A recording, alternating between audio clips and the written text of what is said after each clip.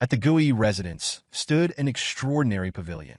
Gui Ryanja, a weary old man, expressed disappointment to his longtime friend, lamenting that after all the years he had waited, only a single cup of drink had been offered to share. Sitting across from him, a man clad in a sea-blue robe exuded an air of detachment, battle scars marking every visible surface of his skin.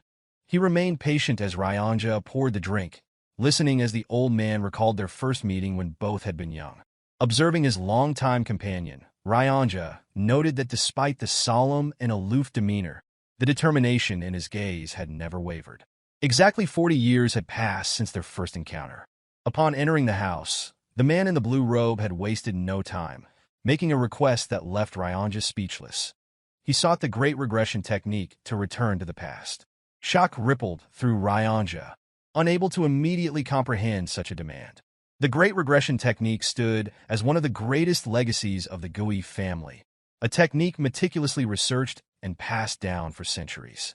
Though theoretically within reach, its execution had remained unattainable. 5 materials were required to complete the technique, items so rare that gathering them all had been deemed impossible. Yet, as Ryanja regained his composure, a smile formed. A promise was made. If the man could procure the necessary materials, the technique would be performed. The required items were no ordinary relics. The Thunder Bell, a sacred artifact of the Heavenly Wind cult. The Divine Incense Brazier, a sacred artifact of the Divine Dragon family. The core essence of the 10,000-year carp. The secret demonic soul of the demonic cult. Decades passed, and against all expectations, the man before Ryanja had managed to obtain each of the sacred materials. After disappearing for an extended period to acquire the secret demonic soul, Ryanja had assumed his old friend had perished in some nameless valley. At last, the man in the blue robe took a sip from his drink, voicing his resentment toward the so-called great technique, cursing the absurdity of its requirements. He even contemplated the idea of killing Ryanja instead. Time had changed them both. The man sitting before Ryanja had once been someone young and full of vigor, yet now he bore the weight of years and hardship. The transformation had been inevitable in the relentless pursuit of the materials. Yet, Ryanja needed to ask himself what the true purpose behind this desperate need to return to the past had been. In an instant, the cup slammed against the table. A chilling aura of bloodlust emanated from the man, his killing intent undeniable. The reason, he declared, was revenge. Moments later, Ryanja, assessing the man's current strength, determined that even now, vengeance was beyond his reach. Curiosity compelled him to inquire further as he wondered who had been the target of such relentless hatred. A wave of horror swept over Ryanja upon hearing the name, Mugeuk. This name belonged to the strongest figure in history, the one who had slain the 3 pillars of the Murim world. The leader of the Murim Alliance, the unorthodox alliance leader, and even the heavenly demon himself, all had perished by his hand.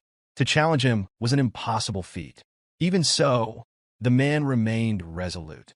His need for vengeance was unshaken. Only then did he reveal the most shocking truth of all. The heavenly demon, slain by Mugeuk, had been his father. The revelation struck Ryanja with disbelief, marking this man as none other than the successor of the heavenly demon. Yet, the man denied seeking vengeance merely for his father's death. Nor did he resent the loss of his so-called wretched brother. The deaths of those who had pledged themselves to demons carried little weight. Ryanja hesitated, momentarily confused. The man continued, revealing the true reason. On that fateful day, Mugeuk had massacred not only warriors, but the innocent as well. Servants, cooks, and even young children. None had been spared. Even the cats and dogs of the household had been slaughtered. Disbelief flickered in Ryanja's expression, unwilling to accept that Mugeuk would commit such an atrocity. Yet the man had no interest in persuading him.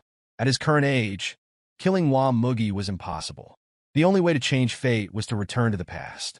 Ryanja, seeing no hope in swaying his resolve, made a request of his own. If the past were to be rewritten, he wanted the man to prevent his own marriage. A strange silence filled the room, as if time itself had momentarily stopped. Considering Ryanja's grave expression, the man had expected something of great importance. Yet upon hearing the request, laughter erupted from deep within him. unrestrained and genuine. Ryanja, however, was not jesting. He pleaded earnestly, begging to be convinced to remain alone for the rest of his life. Feeling the sincerity in Ryanja's voice, the man agreed to fulfill this request. Shortly after, as he struggled to rise, he urged Ryanja to proceed with the technique. Concern flashed across Ryanja's face, questioning the man's condition. Brushing off the worry, the man dismissed any notion of weakness. Losing an arm and an eye had been a small price to pay for obtaining the secret demonic soul. Finally, Ryanja assembled the sacred relics. As the box containing the soul was opened, Ryanja raised his hands, as if in prayer, and began the incantation for the great technique. One by one, the sacred relics radiated their power with each verse he uttered. Upon the final word, light burst forth, illuminating the room. The spell was complete. A fraction of a second later, a wormhole tore through space, releasing an overwhelming surge of mana. Ryanja, after dedicating his entire life to this pursuit, stood in disbelief. The culmination of his research had finally manifested before his eyes. Turning excitedly to share this moment with his old friend, his breath hitched. The old man lay slumped against a pillar, exhaustion evident in every shallow breath. Though battered and weary, he had drifted into an oddly peaceful sleep. Ryanja's gaze shifted toward the portal, the chance to redo everything. Temptation took hold. An apology escaped his lips for what he was about to do. Looking at his sleeping companion, he swore to find him in the past and deliver a warning of the impending disaster. Stepping toward the wormhole, conviction filled his heart. To return to the past had been his lifelong wish, one as great as his family itself. Then his body froze. Realization struck. His acupoint had been sealed. Like a ghost, the old man appeared behind him, demanding to know how Ryanja could even consider such a betrayal. Moving to stand before him, the question was repeated, this time laced with unmistakable fury. With a sharp strike, Ryanja was thrown to the ground. Panic consumed him. He begged for forgiveness, the weight of his momentary lapse pressing upon him. He knew the suffering the old man had endured to gather the materials. He knew that his actions had been a terrible mistake. Tears welled in his eyes as he prayed the old man would show mercy. At last, the old man withdrew his hand, declaring himself a selfish person as well. Caring for no one but himself had been the only way to gather all the required materials. With gritted teeth, he admitted that if Ryanja had been anyone else, death would have been immediate. For the first time in many years, a rare smile crossed the old man's face. He expressed gratitude toward Ryanja for waiting a lifetime. Tears welled in Ryanja's eyes at those words, fully aware that the time for farewell had arrived. Suddenly, the colors of the world around the old man faded, and before long, time itself came to a halt. Scanning his surroundings, confusion overtook him as he attempted to understand what had just occurred. An ancient being materialized from the void, radiating an unfathomable aura. The old man demanded to know the identity of this entity. In response, the being introduced itself as the one who would send him back to the past. It explained that the logic of the heavens was beyond human comprehension. Mere mortals and some materials alone could never make time travel possible. The true catalyst for this technique was not the physical relics, but rather the immense effort it had taken to obtain them. The old man had passed the test.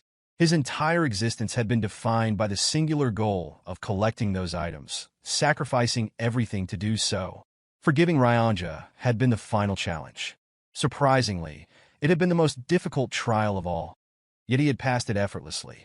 With no hesitation, the old man instructed the being to proceed. In return, the being posed a question, wondering what would be done once back in the past. Without a moment's doubt, the old man answered. The goal was to kill the one who deserved to die and save those who had been unjustly taken. A meaningful life was what he sought, to erase regret. Ever since birth, every action had been dictated by external forces, pushed in different directions, controlled by unseen hands. Life had passed by without true autonomy. As the ancient being listened, an unexpected smile formed upon its face. Curiosity stirred within it, intrigued by the kind of life that awaited him. It looked forward to witnessing his new journey. With those final words, the being vanished into thin air. At that moment, time resumed. Ryanja continued speaking, still lost in his apologies. Repeating his earlier request, he once again implored the old man to stop him from ever getting married.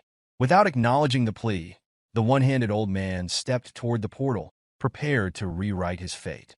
Fading into the light, he left Ryanja behind, who called out in desperation, demanding that the promise be remembered. Moments later, the old man found himself standing before a massive crowd. Cheers erupted around him. His identity in this life was clear. He was known as the second young master of the demonic cult, Geom Mugeuk. Gazing upon the colossal statue representing the cult's symbol, awe swept through him. Wearing a solemn expression, a smile crept onto his lips. The confirmation was clear. This was truly the past. The audience within the arena continued chanting his name. Suddenly, his attention shifted toward the head of the cult. Seated with an air of nonchalance was Kyanma, the heavenly demon, Mugeuk's father. A deep sense of longing surfaced within him. Seeing his father at his peak, alive and well, stirred emotions he had long buried. A smile formed before an unexpected thought took hold. Perhaps it was time to surprise his father. Before he could act, a brown-haired man forcefully smashed his sword against the floor, demanding Mugeuk's attention and insisting that the fight begin. Only then did Mugeuk register his surroundings. The arena was now empty, with only himself and the brown-haired man standing in its center. Recognition dawned.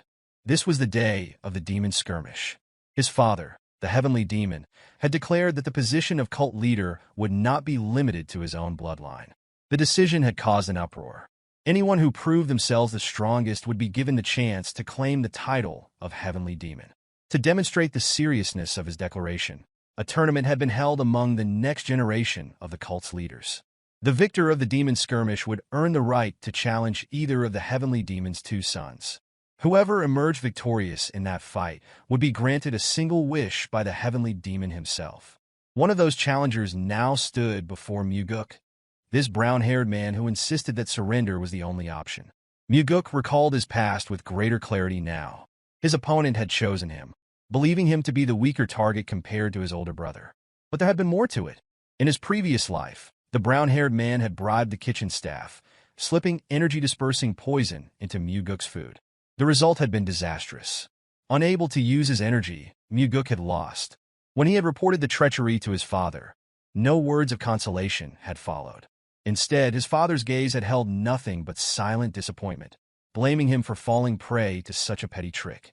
Desperation had led Mugeuk to reckless actions in the aftermath, pushing himself beyond reason in an attempt to redeem his failure. Mistakes had accumulated. Opportunities had been lost. His defeat on this very day had marked the beginning of his downfall in the Succession War. Now, standing in the same arena, the brown-haired man scoffed at his apparent distraction. Mugeuk, unfazed, inquired about his opponent's name. Outraged by the lack of recognition, the brown-haired man shouted his name, Gu Pyungo, a fifth disciple of Gu Qianpa, the Blood Heaven Sword Demon, and one of the 7 disciples of the 8 Demon Supremes. In the past, Mugeuk had not known this. Now he did. Shifting his gaze toward his father, he sensed the unspoken test being placed before him. The heavenly demon had already noticed the effects of the poison. Rather than intervening, he simply observed, waiting to see how Mugeuk would handle the situation. Despite knowing he could end this fight in a single move without using his inner energy, revealing too much now would be unwise. A plan took shape. Raising his fist, he made a declaration. This fight would be conducted without the use of inner energy. The crowd fell into a state of confusion. Even Pyungo seemed bewildered. Then, a roar of cheers erupted, rallying behind the young master, known as the Unrivaled Swordsman. Caught in the moment, Pyungo followed suit, agreeing to the condition. Only afterward did realization dawn upon him. He had poisoned his opponent to gain an advantage, yet had now willingly neutralized that advantage himself. The audience groaned, anticipating a dull match. Meanwhile, Mugeuk assessed his own body. The sensation was foreign. Though younger, the movements felt unfamiliar. He wondered whether he would be able to control it as he had in his past life. Pyungo wasted no time, swinging his sword and demanding Mugeuk draw his own weapon. Unmoved, Mugeuk thought otherwise. There was no need for a sword against an opponent like this. Irritated by the dismissal, Pyungo charged, intent on severing an arm. Mugeuk evaded effortlessly, finding satisfaction in the seamless reaction of his younger body. It was faster than expected. Another strike followed. A simple jump allowed Mugeuk to dodge the attack with ease. Excitement surged within him. His heart pounded with renewed strength. The youth of his body, the limitless potential. It was exhilarating. Engrossed in his own thoughts, Pyongo continued his relentless assault, his frustration growing with each passing moment as the young master's smile remained unwavering. This time, rather than evading, Mugeuk advanced toward Pyongo, meeting his charge head-on. Another attempt to strike failed as Mugeuk drove an elbow into his opponent's stomach. Before any reaction could follow, a sharp jab landed, shattering Pyongo's nose. Blow after blow followed in rapid succession, each strike denying any opportunity for retaliation. Not that Pyongo was capable of countering.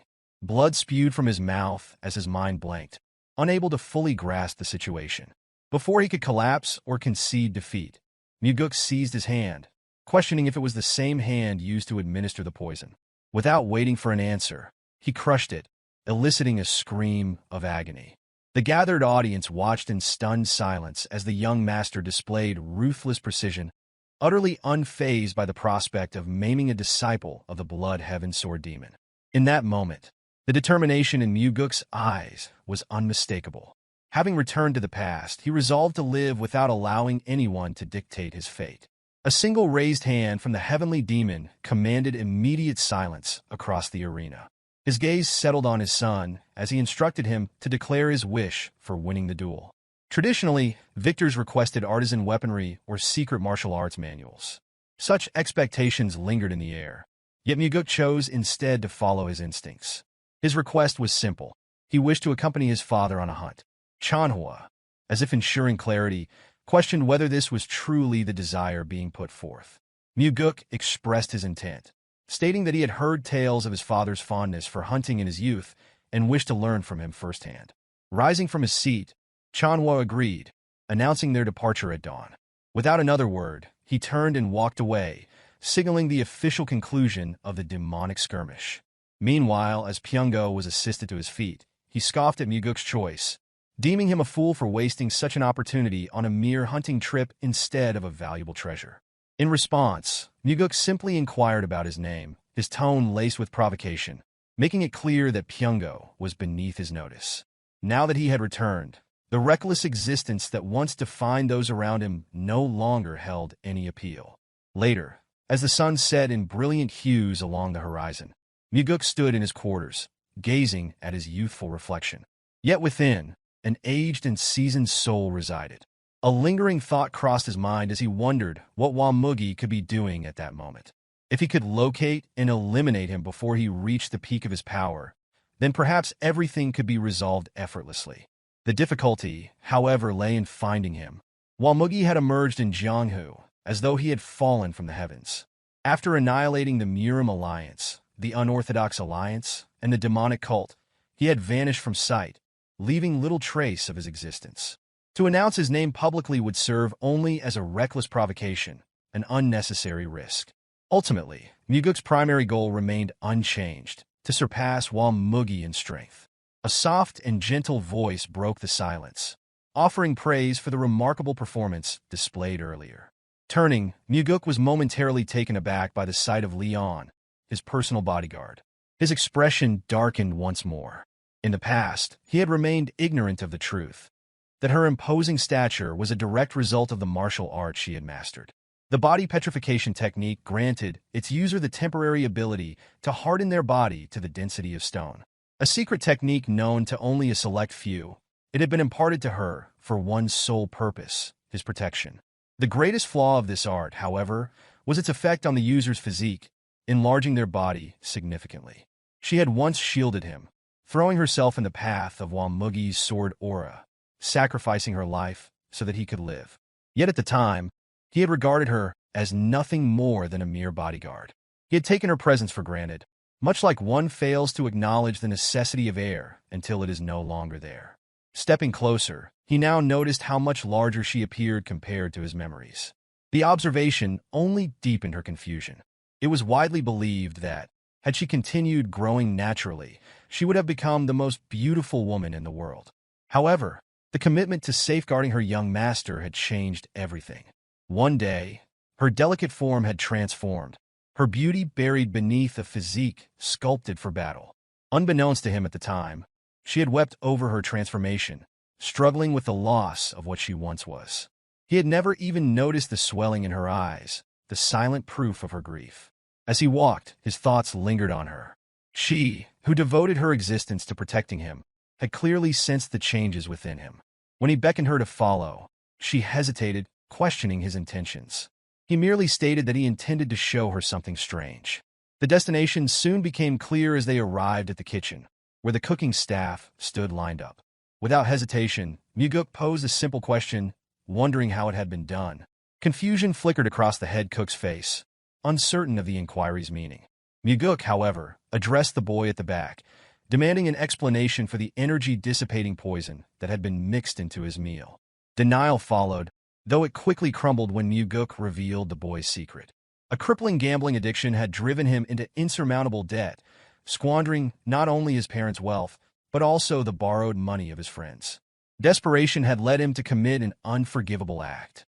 Falling to his knees, he pleaded for mercy. Through the boy's confession, Mugeuk confirmed that Pyongo had personally provided the funds. The moment the truth emerged, Mugeuk ended the boy's life with a single, clean strike, shocking all who witnessed it. Shame accompanied his final moments, as Mugeuk condemned the act of poisoning another's food. The head cook, bowing low, immediately accepted full responsibility. Yet Mugeuk dismissed any need for punishment, reasoning that the crime was not his to bear. In the end, no further lives were taken, and Mugeuk simply placed an order for his dinner: shredded chicken noodles. A seemingly ordinary request, yet one that carried weight, for it had been far longer than it appeared since he last tasted it. Leon found the request odd, recalling that the young master had eaten the dish only a few days prior. Mugeuk, however, merely offered a knowing smile. For him, decades had passed since that last meal. By morning, Chanhua stood prepared for the hunt. A moment of confusion flickered across his face as he noticed the sheer number of items Mugeuk had brought along. A bag overflowing with supplies, his body adorned with layers of equipment, all seemingly unnecessary for a simple one-day hunt. With mild amusement, Chanhua remarked on the excess, yet Mugeuk suggested that an extended trip might prove enjoyable. Commending such ambition, Chanhua accepted the notion, and together they set forth. Deeper into the mountain range, their path wound through the valley, the wilderness stretching endlessly before them. It was then that Chanhua spoke, acknowledging that his son was far more capable than expected. Mugeuk, unsurprised, recognized that his father had already seen through the concealment of his true abilities. The moment for truth approached, and revealing it to his father seemed inevitable. Mugeuk acknowledged that he had deliberately concealed his true skill during the fight, yet his father had still noticed. In response, he likened himself not to a meerkat that hisses, but a beast that keeps its claws hidden. Chanhua, unfazed, posed a simple question, wondering why a beast would ever choose to hide its claws. The question caught Mugeuk off guard. He had never considered it from that perspective. His father's smirk followed, a quiet confirmation of his thoughts. That was precisely why he remained a meerkat. The soaring sword art, an advanced martial discipline passed down exclusively through the heavenly demon's bloodline, was known to rival the techniques of the demon supremes. When questioned about his proficiency, Mugeuk asserted that he had mastered it completely. In an instant, a lightning-fast energy bullet shot toward him. Instinct alone saved him. His face turned just in time, the deadly force narrowly missing him. Had he reacted even a fraction too late, his entire cheek would have been obliterated. With clear frustration, Mugeuk demanded to know why his father would attack him if he truly doubted his mastery. Chanhua's response was matter-of-fact. If the claim had been false, then he would have merely paid the price for lying. Yet the successful evasion proved his words to be true. Even so, Mugeuk protested, arguing that since his features resembled his father's, a scar would not be a good look. Chanhua observed his son intently, realizing that he may have been too harsh. Yet instead of reprimanding him, he simply praised him. Mastery of such a martial art at his young age was nothing short of remarkable. The hunt continued. As they ventured deeper into the dense forest, Mugeuk expressed gratitude for the acknowledgement. Soon, the first signs of their quarry appeared. As Chanhua examined the tracks, Mugeuk inquired about his father's own lessons in hunting. It was then that Chanhua revealed an unexpected truth. Mugeuk had an uncle. The revelation was brief, followed immediately by its conclusion. That uncle no longer lived. Chanhua had killed him when he was around his son's age. Rather than reacting with shock, Mugeuk responded with unexpected approval, earning a surprised glance from the heavenly demon. He reasoned that had events unfolded differently, he himself would not exist. Yet he also understood that the battle must have weighed on his father. He had seen it countless times in his past life. The stronger one appeared outwardly, the deeper their wounds often ran. Chanhua reflected on that moment, admitting that back then, no alternative solution had presented itself. Victory in the succession war had required eliminating his own brother. Mugeuk, however, sought to reassure him. His father need not doubt whatever was necessary. He would be capable of doing. Chanhua, however, already knew. There was no need to consider the matter further. His brother had been exceptionally cruel, and mercy had never been an option. Halting abruptly, Chanhua noted the boldness of his youngest son in speaking ill of his brother when he was not present to defend himself. As noon approached, they ascended the mountain, the terrain growing steeper with every step. Mugeuk, having never married in his past life, lacked the understanding of what it truly meant to have children.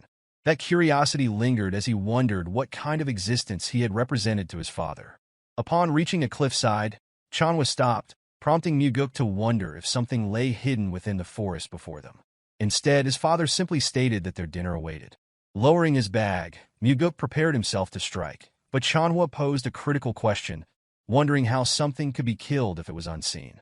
Without waiting for a response, he proceeded to instruct his son, guiding him to close his eyes and attune himself to the world around him. Martial masters, when analyzing opponents, relied not solely on sight, but on sensing the subtle vibrations in the surrounding air. This perception was often referred to as the energy flow of a being. At present, however, Mugeuk could only sense a single presence, that of his father. Following Chanhua's instructions, he extended his energy outward in a thin, continuous line, as if unraveling a single thread from a tightly wound spool. Maintaining that flow without breaking it, he gradually refined his awareness. At first, the only shape discernible was that of a tree. Yet as the search continued, the outline of a living creature came into focus.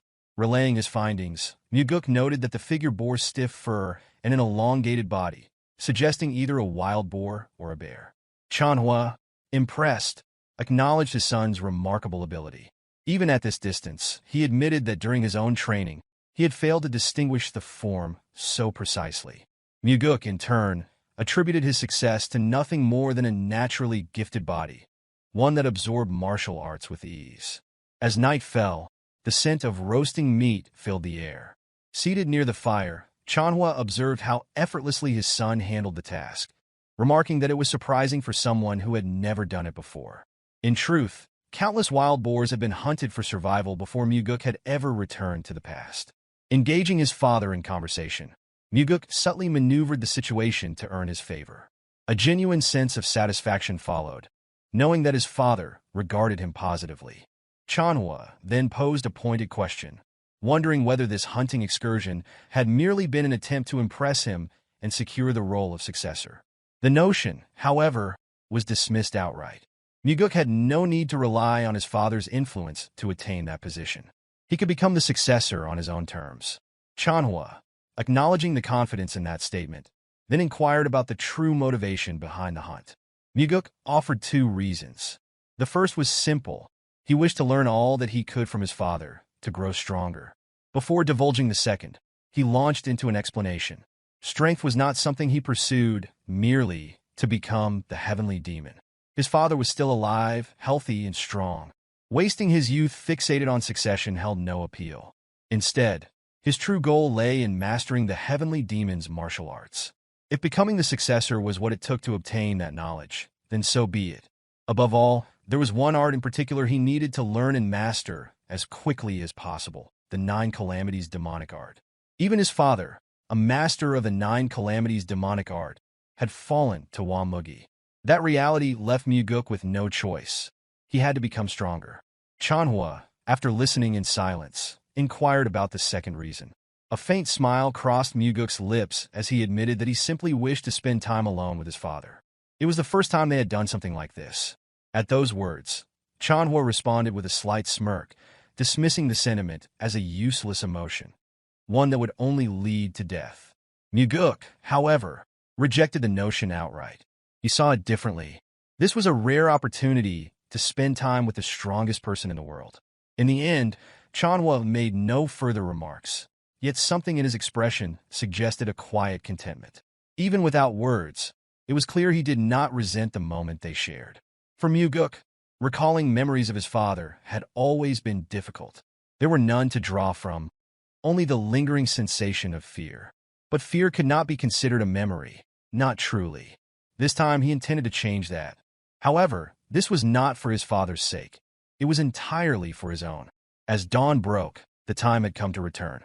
Yet before departing, Chanhua stated that since Mugeuk had gone hunting with the heavenly demon, they could not leave without at least slaying a tiger. The statement brought confusion, but Chanhua wasted no time in telling him to stop standing idly and follow. That alone was enough to spark excitement within Mugeuk. Before long, they halted, and Chanhua instructed him to close his eyes. The target lay to the right, exactly 100 yards away.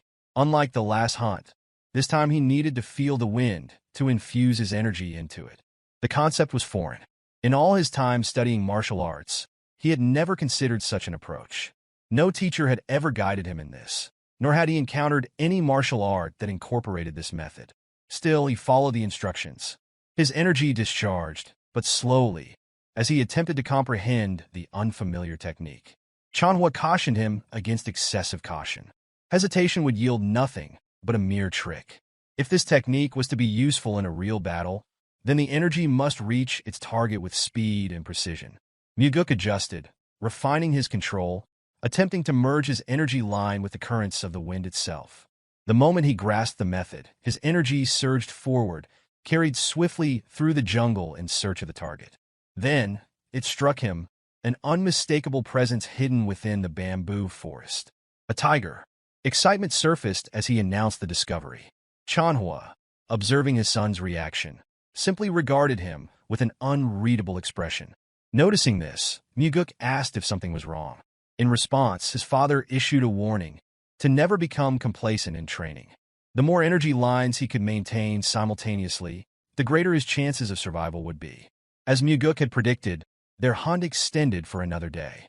With nightfall, Mugeuk presented his father with a jar containing his strongest trump card. To his surprise, Chanhua took a liking to it. Seizing the moment, Mugeuk feigned modesty, claiming it was a bit too strong for him. Chanhua dismissed the comment with a scolding remark. No demonic human would ever complain about liquor being too strong. With a small grin, Mugeuk conceded that such concerns were unnecessary. A truly vicious heart mattered far more than something as trivial as drinking. Chanhua, seizing the opportunity, posed a sudden question, wondering if his son, if he truly possessed a vicious heart, was capable of killing his own father. Without a moment's hesitation, Mugeuk answered truthfully, he was not. He wondered how a child could possibly bring himself to kill his own parent. Yet beneath those words, another truth existed. If the circumstances demanded it, if the reason was compelling enough, Mugeuk would do it, even if that parent was his father. For the first time, the conversation between them felt genuine. Chanhua, upon hearing the answer, reprimanded his son once more. If hesitation existed, then there was no right to claim a vicious heart. If nothing else, Mugeuk would at least have to learn how to drink properly. And so, the night passed. Beneath the glow of the bonfire, a father and his youngest son sat together, sharing their first true moment of unguarded companionship. Two warriors, a bottle of strong liquor between them, and an unspoken understanding in the air. Several days had passed, and Mugeuk had returned to his training room. The results were satisfactory. After dedicating the past few days to focused training since his regression, he had achieved complete control over infusing his energy into the wind. Now capable of maintaining 3 to 4 energy lines simultaneously, he had surpassed his initial expectations. Unexpectedly, his father had imparted the knowledge of discharging energy to assess his surroundings. This technique was as valuable as acquiring an additional life. By mastering it, any enemy attempting an ambush could be detected in advance. If his training continued and he developed the ability to release more than 10 energy lines at once, even the most refined stealth techniques would become ineffective against him. Despite all his father's strength and mastery of the 9 Calamities demonic art, even he had ultimately fallen to Mugeuk. That defeat had not come through direct combat, but through infiltration. The Heavenly Demon Pavilion, one of the most secure locations in existence, had been breached. The pavilion was fortified by 3 layers of barrier formations, 6 separate trap formations, and an elite force of hand-picked warriors. Its defenses were further reinforced by the 8 Supremes, stationed in all 8 directions, each commanding their own powerful subordinates. In the north, the demonic swordsmen of the Northern Heaven Sword family stood under the leadership of the 1/Sword Supreme. In the south, the demonic bladesmen of the Southern Heavens Blade followed the Blood Heaven's Sword Demon. In the east, the Iron Fists of the Eastern Fist faction trained under the undefeated Fist Demon. In the west, the demonic sorcerers of the Western Illusion Formation were led by the Soul-Stealing Demon. The northeast housed the Faceless Swordsman, who sought to inherit the title of the evil, Smiling Demon. The southeast belonged to the Drunken Swordsman, perpetually intoxicated under the guidance of the demonic drunkard. In the southwest, the Poison Fangs, alongside the Poison King, dedicated themselves to the study of all manner of toxins. Finally, in the northwest, the Crazy Monks devoted themselves to the demonic Buddha's doctrine, embracing madness as enlightenment.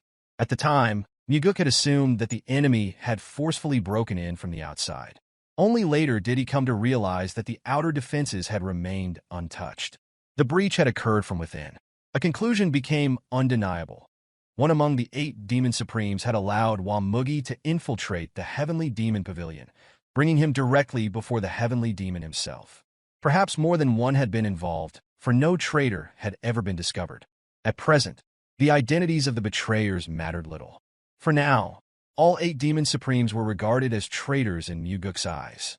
In the past, following his father's death, none of them had sought retribution. Instead, they had chosen to disband the demonic cult entirely. This time, things would be different. This time, Mugeuk would use them all for his own purposes. Stepping outside, a familiar voice interrupted his thoughts. Leon's name was being called, mockingly, with an insult attached. A bald man stood before her, flanked by his henchmen, growing impatient over Mugeuk's absence. Having spent several days within the training room, his continued absence had evidently agitated them. The man, exasperated, ordered Leon to fetch the young master. Before she could respond, Mugeuk emerged, inquiring about the commotion. His gaze landed on Leon, and his displeasure was evident. He chastised her, reminding her once again to focus on her own matters instead of waiting idly for him. The bald man wasted no time, interjecting with a barrage of questions. A disciple of the Blood Heaven's Sword Demon, Yangpu. His arrogance was unmistakable. The only reason he dared to behave this way was simple. Chanhua's decree had changed everything. When the Heavenly Demon had declared that anyone in the cult could become his successor, being the son of the Heavenly Demon had lost its former prestige. Instead, the announcement had ignited the ambitions of many within the cult, spurring them to seek victory over the demon's sons. Yangpa had come with grievances. Pyongo could no longer practice martial arts, and for that, Mugeuk was to blame. His frustration stemmed from Mugeuk's apparent lack of concern for the matter. He demanded an apology, expecting a direct acknowledgement of fault. Mugeuk, however, had no interest in entertaining the conversation. Their relationship was not close enough to warrant such discussions. The true reason behind Yangpo's presence was already known. Following Pyongo's downfall, the Blood Heaven's Sword Demon had yet to select another disciple to be his successor. As a result, his followers had grown desperate, eager to prove their worth. Yangpa sought an official apology, believing that earning such a concession would grant him favor with his master and salvage his reputation.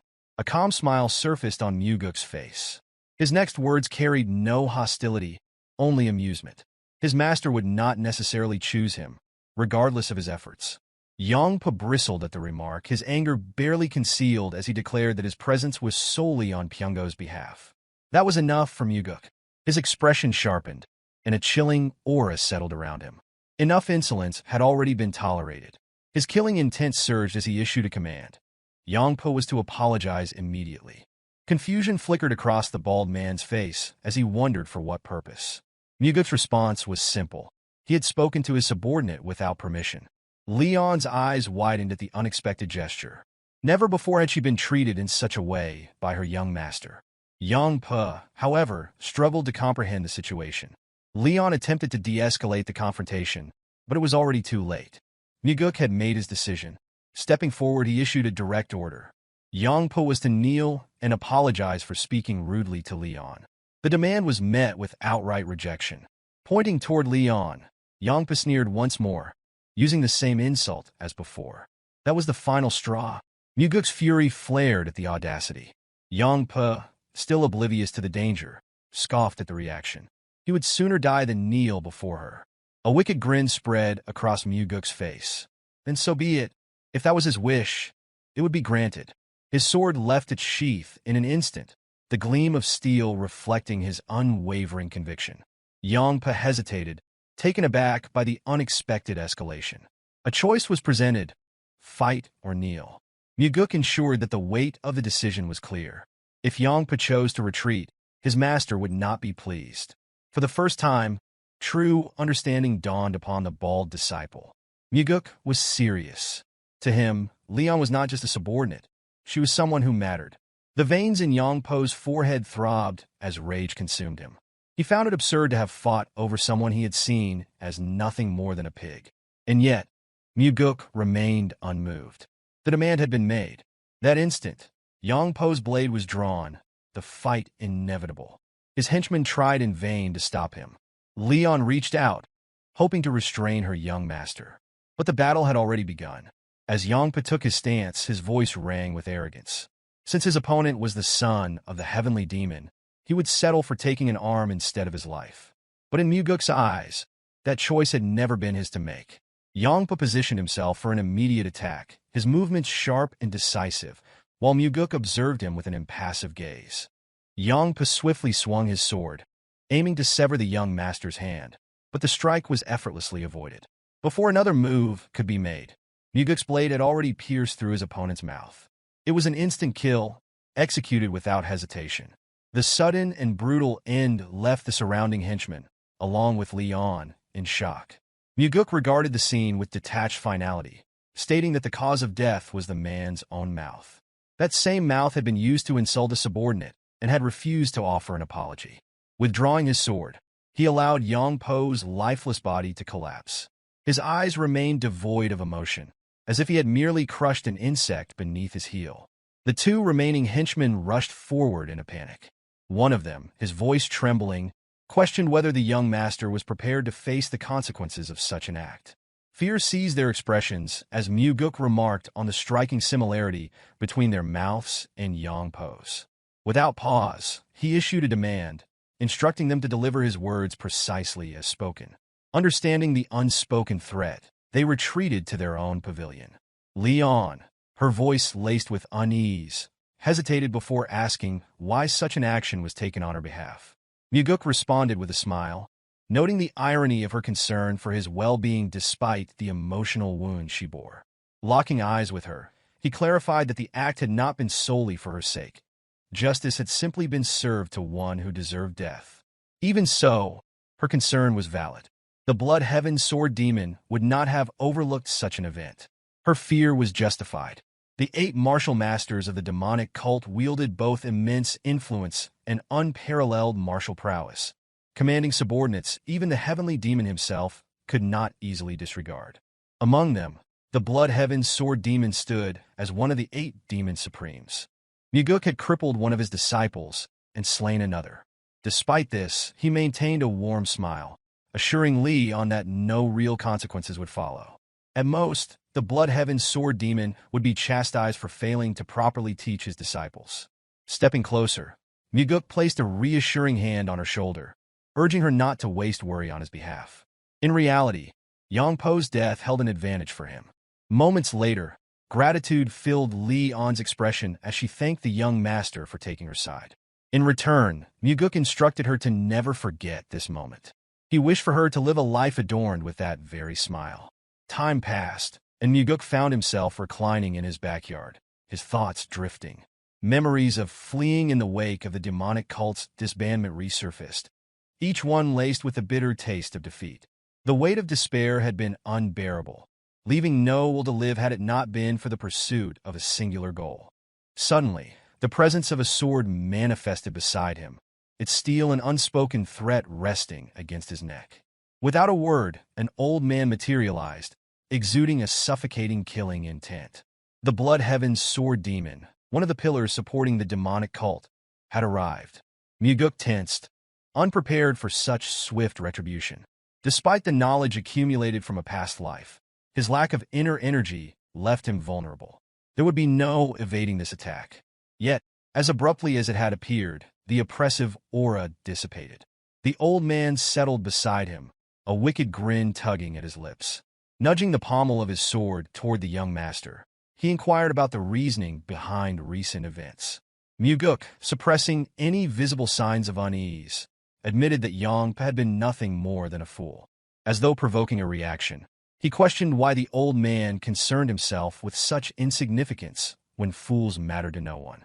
Without hesitation, the sword once more rested against Mugeuk's throat. The old man posed a simple question, wondering whether the heavenly demon would care if his son's severed head were delivered into his hands. Mugeuk considered the possibility, but concluded that the old man would hesitate if he truly feared the heavenly demon's gaze. In response, a line was drawn into the earth, illustrating the perceived ratio of the heavenly demon's concern, an overwhelming portion for the Blood Heaven's sword demon, with a mere fraction allotted to his son. Mugeuk disagreed, confidently asserting the ratio to be 7-3 in his favor, for he was the son of the heavenly demon. Challenging him further, the old man suggested that true certainty could be achieved by testing it, by presenting Mugeuk's severed head firsthand. Mugeuk countered, suggesting that the old man vastly underestimated a father's love. At those words, the oppressive energy returned, the old man's intent shifting toward action. But before the situation could escalate, Mugeuk conceded that such measures were unnecessary. After all, the heavenly demon had 2 sons, but there was only one Blood Heaven's sword demon. Understanding settled over the old man, amusement flickering in his gaze. Mugeuk was no fool, unlike his disciple. In turn, Mugeuk silently mused that had the disciple possessed even a fraction of his master's cunning, he might still be alive. With a final remark, the old man declared that his life had been plagued by misfortune and expressed a hope that their paths would seldom cross. Mugeuk nodded, committing those words to memory as the old man vanished into the sky with a single leap. The instant he was gone, Mugeuk allowed his facade to drop. Lifting the hem of his night robe, he examined the bruises left by the old man's seemingly effortless nudge. Despite his erratic demeanor, the Blood Heaven's sword demon never acted without purpose. Every move was calculated, every word deliberate. The repeated mentions of carrying Mugeuk's head to his father had been no idle threat. Such thoughts had truly crossed his mind.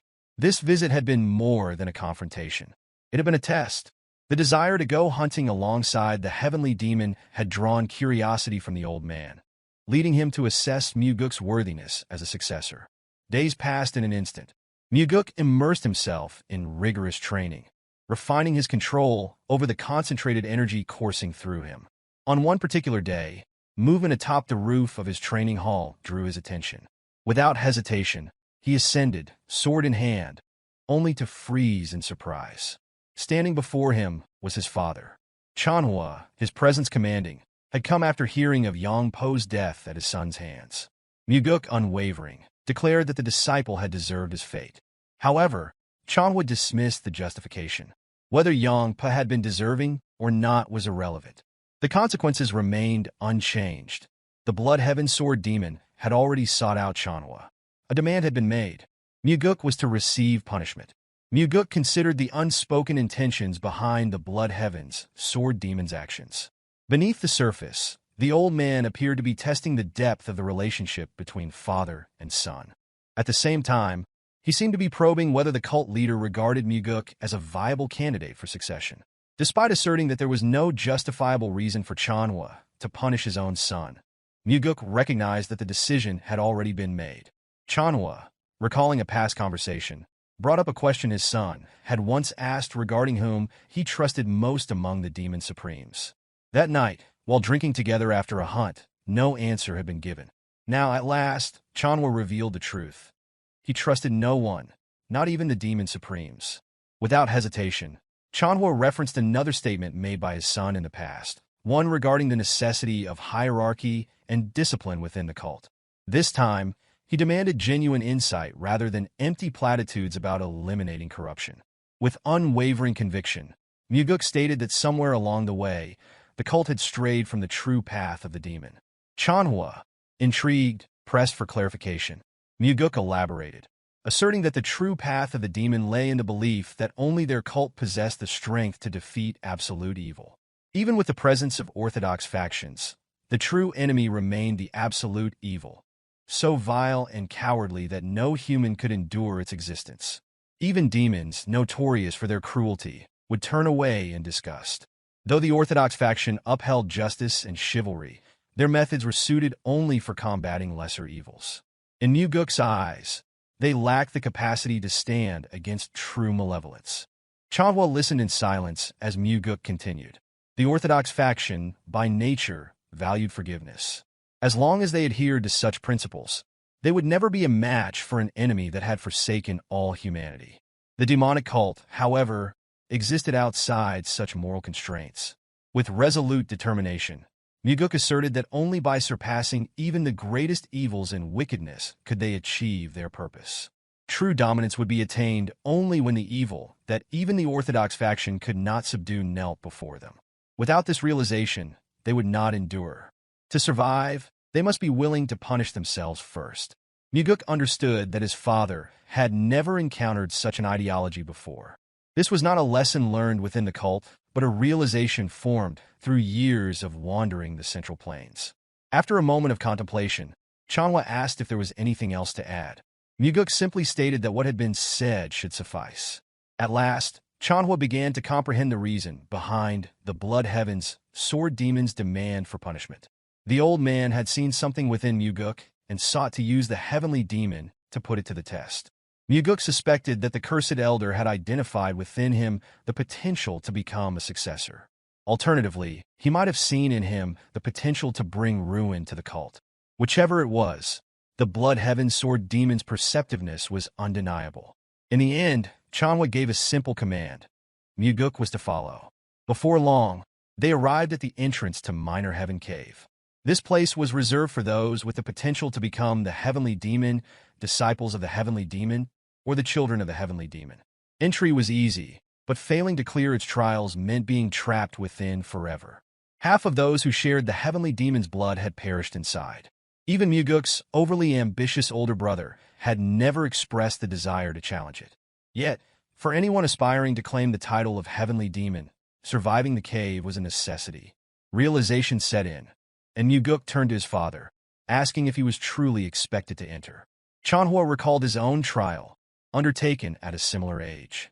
His escape had taken 2 months, an astonishing feat, considering his reputation as the most talented martial artist among all heavenly demons in history. No one else had completed the trial in such a short time. The average duration was 3 years. Mugeuk was taken aback. If even Chanhua had required 2 months, then the difficulty of the challenge was far greater than anticipated. Yet, there was no room for argument. As punishment, entry was to be immediate without preparation. It was clear. Chanhua had chosen to cast his son into a place of certain peril simply because the Blood Heaven sword demon had demanded it. Studying his father's unreadable expression, Mugeuk wondered whether this decision stemmed from indifference or a desire to see his son grow stronger and return alive. With a smile, he accepted the decree, vowing to emerge even sooner than expected. Chanhua, mirroring the expression, displayed no trace of worry. Instead, there was only anticipation, an eagerness to see his son's attempt. In the end, Mugeuk stepped into the cave, curiosity filling his mind. The thought lingered as he wondered what kind of horrors lay within for so many to have perished there. Reaching the first chamber, his gaze settled on a pedestal bearing instructions for the initial trial. The task was simple in theory. cut down every opponent without the use of sword aura or enhanced sword aura. Failure meant waiting 10 days before another attempt could be made. Jars filled with grain balls had been left within the chamber, ensuring sustenance for those enduring the trial. There was no reason to delay. Without hesitation, Mugeuk stepped into the crimson-red circle. The moment he did, mannequins emerged from a gaping hole in the floor. A single glance was enough to discern the objective. Each opponent bore red markings, the designated points for a successful strike. Without pause, Mugeuk launched into action. His movements were fluid, striking with deadly precision as he transitioned seamlessly from one target to the next. Like an unrelenting tidal wave, he carved through the endless sea of mannequins within the allotted time. Despite his skill, the challenge proved more arduous than expected. As the trial progressed, fatigue weighed upon him, and a handful of targets remained standing. A single failure would mean repeating the trial. Reacting instantly, he surged forward, cutting down another foe. Only 4 remained. Mugeuk surged forward, his blade flashing as he swiftly cut down 3 more targets. Turning back, his gaze locked onto the final opponent, its red-marked neck presenting the designated strike zone. Without hesitation, he planted his foot firmly and launched himself forward. In the last possible moment, his sword met its mark, and the final mannequin collapsed. Regulating his breath, he steadied himself, acknowledging how dangerously close he had come to spending another 10 days trapped in the trial. A single lapse in focus had nearly cost him. Given his current abilities, he knew that passing this test before his regression would have been impossible. With the completion of the first trial, the path to the second was revealed. Moving forward, his eyes fell upon a stone slab filled with inscriptions, messages left behind by previous challengers. Some had recorded the number of attempts required to succeed, while others had boasted of their superiority. Among them were those who had admitted defeat, despairing over their inability to escape once they had entered. Leaning in to examine the markings, a smirk formed as his gaze landed on a familiar inscription. Chanhua had left his own words, a blunt statement ridiculing those who had failed even once. Though his father was not wrong, Mugeuk found it amusing that he had taken the time to berate their ancestors. Continuing through the hall, he entered a new chamber, where an array of weapons lay meticulously arranged. The variety suggested that the upcoming trial required their usage. Approaching the instruction pedestal, he took in the next challenge. The sword mounted on the wall had to be used to split a stone in half within 2 hours. Unlike the first trial, this one permitted the use of both ordinary and enhanced sword aura. Failure to complete the task within the allotted time meant waiting 20 days before another attempt. Stepping onto the red circle, another pedestal emerged, presenting a single, polished stone ball. 2 hours had been given for a task that, at first glance, seemed laughably simple. Cutting a single ball in half with enhanced sword aura should have been effortless. Hundreds could be cut in that time. Yet something about the instructions seemed off. Mugeuk hesitated, pondering the reasoning behind the task. A simple solution often concealed a deeper complexity. Testing his theory, he swung his chosen sword at the ball. The instant his strength connected with the stone, the blade snapped in two. Observing the result, he quickly deduced that an ordinary strike would not suffice. Sword aura was essential. His first instinct was to channel enhanced sword aura, finish the trial swiftly, and move forward. However, a lingering doubt held him back. If the solution had been so straightforward, he wondered why this trial had been designed at all. Seeking further insight, he examined the inscriptions left by those who had faced this challenge before. One record claimed the task had been completed in a single attempt using enhanced sword aura. Another detailed repeated failures. 89 attempts without aura before ultimately resorting to it. What truly caught his attention, however, was his father's inscription. Unlike the previous trial, where Chanhua had merely ridiculed others, this time, his words carried a deeper implication. If there's heat, they lose. Mugeuk momentarily froze, recognizing the deviation from his father's usual bluntness. Chanhua's statement was not a mere insult, but a warning. Contemplating it further, the meaning became clear. The only true way to pass this trial was to avoid using aura altogether. Armed with this revelation, Mugeuk began attempting to break the ball using sheer physical strength. One by one, the weapons he wielded shattered upon impact. Even the force of an axe failed to leave so much as a scratch. Grasping a hammer, he swung with all his might. Yet again, the ball remained intact. Time dwindled, Breath shallow, muscles fatigued, frustration threatened to consume him. Despite his skill, he had failed repeatedly to overcome this obstacle without aura. Then, with a deep inhale, he forced himself to regain composure. Chanhua had succeeded in splitting this stone without aura. That fact alone was undeniable. A sudden thought crossed his mind. Focusing his inner energy, he directed it in a fine line toward the ball. As the energy spread, something unexpected occurred. A faint, nearly imperceptible line appeared along the ball's surface, a perfect circle invisible to the naked eye. A realization struck. This was no illusion. The key to success had always been embedded within the stone itself. With renewed determination, he raised his sword once more. This time, he aimed precisely along the line. The blade sliced cleanly through, severing the ball in half in a single, flawless stroke. As the two halves fell apart, a bright smile spread across his face. But his victory was quickly met with surprise. Within the hollowed-out core of the split stone, an unexpected sight greeted him. A concealed cavity containing a demonic essence pill. A practitioner of demonic martial arts who consumes the pill would gain an immense surge of energy. It becomes evident that if the ball had been cut using any form of sword aura, the pill inside would have detonated due to the generated heat. With a deep sense of gratitude toward his father, the instructions engraved on the stone slab are heated, ensuring no heat is produced during the process. After securing the pill, Mugeuk immediately begins meditation to absorb its power. The energy from the pill is guided through his meridians, channeling directly into the core of his inner energy. The moment the process is complete, a powerful surge erupts from within.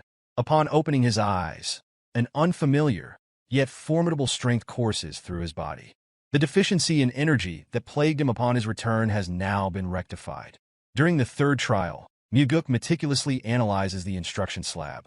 The engraved guidance demands the ability to distinguish between life and death. Should failure occur, another opportunity would be granted 5 days later. Standing on the red circle, a stone pedestal emerges, presenting a grid filled with various herbs. Recognizing the nature of the trial, it becomes clear that identifying medicinal herbs from poisonous plants is the key to success. Memories of past efforts surface. Extensive searches undertaken to procure the ingredients requested by Ryanja. The ability to differentiate between a multitude of herbs and toxic flora, along with an understanding of their effects, renders this challenge exceedingly simple. The single, non-poisonous herb is selected without hesitation. Moments after the first choice is made, the pedestal descends and rises again, presenting another herb in its place. The trial is designed to prevent reliance on mere luck, ensuring a second round of selections.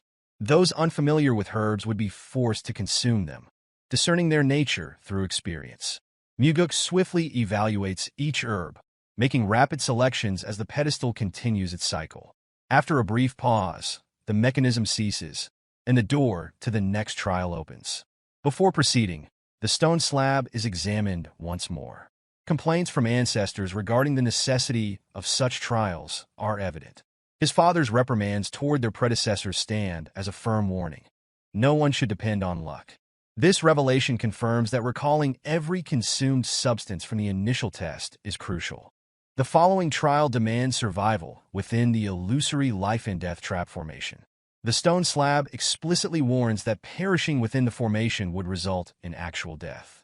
Seeking further insights, Mugeuk scrutinizes the inscriptions, but little information is provided beyond his father's words, a directive to never rest. Though indirect, the advice appears more aligned with a philosophy for life rather than the immediate trial ahead. As he steps onto the red circle, the surroundings shift. The air distorts, revealing an expansive desert landscape. The wind howls, carrying the weight of dry heat, while sand and creatures appear as tangible as reality itself.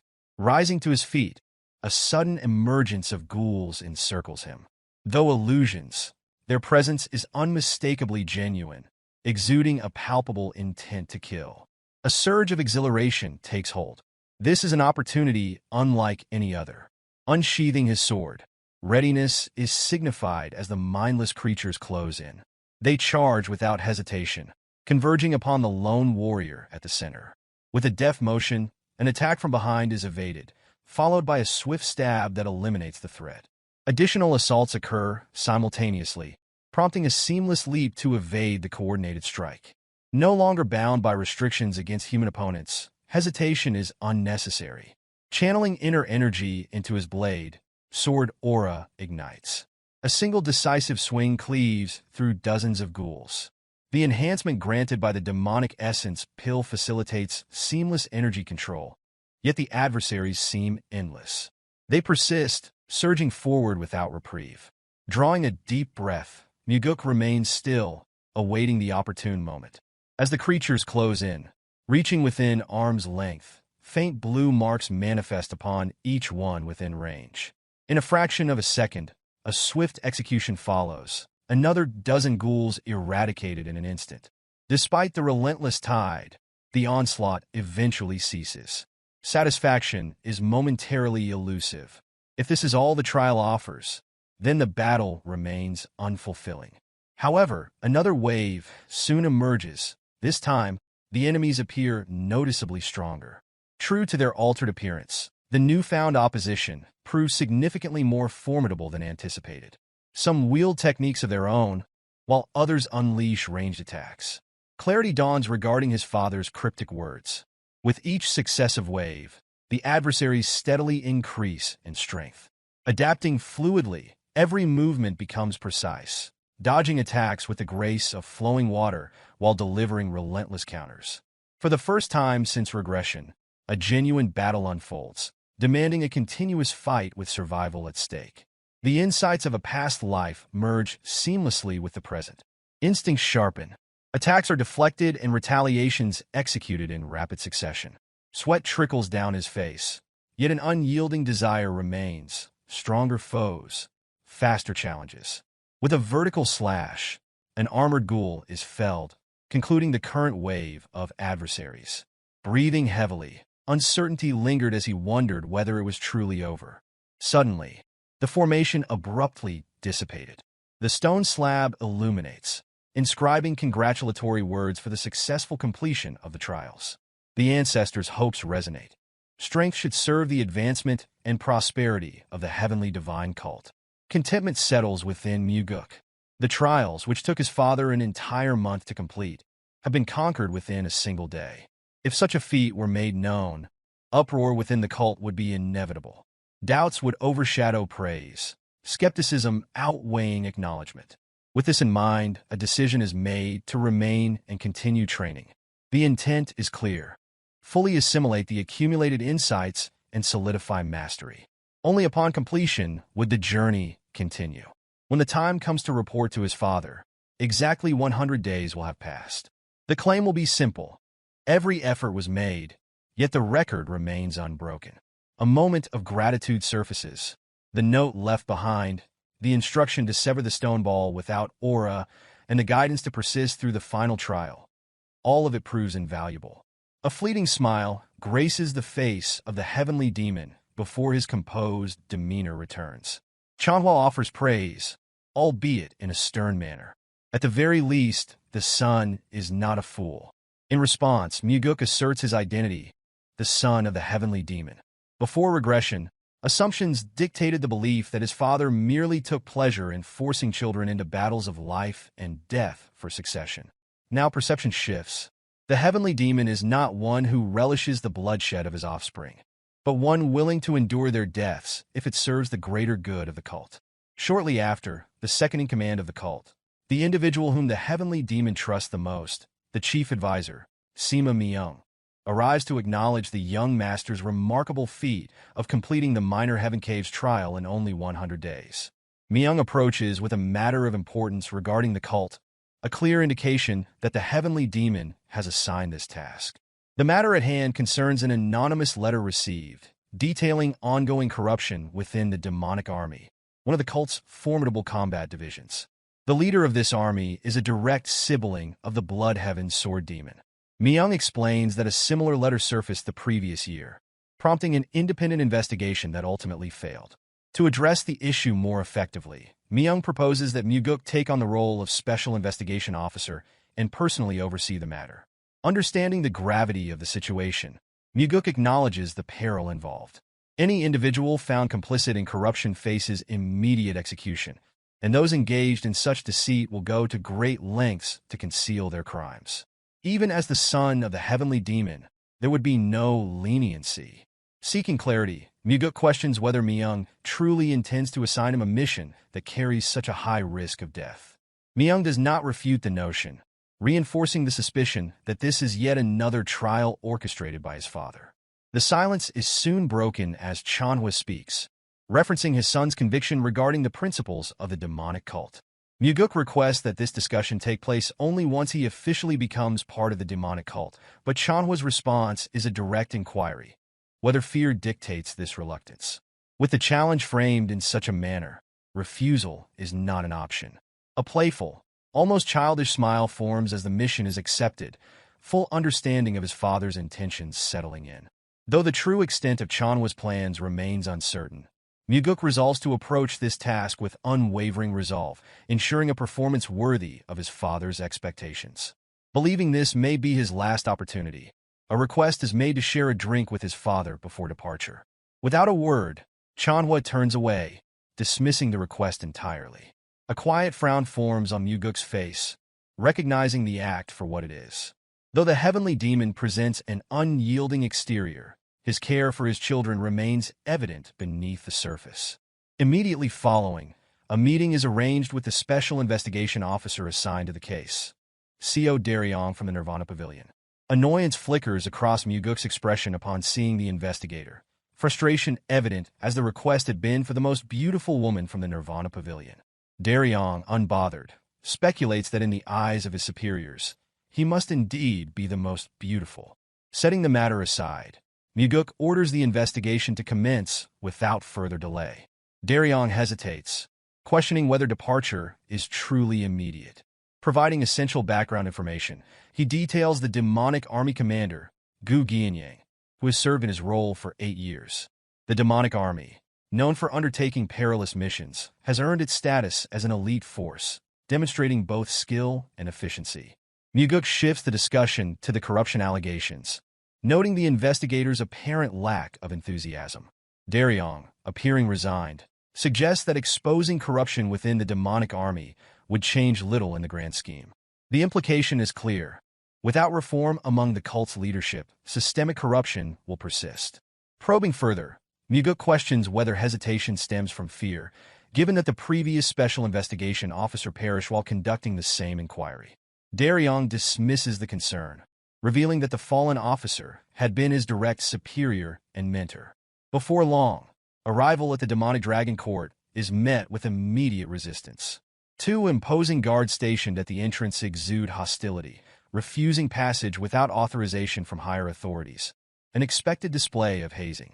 Without hesitation, Derion produces the official order document, demanding compliance. Yet, defiance persists, the guards mocking the fearless yet diminutive investigator before them. One even suggests that beyond the title of special investigator, Derion holds no real power. Interrupting the exchange, Mugeuk calmly questions whether the guards recognize his identity. Even with full awareness of his status, they persist in obstructing the investigation, compounding their insubordination with blatant disrespect. Without warning, Mugeuk delivers swift, calculated kicks, striking his targets with precise force. Writhing in pain, the guards are rendered incapable of further interference. Turning to Derion, Mugeuk reprimands him for standing idle, instructing him to proceed. Inside, a greater obstacle presents itself. Not mere guards, but an entire squadron intent on obstructing progress. Raising his voice, Derion brandishes the official document, accusing those present of actively impeding an investigation sanctioned by the cult's leadership. From the rear of the formation, an accusation is hurled, alleging that the investigators seek only to cause disruption. In response, Derion demands the identity of the speaker. The figure identifies himself as Go Dang, First Corps captain of the demonic army. A reputation for ruthless acts precedes him, making him notorious even among his peers. Undeterred, Derion asserts authority, warning that interference will result in formal charges for disrupting an investigation conducted by the Nirvana Pavilion. Wearing a smug expression, Go Dang scoffs, dismissing the threat entirely. Stepping forward, Mugeuk addresses the brute, remarking that their meeting is long overdue. Closing the distance, a handshake is extended, an act that swiftly transitions into a crushing grip. A sharp, involuntary wince betrays Go Dang's pain. Mugeuk calmly reiterates the urgent need to meet the demonic army commander, issuing a subtle yet undeniable warning through sound transmission. Further resistance will cost Go Dang his hand. A tense silence lingers between them. For a moment, defiance flickers in Go Dang's gaze, his voice low with threat. Yet, Mugeuk stands unmoved, unfazed by the implied danger. Realizing the futility of resistance, Go Dang relents, albeit with lingering humiliation. Derion, curious about their interaction, inquires whether Mugeuk is personally acquainted with the First Corps captain. The response is brief. This encounter is their first. The concession had not been made out of respect, but rather out of necessity. The silent threat of losing a hand had been enough to enforce compliance. With no further obstructions, the path leads to the 7th floor, where the demonic army commander's office awaits. Yet one final act of defiance remains. Elite guards posted at the entrance, prepared to block entry. Exasperated by the endless resistance, Mugeuk steps forward, issuing a final warning. Holding the document aloft, he reminds them that obstructing an officer is one matter, but standing in the way of the cult leader's authority is another entirely. The document represents the will of the heavenly demon himself. Any further defiance would be direct defiance of the cult's leader. At last, the voice of the commander echoes from within, granting permission for entry. Seated leisurely, the demonic army commander, Geom, extends a welcome to the 2 special investigation officers. Mugeuk regards him with indifferent eyes while Geom offers an apology for his subordinate's rude behavior, attributing it to ignorance. Despite appearing ordinary and composed, Geom exudes an immeasurable strength, one that Mugeuk can clearly perceive.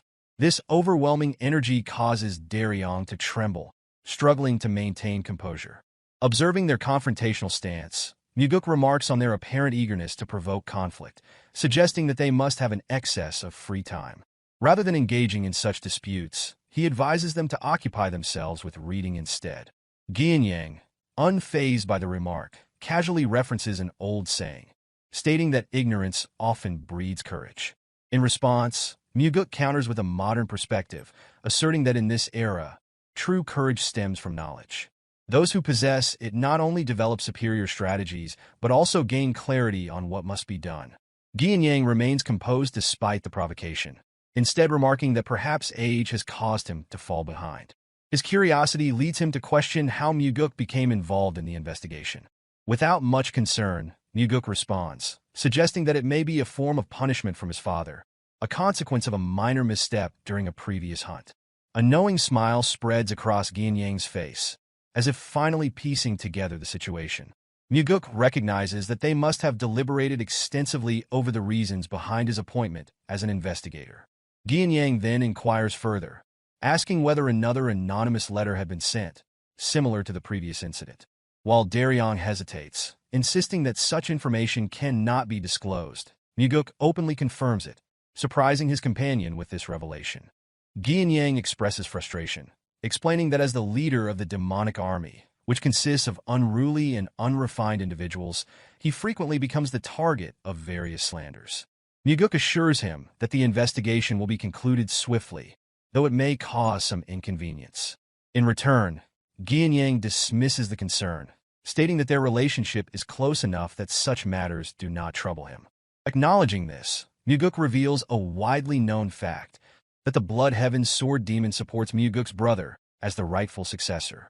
In response, Geom asserts that his brother and he are separate individuals, declaring his support for the second son instead. Mugeuk acknowledges these words with a bright smile, expressing his anticipation for Geom's cooperation in the coming days. As the conversation concludes and Mugeuk prepares to depart, Geom reminds him to be cautious. Mugeuk, without hesitation, asks if this warning pertains to the previous incident in which the former investigator met a grim fate. A vicious smile forms on Geom's face as he suggests that the cult leader would not have sent his son merely to perish. Mugeuk offers his gratitude for the concern before departing with Derion. Turning away from the commander, a quiet smile forms on Mugeuk's lips as realization dawns. His father's true intention in sending him here was to ensure that either he or Ginyang would not leave this place alive. Elsewhere, Myung contemplates the situation, questioning why Chanhua would send his son into such a grave matter. In Myung's view, this is a burden that should fall upon his own shoulders. However, shock overtakes him when Chanhua reveals the reasoning. His son believes that the demonic path has been lost. For this reason, Chanhua reasons, if his son dares to speak so boldly, he must now prove his words through action. The following morning, a rotting crow carcass emits a foul stench throughout the hall, unsettling members of the army. Many immediately assume that the investigator is responsible for the disturbance. With a single glance, Mugeuk identifies the individual who had initially barred their entry, now the loudest in protest. Moments later, a massive figure emerges from the side of the hall, demanding to know the cause of the commotion.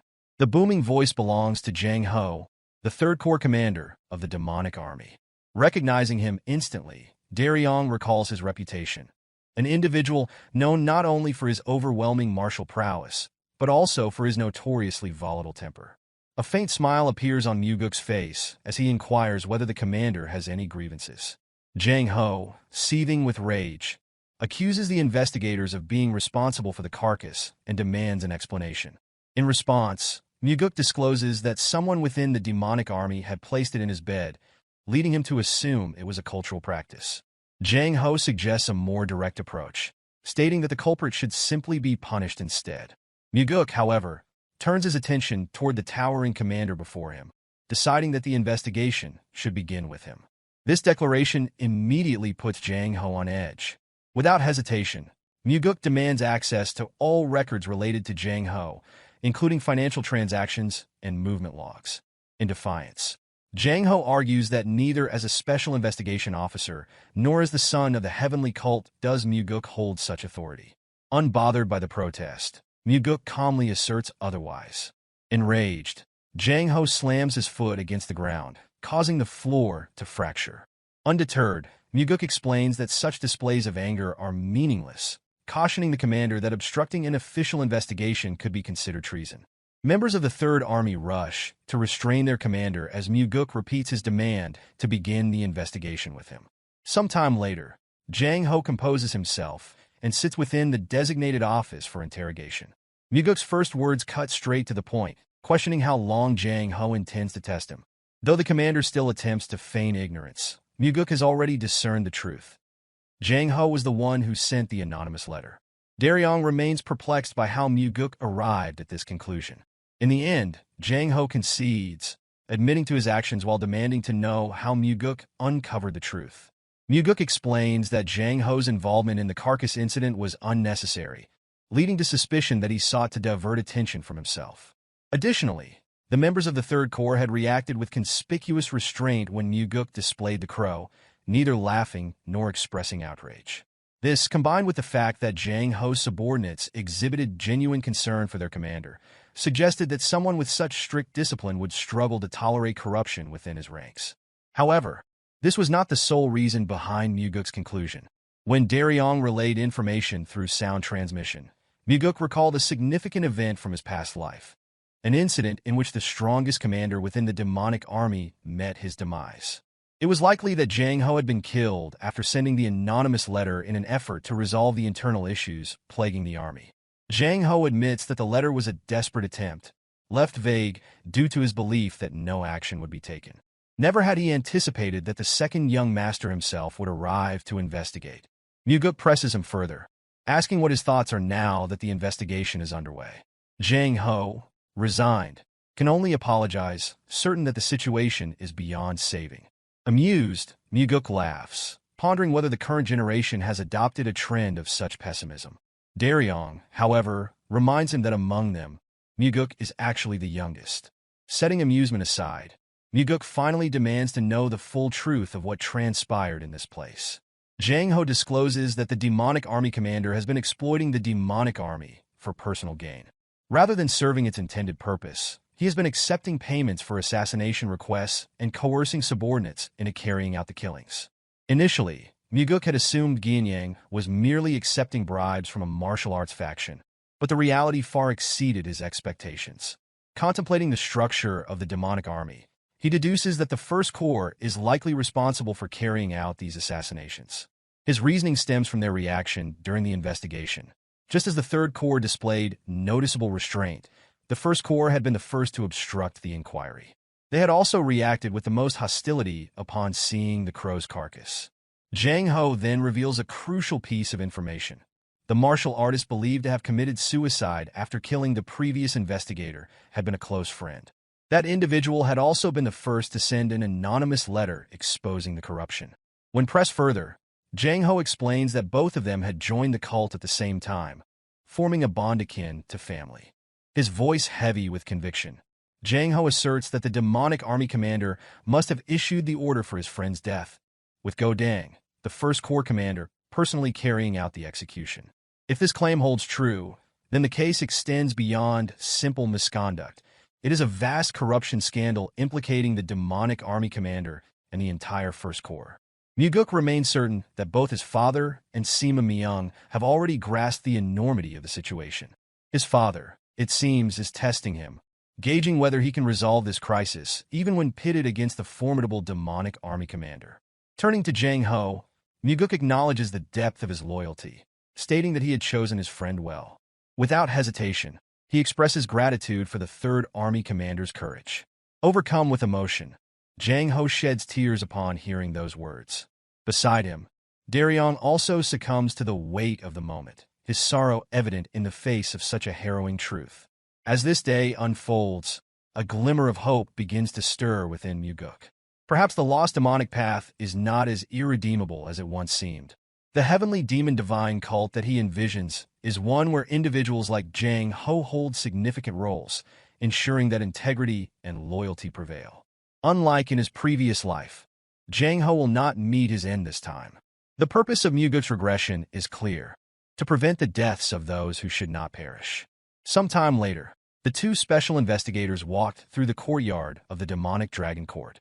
As they moved, Derion remarked on the contrast between the rumors he had heard about Mugeuk and the reality before him. He hesitantly admitted that certain rumors suggested Mugeuk was unfit to become the heavenly demon. Mugeuk responded with a calm smile, regarding such rumors as a form of compliment. To him, being deemed suitable for that role was not necessarily praise, as the cult, in its current state, was not governed by terror. He further noted that change was overdue. Without transformation, only destruction awaited, the annihilation of his family and the downfall of the cult itself. The next day, an officer arrived in distress, urging Mugeuk to come immediately. Without delay, he and Derion rushed through the corridor leading to the court. Upon arrival, Mugeuk was met with an unsettling sight: a faction of the army blocking the way, while several officers lay on the ground, brutally beaten to the brink of death. Among them, Derion had also sustained injuries. Despite this, he assured that he was fine and directed attention to a severely wounded colleague. Surveying the injuries, Mugeuk quickly identified broken ribs and instructed the others to escort the wounded man to the infirmary. Without hesitation, they carried him away for treatment, while the First Corps remained stationed, obstructing the corridor. Turning his attention to them, Mugeuk inquired whether Go Dang was responsible for the attack. Without hesitation, Go Dang confirmed it. Pressing further, Mugeuk demanded to know why an investigator from the Nirvana Pavilion had been harmed. The commander nonchalantly explained that the investigator had brushed against his shoulder in passing and failed to offer an apology, so he had simply taught him a lesson. Mugeuk, however, was certain that Go Dang had been the one to initiate the collision and would not have let the matter go, regardless of any apology. In response, Go Dang merely laughed, confirming the accuracy of this assumption. Locking eyes with him, Mugeuk stated that he was nothing more than a poison to the cult. Without hesitation, he laid out the list of crimes committed, revealing that Go Dang had killed other cult members in the same manner before. 2 years prior, he had also slain 3 individuals after an altercation at a bar. Unbothered by the accusations, Go Dang scoffed, dismissing the victims as worthless individuals who failed to show proper reverence to the demonic army. Mugeuk then questioned whether Go Dang was aware of the authority he now held, the power to issue an execution order. Go Dang, however, responded with a challenge of his own, questioning what the young master, as an investigator, could possibly do in this situation. This arrogance, Mugeuk noted, was precisely why he was a poison. A fool would behave this way when conscious of how others perceived him.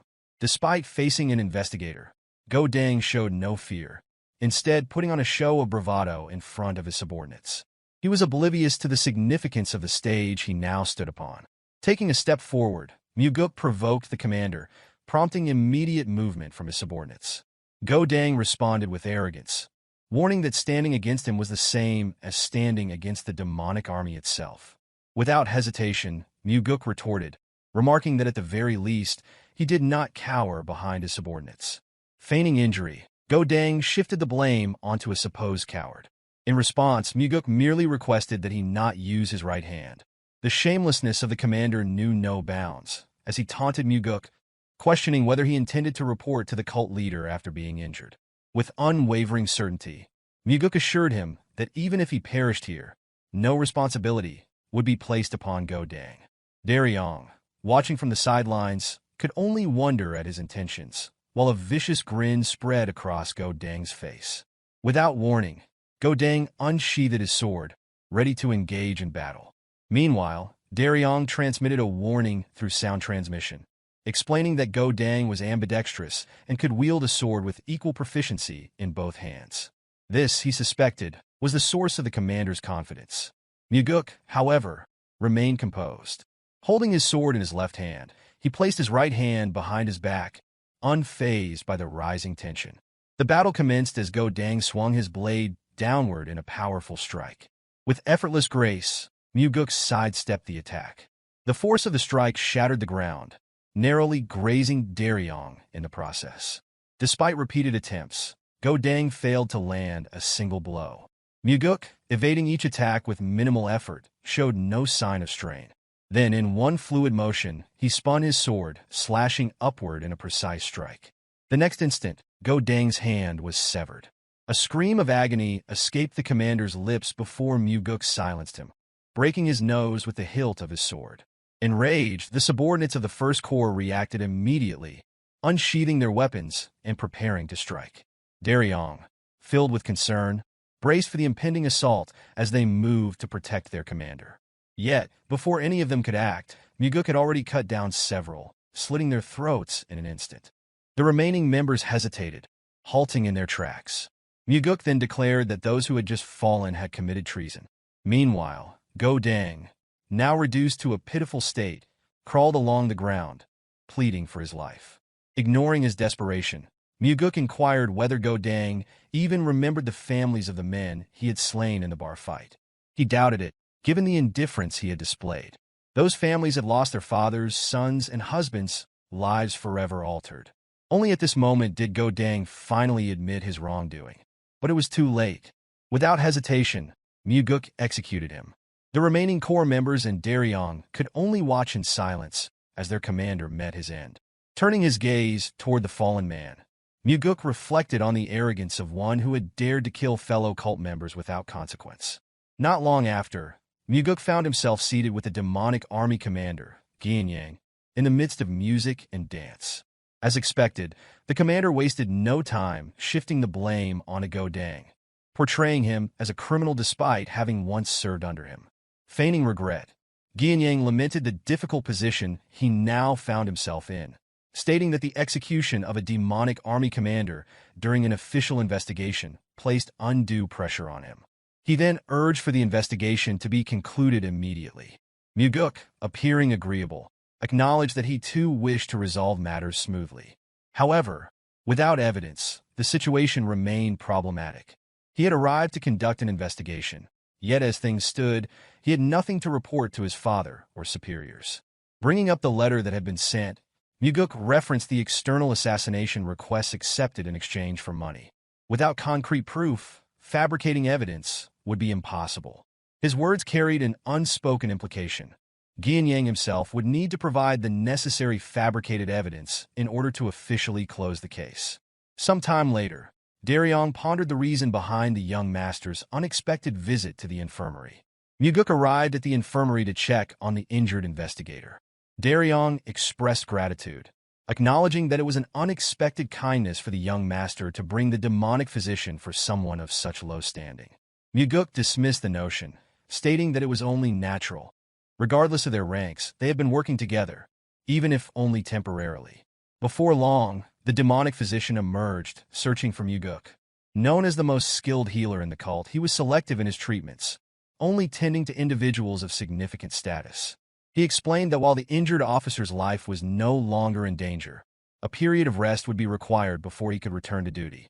Understanding the gravity of the situation, Mugeuk insisted that the best medicine be used, emphasizing that the officer had suffered these injuries while faithfully serving the cult. Observing this, the surrounding officers displayed expressions of deep gratitude toward their young master. Soon after, Mugeuk returned and informed Derion that Geom had requested the investigation be concluded, attributing all responsibility to the First Corps commander. Derion speculated that Godang had been Geom's most valued subordinate, but Mugeuk knew better. Godang had not been the most important, merely the most useful. Someone else would inevitably take his place. Recognizing the situation as bait, Mugeuk understood that all that remained was to wait for the enemy to take the next step. With that in mind, he invited Derion to share a drink. For the first time, Derion revealed a genuine smile as he offered the drinks. The following day, the Dragon Court submitted numerous records, including logs of assassination requests and financial documents worth thousands of niangs, all allegedly discovered in the First Corps commander's residence. Mugeuk, seeing through the deception, smiled. Geom had taken the bait. Without even reading the contents, he instructed Derion to find the most intelligent individual within the First Corps, assuming that this person was responsible for forging the records. Meanwhile, Mugeuk planned to meet Geom once again to stall for time. Shortly after, Mugeuk presented the evidence allegedly found in Godang's residence. Geom appeared pleased and, now that the matter seemed resolved, proposed another round of drinks at their previous gathering place. However, Mugeuk pointed out an issue. The evidence had been provided by the demonic army itself, whereas proper investigative protocol required it to be discovered independently. Brushing off the concern, Geom dismissed the importance of the detail. Mugeuk, however, remained firm. The chief advisor was no fool. If he discovered that the evidence had been handed over rather than uncovered through proper channels, he would question the legitimacy of the investigation and its results. With this in mind, Mugeuk proposed a temporary large-scale investigation, a mere formality to create the illusion of proper procedure.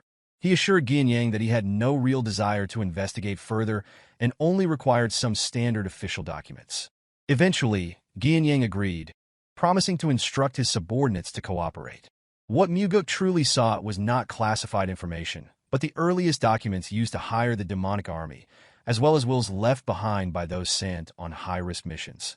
By analyzing the handwriting, he could identify who had forged the records in the request logs.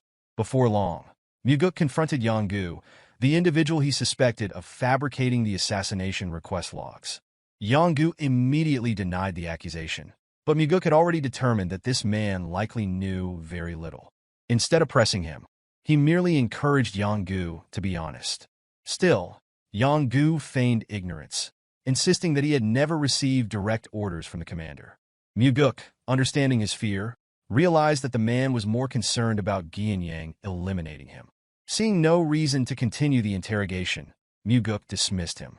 Since Yonggu refused to answer, nothing could be done. Mugeuk admitted that he disliked the idea of torturing a subordinate who had merely followed orders. However, he also knew that while the investigator would eventually leave this place, the demonic army commander would not allow Yonggu to survive for long. By now, Geom had likely heard of the investigator questioning Yonggu. Even if nothing had been revealed, suspicion alone would be enough to seal Yonggu's fate. Horror dawned on the man's face as he realized the extent of his predicament. More than anyone else, he understood what happened to those whom Geom no longer trusted. Reflecting on the earlier findings, Mugeuk reviewed Jang Ho's claim. Godang had likely been responsible for executing both the Nirvana Pavilion investigator and Jang Ho's close peer. Countless other heinous acts had also been committed under Geom's command. As Derion reported on these past atrocities, he noted that the demonic army commander would never allow himself to be captured. Mugeuk calmly confirmed this, stating that there were no plans to arrest him. Derion, taken aback, struggled to comprehend the young master's intentions.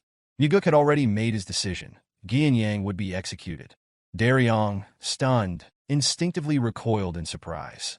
Mugeuk understood the larger implications. If Gianyang were arrested, the Blood Heaven's sword demon would inevitably intervene. There was no chance he would allow his own brother to be executed. If that happened, the situation would spiral out of control. Furthermore, with Gianyang alive, forged evidence would soon surface, shifting all responsibility onto a scapegoat. Rumors, schemes, and counterclaims would cloud the truth. Zhang Ho, the one who had sent the anonymous letter, would likely be eliminated, along with any warriors from the Third Corps who sought to protect him. Even Derion would be targeted. The only way to prevent this was to ensure that Gianyang died during the process of his so-called arrest. If the commander perished, then only his crimes would remain to be proven. Not everyone sought revenge over a fallen ally, and the Blood Heaven Sword Demon was not the type to waste his life on personal vendettas. Without hesitation, Mugeuk departed. His goal now was the execution of the demonic army commander. Before long, Mugeuk sat across from Gianyang, feigning ease as he expressed relief at the conclusion of the investigation. Casually, he mentioned his succession and inquired about Gianyang's support. In response, Gianyang assured him that he would not forget the goodwill Mugeuk had shown. Mugeuk smiled, agreeing that this incident should be forgotten. However, he also knew that a man as greedy as Gianyang would never forget a loss of this magnitude. Raising his jar, Mugeuk proposed a toast to mark the end of the investigation. As he poured the drink, he pondered why Gianyang had done it. Given his vast wealth, he should have had enough resources to live comfortably for the rest of his life. He wondered, then, why he had gone to such extremes, even manipulating the demonic army for profit. Dismissing the accusation, Gianyang deflected, suggesting that such questions be directed at the First Corps commander instead. Mugeuk responded with a taunting remark, questioning how a mere puppet could possibly understand anything. His provocation continued, suggesting that within the pitch darkness inside Gianyang, there was nothing but insatiable greed, a hunger that would never cease. The tension escalated as Gianyang, unable to contain his rage, crushed the glass in his hand. His voice carried both frustration and disbelief as he accused Mugeuk of losing his mind, claiming he was consumed by bloodlust. Mugeuk, unfazed, calmly raised his own glass. Without warning, Gianyang unleashed a surge of inner energy, shattering the table as he roared in frustration, declaring that he had heard enough of Mugeuk's nonsense. Yet his display of fury was met with nothing more than indifference, as Mugeuk continued sipping his drink, unmoved by the outburst. Before Gianyang could even react, a sword had already pierced through his chest. Mugeuk, executing the fifth technique of the soaring sword art, Heavenly Strike, delivered a fatal blow while finishing his drink. As the final drop was consumed, Mugeuk formally declared Gianyang, the demonic army commander, under arrest for the misuse of the demonic army for personal gain, as well as for over 20 murders and the instigation of numerous others. With blood dripping from his lips, Gianyang pleaded, insisting that this was not an arrest but an execution. Mugeuk responded with a cold smile, remarking that the outcome would have been the same regardless. Without hesitation, he urged Gianyang to depart from this world, allowing those who remained to carry on. His expression devoid of emotion, Mugeuk pulled the sword from Gianyang's body. The former commander had only a fleeting moment left to cough up blood before drawing his final breath. Soon after, members of the army gathered in the office, accompanied by several officers. Mugeuk addressed them with authority, announcing that the demonic army commander had died while resisting arrest for his grievous crimes. Without hesitation, he instructed Derion to detain all members of the First Corps and imprison them, ensuring that a formal investigation into the matter would proceed. He then commanded Zhang Ho, the Third Corps commander, to mobilize his forces, excluding any First Corps members, to act as investigators and carry out the arrests. With full authority over the situation, Mugeuk's orders now held the weight of the cult leader himself. Compliance was immediate. Observing those who would carry out his orders, Mugeuk felt a glimmer of hope for the future of the demonic cult. After issuing the necessary commands, he made his way back to the demonic cult's castle, where his father conducted official affairs. Walking alone through the empty hall, he prepared to report his conclusions to his father, accompanied only by Sima Myung and the Blood Heaven Sword Demon. Meeting the gaze of the brother of the man he had just executed, Mugeuk's conviction in the truth remained steadfast. With formal decorum, he bowed before his father and then greeted the Blood Heaven Sword Demon, expressing pleasure in seeing him again. The elder warrior, unceremoniously referred to as a cursed old man, wasted no time in addressing the heavenly demon, demanding an explanation from the second young master regarding the incident. Mugeuk responded curtly, stating that everything was detailed in the report and advising him to simply read it. However, the Blood Heaven Sword Demon insisted on hearing the explanation firsthand. The silence of both the cult leader and Sima Myung signified their approval of this demand. Mugeuk complied, summarizing the investigation's findings. Yang had committed heinous crimes, and during his arrest, he had attempted to retaliate. With a measured tone, Mugeuk offered an apology. Surprisingly, the Blood Heaven's Sword Demon responded with acceptance. If his brother had committed crimes, then punishment was inevitable. However, he admitted there was something he could not comprehend. While he acknowledged his brother's weaknesses, he did not believe Yang was foolish enough to attack while his crimes had been exposed. Mugeuk understood the underlying implication. Had Yang been captured alive, he would have sought aid from his brother. Most likely, Yang had realized his execution was inevitable and sought to eliminate the threat before it was too late. Ultimately, Mugeuk feigned ignorance regarding Yang's motives, suggesting only that he had perhaps been unable to accept the reality of being captured by someone so much younger than himself. The Blood Heaven's Sword Demon, having seen his brother's corpse before arriving, noted that the fatal wound had been inflicted with a single strike to the chest. The fact that Mugeuk had killed him so swiftly demonstrated exceptional martial prowess. To this, Mugeuk attributed his success to his father's teachings, stating that Yang's agitation had prevented him from using his full strength.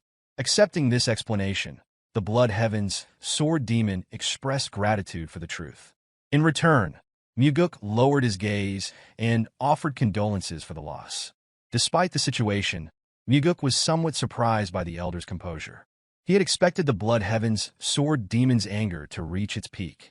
Shifting his attention back to the heavenly demon, Kionpa signaled the completion of his business. Chanhua, the cult leader, instructed him to make arrangements for the funeral and take time to rest. The Blood Heaven's Sword Demon bowed in gratitude. Observing this, Mugeuk speculated that the elder warrior wished to question the cult leader's handling of the situation, wondering if such an extreme resolution had truly been necessary.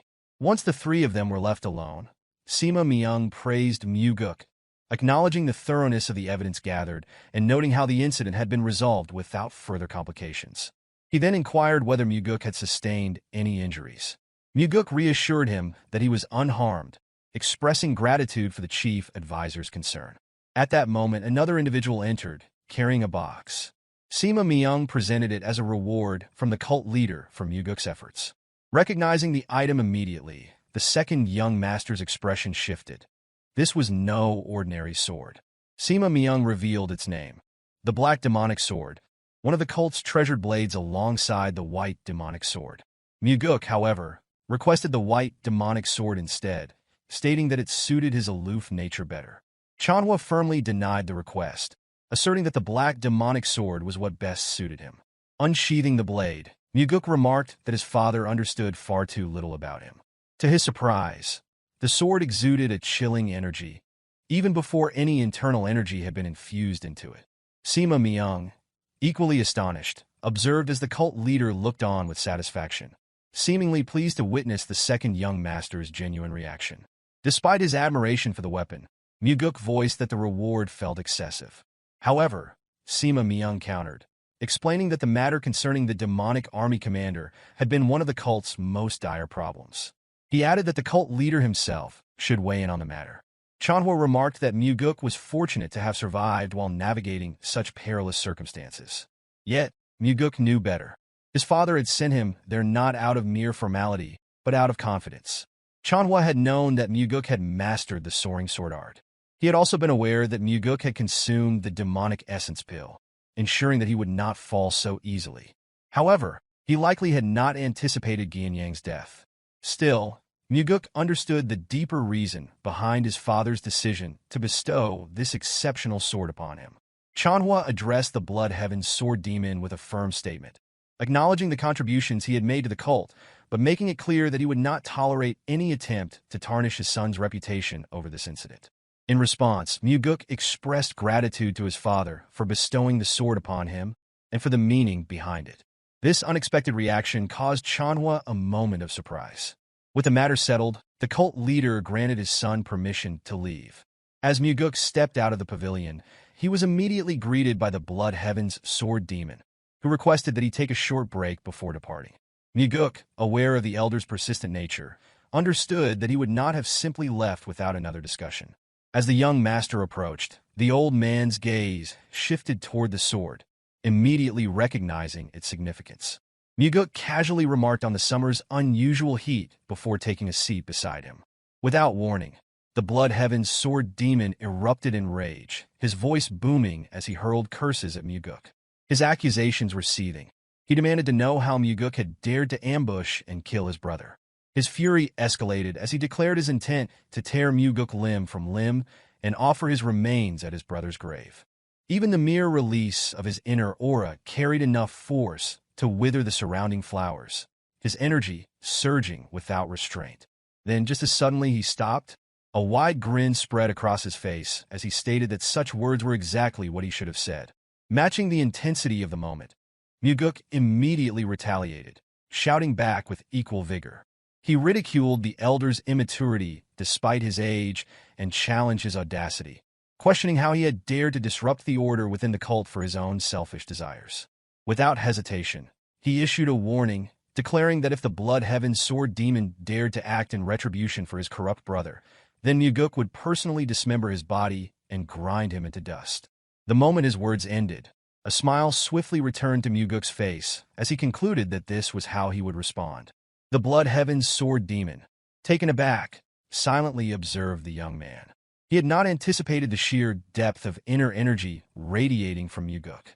A moment later, laughter erupted from him, echoing through half of the inner courtyard. Once his laughter subsided, he expressed hope that the young master would go easy on an old man like himself. Mugeuk, maintaining his composure, reassured him that efforts had been made to conclude matters as amicably as possible. However, Geom had crossed far beyond any reasonable boundary, to the point where it could be argued that, for him, such a boundary had never even existed. Turning the conversation, Mugeuk voiced a realization. This elder had always been aware of the corruption within the demonic army. If that was the case, he wondered why he had chosen to ignore it. With solemn honesty, the Blood Heaven's sword demon revealed the truth. His brother had never listened to him. Furthermore, he himself was not entirely free of blame in this matter. Now, upon hearing of his brother's death, an unexpected emotion surfaced: relief. A thought settled in his mind. Geom would no longer stand in his way. Mugeuk, listening intently, found himself astonished by such an open admission.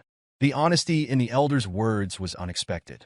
A quiet moment passed before Mugeuk spoke again, acknowledging that he understood the feeling. If he were to hear of his own brother's death, he, too, would feel relieved. After all, it would mean he would no longer have to bear the burden of killing his own brother with his own hands. Gu Qianpa, known as the Blood Heaven's sword demon, sought to discern the true nature of the second young master. On the other hand, Mugeuk pondered what the old warrior perceived when looking at him.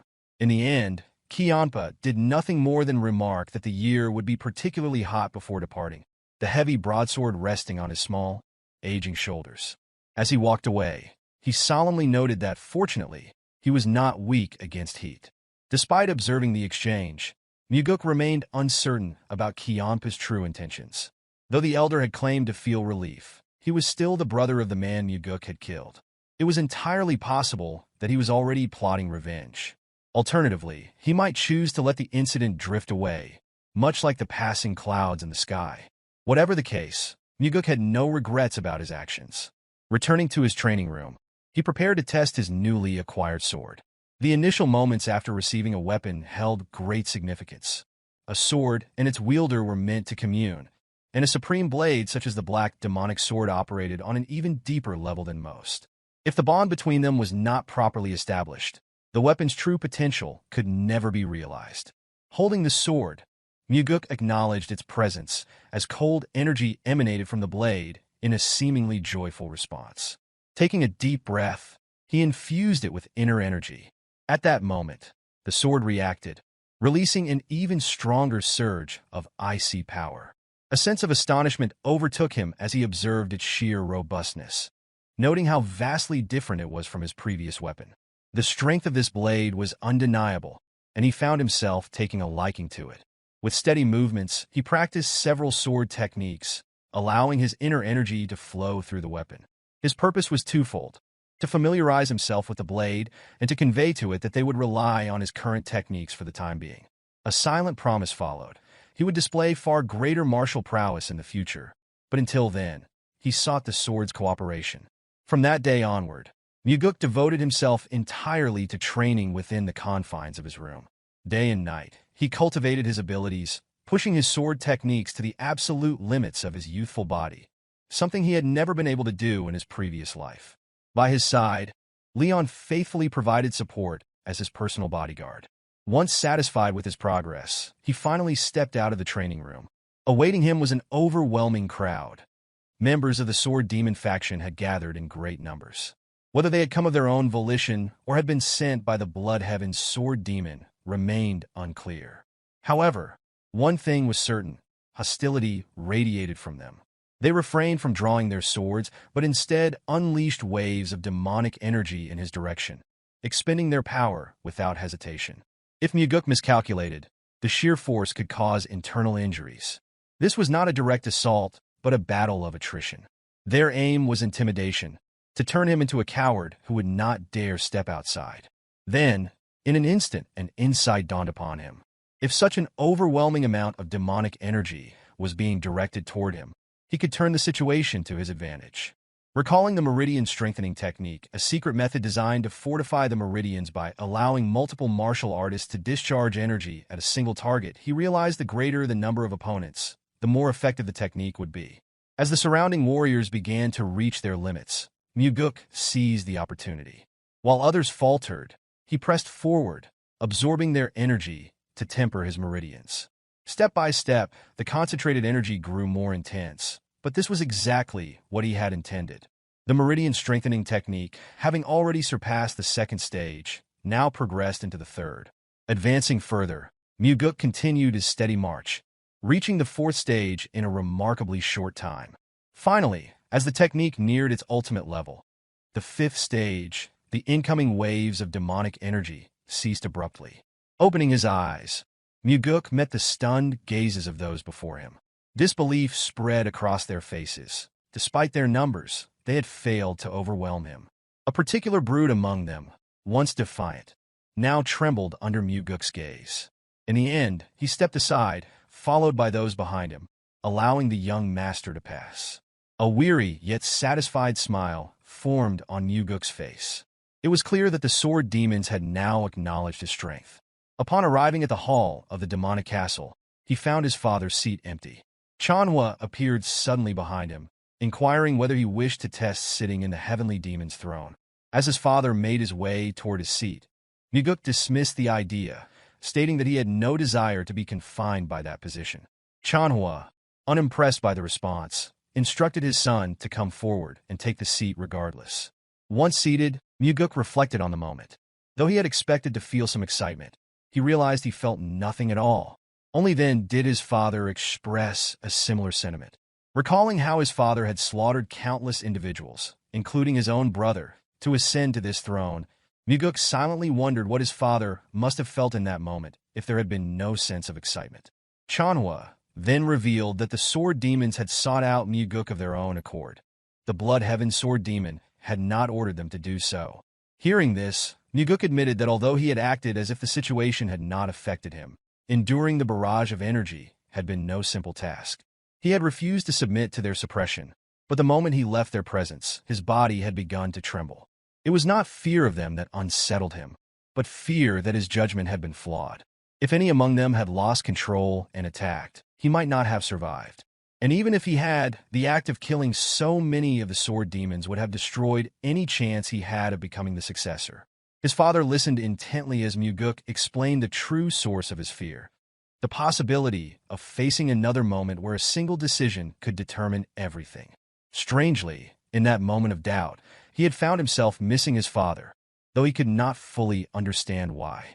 In response, Chanhua simply stated that a demonic human does not look back. They look forward and continue advancing. Mugeuk, taken aback by such words from his father, suspected that this was his way of offering comfort. Shifting the conversation, he suggested replacing the current demon statue with that of a beautiful woman. He even proposed using one of the renowned Central Plain Four Flowers, whose beauty was said to be unparalleled. The moment he glanced at his father's face, he noticed clear discontent. Realizing that his words had taken an unnecessary turn, he decided it was time to leave. Handing control of the seat back to his father, he prepared to step down. As he slowly descended the steps, his father watched in silence.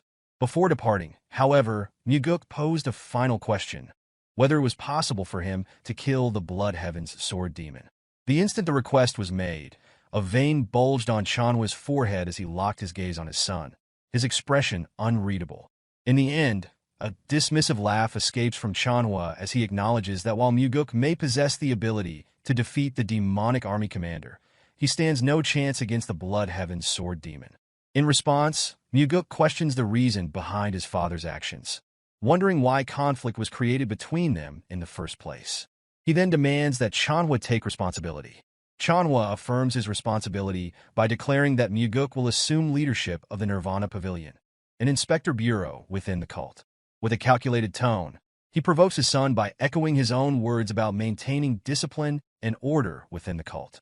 Mugeuk cannot help but speculate whether his father is merely using him to resolve long-delayed matters, indifferent to whether he survives or perishes in the process. Eventually, he abandons any further attempts to decipher his father's true intentions, choosing instead to focus on decisions based on what he directly perceives. Chanwa is known for leaving cryptic messages on walls for his children. Yet he is also a man who will not hesitate to place them in peril if they prove useful to his plans. Mugeuk then expresses his thoughts, likening his father's expectations to sending a man to slaughter a cow without so much as a sword in hand. His words hint at a deeper intent.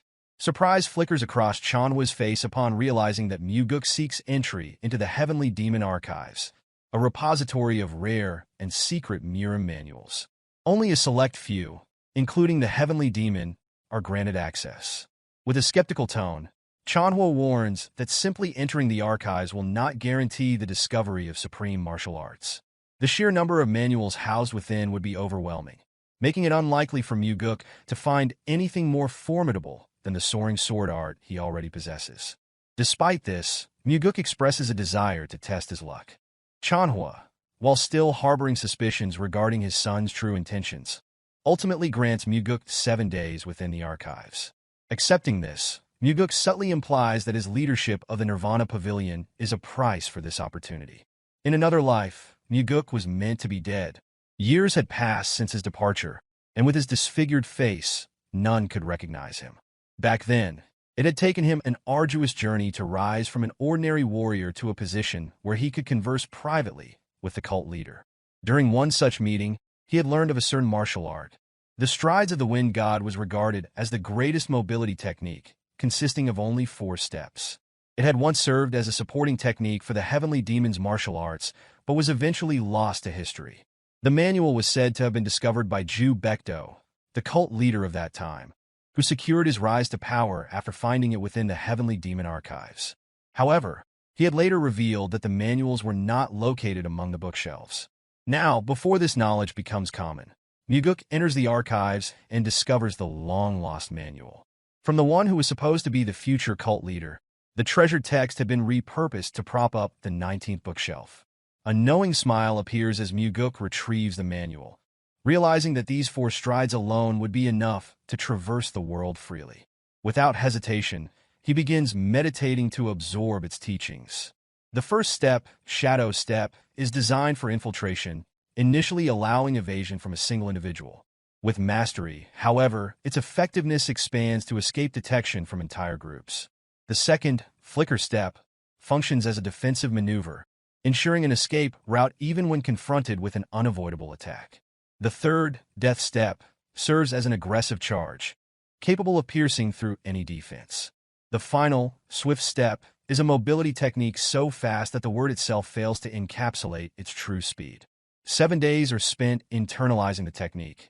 The moment the process is complete, Mugeuk returns to the Heavenly Demon Pavilion to report his success. Chanwa, curious about the technique his son has acquired, listens as Mugeuk simply describes it as a mobility art. Upon hearing that it is the 4 strides of the wind god, Chanhwa's reaction shifts to disbelief. The claim enrages him, for he is certain that the shadow step had been lost.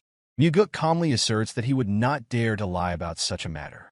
In response, Chanhwa demands a demonstration. Mugeuk, ever calculating, inquires what reward awaits him for doing so. His father, stern and unwavering, declares that his life will be spared in exchange for the proof. Without another word, Mugeuk closes his eyes and begins executing the lost technique. In an instant, he vanishes and reappears in multiple places simultaneously. Chanhwa rises abruptly from his seat, stunned by the undeniable reality before him. His son has truly mastered the 4 strides of the wind god. Determined to understand the truth, Chanhwa presses for the origin of the technique. Mugeuk, with conviction in his voice, claims that he learned it within the heavenly demon archives. The response only fuels Chanhwa's anger, for he is certain that the technique had never existed within the library's collection. Mugeuk challenges his father's certainty, questioning whether a book's absence from recorded knowledge means it was never there. With a calm yet pointed revelation, he explains that the manual had been discarded and used as a support beneath a shelf. Upon hearing this, Chanhwa immediately assumes that the most crucial sections of the technique must have been removed. Mugeuk, intrigued, asks how his father could be so certain. With an air of certainty, Chanhwa admits that it is exactly what he would have done, turning the accusation back onto his son. Following this, he orders Mugeuk to demonstrate each step of the technique. However, Mugeuk's true ambition does not lie in defeating his father or usurping the title of Heavenly Demon. His goal is to eliminate Mugeuk, ensuring the survival of both his father and the cult. More than that, he envisions his father traveling the world, enjoying life before stepping down from his position. As a result, there is no hesitation in passing the 4 strides of the wind god to Chanhwa. Before doing so, however, Mugeuk playfully refuses, boldly stating that nothing in this world is given freely. Amused yet mildly exasperated, Chanhwa reminds his son that he once taught him a technique at the hunting grounds without demanding anything in return. In a cheeky rebuttal, Mugeuk claims that the lesson had merely been the price of the liquor consumed on that day. Chanhwa, struggling to contain his frustration, observes his son with an exasperated expression. Mugeuk then confidently declares that he had held back until reaching this level. Recognizing this, Chanhwa finally asks if there is something his son desires. Without hesitation, Mugeuk addresses his father, expressing his desire to learn the Heavenly Demon defense art. This technique, known for its ability to fortify the body, remains an exclusive martial art reserved solely for the Heavenly Demon. If he were to master it, it would be tantamount to gaining an extra life. Chanhwa swiftly dismisses the request, stating that the Heavenly Demon defense art can only be inherited by the Heavenly Demon or the chosen successor. In response, Mugeuk suggests an alternative. He asks for the technique to be taught in secret. He explains that since the art's effects remain invisible to the outside world, its clandestine transmission would go unnoticed. Before any further discussion, Mugeuk requests permission to leave. However, before he can exit, Chanhwa unexpectedly agrees, but with one condition. His son must first teach him the 4 strides of the wind god. Mugeuk is momentarily taken aback by his father's willingness to impart the Heavenly Demon defense art in secrecy. Accepting the terms, he begins to recite the technique manual. As Mugeuk speaks, Chanhwa closes his eyes, his body emanating a powerful energy as he absorbs the teachings relayed through his son's voice. Once the recitation concludes, Mugeuk offers to repeat the manual. But before he can do so, Chanhwa immediately executes the technique. The steps mirror what Mugeuk had demonstrated earlier, yet there is a distinct difference. Chanhwa interprets the technique in his own way. Observing this, Mugeuk is left astounded by his father's ability to instantly grasp and refine the martial art. Once the demonstration ends, Chanhwa acknowledges the formidable nature of the technique. In this altered future, a pressing question arose as he wondered whether Mugeuk would still stand a chance against a father who now possessed the 4 strides of the wind god. Now it is Chanhwa's turn to fulfill his promise. He warns his son that the Heavenly Demon defense art will be explained only once and orders him to commit it to memory. By the time the lesson concludes, Mugeuk departs with a fresh bruise on his forehead. Upon his return, Leon immediately reacts with indignation, demanding to know which audacious fool dared to lay a hand on her young master. She vows to seek retribution. However, the moment Mugeuk reveals that Chanhua was responsible, Leon falls into stunned silence. This reaction stems from the fact that Mugeuk has successfully learned the Heavenly Demon Defense art. Rather than expressing frustration over the injury, he smugly remarks that they now share a secret. More than acquiring the martial art itself, this shared understanding brings him greater satisfaction. The comet pushes Chanhua beyond his limits, and for the first time in a long while, he flicks his son on the forehead, sending him off with a stern warning. Chanhua reminds Mugeuk not to become overly brazen. As Mugeuk departs, he notices that Leon lingers. Confused, he questions why she has yet to follow. Blushing, Leon hesitates before conceding that her role is to protect, not to attack. A rare, pleasant smile crosses Mugeuk's face. Such words would have never left her lips in the past. Without missing a beat, he addresses her again, making a solemn promise. Though unable to act immediately, he vows to find a way to counteract the side effects of her petrification technique. He urges her to wait a little longer. Furthermore, he reveals a conversation with the cult leader, in which he expressed a vision for change. The cult, he declared, must evolve into a place where warriors no longer need to sacrifice their bodies to protect others. It should become a sanctuary where individuals like Leon are not forced into actions they do not wish to take. Leon stands speechless, captivated by the weight of his words. As the moment lingers, Mugeuk shifts his demeanor to a formal stance and commands her to listen carefully. She instinctively places her hands together in a bow, awaiting his next statement. With unwavering authority, he announces that, from this moment forward, she is relieved of her duties as his guard warrior. The abrupt declaration leaves Leon momentarily stunned. However, before any assumptions can settle, Mugeuk continues. She has been chosen to serve as the captain of the Phantom Shadow Corps. Confusion flashes across her face, as such a group does not exist. Mugeuk affirms this fact, but clarifies his intention to establish the unit. This elite force will report directly to him, and he seeks her commitment to lead it. Meeting her gaze, he waits for her response, ensuring she fully grasps the sincerity of his offer. After a moment of contemplation, Leon accepts the role with firm conviction. Days later, Mugeuk departs from the cult, making his way to a city he remembers from his past life.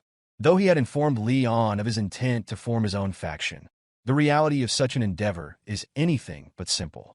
Running an organization requires significant capital, and he plans to acquire it by exploiting an event that once occurred before his regression. A man named Yang Dang announces himself as the appointed leader of an upcoming mission. Recognizing the high pay, he also acknowledges the dangers involved, cautioning all participants to remain vigilant. Issuing a warning, he threatens that anyone who acts foolishly will meet death by his hand. Turning his attention to Mugeuk, Yang Dang identifies him as a new recruit recommended by Warrior CO. For now, Mugeuk intends to follow orders without drawing unnecessary attention. Yang Dang, however, makes it clear that he will be watching him closely. The mission is to escort a woman and her daughter, both clad in yellow robes, to Namping safely. As they prepare for departure, Mugeuk waves at the child, recalling their tragic fate in his past life. This time, he resolves to intervene. Before long, the group sets out, forming a protective formation around the carriage carrying the two passengers. As night approaches, they make camp for the evening. Yang Dang distributes portions of dried beef to the mercenaries, emphasizing the uncertainty of when they will next have a proper meal. Urging them to eat their fill, he unknowingly initiates a deadly trap. As the fire crackles and weary warriors consume their rations, dissatisfaction murmurs through the group. Mugeuk, seated leisurely atop a boulder, refrains from partaking in the meal. Moments later, chaos erupts. Members of the party begin coughing up blood. Confusion flickers through Mugeuk's mind. Poison has taken hold of the others, yet his own body remains unaffected. The realization dawns as Yang Dang steps forward, perfectly unscathed. His expression betrays no remorse, revealing his role in the treachery. Mugeuk's suspicions are confirmed. The leader himself poisoned the food. Disgusted, he wonders what kind of wretched man would betray his own comrades for mere profit. The answer is as pathetic as expected. Yang Dang seeks only wealth and indulgence. As Yang Dang draw his sword, Mugeuk taunts the traitor, remarking that death by his own poison would have been a fitting punishment. Unfazed, Yang Dang sneers, urging Mugeuk to focus on his own survival. Before retribution can be exacted, another party arrives. A single glance is enough for Mugeuk to discern their strength. Rather than act hastily, he allows events to unfold. The true orchestrator of the ambush steps forward, directing his wrath toward the carriage. With a menacing shout, he orders the occupants to emerge, threatening to set the carriage ablaze if they refuse. The woman and her daughter step out, fear evident in their eyes. Frustration laces the ringleader's voice. He had been reprimanded for failing to locate them sooner. As the tension in the air thickens, Mugeuk remains still, carefully observing the unfolding scene. The woman recognizes the ringleader as Warrior Quan. Tears well up in her eyes as she pleads with him to spare her child. Quan acknowledges her request, agreeing to it only in consideration of their past association. However, his demeanor quickly shifts, his voice rising in fury as he demands that she kneel and beg for mercy. His anger stems from her perceived audacity in acting as though she holds authority over him. As her child clings tightly to her, she continues her desperate plea, offering Quan 10 times the amount he was originally promised. He dismisses her offer with little interest, coldly informing her that her father has already been captured. Unexpectedly, Mugeuk raises a hand in a warm wave toward the woman and her daughter. The sudden gesture catches the surrounding lowlifes off guard, prompting murmurs of confusion about the identity of the young man. Without hesitation, Mugeuk steps forward, positioning himself between the woman and her aggressors. With a calm demeanor, he states that he is merely someone who has been paid to ensure the safe passage of the two travelers. When questioned, Yang Dang can only respond with reluctant acknowledgement, admitting that Mugeuk is simply a vagrant he has yet to deal with. Seizing the moment, Yang Dang immediately moves to attack. Unfazed, Mugeuk responds with provocation, labeling them nothing more than common street thugs. He further remarks that once he is finished dealing with the situation, Yang Dang himself will likely be next to die. Enraged, Quan's face flushes red as he vehemently denies betraying his master. Meanwhile, Mugeuk maintains a composed tone, his speech deliberately polite out of consideration for the presence of the child. Irritated beyond restraint, Quan issues a command to his men. He orders them to kill the young man on the spot. Mugeuk remains undeterred, pointing directly at Yang Dang and reiterating that his death will come next. Before the traitor has a chance to fully process the words, an attack strikes from behind, severing his neck in an instant. Quan, having deemed Yang Dang too careless, eliminates him first. Mugeuk watches the lifeless body fall to the ground, his gaze cold as he regards the corpse of the man who traded loyalty for greed. With a quiet farewell, he remarks that such is the fate of those who betray others for money. Enraged by Mugeuk's defiance, Quan orders his henchmen to strike him down immediately. As the attackers close in, Mugeuk turns toward the woman and calmly instructs her to shield the child's eyes and ears. Without hesitation, she follows his command. Meanwhile, Mugeuk remains still, awaiting the incoming attacks. He waits until the very last possible moment, allowing the strikes to approach dangerously close. Just as a blade reaches his head, he executes the death step, one of the 4 strides of the wind god, evading all attacks in an instant and reappearing directly in front of Quan. A flicker of confusion crosses Quan's face as he wonders how Mugeuk closed the distance so effortlessly. In the brief moment it takes to process what happened, Mugeuk has already beheaded 3 of Quan's men, their bodies collapsing behind him. Stunned, Quan demands to know who Mugeuk truly is, refusing to believe that a mere vagrant could possess such abilities. Mugeuk responds with a question of his own, mocking Quan by asking who this pathetic excuse of a man could be.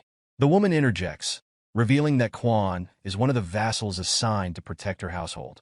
Introducing herself as Geom Seyon, she identifies herself as the daughter of the Golden Manor Master. Mugeuk, already aware of this from his past life, had deliberately concealed his identity by joining as a vagrant warrior. Her father, Geom Asu, stands among the 10 most powerful merchants in the Central Plains. As the wealthiest man in Fujian and the master of the Golden Manor, his influence is significant. However, Mugeuk recalls a tragedy from his previous life. Geom Asu had been betrayed by his most trusted vassal, and lost his life, with his daughter perishing soon after. Now, by interfering in this event, Mugeuk has the chance to change their fate. As the conversation unfolds, Quan sees an opportunity and lunges forward, sword aimed at Mugeuk's neck. Yet before the strike can land, Mugeuk's blade has already moved. In an instant, Quan's head rolls to the side, severed cleanly. Mugeuk remarks on how those who resort to underhanded tactics always attempt to strike when his attention is elsewhere. With the immediate threat eliminated, he turns back to Seiyon. She wastes no time in making an offer, pleading for his aid. Since the situation has shifted from what was originally agreed upon, Mugeuk demands a far greater payment for his services. Without hesitation, Seiyon agrees. Regardless of the cost, she remains determined to secure his help in saving her father. At the Golden Manor, the true orchestrator of the betrayal revels in his success. Years of meticulous planning have led to this moment, and with his underlings, he finally believes he has ensnared both Seiyon and her daughter. However, as the carriage arrives, he is met with an unexpected sight. They have returned unharmed, accompanied by an unfamiliar young man. Suspicion sets in as he demands to know Quan's whereabouts. Mugeuk responds with a cold, unyielding gaze, informing him that everyone except for himself has perished. The betrayer, puzzled, demands to know who is responsible for their deaths.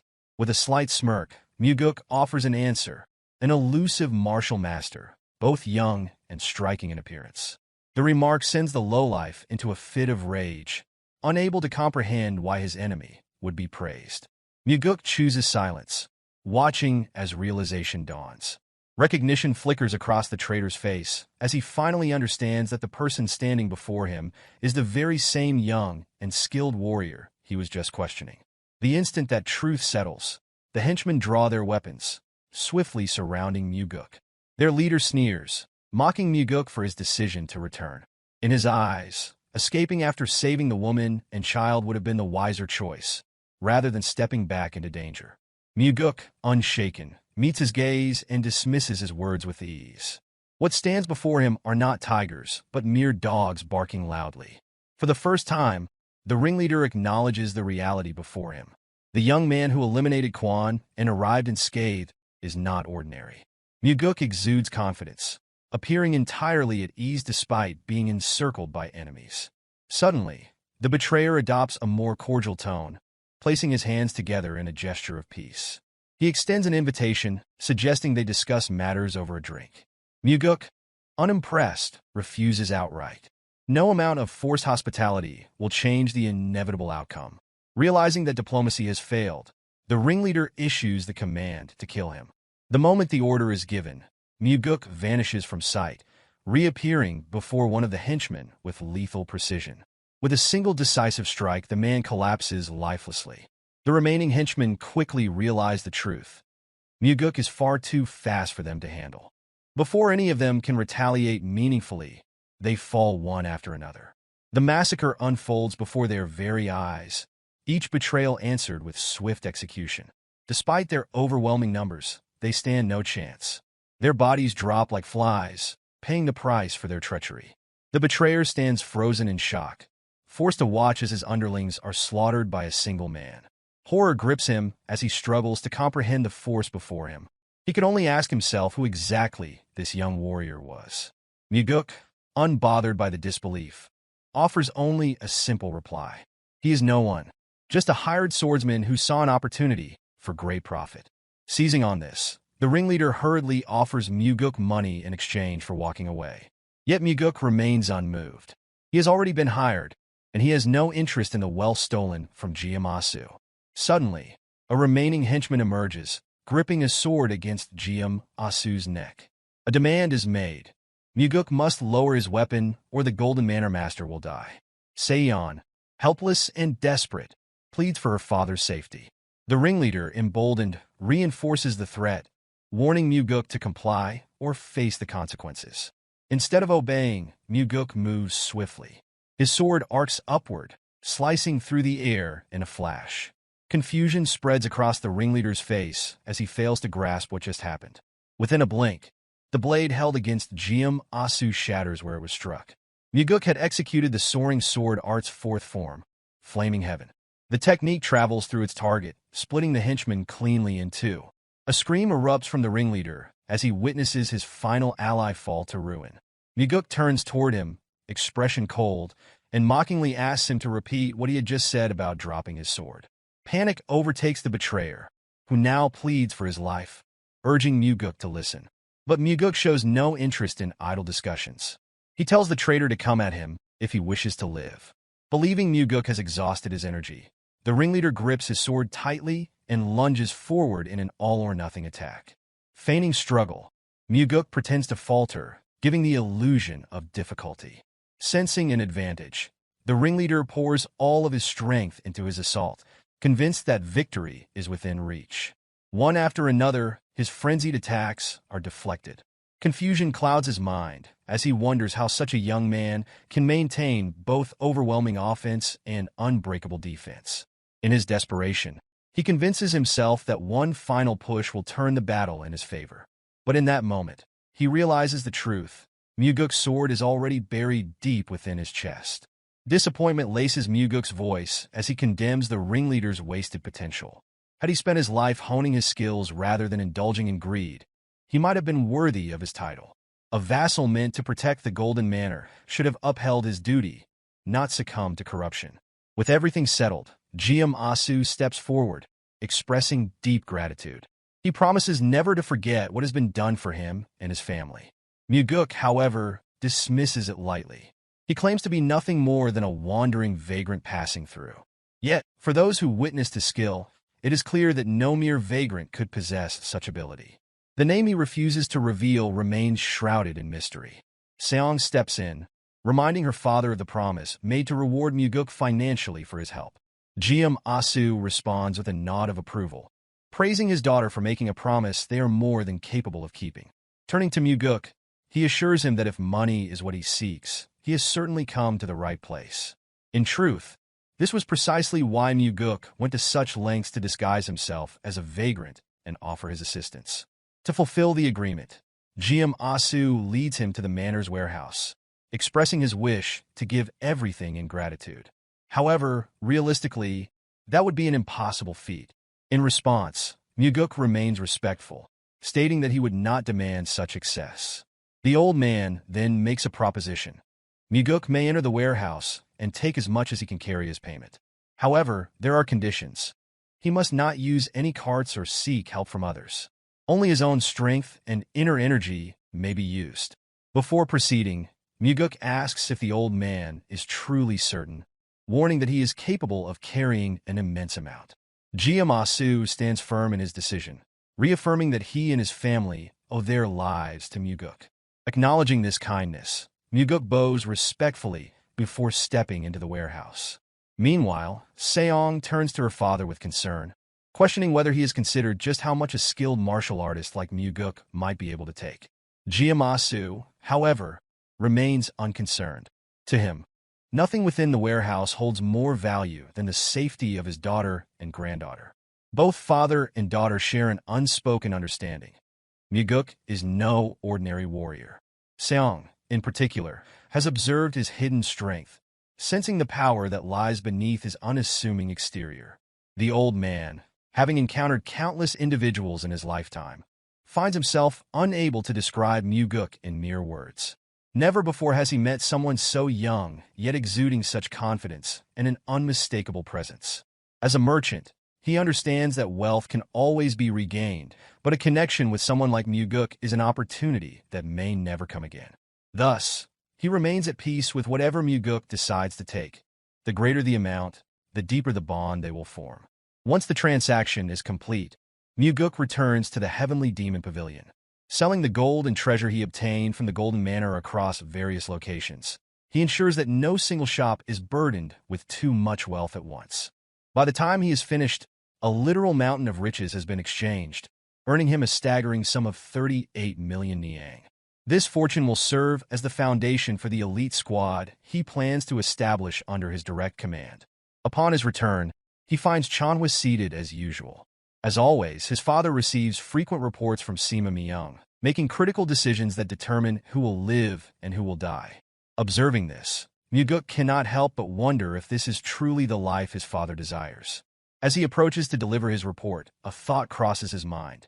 Perhaps, like himself and Leon, his father also harbors the desire to step away from the role of heavenly demon and venture beyond the cult's confines. Standing before his father, Mugeuk explains that he ventured outside to earn money, reasoning that he cannot continue to rely on his father's wealth and will require substantial funding for the future. This piques Chanhua's curiosity, prompting him to inquire about how his son intends to use it. The response leaves Chanhua momentarily stunned. Mugeuk wishes to form his own private faction. Just as the Demon Supremes each command their own subordinates, he asserts that he will need his own force to contend with them. Chanhua, however, rejects the idea outright. If Mugeuk establishes his own squad, his brother will demand the same, leading to division within both the family and the cult. Anticipating this resistance, Mugeuk presents a bamboo slip, offering it to his father. Upon inspecting its contents, Chanhua immediately questions the meaning of the sum written inside. Shock overtakes him when Mugeuk calmly explains that the money is an allowance from son to father. Chanhua dismisses the notion, insisting that his wealth is already beyond measure. However, Mugeuk is well aware that while his father is the wealthiest individual in the world, the vast fortune he commands belongs to the cult. What he has just given is his personal token of gratitude, an offering to thank his father for bringing him into the world and raising him. He simply wishes to do this once and requests permission to leave, encouraging his father to rest well. Chanhua remains silent, pride evident in his expression. Yet, due to his position as heavenly demon, he cannot openly acknowledge the sentiment. Beyond that, the money he has just received is his alone, separate from the cult's resources. With this gift, Mugeuk hopes that his father will be able to enjoy life as he desires. Not as the leader of the cult, but as a man free to make his own choices. The next day, preparations begin for Mugeuk's official induction as the master of the Nirvana Pavilion. Leon stands beside him as final arrangements are made. Once all is set, Derion arrives to inform them that everything is ready. The announcement surprises Mugeuk, as he had not expected Derion to personally report on the matter. Despite the unexpected nature of the appointment, Derion expresses full confidence that his new master will serve the cult well. Under the bright morning sky, the members of the pavilion gather in neat formation. The next chapter of Mugeuk's life begins with capable allies at his side. Stepping outside, he is met with enthusiastic greetings from the pavilion members. The warm reception catches him off guard. He had not expected such a friendly atmosphere. Suspicious, he suspects that Derion may have threatened them with pay cuts if they failed to show enthusiasm.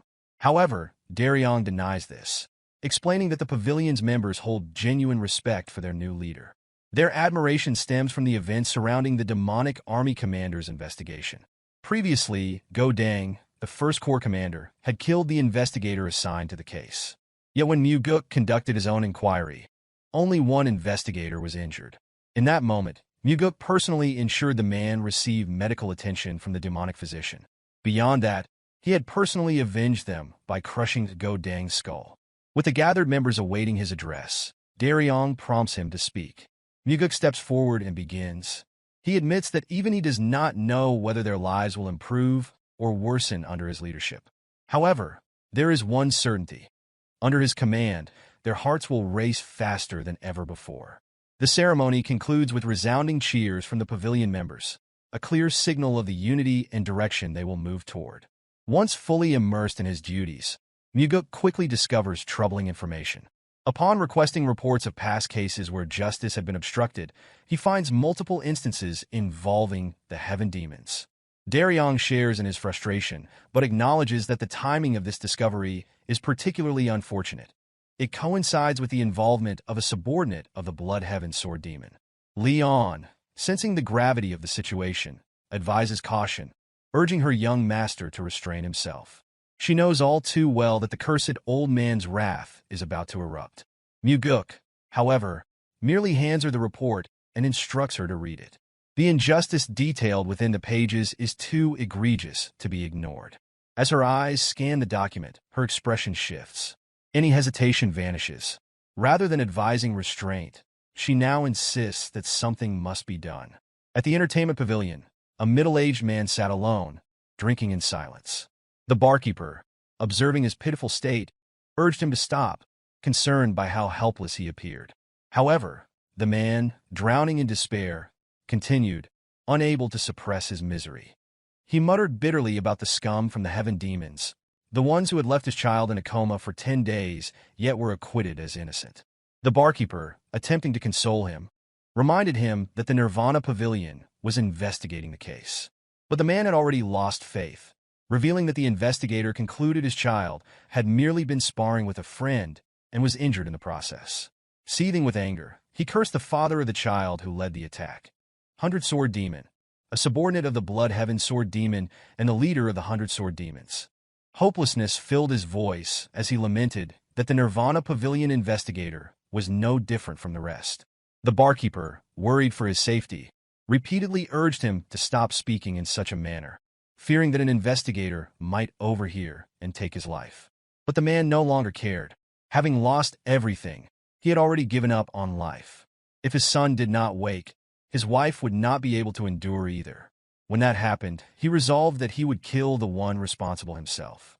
Before another word could be spoken, an arrogant figure entered the establishment, flanked by 2 henchmen. The smug-faced man approached abruptly, claiming responsibility for what had happened to the middle-aged man's child. The father immediately rose from his seat, his eyes burning with rage as he demanded the return of his son and an apology. To his surprise, the smug-faced man bowed, acknowledging his wrongdoing and admitting to committing a terrible crime. But before any relief could be felt, the smirk returned to his face as he lifted his head, mockingly declaring that his bow was the extent of his apology. Laughter erupted from his companions, turning the scene into a cruel spectacle. Unable to restrain himself, the drunken father reached for his sword in fury. Yet before he could unsheath it, the smug-faced man delivered a brutal punch to his face, sending him sprawling across the floor. Turning to the onlookers, the attacker falsely proclaimed that the man had drawn his sword first, prompting his henchmen to nod in agreement, supporting his lie. With renewed aggression, he continued to pummel the fallen man, venting his anger over the audacity of a mere storage keeper who dared to report him to the Nirvana Pavilion. His resentment stemmed from the fact that the storage keeper's son had refused to steal money from his own home, an act that had defied his orders. As he struck him again and again, he unwittingly confessed to the crime in his drunken arrogance. The storage keeper, though beaten and weakened, seized the opportunity and cried out, ensuring that everyone heard the admission. But the smug-faced man only laughed, delivering another punch before turning to the crowd and mockingly asking if anyone had heard a thing. The tavern fell into silence. No one dared to challenge him. Faced with such injustice, the storage keeper could do nothing but weep. The sight amused his tormentor, who sneered at him, ridiculing a grown man for crying so pitifully. He insulted both father and son in the same breath, drawing further laughter from his henchmen. Their amusement, however, was short-lived. Mugeuk entered the establishment, flanked by Derion and Leon. His voice rang through the tense air, stating that he had heard everything. The smug-faced man turned, momentarily taken aback by the interruption. Yet as his eyes fell upon the unfamiliar figure, his confidence wavered.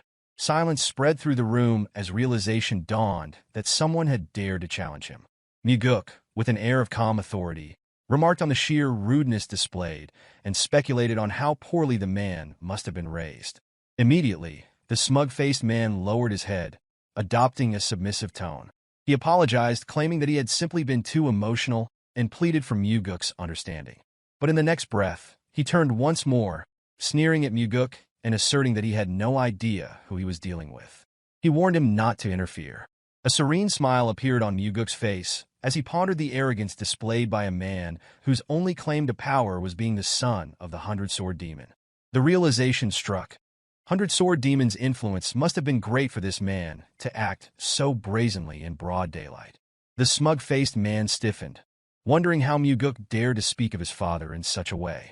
Before further words could be exchanged, the storage keeper intervened, recognizing Mugeuk and addressing him as the second young master.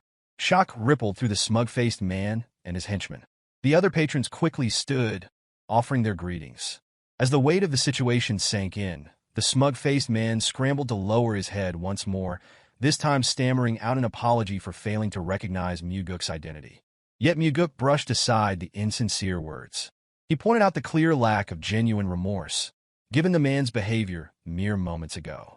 Aware of how cunning the smug-faced man was, Mugeuk recognized the act. This was someone who had mastered the art of knowing exactly when to bow. When the man attempted to excuse himself and leave, Mugeuk stopped him. His presence in the tavern was no coincidence. He had come specifically to confront the smug-faced man and investigate the string of assaults he had committed. The accused, grasping at straws, insisted that the Nirvana Pavilion had already cleared him of all wrongdoing. Unfazed, Mugeuk declared that the case would be reinvestigated. The repeated extortion of money constituted habitual robbery. The coercion of minors into theft was instigation. The severe beating of his so-called friend amounted to attempted murder. On top of that, there was the assault against the father. With these crimes laid bare, Mugeuk passed judgment, 20 years of imprisonment. Desperate to defend himself, the smug-faced man argued that it had merely been a sparring match. Mugeuk reminded him that a confession had already been made, one that he, as the Nirvana Pavilion master, had personally witnessed. Outraged, the condemned man refused to accept the sentence, declaring that his father would never stand by and allow this to happen. Mugeuk reassured him that he need not worry about his father's interference. The 100-sword demon would soon be too occupied to come to his aid. The smug-faced man froze as Mugeuk continued. His father, too, would be arrested for conspiring with a Nirvana Pavilion investigator. Panic set in, turning into fury. The prisoner spat out threats, vowing that once his father was freed, he would take revenge. Mugeuk, having heard enough, silenced him with a swift and effortless jab. Without hesitation, he adjusted the sentence, 30 years of imprisonment, citing the act of threatening the Nirvana Pavilion master as further grounds for punishment. Defiance crumbled into pitiful sobs. The once arrogant man now begged for mercy, gasping for breath as he pleaded for forgiveness. Mugeuk, however, had no patience for more talk of his father's influence. He demanded a single reason why mercy should be granted. He wondered whether this man had ever spared another, whether he had ever shown kindness, or whether he had ever done anything good, even if only once. Even with the chance to fabricate an answer, the smug-faced man found himself unable to respond. His life had been void of any such actions. Desperate, he swore that he had changed, vowing to live righteously from that moment forward. Mugeuk, unamused, delivered a firm slap across his face.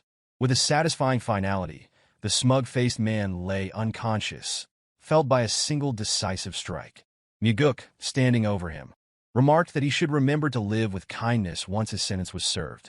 Turning his attention to the henchmen, Mugeuk addressed them with a stark warning. If they wished to avoid becoming scapegoats, they would do well to reveal everything. The weight of the threat hung in the air, leaving them with little choice but to comply. Without further delay, Mugeuk instructed Derion to escort them to the Nirvana Pavilion.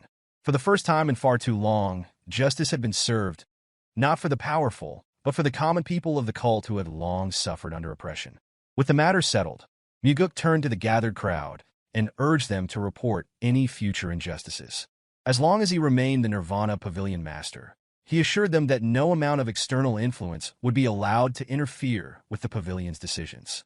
Furthermore, he added a final warning.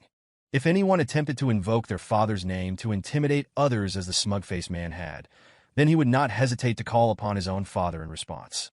The tension that had gripped the room dissipated in an instant. A wave of relief swept over the onlookers as murmurs of approval turned into open expressions of gratitude. The sight of their young master standing firmly on the side of fairness was met with heartfelt joy. Amid the renewed atmosphere, Leon turned to the storage keeper, informing him that before arriving at the tavern, the demonic physician had been sent to examine his son under Mugeuk's orders. Disbelief flickered across the father's face. The idea that his son was important enough to warrant such attention seemed almost impossible to grasp. Mugeuk met his gaze and dismissed the man's doubts with quiet certainty. His son mattered. Without prolonging the moment, he revealed that the boy had already regained consciousness before their arrival and urged the father to go to him without delay. The storage keeper collapsed to his knees, overcome with emotion. Tears of relief streamed down his face as he expressed his gratitude, swearing never to forget the kindness shown to him. A faint smile crossed Mugeuk's face. The man before him had dedicated his entire life to the cult. It was only right that the cult should, in turn, protect him. The father continued to offer his heartfelt thanks, but Mugeuk knew the truth. It was not the storage keeper who owed a debt of gratitude. It was he who was thankful for the unwavering devotion of men like this, who had long given everything to the cult, asking for nothing in return. Mugeuk had anticipated that his actions would provoke backlash. However, he had not expected the opposition to emerge from within the Nirvana Pavilion itself. Approximately 30 investigators gathered in protest against Yang Ho's arrest. Leading them was Gok Myung, the most senior special investigator. With measured words, he expressed that he should have sought out Mugeuk in his office, but given the number of people involved, they had chosen to assemble in front of the pavilion instead. When questioned about their intent, Gok Myung explained that they had come to discuss Mugeuk's decision to reopen an investigation that had already been ruled upon. The primary concern among the investigators was that such an action would undermine both their authority and morale. Turning his gaze to those standing behind Gok Myung, Mugeuk asked whether they all shared the same belief. In unison, they responded with a resounding affirmation. Standing firm, Mugeuk declared that his perspective differed entirely. In his view, it was not the reinvestigation that would weaken the Nirvana Pavilion's authority, but rather the original mishandling of the Yang Ho case itself. His words, sharp and deliberate, caused Gok Myung to pause, uncertain of the full meaning behind them. Without hesitation, Mugeuk elaborated. Yang Ho had publicly confessed to his crimes before his arrest. Gok Myung acknowledged that he was already aware of this fact. Mugeuk, unimpressed, questioned why they were gathered there at all. Gok Myung clarified that their concern was not about Yang Ho's guilt, but rather the implications of reopening a closed case. Mugeuk quickly understood. This was a matter of principle. With unwavering conviction, he reminded them that an innocent child had been beaten to the brink of death, and a confession had already been secured from the perpetrator. Such a case demanded reinvestigation. Sighing, Gok Myung admitted that there was little that could be done. He considered himself old-fashioned, valuing the importance of adhering to principles within an organization.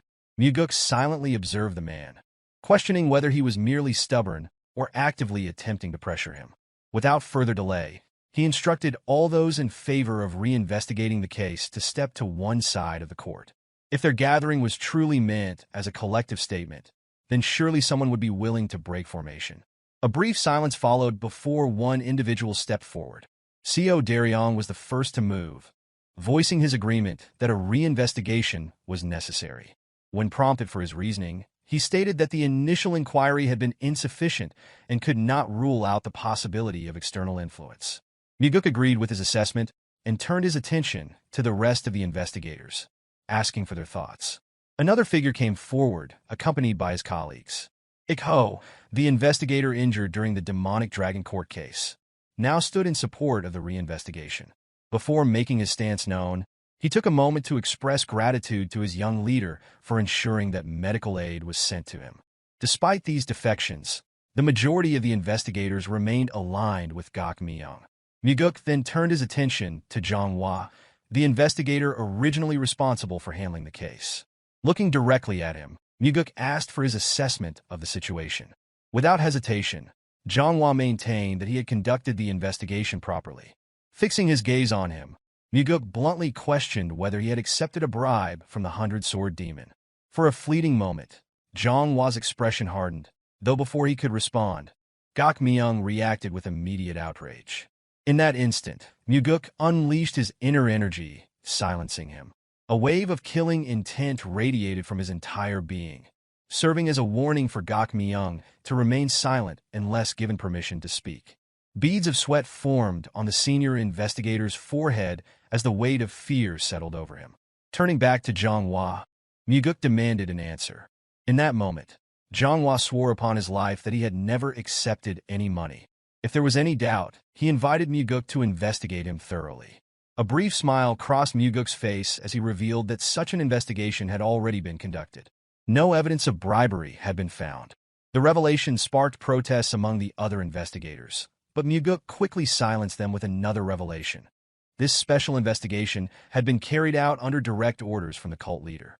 Gok Myung's expression shifted to one of shock upon hearing that the cult leader himself had been involved. Curious, Mugeuk then questioned why Zhang Hua had covered up the case if he had not been bribed. Zhang Hua, unwavering, insisted that he had not engaged in a cover-up and attempted to defend himself further. Mugeuk cut him off, pointedly questioning whether he had been threatened with harm to his sister. A brief moment of silence followed before Zhang Hua's expression betrayed him. Without directly answering, his reaction confirmed the truth. Mugeuk, in a roundabout way, commended him. The reports had described Zhang Hua as an incorruptible investigator, and this proved it. But then, he wondered why someone with such integrity had handled the case so poorly. The answer became clear. Zhang Hua had a singular weakness. His younger sister, the only family he had been used as leverage against him. Gok Myung, still processing the situation, demanded confirmation. He repeated the question, pressing for an answer, wondering whether Zhang Hua had truly been threatened by the 100-sword demon. Zhang Hua remained silent. Meanwhile, Mugeuk understood why Gok Myung had gathered so many people in protest. Zhang Hua was a junior investigator he cared for deeply. The entire demonstration had been orchestrated to ensure that Zhang Hua's reputation remained untarnished. After allowing the weight of the moment to settle, Mugeuk reassured Zhang Hua that there was no longer any reason to fear. Warriors had already been sent to his house to guard his sister. Until the matter was resolved, she would be kept safe. At those words, visible relief washed over Zhang Hua's face. A burden that had weighed heavily upon him was finally lifted. Without hesitation, he dropped to his knees before Mugeuk, acknowledging his failure and admitting to his grave offense. Gok Myung, unable to process the moment, stammered, questioning whether the junior investigator he had tried so hard to protect had truly covered up an investigation. Mugeuk, unyielding, reminded Zhang Hua that his duty remained unchanged, regardless of the threats he faced. Without resistance, Zhang Hua submitted himself and accepted whatever punishment would be given. The gathered investigators watched in silence, their expressions reflecting a mix of emotions. Ultimately, the matter was no longer their concern. The decision now rested solely in their young leader's hands. Mugeuk instructed Zhang Hua to stand. Calmly, he explained that had this incident occurred after he had assumed his position as pavilion master, the consequences would have been far graver. Tears welled in Zhang Hua's eyes as he struggled to process the words. Hesitantly, he asked whether Mugeuk truly intended to forgive him. Without hesitation, Mugeuk confirmed it. However, he left him with a single truth to remember. His forgiveness was not an act of mercy. It was granted because of the life Zhang Hua had lived before this incident. That incorruptible life had been tarnished, but Mugeuk urged him to rebuild it. Zhang Hua, deeply moved, found himself at a loss for words. Even if he could not yet forgive himself, he could only offer gratitude to the young leader standing before him. At that moment, Mugeuk's voice carried through the court, imbued with internal energy. As pavilion master, he declared that he regarded the Nirvana Pavilion as his family. If anyone dared to threaten them, he would personally ensure their destruction. From this moment forward, the Nirvana Pavilion would no longer be swayed by any external influence. In return, he gives his assurance that no one will be allowed to escape unpunished for their transgressions, just as had been demonstrated this time. A reminder follows. Should any of them receive a threat and report it to him, their family will be protected without fail. If his youthful appearance seems untrustworthy, then faith should instead be placed in the cult leader. Should his own efforts prove insufficient, he is willing to plead for his father's assistance. With that in mind, Mugeuk seeks to instill confidence in their work, ensuring that it can be carried out with dignity. Only when absolute safety for them and their families is secured will the Nirvana Pavilion function as intended. Regardless of the perpetrator, all crimes should be met with punishment. Even should someone within the Heavenly Demon Pavilion commit an offense, no leniency will be granted. Should the cult leader himself be found guilty of wrongdoing, accountability will be demanded. His true fear does not lie with the cult leader or the 8 demon supremes. A brief silence follows this declaration, as the weight of his words is equivalent to challenging the cult leader directly, an act no different from inviting death. What he truly fears is the possibility of the Nirvana Pavilion losing its purpose, becoming incapable of protecting those under its care. The notion that wrongdoers might escape justice while those meant to uphold the law remain powerless against them is far more alarming. A soft voice unexpectedly rises among the investigators. A woman acknowledges her delay in speaking, but expresses a desire to follow the wishes of her new pavilion master. A faint blush appears on Derion's face upon seeing her. Zhou Hyang, the first to step forward in response to Mugeuk's words. That moment marks the beginning. One by one, the investigators align themselves with him. Some do so sincerely, while others hesitate, but ultimately yield to the prevailing atmosphere. For Mugeuk, their motivations are of little concern. What matters now is their collective movement in a single direction. Only one remains, Gakmyeong, who had arrived with a sense of purpose and momentum, now stripped of both. A desire to stand beside the young leader exists within him, yet his pride restrains him. Mugeuk addresses him directly, assuring him of his sincerity and emphasizing the need for his experience and assistance in making this resolve a reality. Extending a hand first, Mugeuk waits. After a moment's hesitation, the old man accepts the gesture, silently committing himself to the path ahead while offering quiet gratitude in return. Without delay, Mugeuk issues an order to Derion to accompany the enforcement warriors and arrest Yang Tae, the 100-sword demon and father of Yang Ho. A warning follows from Gakmyeong. Compliance will not come easily. Yang Tae commands 100-sword demons who will not allow their leader to be taken without resistance. Mugeuk remains unfazed, instructing that the necessary actions be taken, for should Yang Tae refuse to submit, he will be charged with mutiny. Before long, the man in question stands before Mugeuk. With a respectful tone, he greets him as the young master. However, Mugeuk immediately corrects him, instructing that he be addressed as pavilion master instead. Despite the significant age gap, Yang Tae maintains a composed manner in his speech, addressing the mutiny charge directly and inquiring about its meaning. Mugeuk reveals the truth. It had been the only means of ensuring his presence. An apology follows from Yang Tae, citing the complexities involved in managing an organization. He explains that maintaining pride before one's subordinates is essential. The incident, he insists, was never intended to escalate. It had begun as nothing more than children at play. For the sake of appearances, Mugeuk acknowledges the statement without dispute. Yang Tae then shifts the conversation, alluding to the necessity of external support for the continued operation of the Nirvana Pavilion, emphasizing the significant financial resources required. The underlying intent is evident, an offer of bribery, veiled within the discussion. A reminder is given. Those in power have already placed their support behind the first young master. Before further persuasion can be attempted, Mugeuk interrupts, offering what appears to be an expression of gratitude. Yang Tae interprets this as acceptance, assuming a favorable outcome. He eagerly pledges allegiance and even promises a grand meal and celebration. Rising to leave, he is abruptly stopped, startled by the suddenness of the action. The expectation of escaping unscathed vanishes in an instant. Mugeuk clarifies his statement. When he had spoken of accepting assistance, he had meant after Yang Tae's release from prison. A request follows for the matter to be treated as a joke.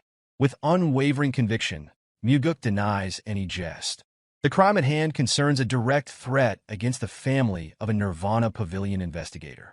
A denial follows from Yang Tae, an insistence that no such threat had been made.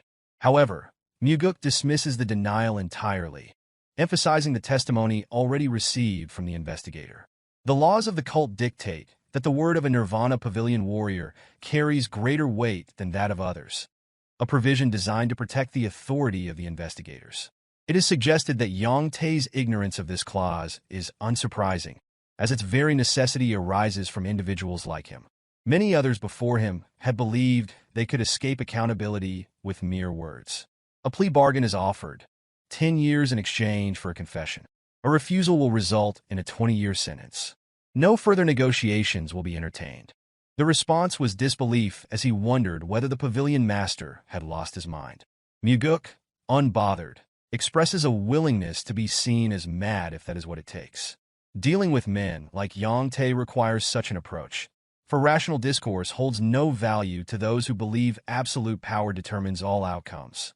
A question followed as he wondered why such a stance had been taken. Mugeuk provides his answer. Yang Tae's son had nearly beaten his own friend to death. This was not a single incident. It had been years of torment. As his father, Yang Tae had sought to conceal the crime by issuing a death threat to the investigator's family. And yet, a question is asked as if the reasoning is unclear. The audacity of it enrages Mugeuk. Yang Tae, too, grows angry. As a sword demon, he declares that his status should afford superiority over those beneath him. The Nirvana Pavilion, after all, had always turned a blind eye to such matters. To Mugeuk, these words are both infuriating and deeply unsettling. With him in command, such practices will cease. A warning follows from Yang Te. Interference will not go unnoticed. The Demon Supreme himself will not stand idly by. Mugeuk, unfazed, reminds him that even in the past, nothing had been done when his own brother had been cut down. There is no reason to expect action on his behalf now. Fury overtakes Yang Te, a fist slamming against the table. A provocation follows from Mugeuk, questioning whether another threat will be made against his family. But there is awareness of exactly who his father is. A final ultimatum is given. Confession must come within minutes. With that, Mugeuk departs, leaving behind a man consumed by his own rage. As he walks through the hall, a single thought lingers. Perhaps the downfall of the demonic cult had never been due to Mugeuk after all. A mere 100-sword demon had already dared to threaten a Nirvana Pavilion investigator. The order within the cult had deteriorated to the point where such a figure would even think to threaten the second young master, who was also the pavilion master. Upon returning to his residence, Mugeuk found the Blood Heaven's sword demon, Guqianpa, already waiting in the yard. His sword was embedded in the ground, supporting his weight as he leaned against it, a bottle of liquor in hand. A greeting followed, accompanied by a question, whether he should now address this young master as the Nirvana Pavilion. Mugeuk approached as the cursed old man offered a drink. Seated now, Mugeuk was reminded of the frequent warnings that nothing good would come from their repeated meetings. Yet, as he pointed out, it was this very old man who kept seeking him out. A thought crossed Qiampa's mind. Recently, there had been a moment when something new was felt toward Mugeuk. When the wish was made to the cult leader after victory in the fight, there had been an unspoken acknowledgement. Yes, that was it. If one possessed true intelligence, such a wish would be the only logical choice. Mugeuk agreed with the assessment, for what had been gained then was of immeasurable importance. However, Qiampa believed that moment had marked the beginning of something else, the moment when Mugeuk had begun making his blade cry. A correction followed. The blade was not crying, it was lamenting. Poison had been used by one disciple against him in combat, while another had arrived only to shame a subordinate. A brother had manipulated the demonic army for personal gain. A subordinate had threatened to kill an investigator's family. Of course, the blade would lament, for those surrounding it failed to meet its expectations. Qiampa silently acknowledged the skill behind such words, though he found them incorrect. When prompted to explain, he dismissed the notion that those around Qiampa failed to meet his standards. Instead, he insisted that they were precisely the kind of people he deserved because that was the extent of his worth. A difficult man, Mugeuk thought. Prideful individuals seeking fame were usually easier to break. Without delay, Qiampa made his demand. The immediate release of the imprisoned 100-sword demon, Yang Te. Morale among his people had plummeted to its lowest point. Mugeuk stood firm. Release would only come if the investigation proved innocence. In response, a surge of demonic energy filled the space. The sheer intensity of it allowed Mugeuk to understand why his father had once said that handling the Blood Heaven sword demon was still beyond his capabilities. Qiampa's martial prowess existed on an entirely different level. As the energy continued to radiate, words followed, an offer of advice. Mugeuk, undeterred, interrupted. If a favor was being requested, it should be done plainly. A request should not be made while simultaneously offering unsolicited counsel. The oppressive aura vanished in an instant. A rare admission followed. Mugeuk was right. Few had ever spoken so directly to him. A warning was given in return. Stagnant water was bound to rot. No one remained stagnant by choice. Yet, over time, as familiarity settled in, the chance to escape was lost. This was an opportunity to release that stagnant water. Yang Te was not someone worthy of the cursed old man's protection. A drink was poured, and an agreement was reached. The route would be cleansed. A wise decision, Mugeuk noted. However, surprise struck as Qiampa took the matter further. Mugeuk was to become his water. The condition was simple. Drink, and in doing so, accept the role of the next heavenly demon, with Qiampa as his backer. It was unexpected. Everyone knew where the Blood Heaven's sword demon's allegiance lay. Yet now the decision had shifted. A question formed as he wondered why the first young master was being abandoned now. A simple response: Mugeuk's madness had been unknown before. A realization settled. This old man was untrustworthy, willing to cast aside anyone for his own ambitions. Mugeuk acknowledged a truth: the brother had been killed. To Kianpa, bonds ended the moment one stepped beyond a parent's embrace. No suffering would be endured for the sake of lost kin. With the Blood Heaven Sword Demon support came an entire army. Yet the timing remained suspicious as he wondered why this moment had been chosen. The answer lay in what had been witnessed. A relentless force that bulldozed through everything, fearless and unyielding. Had he been younger, Mugeuk might have been taken in by the flattery, blindly trusting the old man's words. But experience had already taught the dangers of such tricks. The offer was nothing more than a carefully disguised ploy. The glass was set down. Gratitude was expressed for the high regard, but duty called. Mugeuk had no intention of abandoning his responsibilities as Nirvana Pavilion Master. A father's disappointment would follow if work was neglected in favor of political maneuvering. Another challenge followed as he wondered whether, if the cult leader intended to keep him in his current position indefinitely, he would truly be content to remain there, stagnating forever. There was only one path: to become the heir or not. Collaboration would only draw the cult leader's attention further. The reasoning was sound, but a crucial detail had been overlooked. Mugeuk was not the only one seeking to restore order within the cult. His father shared the same objective. A decision would require time. The drink would be taken only once that choice was made. Kianpa rose, retrieving the immortal blade from where it had been embedded in the ground. Without hesitation, the blade was swung at full force toward the second young master. No attempt was made to evade. The black sword at Mugeuk's waist was drawn, clashing against the attack. The resulting impact sent a resounding explosion of metal through the air. From behind the crossed blades, a demand was made. An answer would be given by tomorrow. A bead of sweat formed on Mugeuk's face. 5 days would be needed. The brief but intense confrontation ended. Kianpa accepted the counteroffer: 3 days. No response was awaited. In an instant, he soared into the sky, vanishing beyond the walls. As the sword returned to its scabbard, Mugeuk rotated his wrist. Pain shot through his arm. The old man was cursed indeed. Blocking that strike had been agony. The following day, Mugeuk observed the enforcement warriors undergoing training from a hill overlooking the grounds. Jang Ho's methods were ruthless, a regimen that involved the tearing of flesh and the breaking of bones. Yet, the warriors endured, gritting their teeth as they pressed forward. This, Jang Ho declared, was the true nature of demonic army training. A resounding cry followed. Loyalty could not be placed in a wife, a child, or a friend, for all could betray. Only the sweat shed in training would remain steadfast. Derion chuckled at the remark, well aware that Jang Ho had never once mentioned having a wife or child. Mugeuk acknowledged the humor, but the conversation quickly shifted as Derion inquired about the unprecedented apology statement issued by the Southern Blade House. A knowing smile formed on Mugeuk's face as he suggested that if curiosity persisted, Derion should ask them directly.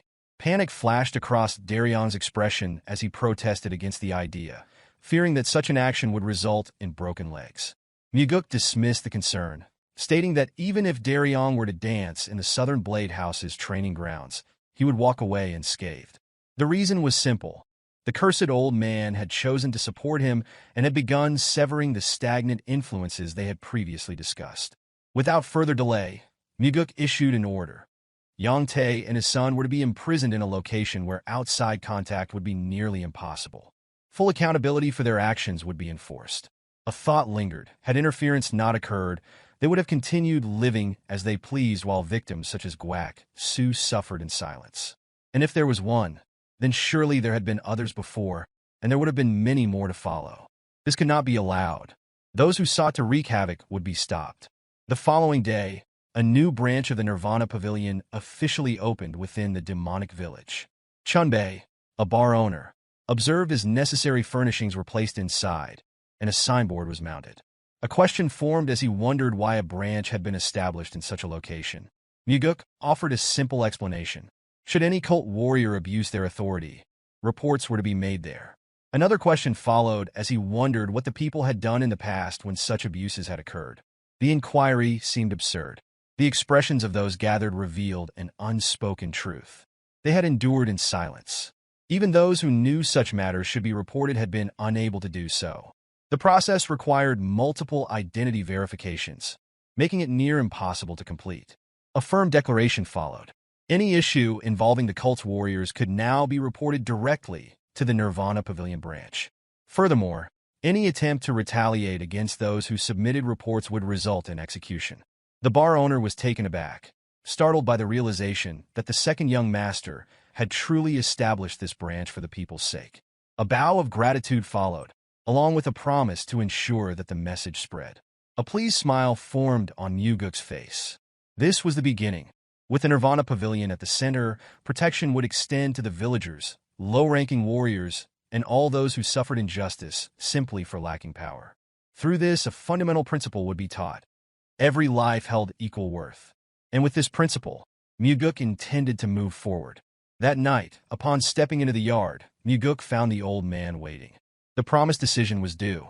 Seated now, Mugeuk listened as Kiampa questioned whether the drink would finally be accepted. Though his expression remained unreadable, the old man's heart brimmed with satisfaction as he poured the liquor. An expectation followed. Mugeuk was to drink. The glass remained untouched.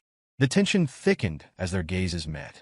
Silence stretched until Mugeuk broke it with a single statement, a request for snacks. An inquiry followed as he wondered what kind of snack was desired. Within the strained atmosphere, an answer came: the demonic army. A request was made, respectfully yet boldly, for the Blood Heaven Sword Demon to feed the demonic army into his grasp. The demand was met with incredulity. As if dealing with a spoiled child, Kiampa stated that such things did not work that way. Mugeuk remained undeterred, reasoning that having snacks with a drink was perfectly normal.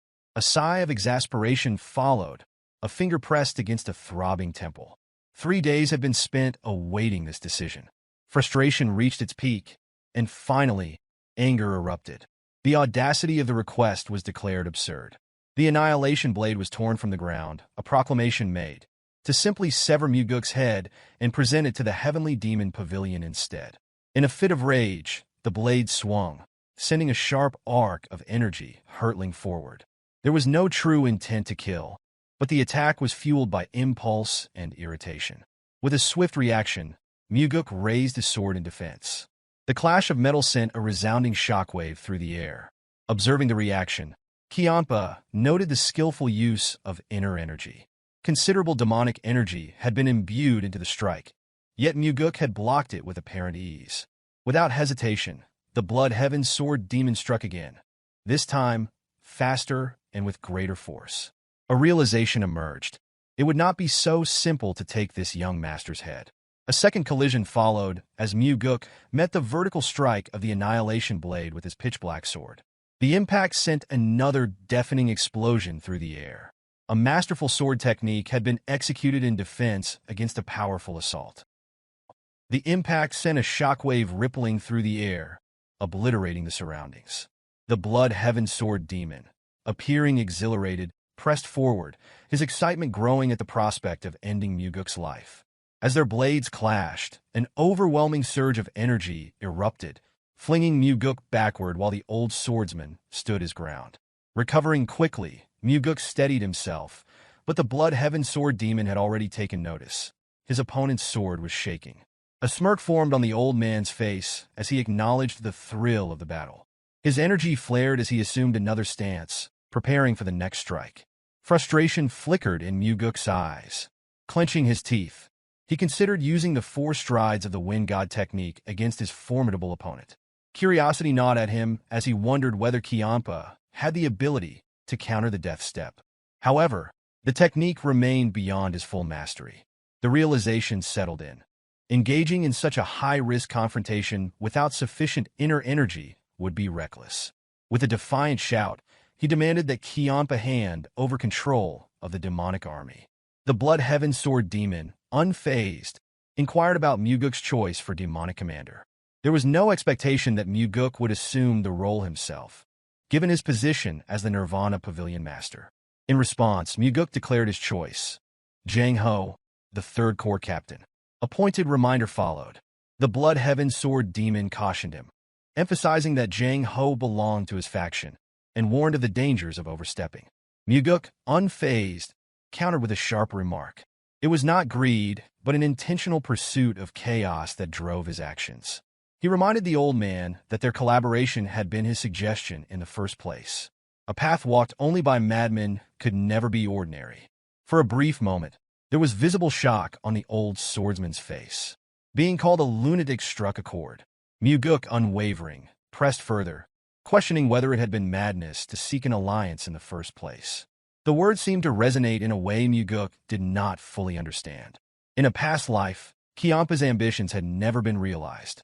He had died before unveiling his true goal to the world. Strangely, among the 8 demon supremes, he was the first to perish.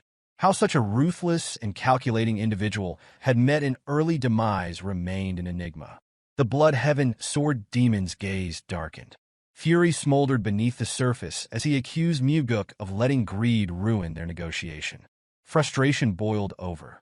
His foot came down, shattering a cup in a sharp display of anger. Without another word, he leapt from Mugeuk's residence. Watching him disappear into the night, Mugeuk's lips curled into a knowing smile. Rejecting the proposal was never an option. Kiampa understood better than anyone that there were still 7 other demon supremes Mugeuk could turn to.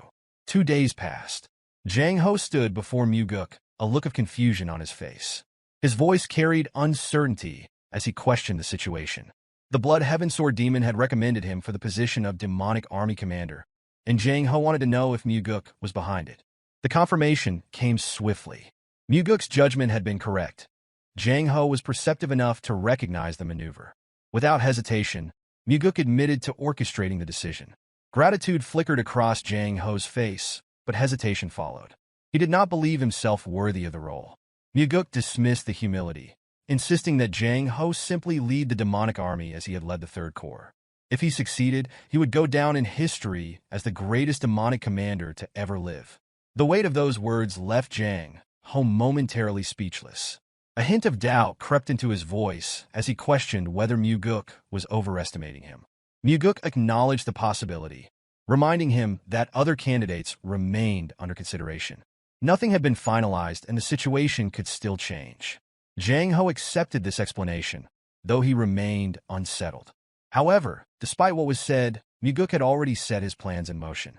He intended to ensure Jang Ho became the next demonic army commander. The scene shifted.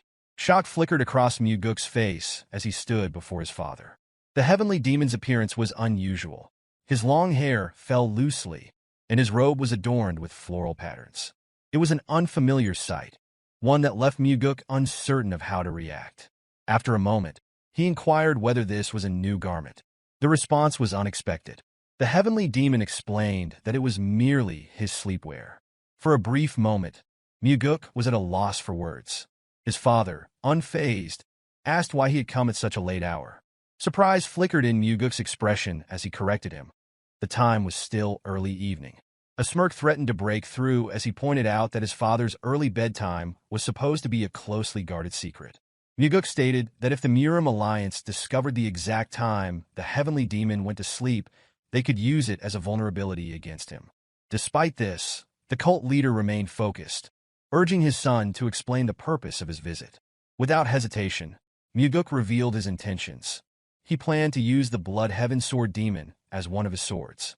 The heavenly demon regarded him with scrutiny, reminding him that not long ago, he had declared his desire to kill Kiampa. In response, Mugeuk admitted that eliminating the old man would be a waste. It was evident that his father had already deduced his involvement with Kiampa, likely realizing it when the Blood Heaven Sword Demon recommended Jang Ho. A knowing look crossed the heavenly demon's face as he warned Mugeuk that Kiampa was not someone who could be easily tamed. Making him into a weapon would be far from simple. Mugeuk, unfazed, clarified that taming was never his goal. Instead, he intended to use Kiampa until he was completely broken. The old man had not yet proven valuable enough to be considered a permanent part of his collection. With a calm yet pointed inquiry, the heavenly demon asked what Mugeuk would do if the sword he wielded turned against him. A smirk formed on Mugeuk's lips as he welcomed the possibility. There was a fundamental difference between them, he explained. If Kiampa were to break, nothing would come of it. He was already old. However, for Mugeuk, every slash he delivered only made him stronger.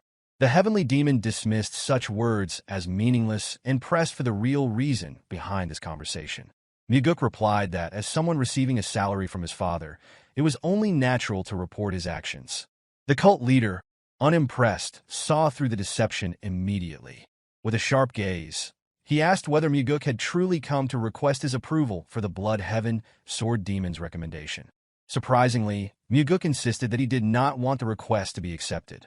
No matter what happened, he urged his father to reject it. This response caught the heavenly demon off guard. There was a pause before he sought confirmation, wondering if Mugeuk had truly wanted the recommendation to be denied. Without hesitation, Mugeuk explained his reasoning. This was an opportunity to put the Blood Heaven Sword Demon in his place. The old man had acted too arrogantly, and others might even come to believe he was superior to the cult leader himself. Allowing this misconception to spread was unacceptable. The heavenly demon regarded his son with curiosity, attempting to discern what kind of game he was playing. Rejecting Kiampa's request meant losing a valuable chance to secure the demonic army. It seemed unthinkable that Mugeuk would pass on such an advantage merely to prove a point. Certain that his son was withholding the truth, he demanded to know his real intentions. Mugeuk, unsurprised by his father's perceptiveness, responded with an amused expression. There was, in fact, something to be gained from the Blood Heaven Sword Demon, and for that to happen, the old man had to face a setback. The heavenly demon then posed a direct question, questioning whether this goal had truly been more important than acquiring the demonic army. Mugeuk, still smiling, confirmed that it was. He had no doubts that he would obtain the demonic army regardless. Everything he desired would eventually fall into his hands. The heavenly demon found his son's confidence impenetrable. With a dismissive turn, he advised him not to be ridiculous. To Mugeuk, however, nothing in that moment seemed more absurd than his father's floral-patterned pajamas. The scene shifted to a conversation between the Blood Heaven Sword Demon and the heavenly demon. Kiampa acknowledged Mugeuk's recent rise within the cult, his voice carrying an air of calculated observation. The heavenly demon, unaffected by the remark, reminded him that it was only due to his own permission that Mugeuk had been able to distinguish himself in the first place. In a rare show of deference, Kiampa bowed his head and offered gratitude. He admitted that it was only recently that he had come to understand Mugeuk's true potential. However, the cult leader remained unconvinced. In his view, Mugeuk was still immature. Kiampa found this assessment peculiar. With a measured tone, he expressed his desire to guide Mugeuk to even greater heights. The heavenly demon regarded this as an unusual proposition, yet he recognized the opportunity it presented. With little resistance, he permitted Kiampa to proceed as he wished. Kiampa wasted no time. Bowing once more before making an additional request, he sought the heavenly demon's assistance in ensuring that his chosen candidate for demonic army commander would secure the position. The cult leader immediately recalled Mugeuk's earlier plea to deny Kiampa's recommendation at all costs. Weighing both requests, he informed the Blood Heaven Sword Demon that granting such a favor would be difficult. Kiampa then revealed a critical piece of information. Mugeuk himself was vying for the position. The heavenly demon, considering this, acknowledged that he had already done much to support his second son. However, the feelings of his firstborn needed to be taken into account as well. Kiampa, showing understanding, reflected on a lesson learned from his years training disciples. He had often been criticized for failing to commit fully to a single candidate. True support, he believed, required unwavering loyalty to one individual. The heavenly demon, unmoved, dismissed such concerns. With a cold, unyielding stare, he declared that unlike Kiampa, he did not concern himself with the opinions of others. Rather than tolerating criticism, he simply eliminated anyone who dared to voice it. The Blood Heaven Sword Demon found himself at a loss for words. The cult leader inquired whether there was anything else to discuss, but Kiampa simply bowed his head and stated that there was nothing further to address. He assured the heavenly demon that they would meet again before turning to leave the building. As he stepped outside, his thoughts lingered on the shift in the cult leader's support. Doubt clouded his mind as he wondered why the heavenly demon had withdrawn his backing from Mugeuk. If a choice had already been made, it seemed only logical that unwavering support should follow. The scene shifted to Mugeuk's residence, where Kiampa sat with a cup of liquor in hand. He remarked that Mugeuk's father placed greater value on his older brother. Mugeuk, unfazed, questioned whether that was truly Kiampa's belief. With a serious tone, he explained that their alliance had never been destined to work, for Kiampa should have been able to compensate for the shortcomings Mugeuk lacked. The remark visibly unsettled the blood heaven sword demon. A flash of anger crossed his face as he demanded clarification, asking if he was being deemed inadequate. Mugeuk responded with nothing but disappointment. Placing his cup down, Kiampa asserted that Jang Ho had never been a viable candidate for the position of demonic army commander. Mugeuk, however, challenged his resolve, questioning whether he had already abandoned the notion. With a measured motion, the older man poured himself another drink and cautioned against pursuing something unattainable. Mugeuk dismissed the advice, pointing out that Kiampa spoke with authority despite having failed to accomplish even a single task for him. The pouring of the liquor ceased as Kiampa's grip tightened around the bottle. His expression darkened as he demanded that Mugeuk repeat himself. Without hesitation, Mugeuk reminded him of the promise made to support him and act as his backer. The blood heaven sword demon countered, insisting that it was Mugeuk who had persistently urged him, like a stubborn child, to accomplish something impossible. In response, Mugeuk argued that if the task was unattainable, the proposal should have been rejected from the start. He accused Kiampa of making a mistake by recommending Jang Ho for the position in the first place. Kiampa found himself unable to formulate a response. Mugeuk drew his sword from his hip, using the sheath to carve a line in the dirt before them. He reminded the older man of a similar line drawn in the past, a representation of the heavenly demon's regard for them. At that time, a mere fraction of the line had belonged to Mugeuk, while the majority had been reserved for another. Now, however, a second line was etched into the earth, this time with Kiampa on the smaller side. A quiet understanding passed between them as the blood heaven sword demon found himself unable to refute the implied message. Mugeuk's lips curled into a knowing smile. He recognized the silence for what it was: acknowledgement. If their roles had been reversed, he claimed, Jang Ho would have secured the position no matter what. Kiampa's response was swift and unwavering. He challenged Mugeuk to prove it. The unexpected provocation left Mugeuk momentarily stunned. With a serious expression, Kiampa reminded him that he had mocked his supposed incompetence, implying that the task should be effortless for someone like Mugeuk. Curiosity flickered in Mugeuk's eyes as he questioned what would happen if his father granted the request. Unshaken, Kiampa encouraged him to attempt it, assuring him that the endeavor would inevitably fail. The blood heaven sword demon's certainty stemmed from his own rejection, and he believed Mugeuk's fate would be no different. Sensing an opportunity, Mugeuk proposed a wager. Amusement danced in Kiampa's gaze as he accepted, laying out the terms. Should Mugeuk fail, he would align himself fully with Kiampa's side and cease all talk of wanting more from him. Mugeuk, however, was not finished. He pressed further, demanding to know what Kiampa would offer if the bet was won. The older man's eyes narrowed as he issued a simple promise. He would comply with whatever was asked of him.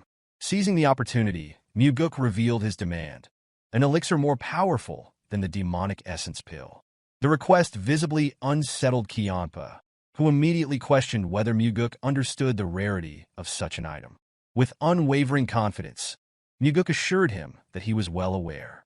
He reminded Kiampa that their fortunes were tied together, for as Mugeuk grew stronger, so too would his supporter. The weight of Mugeuk's argument settled over Kiampa. He knew the younger man was correct. The request was not without reason. Mugeuk had surmised that Kiampa possessed the elusive heavenly divine pill, an elixir surpassing the power of the demonic essence pill. With that knowledge, Mugeuk saw little value in an alliance if neither the commander's position nor the elixir could be secured. Left with no alternative, Kiampa conceded. He agreed to the terms, promising to hand over the elixir should Mugeuk succeed in securing Jang Ho's promotion. With the agreement sealed, Mugeuk raised his sword, demanding a final vow. Kiampa responded by striking his massive weapon against Mugeuk's own, solidifying the promise in a show of unwavering commitment. Without another word, he turned and leaped from Mugeuk's residence, leaving the wager hanging between them. Mugeuk understood that consuming the heavenly divine pill in addition to the demonic essence pill would ensure that energy would never be a limiting factor in any confrontation with the Demon Supremes. Fortunately, a perfect strategy had already formed in his mind. In the following scene, Mugeuk sought an audience with the chief advisor, Myung. Without hesitation, he inquired about the probability of Jang Ho securing the position of demonic army commander. He insisted that the advisor be completely honest. Myung, after a brief moment of contemplation, stated that the chances were below 10%. Finding this response peculiar, Mugeuk reminded him that the Blood Heaven Sword Demon had personally recommended Jang Ho. However, Myung revealed that the cult leader had rejected the recommendation outright. He further explained that the Heavenly Demon was not the kind of ruler who would reverse a decision unless provided with a compelling reason. Mugeuk acknowledged this, demonstrating his understanding of his father's unwavering nature. He then pondered another question, considering what would happen if a second Demon Supreme had recommended Jang Ho. Myung found the remark unusual, repeating it back to Mugeuk with a faint smile. A particular Demon Supreme came to Mugeuk's mind, a woman clad in blue robes. The scene transitioned to Myung seated at his desk, reviewing several documents. He recalled Mugeuk's words regarding the influence of two Demon Supremes endorsing the same candidate. Contemplating this, he admitted that such an occurrence was unprecedented. However, if it were to happen, it would provide the cult leader with the justification needed to reconsider his stance.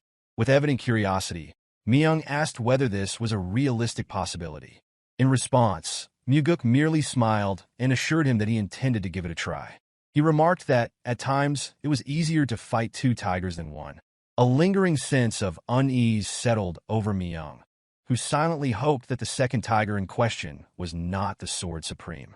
The scene shifted once again, this time introducing a martial artist from the Northern Heaven Sword clan. The man, Bae Jongtak, stood before Mugeuk clad in blue garments. His face betrayed his distress. He had been accused of rape. Desperate to clear his name, he insisted that the servant was attempting to frame him. He pleaded for the opportunity to confront his accuser. Mugeuk, calm and composed, asked the man to explain why he believed the servant would fabricate such a claim. Jongtak speculated that someone might have coerced the girl into making the accusation, or that he had unknowingly offended her in some way.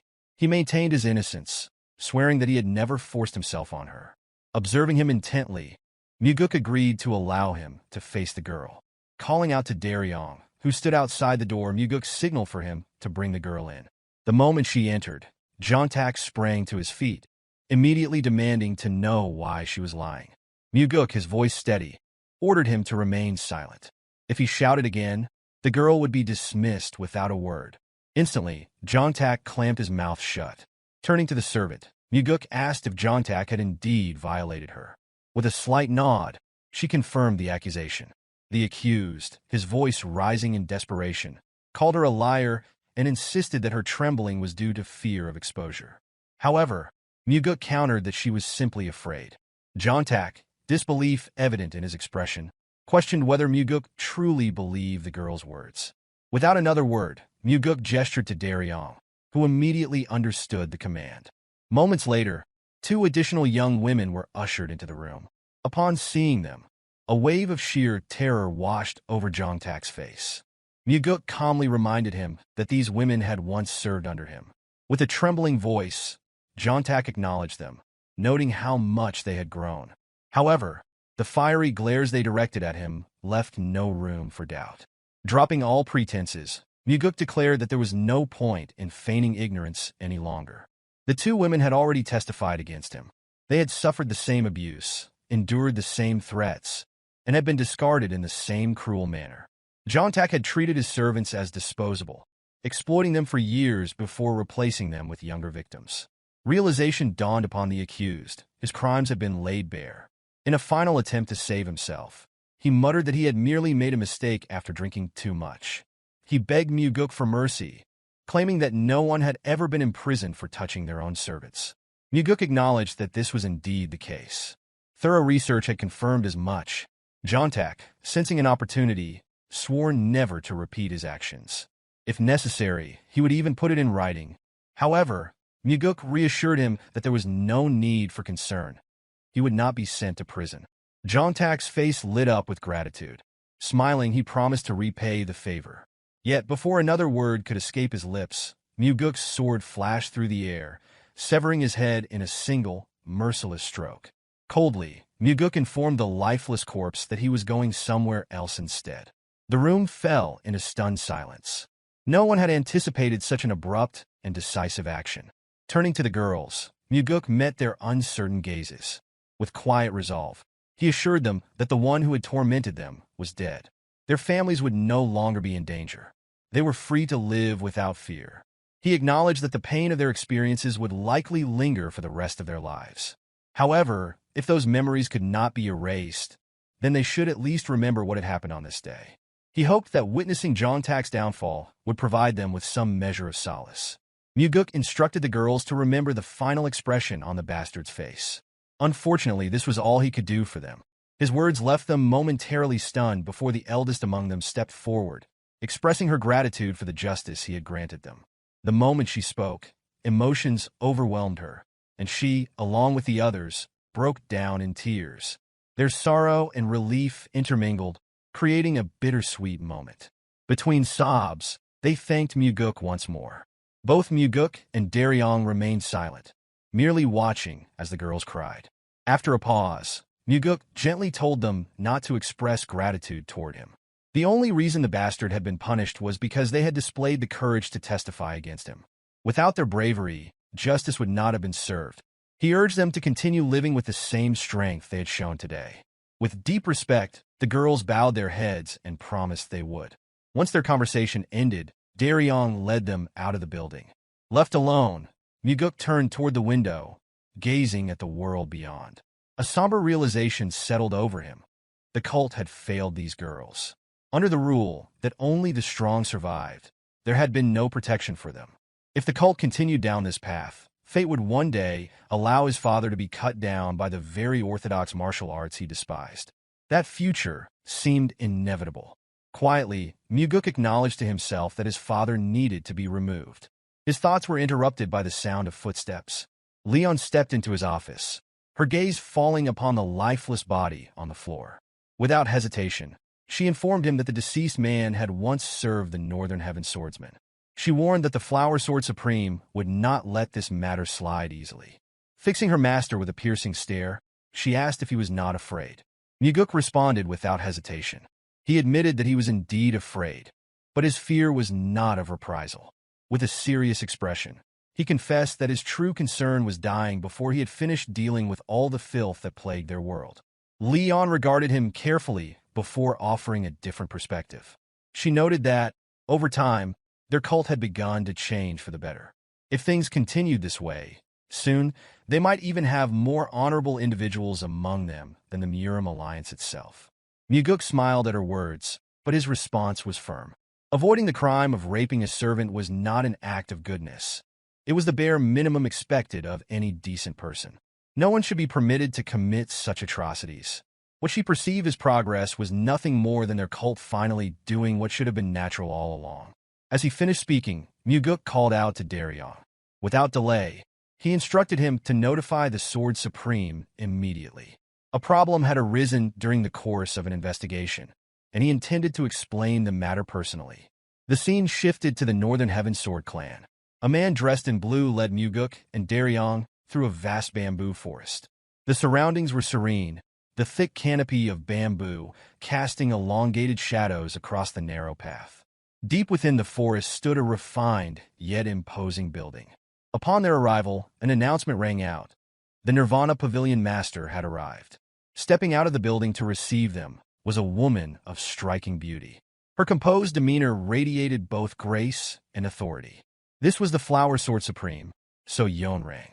Yonrang gestured for the two to enter. As Mugeuk's thoughts drifted, observations about the Flower Sword Supreme surfaced.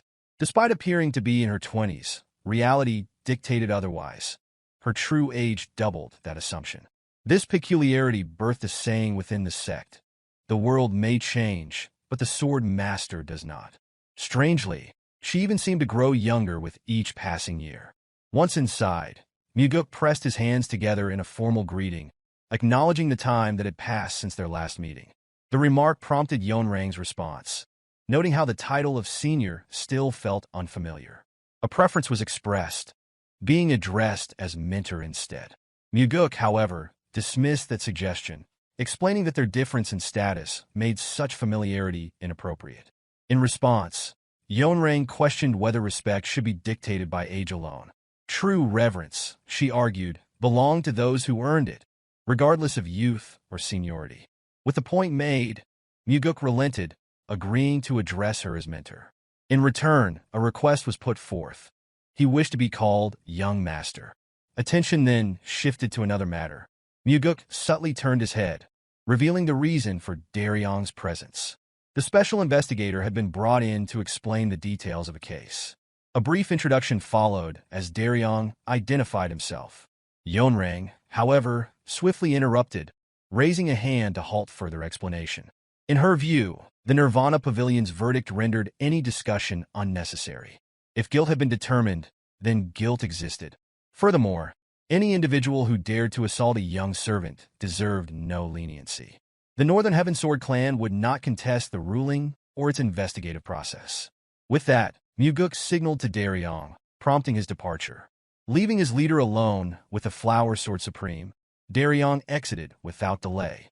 The conversation took on a lighter tone as Yeonrang acknowledged recent shifts within the sect, attributing them to Mugeuk's efforts. A soft smile accompanied the words, expressing appreciation for the changes he had brought. Mugeuk, however, redirected the praise, crediting her unwavering presence as the true foundation of stability. Yeonrang, seemingly amused, dismissed the compliment, jesting about unnecessary flattery directed at an aging face. Mugeuk countered immediately, insisting that she still appeared as youthful as ever. In response, Yeonrang scoffed at the notion, finding it absurd. Her gaze lowered to the back of her hand, as if searching for the passage of time etched upon her skin. A quiet remark followed.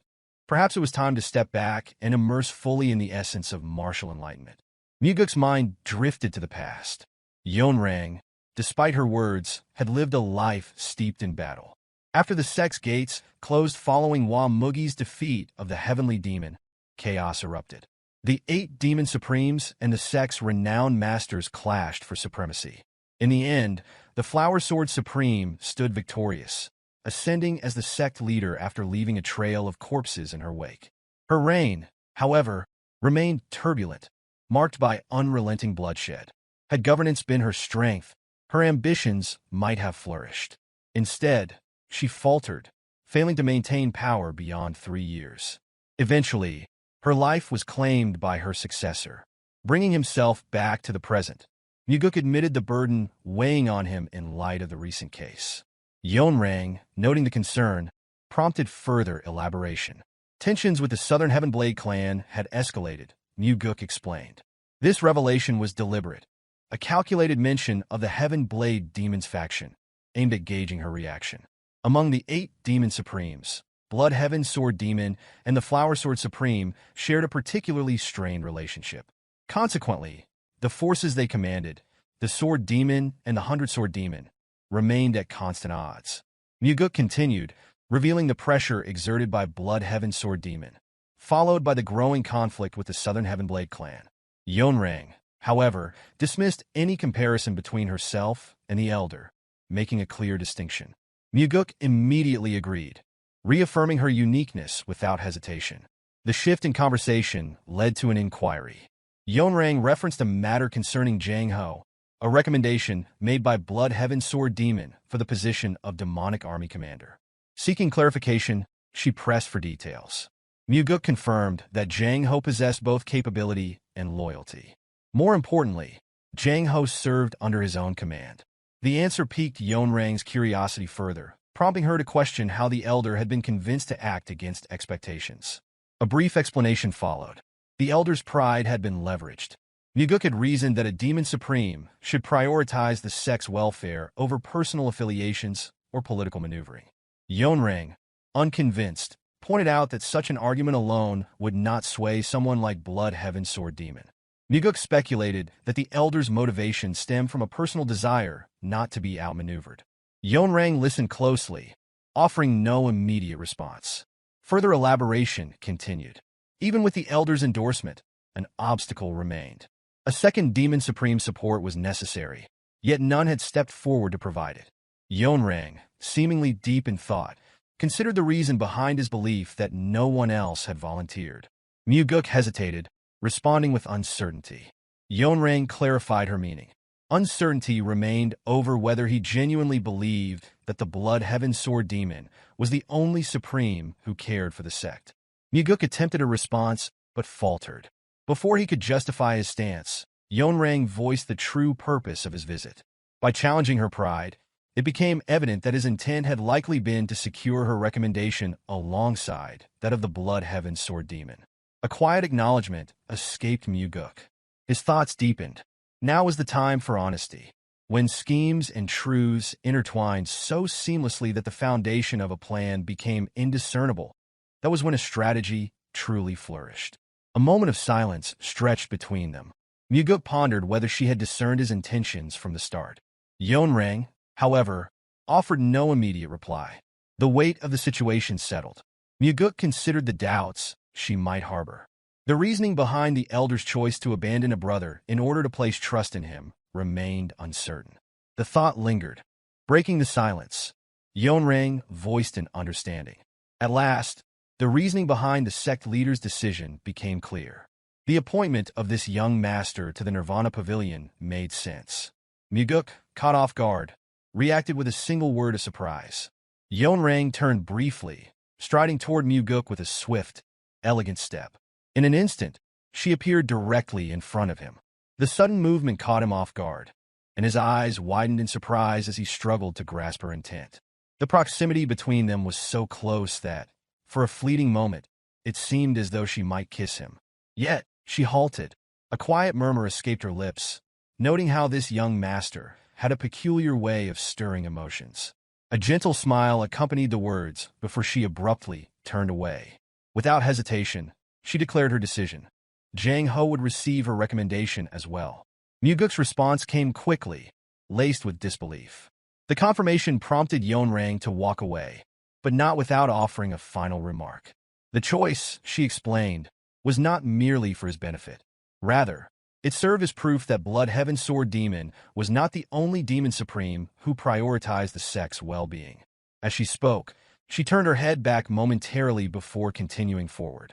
Mugeuk clasped his hands together in acceptance, acknowledging the favor.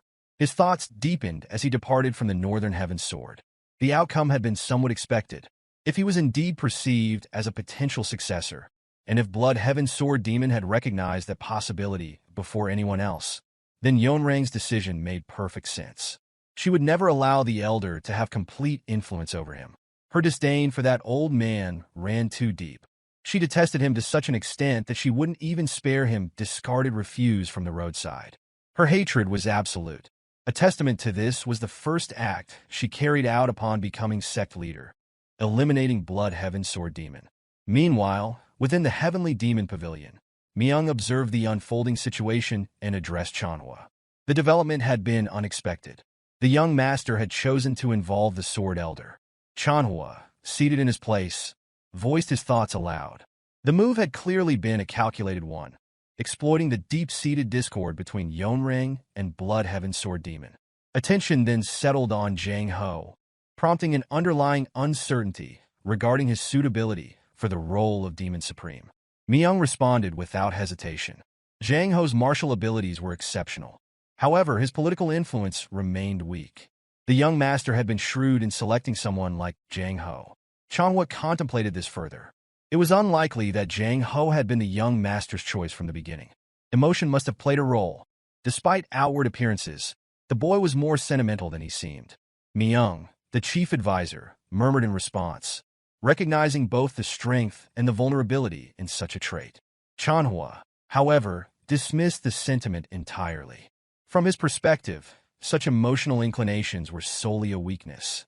With the discussion settled, Myung sought clarity on the next step regarding the Demon Supreme appointment. Chanhua considered the matter carefully before deciding aloud. If both Yeonrang and Blood Heaven Sword Demon had issued recommendations, rejecting the nomination would be impossible. For the sake of their standing, Jang Ho would be appointed Demonic Army Commander. Only after reaching his decision did he formally announce it, declaring that Jang Ho would ascend as one of the 8 Demon Supremes. His voice carried the weight of command. Myung acknowledged the ruling with a slight bow. clasping his hands together in formal deference before preparing to act upon the order. Mugeuk watched as Jang Ho stood there, clearly struggling to find the right words to express his gratitude. Jang Ho had spoken earlier, unsure of how he could ever repay the favor. Mugeuk's gaze turned toward the yard, and he responded with a matter-of-fact tone, explaining that Jang Ho probably wouldn't be able to repay it. He went on, elaborating on the reasons behind his decision to appoint Jang Ho as the Demon Supreme. The first reason, Mugeuk explained, was that he believed Jang Ho was the most suitable candidate for the position, not for his own sake, nor Jang Ho's, but for the demonic army and the main sect. Jang Ho, still processing this, asked what the second reason was. Mugeuk then told him that the second reason was his hope that the demonic army would become his strength, although this created a paradox. He explained that while the first and second reasons seemed contradictory, Jang Ho's upright nature would make maintaining personal relationships difficult. Mugeuk added that he had no intention of forcing friendship on him, so Jang Ho needn't worry. Jang Ho then surprised Mugeuk by revealing something unexpected. He said he abandoned the organization for the sake of personal reason, which caught Mugeuk off guard. Jang Ho reminded him of their first meeting, when he had submitted a report regarding his friend's death, driven by a desire for revenge. He went on to say that, despite being an emotional person who valued relationships above all else, he wanted to be loyal to Mugeuk. However, he clarified that he already considered himself loyal to Mugeuk, and while he would also be loyal to the sect and work for the demonic army, yet his greatest loyalty lay with Mugeuk. Mugeuk knew Jang Ho was speaking the truth.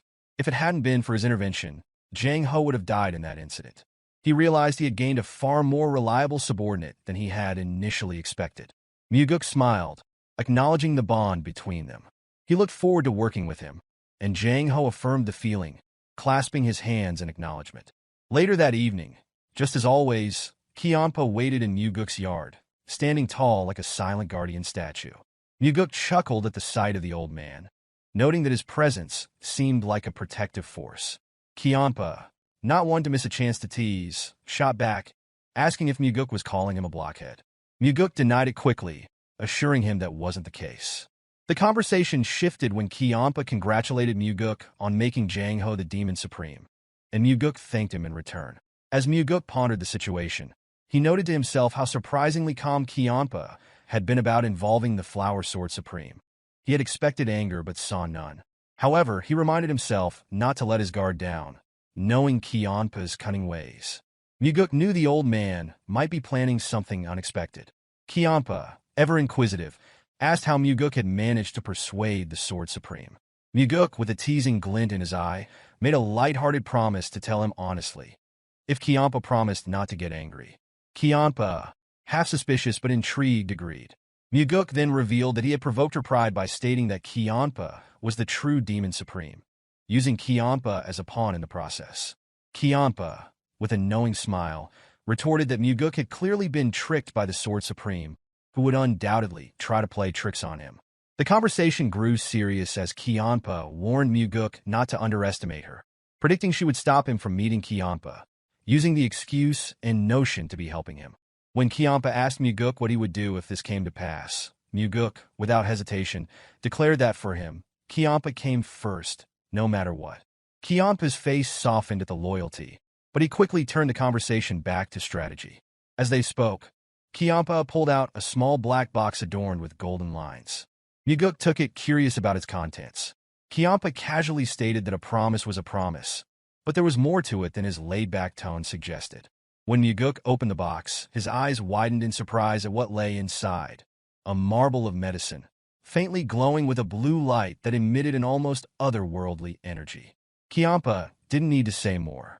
The moment Mugeuk laid eyes on the item, he recognized it instantly, the heavenly divine pill. It was a treasure Kianpa had kept for years, refusing to take it himself, patiently saving it for the right moment. Mugeuk hesitated for a brief moment, then asked, almost teasingly, if Kianpa was truly going to part with it. The question seemed to hit a nerve, and Kianpa's anger flared. His voice sharpened as he threatened to take the pill back, his frustration evident. Mugeuk, half amused by Kianpa's sudden temper, quickly reassured him, making it clear that he wasn't about to let him back out now. Kianpa's actions were not lost on Mugeuk. After a moment, the old man took a seat, planting his broadsword in the ground in front of him, as though preparing for a final stand. Then, with grim determination, Kiampa pledged his loyalty, declaring that he would bet the rest of his life on Mugeuk. His words were solemn, but the resolve in his voice was undeniable. Mugeuk, reflecting on the past, realized the full significance of Kiampa's loyalty. When he had first encountered the Blood Heaven Sword Demon, he had believed that this old man was a liability. Now, Kiampa's willingness to support him meant everything. Mugeuk silently vowed to treasure that loyalty. Mugeuk clasped his hands in gratitude, silently thanking Kiampa for his trust.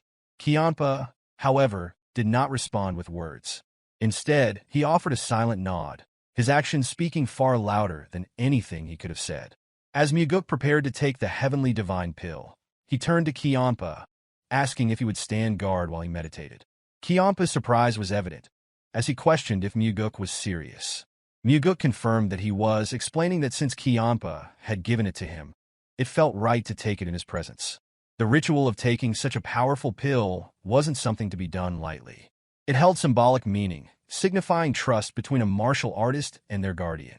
As Mugeuk sat cross-legged, preparing to absorb the pill's energy, Kiampa's expression faltered for a moment.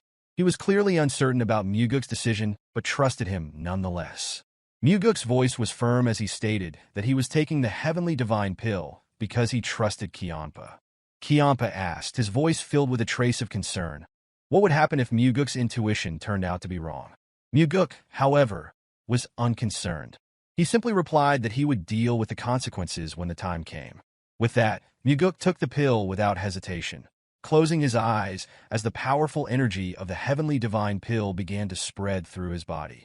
As the energy rushed through his blood vessels, strengthening and opening their passages, Mugeuk focused on absorbing the energy completely, channeling it into his inner reserves. The process was intense, but he had to make sure the energy melded perfectly with his own to achieve its full potential. After several elaborate rotations of his inner energy, Mugeuk finally succeeded in capturing the magical energy of the heavenly divine pill within his meridian. The transformation was palpable. As he opened his eyes, a contented smile spread across his face. The increase in his inner energy was dramatic, far beyond what he had expected. Kiampa, standing at a little distance with his arms crossed, observed him silently. He asked casually how the pill had tasted. Mugeuk's response was almost playful as he confessed that it had been the most delicious thing he'd ever consumed. Kiampa, however, immediately regretted not eating it himself, cursing under his breath at the lost opportunity. Mugeuk chuckled and reassured him that he had likely absorbed the energy far better than Kiampa ever could have. As Mugeuk rose to his feet, a surge of newfound power coursed through him, filling every fiber of his being. The strength he had gained left no room for doubt. If he were to face the Blood Heaven Sword Demon now, the battle would no longer be determined by a lack of inner energy. A deep sense of satisfaction settled within him as he acknowledged this truth, certain that no one could claim his defeat would stem from weakness. Kiampa stepped closer, a playful, yet slightly serious question on his lips. He asked who Mugeuk had become, as if he had somehow transformed before his very eyes. Mugeuk responded with an enigmatic declaration, explaining that he was the one who would lead Kiampa in the future, if the old man was still alive by then. Kiampa, visibly taken aback by the change in Mugeuk's aura, stood his ground despite the suffocating energy that pressed down on him. Emotions flickered across his face, but he didn't laugh or dismiss Mugeuk's words, even though he was clearly annoyed. Mugeuk's next question came unexpectedly, catching Kiampa off guard. With a steady and inquisitive tone, he pressed forward, wanting to know what Kiampa ultimately sought. Kiampa's response was grave. His gaze turned to the night sky as he reflected on his life. He confessed that he was too old to have any grand desires, living only by habit as he moved forward. Mugeuk, however, couldn't help but notice that Kiampa seemed far too passionate to be so indifferent. When Mugeuk pointed this out, Kiampa seemed surprised, asking if he truly appeared that way to the younger man. Mugeuk affirmed, saying that when Kiampa pushed him, he seemed to embody the fire of youth, the same burning spirit that could only come from someone who had much left to prove. Kiampa, still processing Mugeuk's words, admitted that he had begun to feel as though he had cooled down lately. Mugeuk could understand that feeling. He had long realized that no matter how many ambitions and desires one carried, time would inevitably take some of them away. It was a harsh truth, but it was a part of life. Mugeuk's attention was drawn to the cup and jar sitting nearby. He picked up the glass and, with a smirk, asked for some alcohol. Kiampa was puzzled at first, wondering why Mugeuk was asking for a drink after everything that had just transpired. Mugeuk, however, explained that the moment Kiampa had given away the heavenly divine pill without hesitation, he had already won the bet between them. As a result, Mugeuk felt it was only right to accept the drink from the old man. As Kiampa began to pour, Mugeuk's thoughts turned inward. He wondered if it was even possible to fully bring the Blood Heaven Sword Demon into his fold as an ally. With the heavenly divine pill helped his inner strength bolstered, Mugeuk felt that the foundations of his power had been laid, but the true test of his alliances lay ahead. Kiampa told him to drink, and Mugeuk took it without hesitation, savoring the warmth as it slid down his throat. Kiampa, offering a knowing smile, hoped they would do well moving forward. Mugeuk responded with a playful challenge, asking that Kiampa keep his tricks within his limits. Kiampa's voice rose in amusement at the mention of tricks, a hint of mock offense in his tone, before laughter burst from him, hearty and unrestrained. Mugeuk, unable to hold back his own grin, lifted his cup and casually requested another drink. Although Kiampa laughed, Mugeuk understood that the Blood Heaven Sword Demon hadn't yet fully opened his heart to him. There were layers to that man, layers that couldn't be understood by simply peering through a slightly open door. Mugeuk knew that the true nature of their relationship would only be revealed the day that door was fully opened. Whether they would become eternal allies or mortal enemies, whether he would burn to death in Kiampa's flames or he will be pierced by Mugeuk's sword, everything would be decided when that door was finally pushed wide. Later, Mugeuk continued practicing martial arts at the training ground, pushing himself well into the night. The weight of his new responsibilities, his new power, and the looming threats ahead made every moment of training essential. He could not afford to lose to Wamugi. If he did, everything he had worked for would be wasted, no matter how valuable it seemed now. When the training became especially difficult, Mugeuk often found himself imagining the worst, dying by fire simply because he wasn't prepared. Though he knew such things were unlikely, these grim thoughts helped fuel his determination to overcome any laziness or hesitation. His strength had grown to the point where he could now compete in a life-or-death battle with the Demon Supremes. The progress he had made at his age was unbelievable to most. Even with continued training, Mugeuk knew there would come a time when he would hit a wall, but for now, he was still in the early stages, feeling the improvement with each strike of his blade. The more he wielded it, the more a burning desire to fight began to rise within him. The blade seemed to awaken a spirit of investment and ambition that urged him forward. Chanhua's voice interrupted Mugeuk's concentration. He was startled and turned to find his father standing nearby. With a smug grin, Mugeuk proudly announced that he had obtained the heavenly divine pill from the cursed old man. Noticing his father's calm reaction, Mugeuk couldn't help but ask, a hint of frustration in his voice, why Chanhua seemed so unfazed. He emphasized again, as if trying to provoke a reaction, that he had indeed obtained the heavenly divine pill. Unfazed, Chanhua revealed that he already knew about it. In fact, he had been aware that the Blood Heaven Sword Demon had the pill for quite some time. When Mugeuk asked how his father had known, Chanhua casually answered that he had given the pill to the Sword Demon long ago. Mugeuk's mind reeled as he processed the information. So, the line that the Blood Heaven Sword Demon had drawn all those nights ago hadn't been entirely wrong. Chanhua then asked what Mugeuk had wagered in his bet with Kiampa. Mugeuk answered simply. He had bet himself. Chanhua chuckled lightly, pointing out that Kiampa had clearly lost in that deal. Now that the game had truly begun, Mugeuk explained his plans to properly challenge the 8 Demon Supremes. But when he looked to his father for acknowledgement, Chanhua remained silent, which struck Mugeuk as odd. He thought his father would dismiss the idea as nonsense, but now, Chanhua was simply listening. Mugeuk asked why his father wasn't saying anything, and Chanhua, after a long pause, finally spoke. He said he thought Mugeuk might actually be able to pull it off. A satisfied smirk spread across Mugeuk's face as he felt a sense of validation. He could sense that his father was beginning to recognize his true worth. Chanhua, however, offered only a brief response, telling him to keep training before turning and walking away. Mugeuk, never one to let an opportunity slip, thanked his father for placing Jang Ho as the Demon Supreme. Chanhua, without turning back, said that it wasn't because of Mugeuk. It was the recommendation of two other Demon Supremes. Undeterred, Mugeuk remarked that he will chase to be happy in this path. Just then, he felt his father's back tremble slightly, as if the statement had caught him off guard. Mugeuk pressed on, his voice steady as he expressed his belief that if he was happy, those around him would be happy as well, and that happiness would extend to their sect. Chanhua's response was swift, his tone sharp as if Mugeuk's words had struck a nerve. He asked bluntly if Mugeuk was seeking death. Mugeuk, with a wry smile, anticipated his father's response and beat him to the punch, remarking on how it was a cheap sentiment about a good way to die.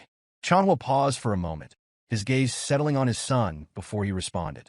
He spoke firmly, warning that if Mugeuk was truly set on this path, he should not expect to find happiness along the way. With those words, Chanhua turned and opened the door, ready to leave. Mugeuk, undeterred, called out after him, his voice rising with conviction, declaring that he would still find happiness, even if it meant walking this difficult path. But by the time the words left his mouth, his father was already gone. A small, determined smile curled on Mugeuk's lips as he thought to himself that he would indeed make it happen. It was clear that the Flower Sword Supreme was different from the Blood Heaven's Sword Demon. She had helped appoint Django as the demonic army leader, but had not shown up to claim any credit. There had been no word from her at all. Her desire for Mugeuk to go to her only highlighted how much she valued her dignity and honor. Mugeuk met her while she was tending to her flower bed, remarked that the flowers were truly beautiful.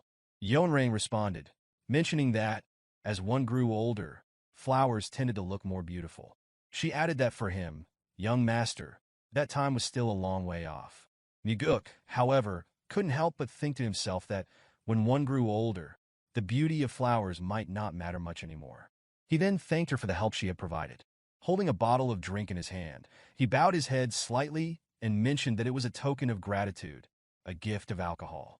Yeonrang, still focused on her flowers, explained that she didn't drink and hadn't for a long time.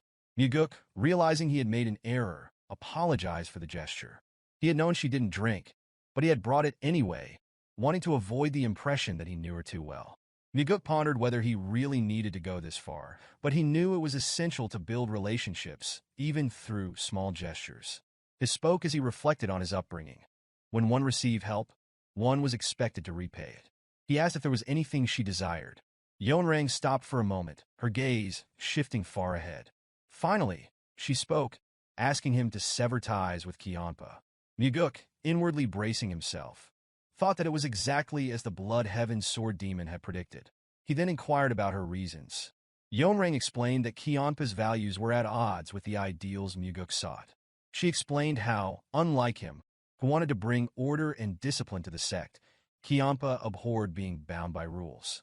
Mugeuk paused as if reflecting deeply, though he was well aware of her personality. What still eluded him was the exact nature of the relationship between Yeonrang and Kianpa. Finally, he answered, stating that he could not follow her request. Yeonrang was surprised, asking if he truly couldn't. Mugeuk clarified that he couldn't because Elder Kianpa had given him an invaluable gift. Normally, he wouldn't mention such a gift, but this time, he felt it necessary to speak of it. In his mind, he knew that he planned to make both the Blood Heaven's Sword Demon and the Flower Sword Supreme his subordinates. Yeonrang pressed further, curious about what the gift was. Mugeuk replied that it was a personal gift, making it difficult to explain. Yeonrang, feeling they were at a level where they should be able to have such conversations, asked if she was mistaken in thinking they could. Mugeuk let out a small sigh and then, acknowledging her kindness, revealed that the gift had been the heavenly divine pill. Yeonrang's eyes widened in disbelief. She could hardly believe that the shrewd old man, Kianpa, would part with such a precious treasure willingly.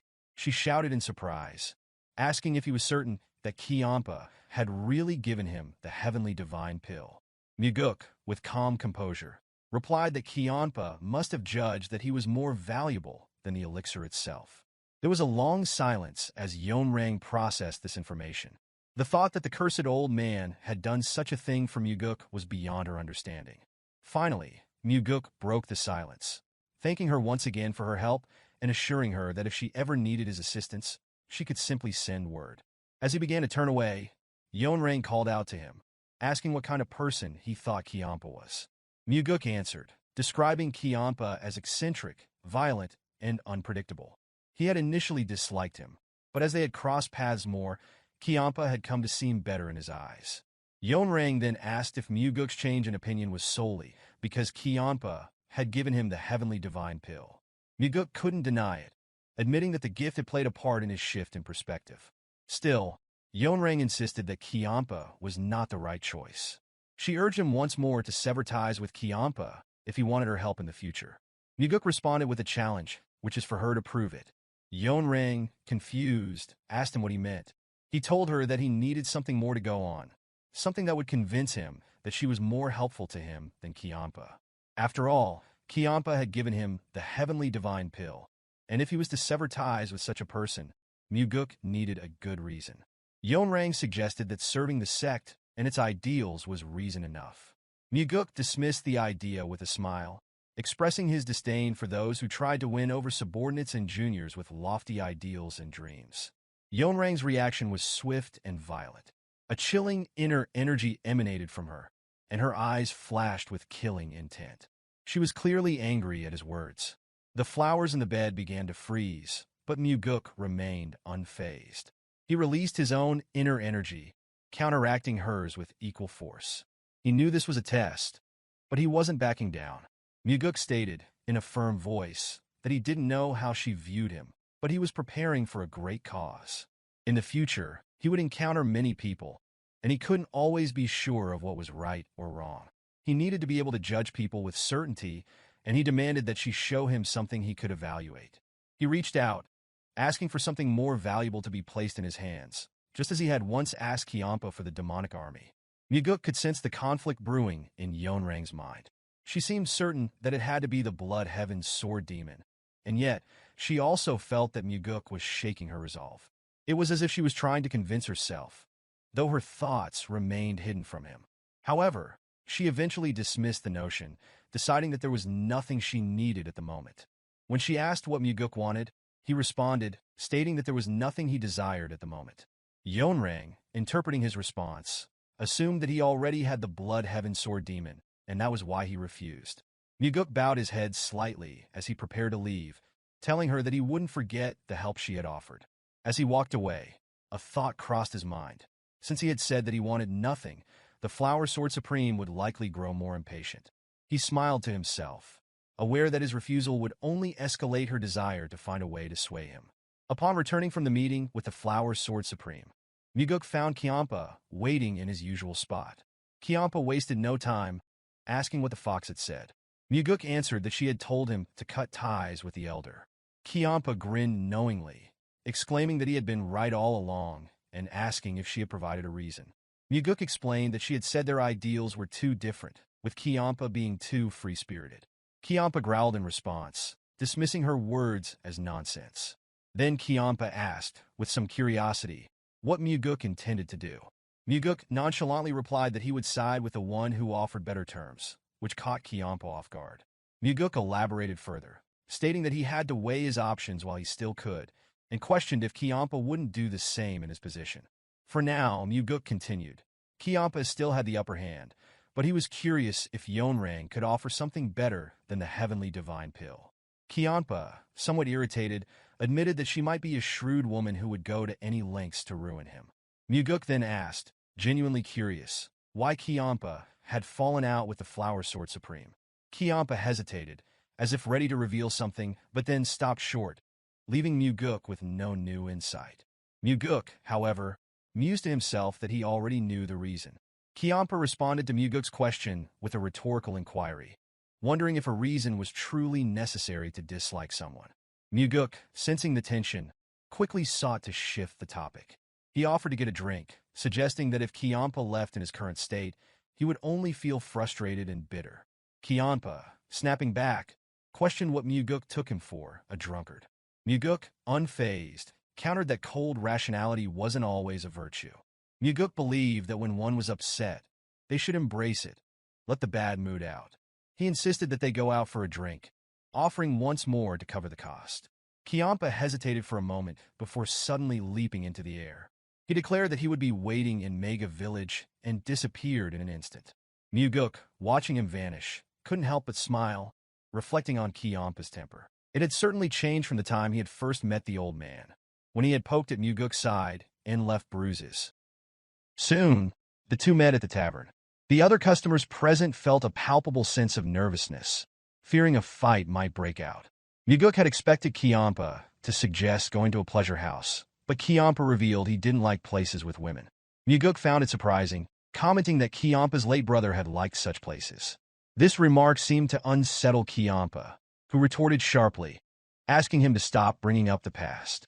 Mugeuk briefly acknowledged the request, but deep down, he had brought it up intentionally to prevent the wound in his heart from festering.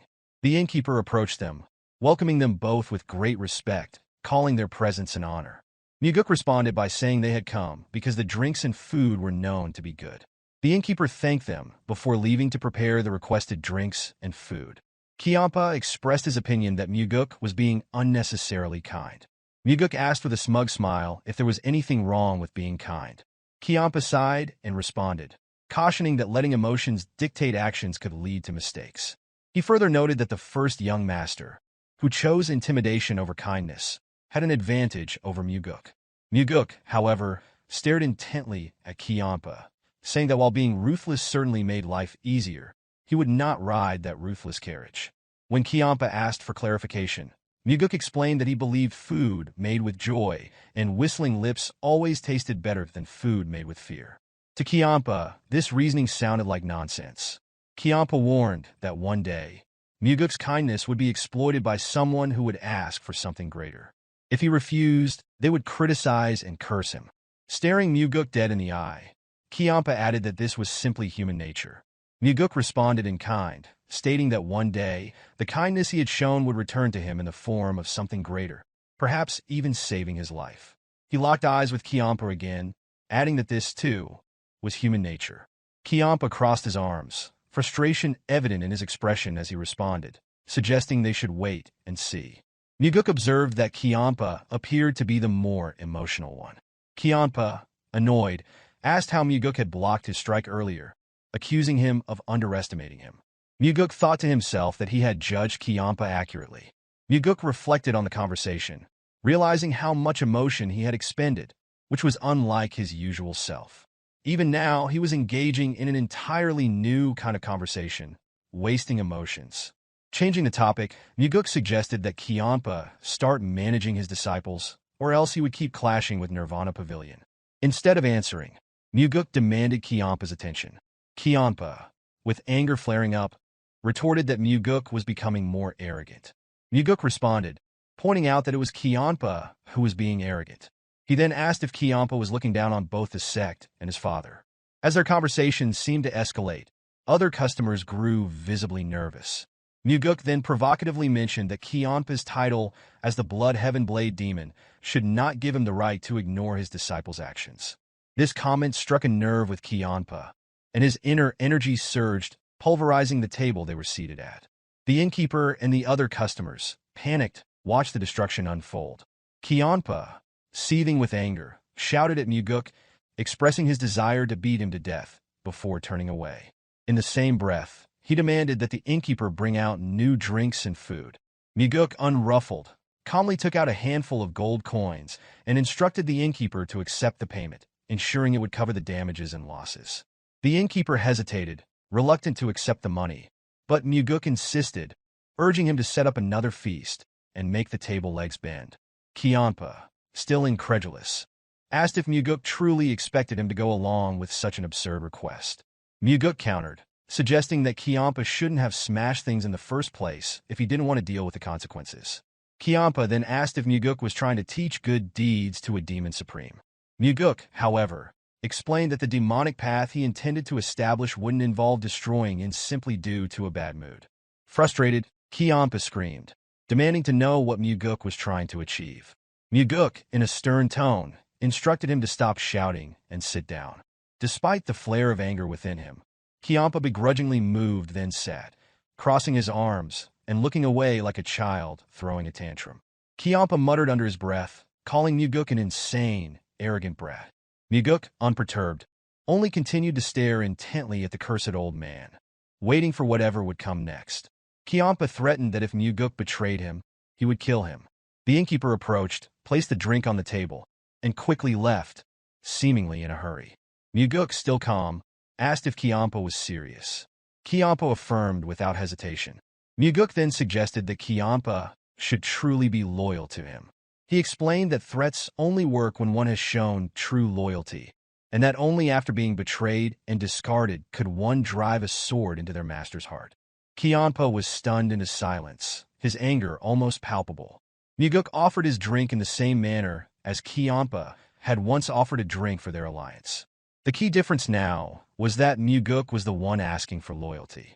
Once Mugeuk finished pouring, he raised a glass for Kiampa to clink to. The cursed old man glanced at it for a moment, then brushed it aside, drinking on his own instead. However, Mugeuk knew that while the glasses did not clink, in his heart, he had already done so. Elsewhere that night, Yeonrang stood bathed in the moonlight, deep in thought in her plane full of blooming flowers. A man reported that the second young master was drinking with the blood heaven sword demon, calling him an arrogant brat. Yeonrang immediately retorted, warning him to be careful with his words, as speaking recklessly behind someone's back was the lowest of acts. The man quickly acknowledged his mistake. Yeonrang, reflecting on the situation, remarked that the second young master was not the person she had known. The man suggested it was merely a storm in a teacup. Yeonrang, however, wondered aloud what would happen if that teacup were large enough to hold the entire Murim, prompting surprise from the man. She then commented on the greedy old man offering the heavenly divine pill, as if giving up his entire being. Yeonrang believed the old man must have seen potential in Mugeuk as a successor. The man, curious, asked if Yeonrang herself had seen that potential. Yeonrang remained silent, lost in thought. Mugeuk certainly had shown an unexpected side to him, but it wasn't enough to convince her to offer something as significant as the heavenly divine pill. She thought about it further, feeling a sense of annoyance. She wondered if the old man may have seen something she had missed, or there could be something she, the Flower Sword Supreme, had failed to recognize. The man, sensing her deep contemplation, suggested that she rest now. A new man had been prepared for her. Yeonrang gave him a solemn expression and a slight smile, then turned and walked back toward her abode, ready to devour whatever the man had prepared. The man, left to wonder, couldn't help but feel a pang of envy. Perhaps it was the second young master's potential that stirred such complex thoughts in his master. The next day, Mugeuk went to the heavenly demon pavilion early in the morning to find his father. Chanhwa was not in the main hall, but in his personal training hall. As Mugeuk entered, a feeling of nervousness crept over him, for it was his first time stepping into his father's personal training space. Inside, he noticed an iron slab hanging from the ceiling, its thickness about the width of a hand. The surface bore deep fist imprints. Surprisingly, the material was millennial iron. Mugeuk was astonished. He marveled at the sight, wondering aloud just how strong one's fists must be to leave such marks. The thought crossed his mind that the millennial iron might be subjected to extreme abuse. Chanhwa dismissed the musings, commanding his son to come forward and demonstrate his wind god's force stride. Mugeuk briefly acknowledged his father's command before channeling his inner energy. Opportunities to receive his father's guidance were rare, so he put his utmost effort into showcasing the technique.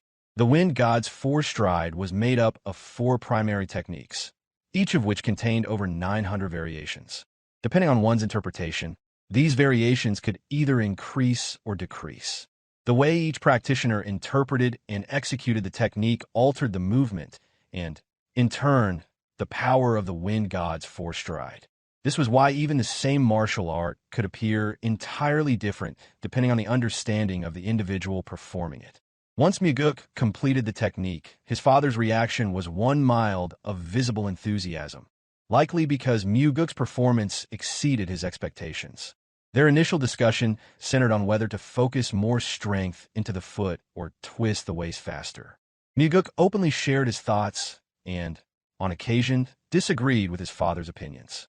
However, Chanhwa proved surprisingly flexible in his thinking and accepted Mugeuk's suggestions. Encouraged by the exchange, Chanhwa began demonstrating the technique in his mind, incorporating Mugeuk's suggestions. He remarked that, as Mugeuk had said, it seemed correct to put more strength into the right foot. Mugeuk smiled in response.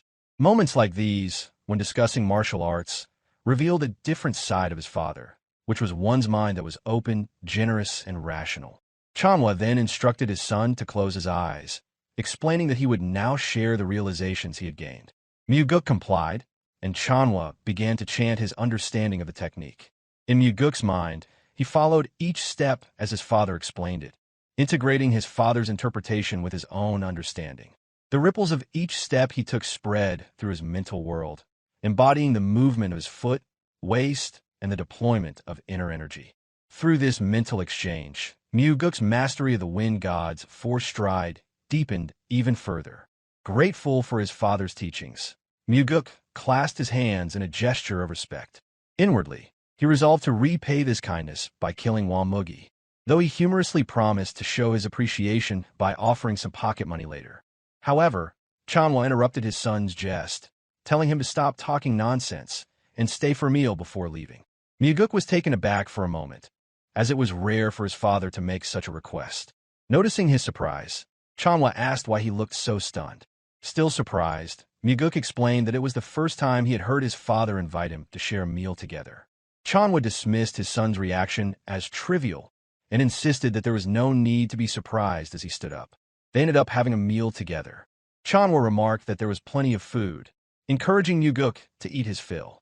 Mugeuk ate quietly, savoring the rare opportunity. He made no jokes, fully aware that such moments did not come often, and he tried to remember it well. Chanhua observed his son in silence for a while, puzzled by his quiet demeanor. After a few moments, Chanhua ate, without speaking as well. Mugeuk realized that his father must have thought he was not joking as usual. However, Chanhua, unaware of the internal thoughts of his son, Mugeuk saw themselves simply as two grown men having a meal, martial artists, yet still father and son. In the past, Mugeuk had never once longed for such moments. But now that he had arrived, he found himself finally understanding the significance. Deep within his heart, he had been longing for this moment. After a while, Chanhua asked if Mugeuk had enjoyed the food. Mugeuk, feeling himself return to his usual self, jokingly responded that perhaps it was time to switch chefs.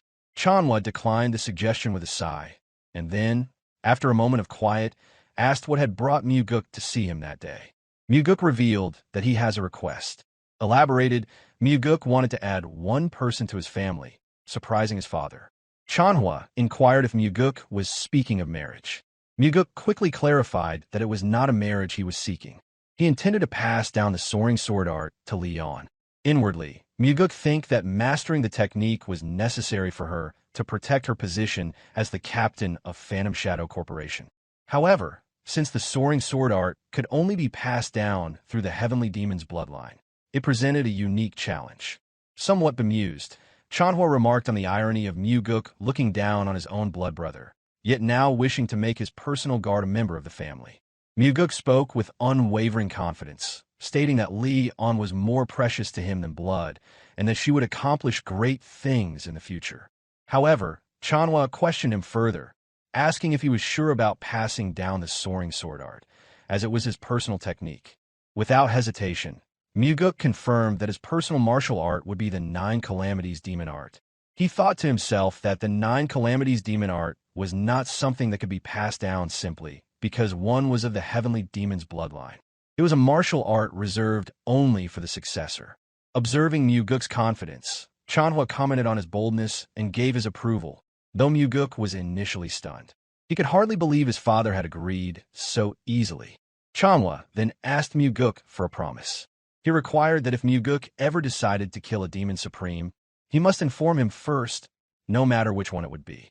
Mugeuk agreed, a slight smile appearing on his face as he gave his word. With his father's permission granted, Mugeuk immediately called for Derion to come to his personal training hall. As she entered, she announced her arrival. Mugeuk greeted her formally, addressing her as the Phantom Shadow Corp captain. Derion immediately bowed, acknowledging his command. Mugeuk informed her that from this moment on, he would be teaching her a new martial art. Derion was taken aback, asking if he was serious. Mugeuk confirmed, adding that he intended to pass down the soaring sword art to her. Leon's response was a stern refusal. She exclaimed in disbelief that the soaring sword art was only passed down to those of the heavenly demon's bloodline. Her shock was evident, and she expressed her concern, warning Mugeuk of the consequences if the heavenly demon found out. Mugeuk calmly asked if she was finished speaking and urged her to calm down. Leon continued to protest, insisting that it was impossible for her to learn the soaring sword art. She feared what would happen if their secret got out. Mugeuk reassured her that he had already received his father's permission, surprising Leon further.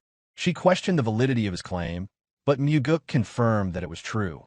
Still uncertain, Leon hesitated, asking why Mugeuk would teach her the soaring sword art, a technique so personal to him. Mugeuk explained that Leon needed to master at least this level of martial art to properly lead the Phantom Shadow Corps, and that she was like family to him, so she was worthy of learning it. Leon's disbelief remained, as she stuttered, expressing that she could never dare to learn Mugeuk's personal technique. Her voice quivered as she repeated her refusal. Mugeuk moved closer to her, noticing the tremor in her body. He could see that something deep inside her was struggling to surface. Leon finally broke down, confessing that she had never been treasured this much by anyone before. Her words were shaky, filled with emotion as the realization dawned on her. Mugeuk gently patted Leon's shoulder and assured her that she had always been precious to him. At these words, Leon burst into loud sobs, as if something long held within her had been released. Mugeuk stood quietly, allowing her to cry, understanding that she needed this release. For some time, Mugeuk concentrated on teaching Leon, managing Nirvana Pavilion, and focusing on his own cultivation and training. Leon absorbed the soaring sword art with remarkable speed, her martial talent surpassing Mugeuk's expectations. With relentless effort, her progress was so rapid that it even surprised him.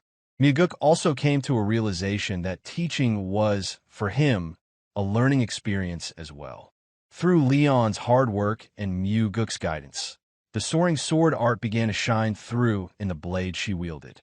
Although tired and covered in sweat, Leon turned to her young master, her face lighting up with clear joy. Mugeuk observed her with a smile, the realization settling in. He had never taught anyone before, and this experience became an invaluable one for him. One early morning at the Nirvana Pavilion, Mugeuk gathered all of his officers. It had been some time since they had all met in one place. Mugeuk greeted them with a sense of camaraderie. The officers responded in unison, affirming his words. Encouraged by their enthusiasm, Mugeuk expressed his intent to fuel their spirits further. This announcement led to confusion among the officers of the Nirvana Pavilion. They exchanged glances, unsure of what their young leader was trying to convey. Without looking back, Mugeuk instructed Derion to open a box he had prepared earlier. Derion, without hesitation, opened a red box beside him. To his astonishment, he wondered what kind of money was contained inside. Mugeuk ordered him to distribute the contents to everyone.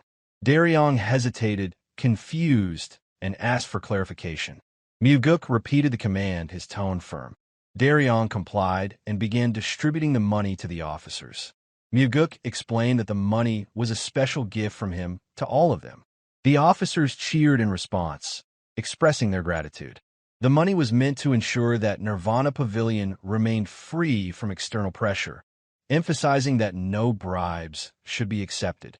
Mugeuk clarified that if anyone needed money, they could come to him for an advance on their monthly stipend or even borrow from his personal funds.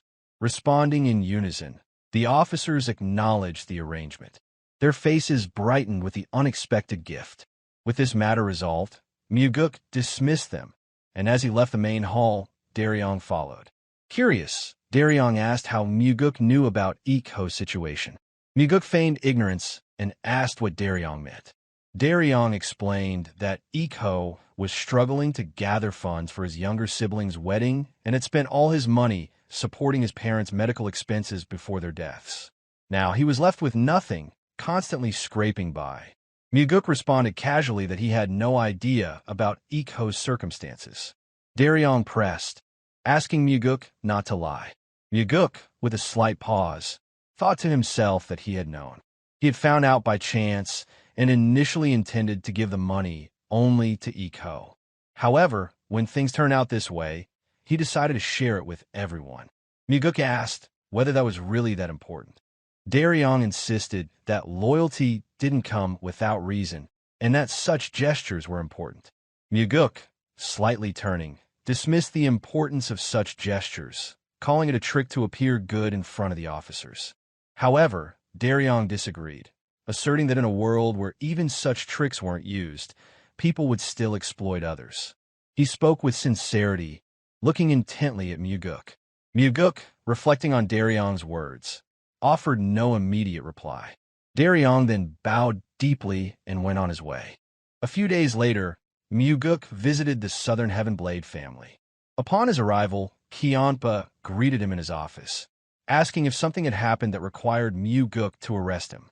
Mugeuk mused if Qianpa had committed any recent crimes that had escaped his notice. Qianpa responded, acknowledging his life was full of sins, though not particularly today.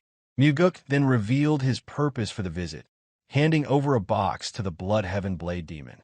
Qianpa eyed the box curiously, wondering if it contained poison gas, considering whether Mugeuk was planning an assassination. In turn, Mugeuk joked about the rarity of such a box and expressed his interest in obtaining a few dozens. Qianpa asked once more about its contents, prompting Mugeuk to urge him to open it. As Qianpa began to open the box, much to his surprise, he found a blood-poisoned pearl inside. Ironically, it was the exact opposite of his earlier jest. Mugeuk remarked that it was a top-grade, detoxifying pearl. Still puzzled, Qianpa questioned why Mugeuk was giving it to him. Mugeuk answered, revealing it was a birthday gift. For a brief moment, the Blood Heaven Blade Demon was stunned, frozen by the revelation. Still in disbelief, Qianpa asked if it was truly his birthday. Mugeuk confirmed it, then playfully asked if Qianpa really hadn't known. Qianpa admitted he had stopped caring about birthdays a long time ago. He then inquired how Mugeuk knew, to which Mugeuk confidently replied that there was no information Nirvana Pavilion didn't possess, even jokingly adding he knew how many sets of underwear Qianpa owned. Qianpa asked seriously about the number of pairs, but Mugeuk quickly dismissed it, stating it was an exaggeration. Nonetheless, he wished Qianpa a happy birthday and reiterated that the gift was a gesture of goodwill to strengthen their bond. Mugeuk then bowed and prepared to leave.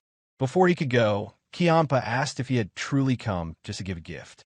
Mugeuk assured him it was purely for his birthday, with no other intentions, and suggested they drink together that evening at their usual tavern. With his usual casual air, Mugeuk departed, leaving Qianpa in stunned silence. The Blood Heaven Blade Demon was looking at the blood-poisoned pearl with an expression he rarely shown. It was the first time Qianpa showed a look of gratitude on his face. Later that evening, as the golden sunlight waned, Mugeuk returned home. To his surprise, he found a Flower Sword Supreme sitting in the spot where Qianpa had been earlier. A table with drinks had been set before her. She greeted him warmly, inviting him to relax and drink before heading to rest. Her beauty, effortless and alluring, was undeniable, but Mugeuk, ever cautious, approached her, already prepared for whatever might come. Mugeuk sat in front of the Flower Sword Supreme. Though his tone conveyed discomfort, similar to his interaction with the Blood Heaven Blade Demon, inwardly he was tense. He addressed her, expressing his readiness to engage. Mugeuk inquired about her offer of drink, noting that she had previously claimed not to drink. Yeonrang clarified that the drink was not for her, but for him. Mugeuk thanked her as she poured the drink, and without hesitation, he drank it. Yeonrang observed him closely. She asked, what if there had been poison in the drink? She wondered aloud how he could drink it without checking. Mugeuk replied that although he didn't check, he had taken precautions. At this, Mugeuk spat out the blood-poisoned pearl he had kept in his mouth. Not only did it prevent poisoning, but it also neutralized any poison in the drink, if it had been present. Yeonrang examined the pearl, commenting on its size, which indicated it was a top-grade blood-poisoned pearl. Mugeuk acknowledged that he had been cautious, noting that he couldn't simply drink what she offered without considering the possibility of danger, given the tension between them. Yeonrang pressed, asking if Mugeuk had taken a blood poison pearl when the Blood Heaven Blade demon offered him a drink. Mugeuk responded simply, stating he had not. This led Yeonrang to ask whether Mugeuk trusted the Blood Heaven Blade demon more than her. Mugeuk explained that a great deal had occurred before he had shared a drink with Elder Kionpa. Yeonrang countered, asking if they hadn't also been through a lot together. Mugeuk dismissed this, stating no, they had not shared such experiences. She revealed that it had been her who had repeatedly recommended Django, but Mugeuk emphasized that this choice had not been made for his benefit. It was, in fact, an attempt to force him to sever ties with Elder Kionpa. Yeonrang listened attentively as Mugeuk spoke, absorbing his words carefully. Mugeuk continued, expressing his desire to build many shared experiences with her. He wished to drink the wine she offered him without the need for the blood poison pearl. Yeonrang questioned him, challenging the sincerity of his words, and suggested that his heart already belonged to the Blood Heaven Blade demon. Mugeuk gazed into her eyes as he lifted the blood poison pearl in his hand, then placed it down. He poured himself another drink, deliberately taking his time, and drank it in front of her without hesitation. His intent was clear. He wanted to show her his disappointment, and for a moment, her expression hardened. He wanted to convey that it was she who should be cautious, not him. Yeonrang's expression softened as she observed his actions. Mugeuk knew that she believed she was not someone who needed to be compared to the Blood Heaven Blade demon. She was proud, confident that, should Mugeuk be forced to choose, he would choose her without question. Moreover, she was not the type of person to poison a drink. With a quiet gaze, Yeonrang finally spoke, asking Mugeuk what he truly wanted. Mugeuk's response was direct, revealing that he wanted her help in becoming the successor, but he wanted her assistance without requiring him to cut ties with Elder Kionpa. Yeonrang's eyes wavered, as if her initial purpose in coming to see him had been abandoned. She stood, about to leave, and spoke as she turned away. She explained that, in this world, only a parent helps without conditions before walking off. Mugeuk offered an invitation, suggesting that she join him for a drink later at Flowing Wind Tavern, if she felt like it. She did not respond, simply leaving him behind. Mugeuk made his way inside his residence to change, but to his surprise, someone was already there. His father stood atop the residence rooftop. After the two demon supremes, now his father was here too. Mugeuk began to feel nervous, realizing it had become a day filled with encounters with powerful figures. He greeted his father with a question about what had brought him to his humble abode. His father, Wu Jin, responded that he had come to see how Mugeuk was living. Mugeuk reflected that this was the first time his father had visited his residence, a fact that made him pause. He thought to himself about how many firsts they had shared, their first hunt, their first meal together, and now, this visit to his quarters. Mugeuk invited his father inside, but Wu Jin declined, suggesting he would not go into a room that smelled of a man living alone. Mugeuk offered to bring out a chair, but his father refused, stating he had already sat enough that day. Mugeuk's lips curled into a small smile before he leapt up to the roof beside his father. He continued, commenting that he remembered hearing that sitting for too long is harmful to one's health. He suggested that his father should avoid sitting too long in council meetings. Wu Jin turned the question back on his son, asking if Mugeuk wanted to live a long life. Mugeuk answered affirmatively, explaining there was still so much he wished to experience. He then asked his father if there was anything he wished to do besides being the heavenly demon. Wu Jin's response was brief, his tone firm as he simply stated that he wanted nothing. However, Mugeuk thought differently. To him, his father's response seemed less like a definitive answer and more like an indication that there were too many desires to narrow down. Still gazing at his father, Mugeuk expressed a wish. One day, he hoped to travel to the Central Plains with his father. Wu Jin paused, his train of thought interrupted by his son's words. Mugeuk quickly clarified that he did not mean to travel in order to fight the Martial Alliance, offering the suggestion with a light-hearted jest. Wu Jin sighed, though his son's light humor seemed to bring a small chuckle from him. Mugeuk elaborated, mentioning that he simply wanted to explore and observe how people lived. He invited his father to join him, even mentioning that he had heard the snowy mountains were especially beautiful in the summer.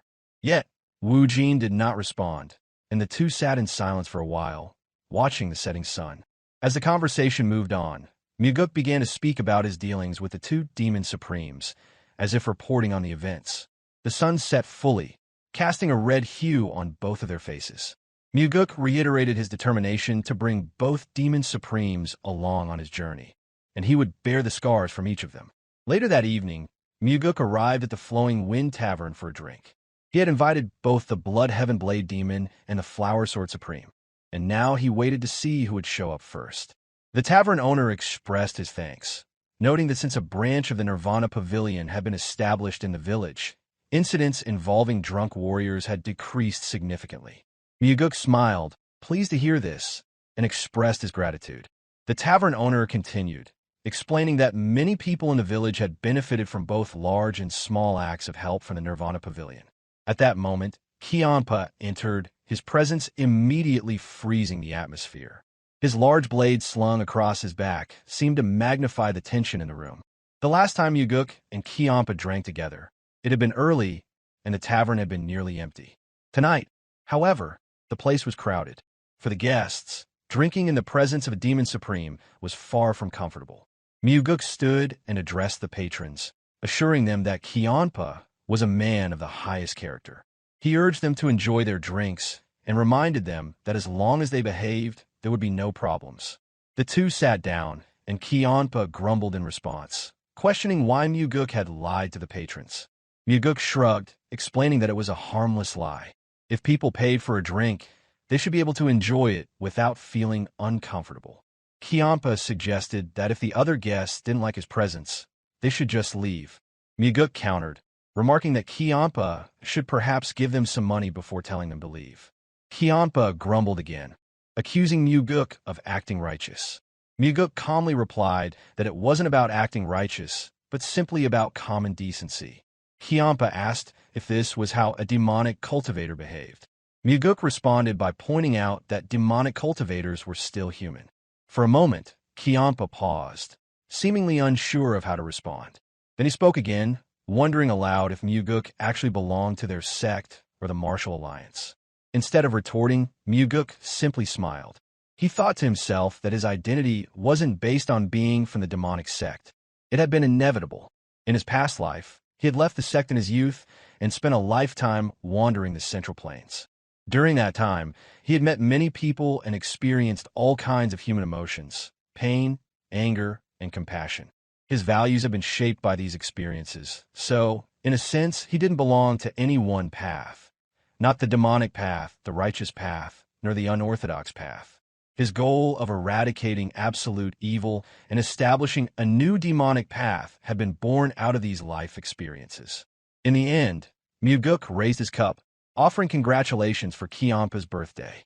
Startled by the mention of his birthday, Kianpa told Mugeuk to lower his voice and stop with pointless celebrations.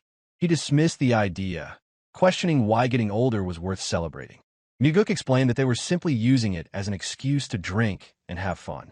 Kianpa remarked that Mugeuk enjoyed drinking more than he let on. Mugeuk agreed, then asked Kianpa if he liked drinking. Suddenly, Kianpa went silent. After a moment, he replied solemnly, admitting that he used to enjoy it, but had since cut back. It was then that a clear voice rang out from the entrance of the tavern. It was the Flower Sword Supreme, Yeonrang, making her entrance and walking toward them. She had accepted Mugeuk's invitation to have a drink. Both men were taken aback. Mugeuk hadn't expected Yeonrang to actually show up, and Kianpa was surprised by her sudden appearance. Mugeuk had not informed Kianpa that he had invited the Flower Sword Supreme. Thus, the sly old fox came to meet the cursed old man. The prideful demon supremes had once been romantically involved with each other, but a third party, who seemed either jealous or simply disapproving of their relationship, made up false stories about the Blood Heaven Blade Demon. This caused her to break her relationship with him and develop a deep resentment toward him. Since then, the Blood Heaven Blade Demon had suffered from severe depression due to his broken heart. On the other hand, the Flower Sword Supreme succumbed to her desires, filling her nights with men, left and right. Their conflict began due to a massive misunderstanding, with the old man remaining in the dark the entire time, while the old lady seemed unwilling to confirm the rumors about him. Yeonrang's hatred was palpable. She could hardly bear the presence of the cursed old man. and the only reason she remained was her curiosity to hear the young master out. Meanwhile, Kiampa's mind raced as he still wondered how it was possible for her to despise him so much. The tension in the room was thick, and the guests stood silently, observing the two demon supremes in the same space. Mugeuk rose from his seat and pulled a chair out for Yeonrang. With a calm voice, he welcomed her. He urged her to sit, addressing her with the utmost politeness, aware that she might leave at any moment. Yeonrang walked to the table, completely ignoring the cursed old man. Her anger simmered beneath the surface, still seething, ready to erupt at any moment. She sat down and placed her sword beside her, attempting to calm her racing mind. Kiampa gazed at her, still perplexed by what had gone wrong between them, while the sly old fox didn't spare him a single glance. Mugeuk understood the depth of their hatred, yet he had orchestrated this meeting. Yeonrang's cold gaze turned toward the young master as she asked why she had been called there. Mugeuk answered, explaining that it was Elder Kiampa's birthday. He was taught that, no matter how much one dislikes someone, a birthday should at least be acknowledged and celebrated. He looked between the two elders as he continued, saying it was a good occasion and that he had called her to celebrate. Without warning, Yeonrang stood up abruptly, intending to leave. She told him that next time, he should call her when he was alone. Unfazed, Kiampa casually asked what had upset her. Yeonrang turned her icy stare toward him, demanding to know how he could ask such a question if he truly didn't know what he had done. Kiampa admitted he didn't understand and asked again what had made her so angry. In that moment, the long-held grievances, which had festered like open wounds, erupted. Yeonrang flared up and shouted, directing all her fury at him, telling him it was all because of him. Kiampa shot back, asking what he had done wrong back then. Yeonrang's fury was palpable as she screamed for him to shut up. She tensed, clearly worried that their past would be dragged into the open. Kiampa paused for a moment, but Yeonrang, her anger barely contained, gathered herself before speaking again. She called him a selfish idiot, saying it in such a way that it sounded like a casual statement, but with unmistakable venom. At her words, Kiampa stood up abruptly. His anger flared, and he demanded her to repeat what she had said. Yeonrang taunted him, daring him to swing his blade, as he always did, mocking his tendency to speak drunken nonsense. She spoke her words with disdain, daring him to act. Kiampa stood silently, the annihilation blade trembling in his hands, but he made no move. Mugeuk observed their argument, but did not intervene. He knew the two would never actually draw their weapons against each other, as the Demon Supremes followed an unspoken rule to never fight among themselves. This rule had kept them alive for so long, and was essential to their survival as the 8 Demon Supremes. Mugeuk, sensing the rising tension, suggested they calm down, noting that there was still time before midnight. Then, suddenly, Yeonrang raised her voice in sharp anger. She demanded to know what Mugeuk thought he was doing, accusing him of despising her enough to pull such a stunt. Her usual calm, respectful demeanor shattered in that moment. Mugeuk attempted to calm her, explaining that he had brought her there because he needed her, hoping that today, she and Kiampa could reconcile. He admitted that he didn't understand the depth of their animosity, but wished to see it resolved. Yeonrang sighed deeply, struggling to regain her composure. She then asked, with cold practicality, that if a simple drink could have fixed things between them, why had they remained at odds for so long? Undeterred, Mugeuk suggested they meet again, even if it meant to curse at each other, pull each other's hair, and fight out until there's nothing left to fight. His suggestion was blunt, but it carried the weight of his desire to see the conflict resolved. Yeonrang shot back, saying that Mugeuk was being greedy. She reminded him of the first day they had met when she had told him that she could not work with the cursed old man. With a fierce glare, she left the room, unable to tolerate the situation any longer. Kiampa, ignoring her leave, drank his cup to signify the end of the matter, muttering under his breath in irritation. He accepted the congratulations with a sneer, calling Mugeuk as a damn brat while putting his cup down. Before he leave, Kiampa broke yet another innocent table in his frustration. Left with the aftermath, Mugeuk left money for the innkeeper. He mused aloud that they should start by fixing that old man's habit of breaking things. Smiling awkwardly, The innkeeper commented that he might make more money as a carpenter than as an innkeeper, which brought a small laugh from Mugeuk before he left the inn. Mugeuk had expected the meeting to unfold as it had, but he also knew it was necessary. He had to continue bringing the two demon supremes together, pulling out their buried emotions and allowing them to clash and argue. He believed that eventually, the resentment that had eaten away at them for so long would seem insignificant when they looked back on it. Later that night, Mugeuk awoke from his sleep. He had sensed an energy outside, and as he rose from his bed, he strapped on the black demon sword before heading outside. There, standing in the middle of the yard, was the Flower Sword Supreme. As expected, Yeonrang thought to herself. The young master was no ordinary talent. Though she had made no effort to reveal her presence, she was surprised that he had awakened. Mugeuk responded casually, explaining that he was just a light sleeper. After a brief exchange of pleasantries, Yeonrang began a long rant. She recalled something Mugeuk had once told her. He had said that he despised those who tried to win their subordinates' loyalty with nothing but dreams and ideals. She spoke solemnly, adding that there was also a type of person she despised. This prompted Mugeuk to ask what she meant. Yeonrang muttered that she despised people who spoke eloquently but lacked the skills to back it up. Mugeuk inquired if she was suggesting that he was such a person, to which she responded by raising her sword slowly, implying that she wanted to test his abilities. With her back still turned, Yeonrang drew her sword in a perfect, fluid motion. Despite facing away from him, Mugeuk felt no opening in her defense. Mugeuk then muttered that there was another type of person he disliked. Without turning to face him, Yeonrang asked who that was. Mugeuk explained that he despised people who were strong but lacked consideration for others, those who use their power to suppress others and manipulate relationships for their own benefit. He could not stand seeing others hurt by such a lack of imagination. At that, the demonic energy radiating from Yeonrang's body exploded outward, sending winds in all directions. But Mugeuk stood still, unfazed by the surge. Yeonrang dismissed the second young master with sharp words, accusing him of arrogance fueled by excessive praise. She turned her head toward him, expecting some reaction, but Mugeuk remained unfazed. It was not fear that kept him still, but the confidence of one who knew how to handle such challenges. With calm determination, Mugeuk posed a question, asking what she would do if he emerged victorious. Understanding her coming to him immediately after their previous conflict, he recognized that the only way to subdue her was through sheer strength.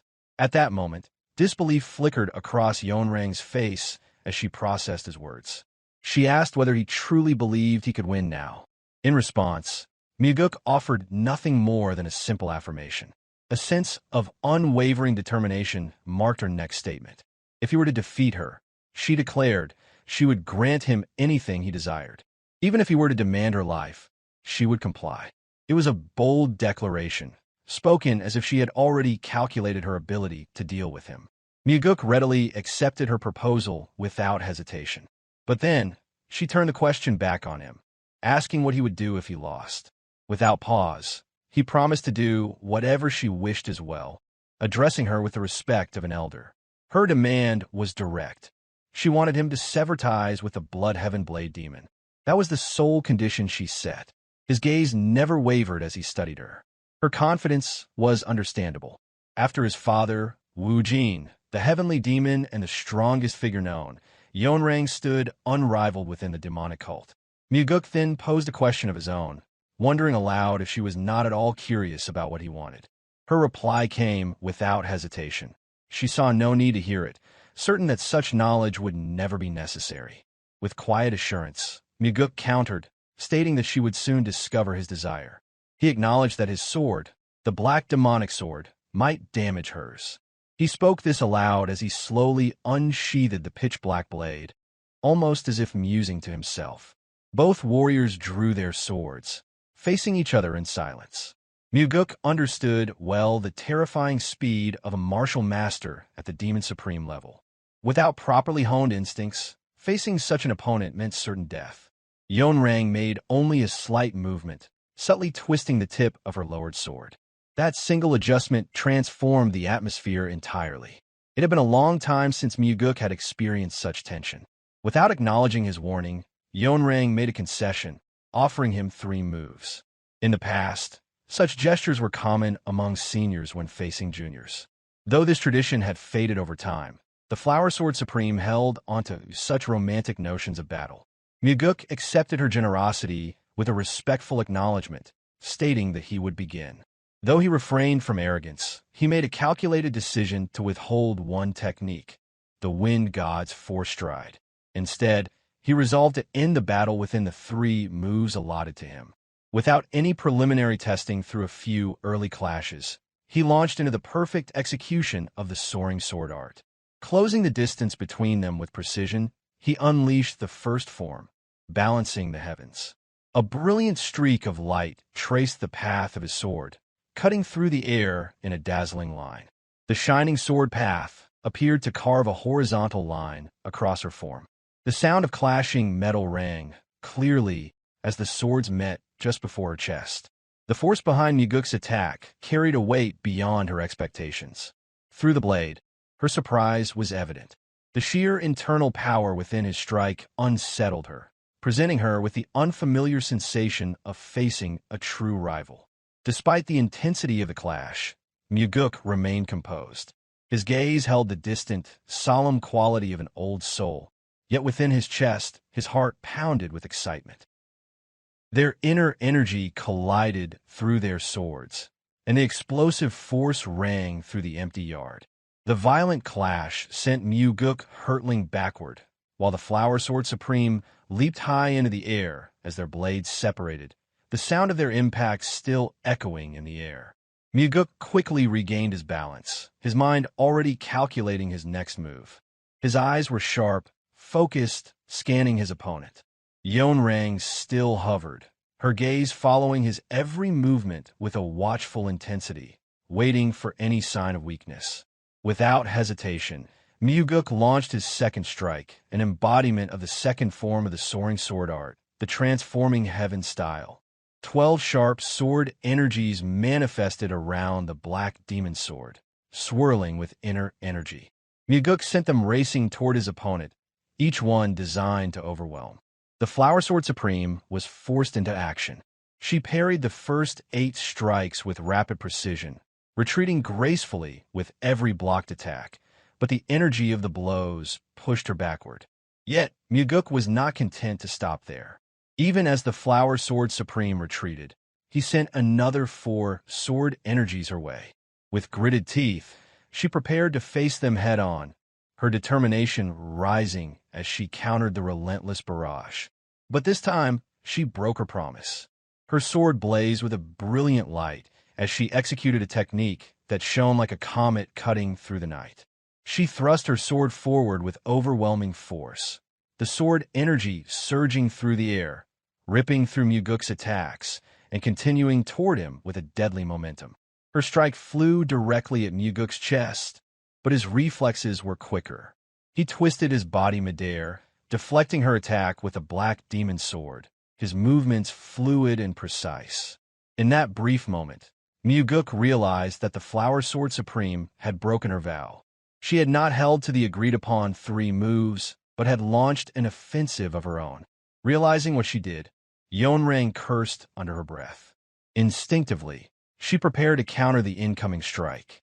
Mugeuk knew that defending against the onslaught of sword energies from the transforming heaven style alone would not suffice.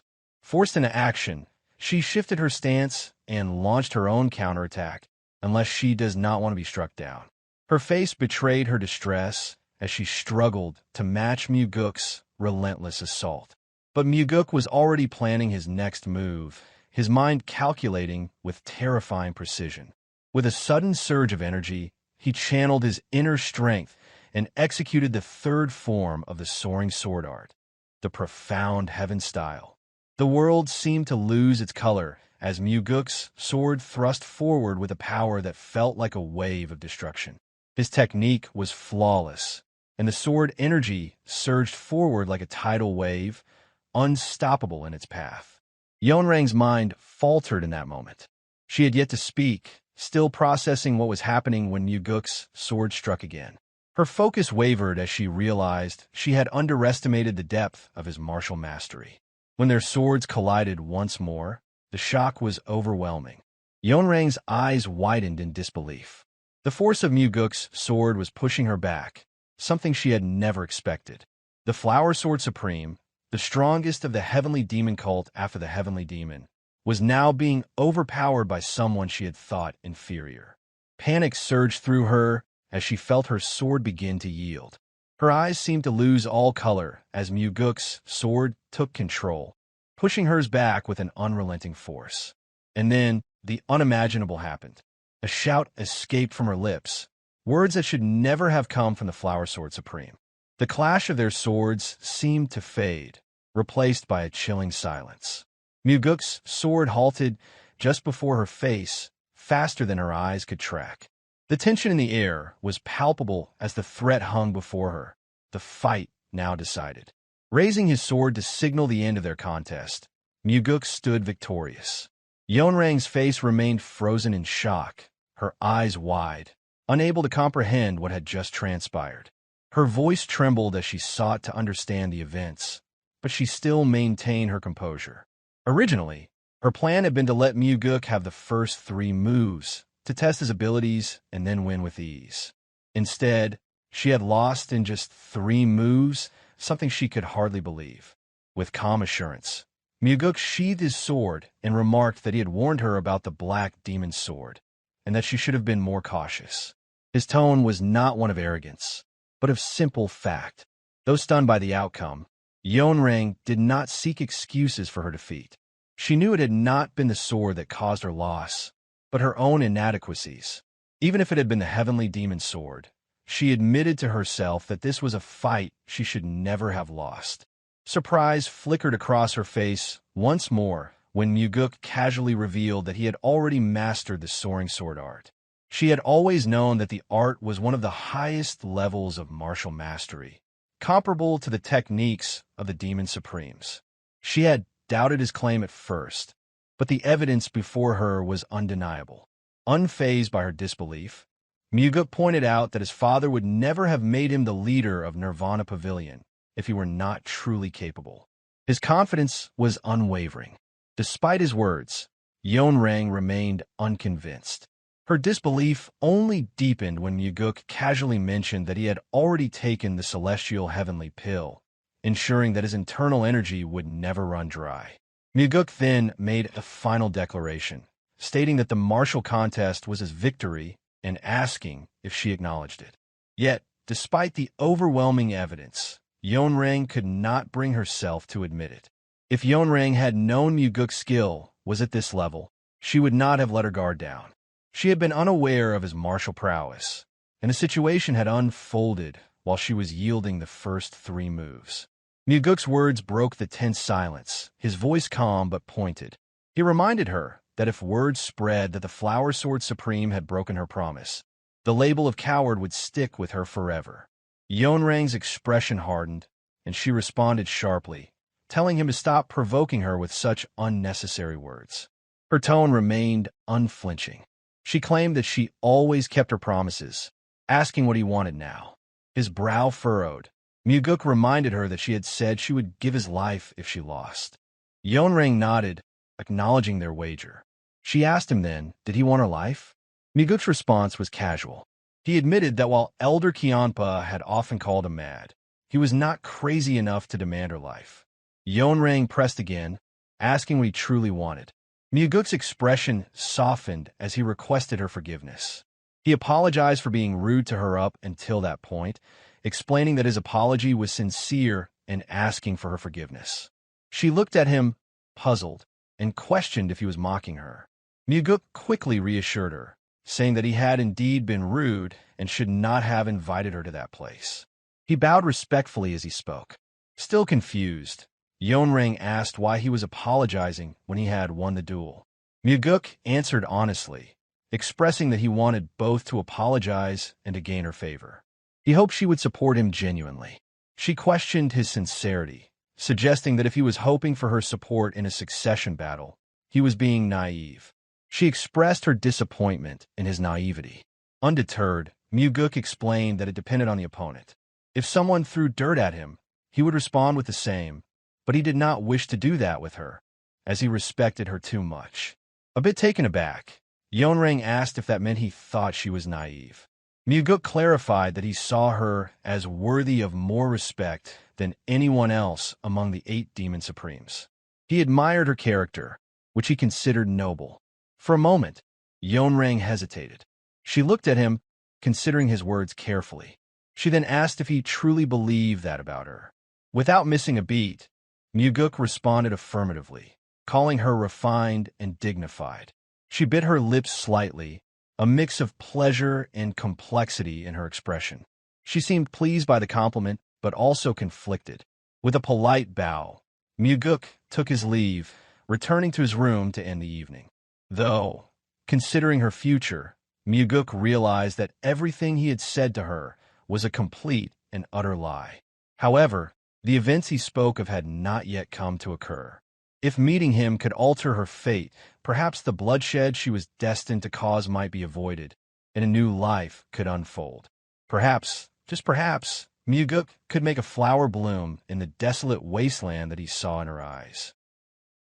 The following night, around the same time, the Flower Sword Supreme appeared once again to meet Mugeuk. Her eyes were swollen, suggesting a sleepless night, and it seemed she had spent the entire night in the courtyard. She spoke slowly, her voice subdued, stating that she would accept his apology. Mugeuk observed her with concern, noting her weary appearance. He wondered if the previous day's defeat had caused her to suffer from inner turmoil. He thanked her for accepting the apology. However, Yeonrang continued.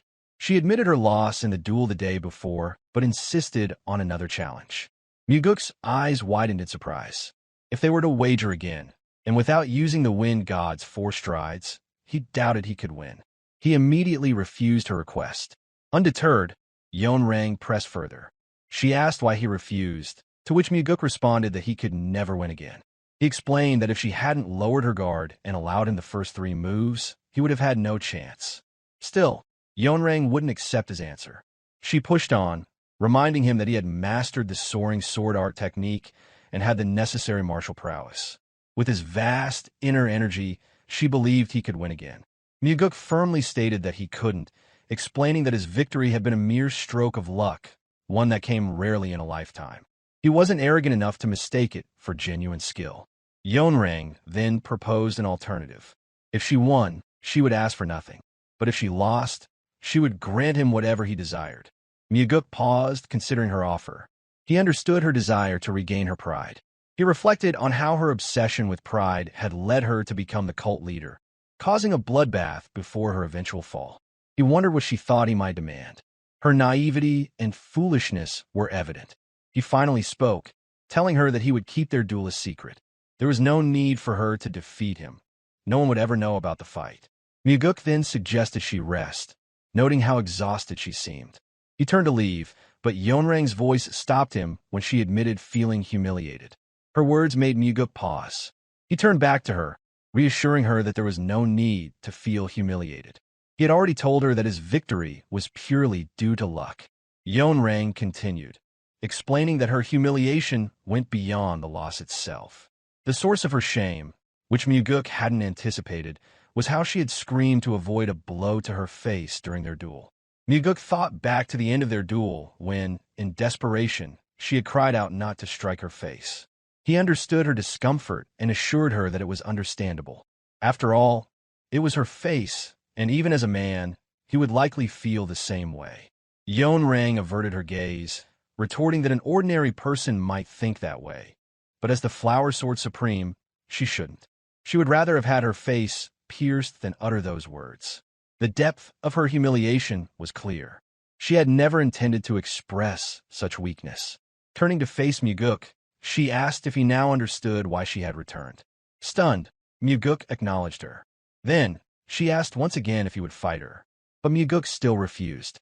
He asked if she couldn't just allow him to savor this rare moment of luck. To his surprise, Yeonrang revealed something unexpected. She had made a promise to someone that she would never lose to anyone except that one person.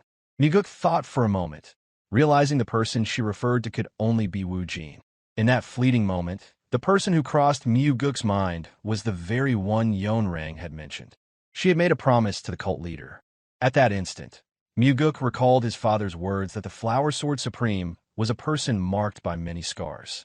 Perhaps sensing Mugeuk's thoughts, Yeonrang quickly clarified herself.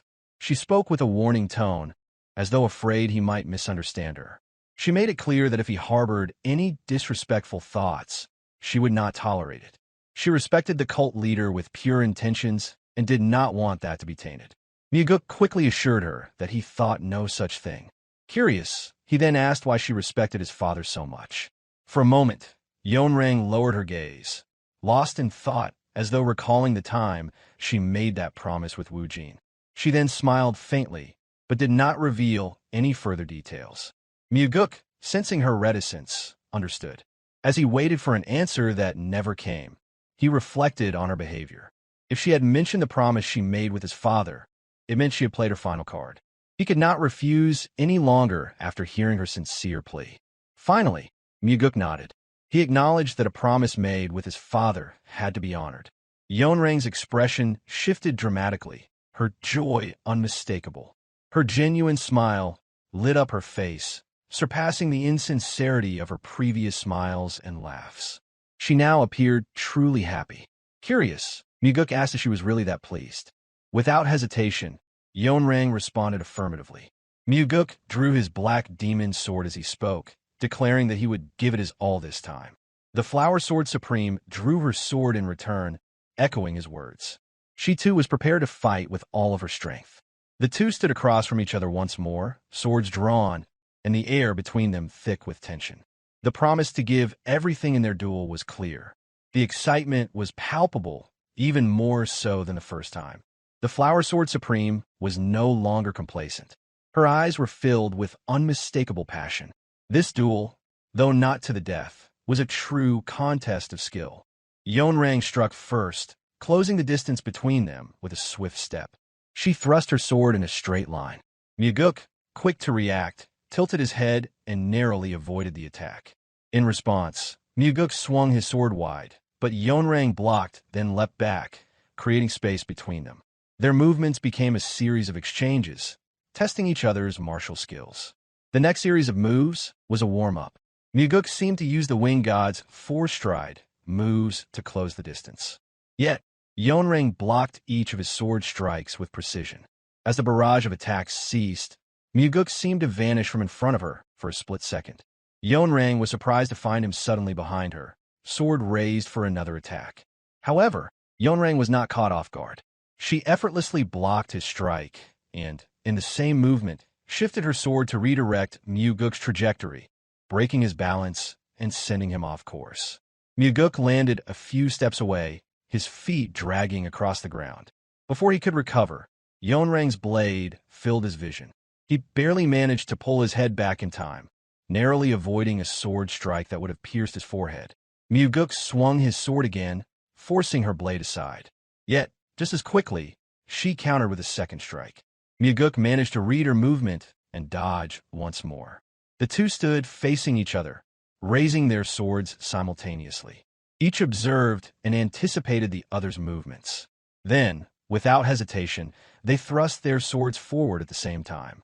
It was as if they were dancing with their swords, each move a graceful counter to the others. Their blades barely missed each other in perfect synchrony. Thus, they were exchanging more than 300 dazzling strikes. Mugeuk's heart swelled with excitement as he fought at his fullest against one of the peerless masters, savoring the thrill of battling with such skill. On the other hand, a smile formed on the Flower Sword Supreme's lips, reflecting the excitement of the ongoing duel. With each strike and dodge, their swords continued to clash, and in perfect synchronization, both fighters leaped off the ground, soaring beyond the yard. Bathed in the moonlight, their swords danced with renewed intensity. The scene mirrored an ancient battle, one that showcased a master who defied her age and returned to the vigor of her youth, facing a young master whose potential seemed limitless. Their battle moved into the nearby forest, the change in terrain gradually altering the dynamics of their duel, heightening the thrill they both felt. The longer they fought, the more the idea of winning faded. They had become absorbed in the sheer joy of testing their martial arts. The question of who would win no longer mattered.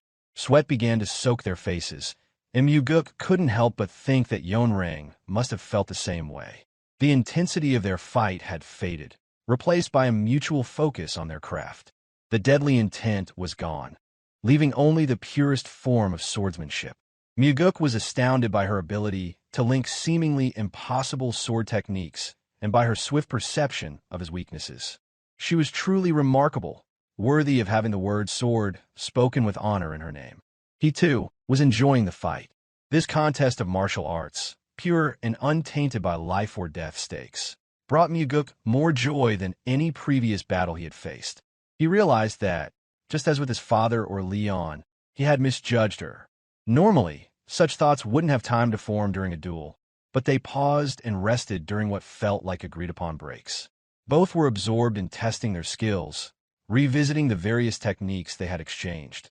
After catching their breath, Mugeuk spoke, acknowledging the unfinished business of their match. He noted that since she hadn't used her killing move, he had lost. Yeonrang's pale expression appeared to fade slightly, and she responded, questioning if it wasn't the same for him. Mugeuk, however, insisted that it wasn't the case. This was all he had. For a moment, the Flower Sword Supreme stood silently, watching Mugeuk before suddenly speaking her gratitude. She thanked him for the match, leaving him somewhat puzzled. Without another word, she turned and walked away. Yet one thing was clear. Her departure came with a calmer demeanor than when she first arrived. Mugeuk could not yet predict how she might act in the future. Though she had promised not to lose to her father, this might have been the final encounter, or perhaps she would return tomorrow. The duel had stirred emotions within Mugeuk. What significance did it hold for her?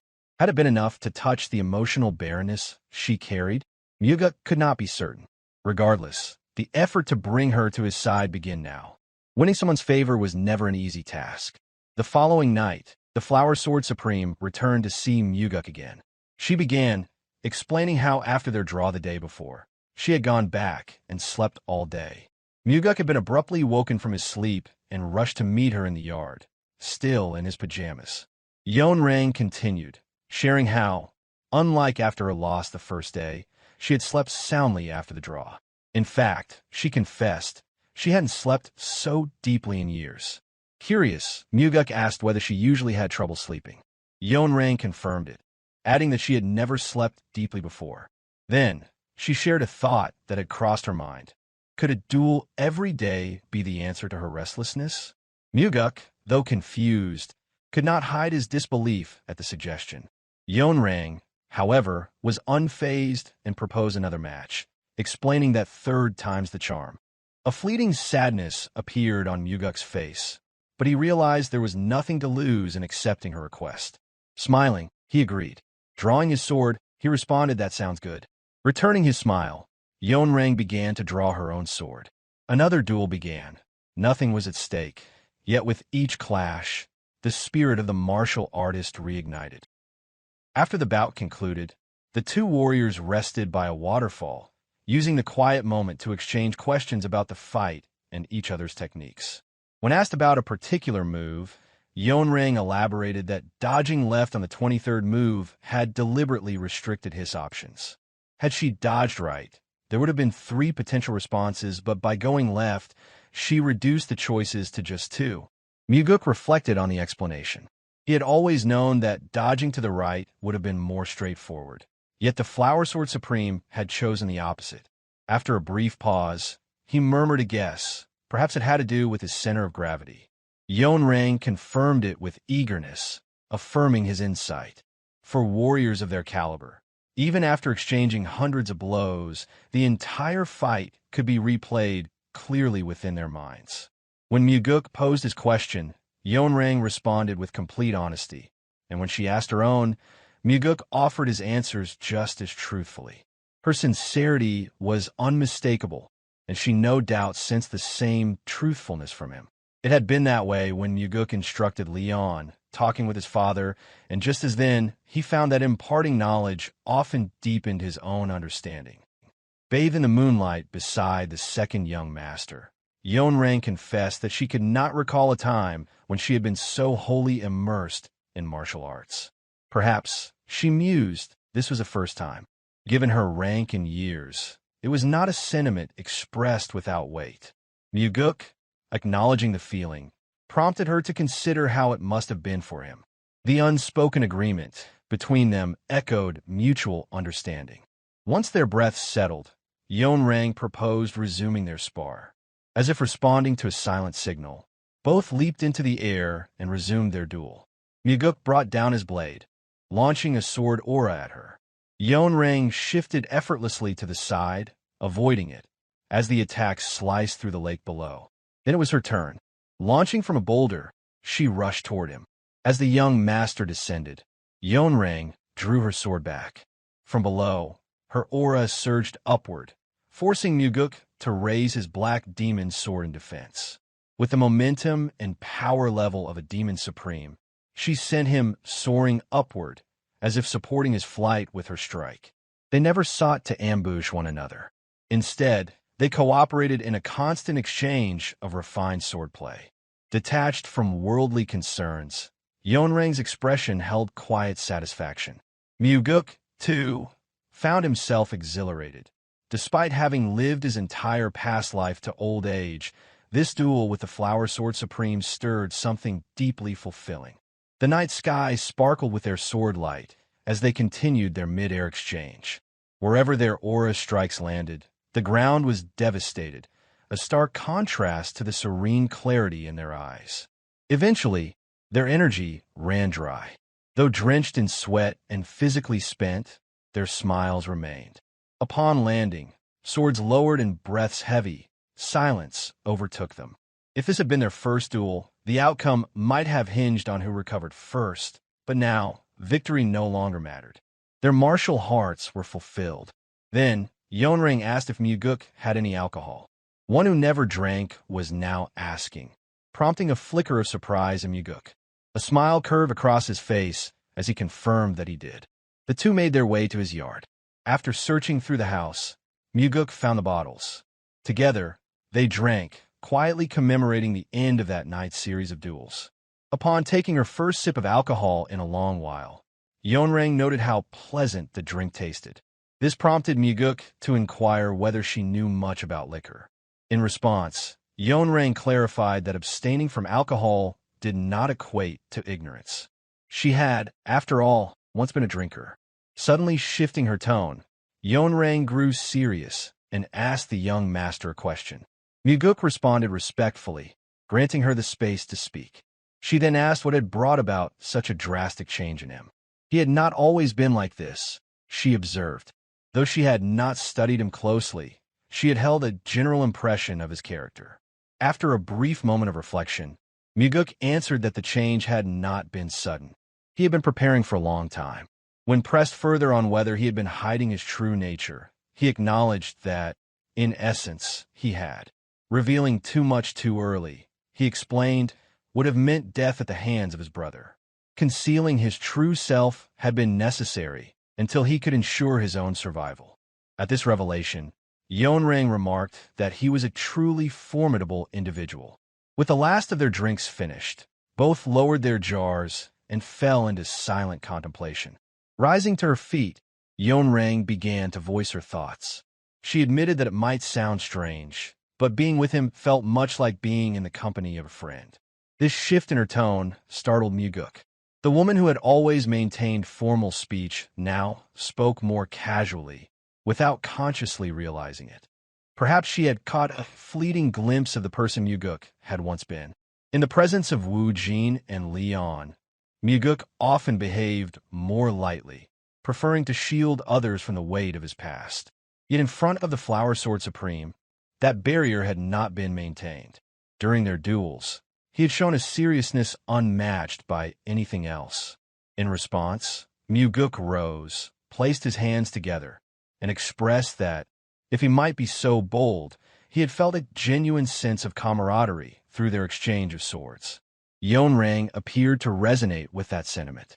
She replied that the nature of their future relationship remained unknown, but the duel they shared today would remain in her memory always. Mugeuk affirmed that he too would never forget it, and thanked her sincerely for her teachings. However, Yeonrang did not fully accept the notion of being his teacher. She questioned whether she had truly taught him at all. Mugeuk suspected she may have believed herself the greater recipient of learning. Yet in his eyes, he had gained far more. While she might have grasped a few lessons, he had absorbed everything. Through their 3 days of sparring, his comprehension of the soaring sword art had deepened. The barrier to 10-star greatness had fallen, and now his strength was progressing toward the realm of 12-star greatness. Before parting, Yeonrang unsheathed her sword once more. Mugeuk immediately recognized the gesture. She raised her sword with the tip angled downward, smiling softly. Mugeuk returned the smile and drew his black demon sword. Their blades met in a single, clear strike. No words of farewell were exchanged. The sound of their swords marked the end of their duels. Back in her quarters, the Flower Sword Supreme drank alone. The match with the unrivaled swordsman, Mugeuk, had stirred countless emotions within her. The past 3 days had passed like a dream. She recalled the day she had lost. That day, her thoughts had gone wild. She had even considered donning a mask to return and kill him. The person she had been then and the person she was now felt worlds apart. Though unchanged in identity, her connection with Mugeuk had evolved entirely. At that moment, Wu Zhang entered and asked if something was troubling her. Having served her closely, he had never seen her drink. Her sudden turn to alcohol concerned him. Receiving no reply, he asked once more if it had to do with the second young master. The Flower Sword Supreme cast a chilling glance at Wu Zhang, her eyes wordlessly warning him to refrain from uttering such nonsense. Without further elaboration, she turned away and stated that nothing had happened. Sensing the tension, Wu Zhang quickly backtracked and apologized, admitting he had spoken out of turn. In an effort to improve her mood, Wu Zhang shifted the subject, informing her that he had brought a new man who was currently waiting in the secret room. However, Yeonrang abruptly cut him off and issued a firm command to stop bringing her any more men. For a moment, Wu Zhang froze, not out of shock from the order itself, but from the way she had addressed him. The tone she used was respectful. It struck him like a blow to the head. Bewildered, he searched his thoughts, trying to understand what had changed. Her behavior felt strange, distant, and unfamiliar. Seeing the confusion etched into her subordinate's face, Yeonrang let out a sigh before speaking again. It was something that should have ended long ago. In truth, it never should have begun.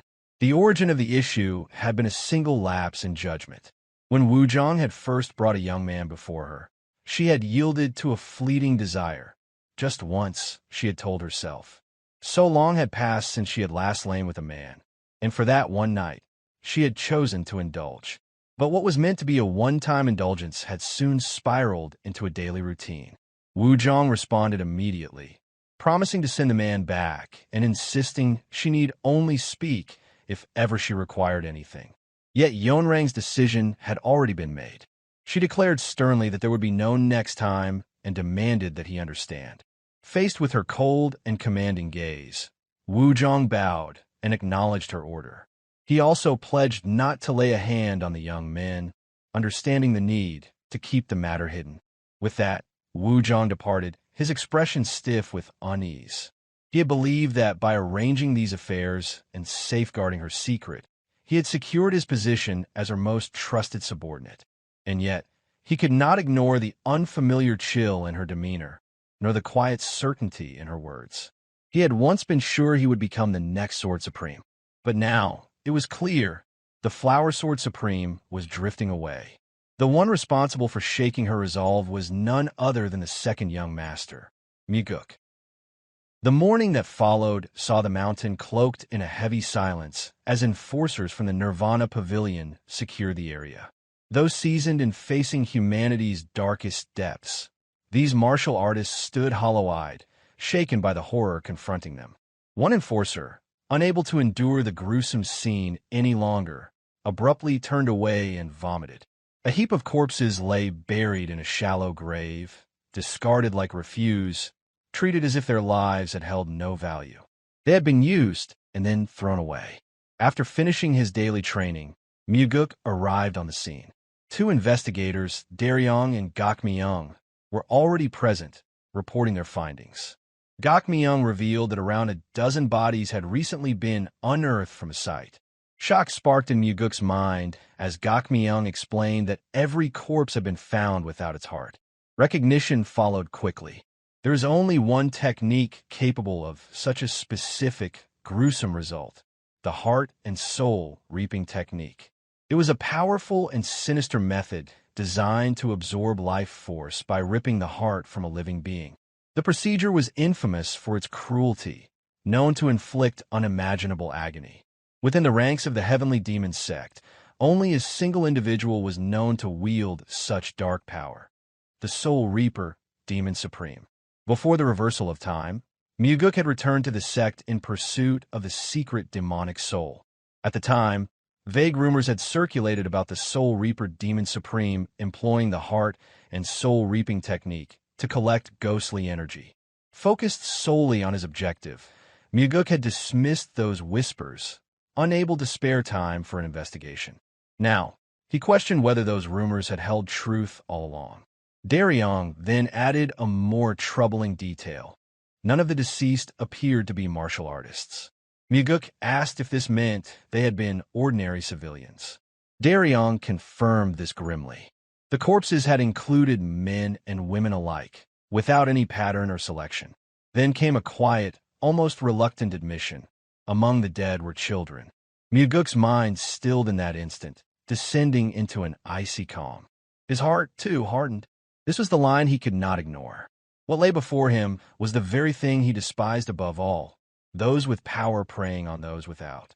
For martial artists to target the untrained, especially children, was nothing short of monstrous. Among those who practiced martial arts, battles, ambushes, and rivalries were to be expected. The battlefield was one they had all chosen. But this was different. This was meaningless butchery. Though Mugeuk did not consider himself a righteous man, he could never tolerate this kind of evil. Back during his quest for the secret demonic soul, he had heard whispers that the Soul Reaper Demon Supreme had been using this technique for years. If that were true, then countless innocents had likely perished, possibly thousands. These thoughts darkened his gaze. A chilling light gleamed in his eyes before being softened by memories from before time had reversed. He remembered the old man, mysterious, dignified, cloaked in light, who had sent him back. That man had radiated benevolence, and had asked Mugeuk to state his purpose for turning back time. His only answer had been revenge to Wamogi, but now he saw it clearly. Vengeance still mattered, and his own life still held meaning. Yet in that moment, something else took precedence. This cruelty needed to be stopped. Just then, another investigator appeared, clutching a new report. Everyone turned toward him in unison. What the investigator brought was a fan. Upon unfolding it, Mugeuk observed strange drawings and indecipherable writing, markings that would seem cryptic to most.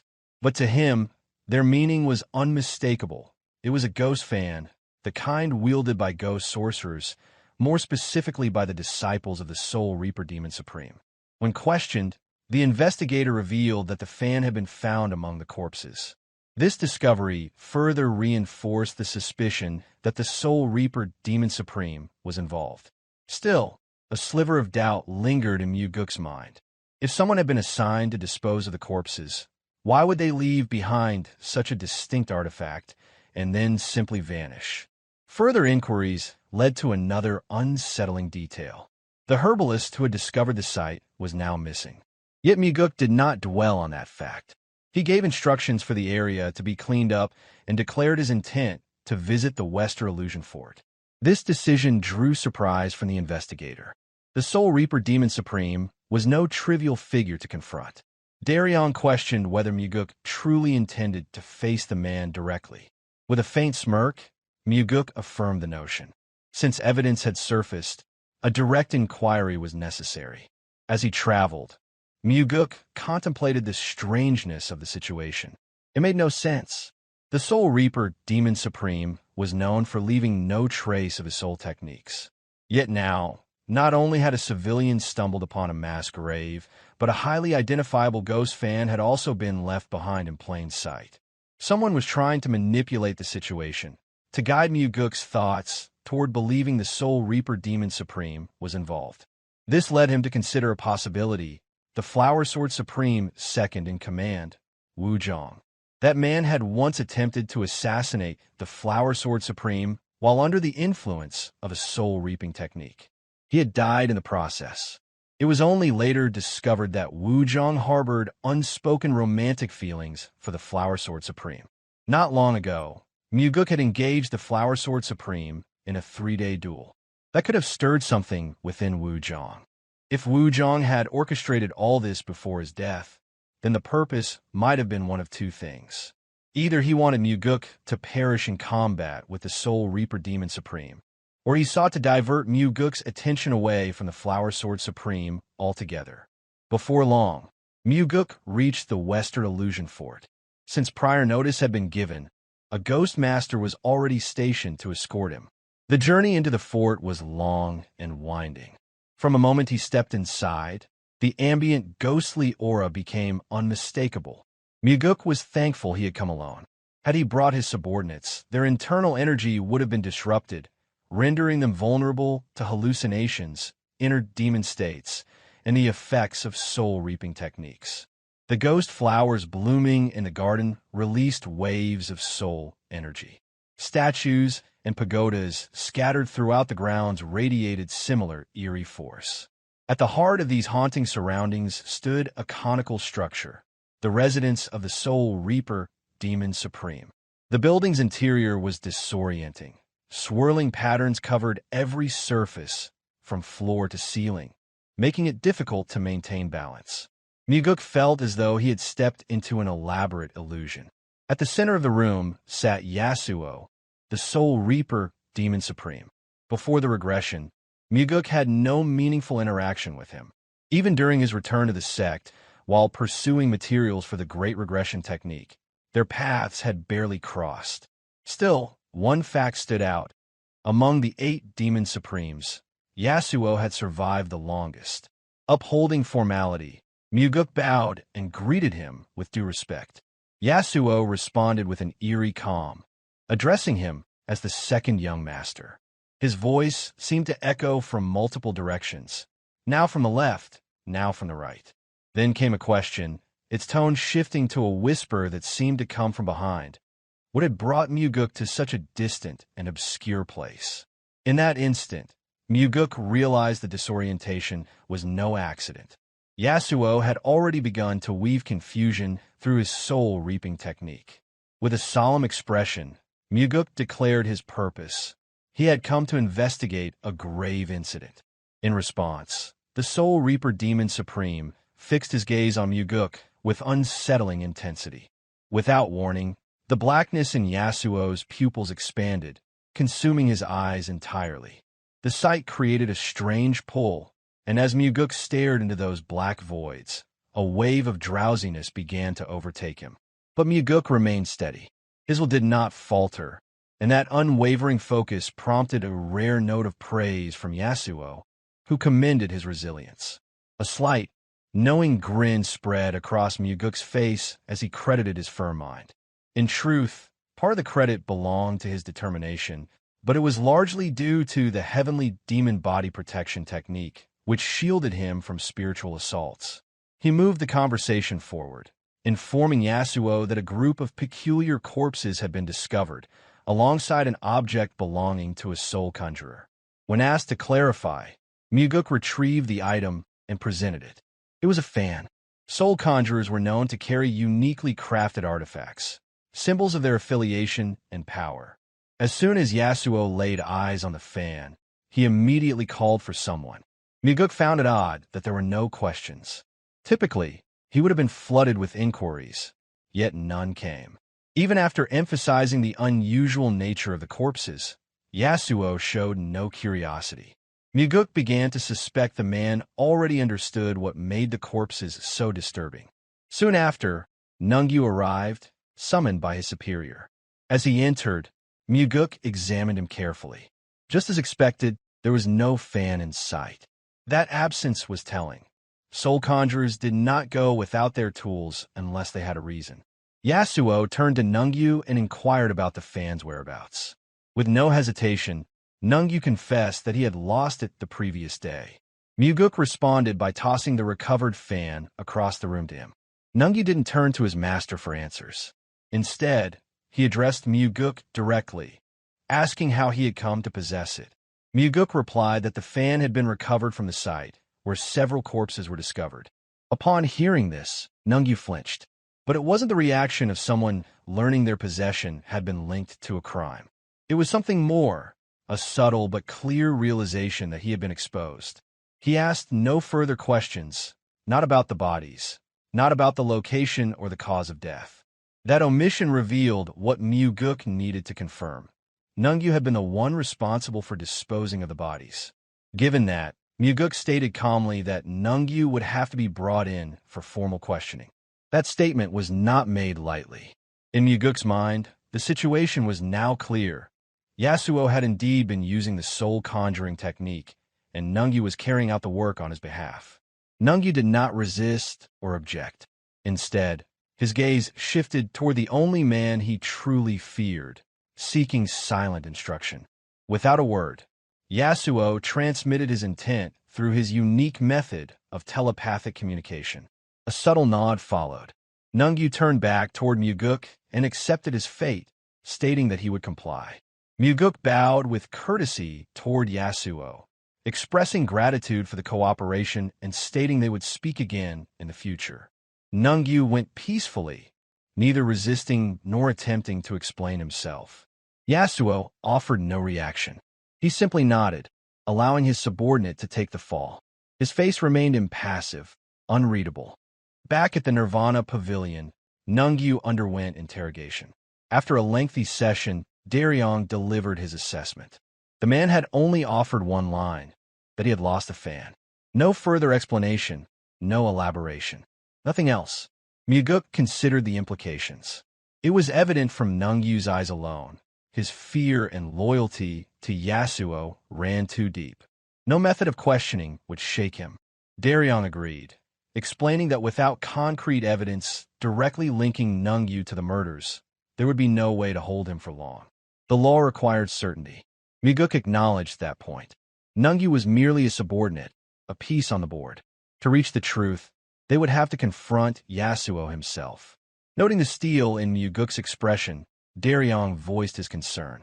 Facing a demon supreme was no small matter. Mugeuk responded with a reminder, asking Derion if he remembered what had been said when he first assumed leadership of the Nirvana Pavilion. If even his own father were guilty, he would see him arrested. That promise had not been made for effect. The fire in Mugeuk's eyes proved it was the truth. If it came to arresting Wu Jin, the heavenly demon and his own father, Mugeuk would not hesitate, even if it cost him his life. Derion stood momentarily frozen by the force of those words. Then, with a resigned exhale, he accepted it. At the very least, he could be proud to serve under a leader of such unwavering resolve. He straightened his posture and affirmed his support without hesitation. Seeing this, Mugeuk allowed a rare smile to form. It was not he who needed to act cautiously. It was those who had committed evil acts who should tremble. Just then, an investigator burst through the doors, urgency in his voice. He addressed the pavilion leader directly, reporting that the cult leader, the heavenly demon, was here and had requested a meeting. Derion was stunned.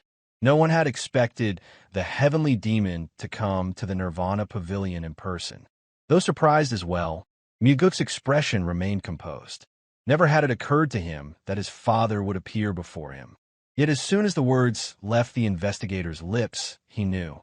He could already sense what his father was about to say. The other investigator immediately left the office when Wu Jin entered. Mugeuk sat down in silence, his brow furrowed and his expression puzzled, as he pondered the reason behind the heavenly demon's sudden visit. The unexpected arrival unsettled him, prompting a quiet but pressing question about what business had brought his father here. Without hurrying his response, Wu Jin took a measured sip of the tea that Mugeuk had prepared earlier. After a moment's pause, Wu Jin casually mentioned that he had simply been passing by and decided to stop in for a visit. However, Mugeuk was not convinced by the explanation. A feeling deep inside told him that this was no mere coincidence. Wu Jin had come with a purpose, and Mugeuk sensed it clearly. Yet, rather than pressuring his father to speak, he chose patience, allowing Wu Jin to reveal his intentions when ready. For a while, Wu Jin sat in reflective silence, his gaze turned outward toward the window, his mind seemingly elsewhere. After a few minutes, without shifting his focus, he finally spoke. He advised Mugeuk not to interfere with the Soul Reaper Demon Supreme for the time being. Hearing this, Mugeuk inwardly confirmed his suspicions. Wu Jin must have already known about his recent trip to the Western Illusion Fort and the retrieval of Nungyu. Moreover, with the harrowing discovery of the bodies, particularly those of the children, Mugeuk's resolve to act had only grown stronger. He would never have left the Soul Reaper Demon Supreme unchallenged after such horrors. Prompted by the warning, Mugeuk asked his father to elaborate further. Wu Jin responded by explaining that Mugeuk's current martial prowess, as impressive as it might be, was still insufficient to match the Soul Reaper Demon Supreme. There was no reprimand in Wu Jin's words, only genuine concern for his son's life. Unwilling to back down, Mugeuk suggested that if he could catch the Soul Reaper Demon Supreme off guard, he was confident he could defeat him. If necessary, he would resort to stabbing him in the back to ensure victory. Observing the fierce determination blazing in his son's eyes, Wu Jin retorted that sneaking up on the Soul Reaper Demon Supreme would be even harder than killing him directly. Mugeuk then asked if the Soul Reaper Demon Supreme was truly that formidable. Wu Jin closed his eyes briefly, searching for the right words. Eventually, he explained that the Soul Reaper Demon Supreme was both the weakest and the strongest among the 8 Demon Supremes. Mugeuk listened carefully, trying to unravel the meaning behind this paradox. The explanation slowly took shape in Mugeuk's mind. If one could overcome the Soul Reaper Demon Supreme's soul conjuring techniques, if one could develop martial arts immune to sorcery, or achieve a level of mastery where such sorcery had no effect, then the Soul Reaper Demon Supreme would be an easy opponent. Without his sorcery, his martial skills alone were nothing extraordinary.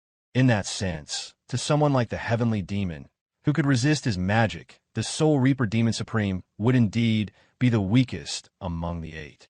With this understanding, Mugeuk asked if Wu Jin would assist him in surpassing the Demon Supreme's sorcery. Wu Jin did not flatly refuse, but he warned that it would not be achievable in a short time. Even acknowledging Mugeuk's remarkable learning speed, Wu Jin was firm that it would not be enough.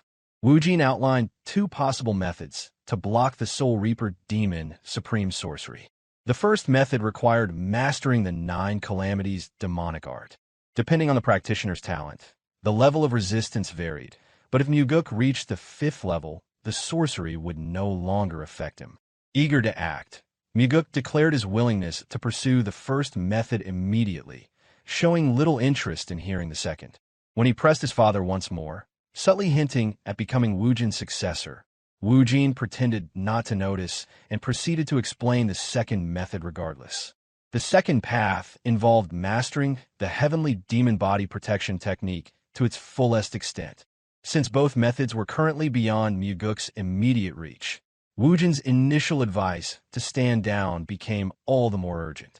Despite knowing of another possible way to counter the Soul Reaper Demon Supreme's sorcery, Mugeuk chose not to mention it.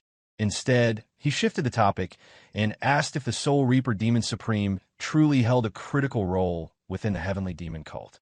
Wu Jin must have sensed the murderous intent hidden within Mugeuk's calm question, responding that among the 8 Demon Supremes, the Soul Reaper Demon Supreme was the one most feared by the Orthodox factions. His words indirectly confirmed the necessity of the Soul Reaper Demon Supreme's existence. Understanding this, Mugeuk pressed further, questioning whether it was acceptable for someone to extract living hearts for the sake of a grand technique. He also asked if his father had been aware of such atrocities.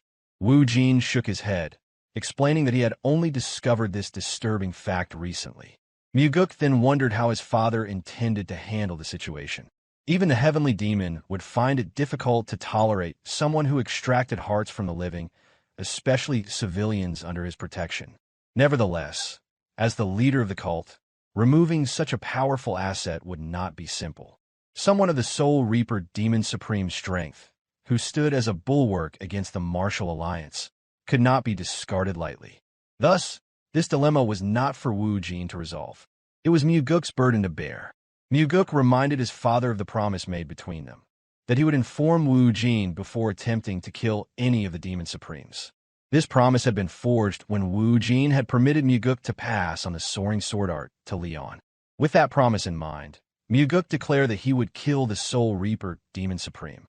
Among the 8 Demon Supremes, he would be the first to fall. In Mugeuk's previous life, the Soul Reaper Demon Supreme had survived the longest among the current 8 Demon Supremes. Now, the opposite fate awaited him. Mugeuk elaborated further, explaining that this was not a decision made in a moment of rage. It was far worse than a madman's random killings.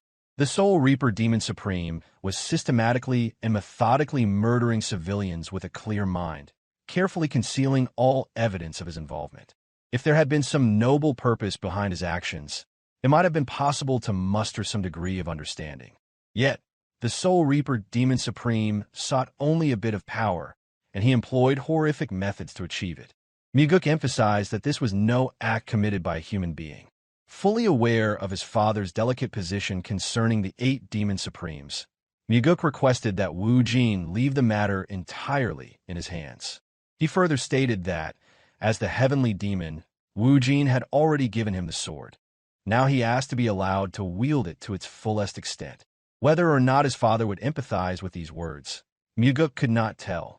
Though he wished to walk the same path as Wu Jin, he understood that their views would have to differ on this matter. Just as in a long journey companions might part ways temporarily and reunite later, so too might their paths diverge for a time. Wu Jin remained silent for a long moment before abruptly rising to his feet and speaking words that Mugeuk had not expected.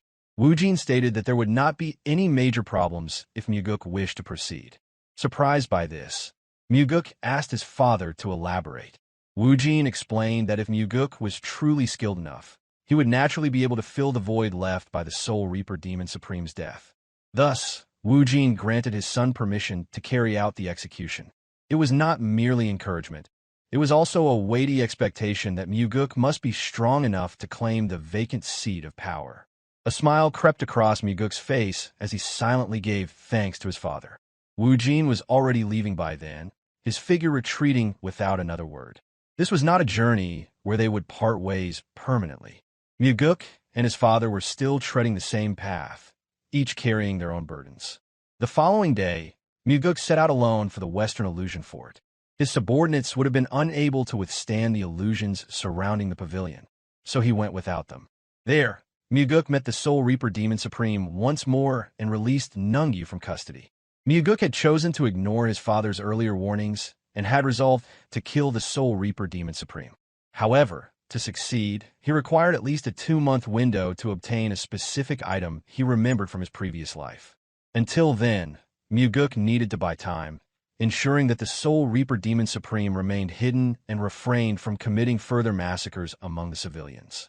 The Soul Reaper Demon Supreme greeted Mugeuk with eerily large, unblinking eyes, his tone laced with mockery as he asked what the matter was this time.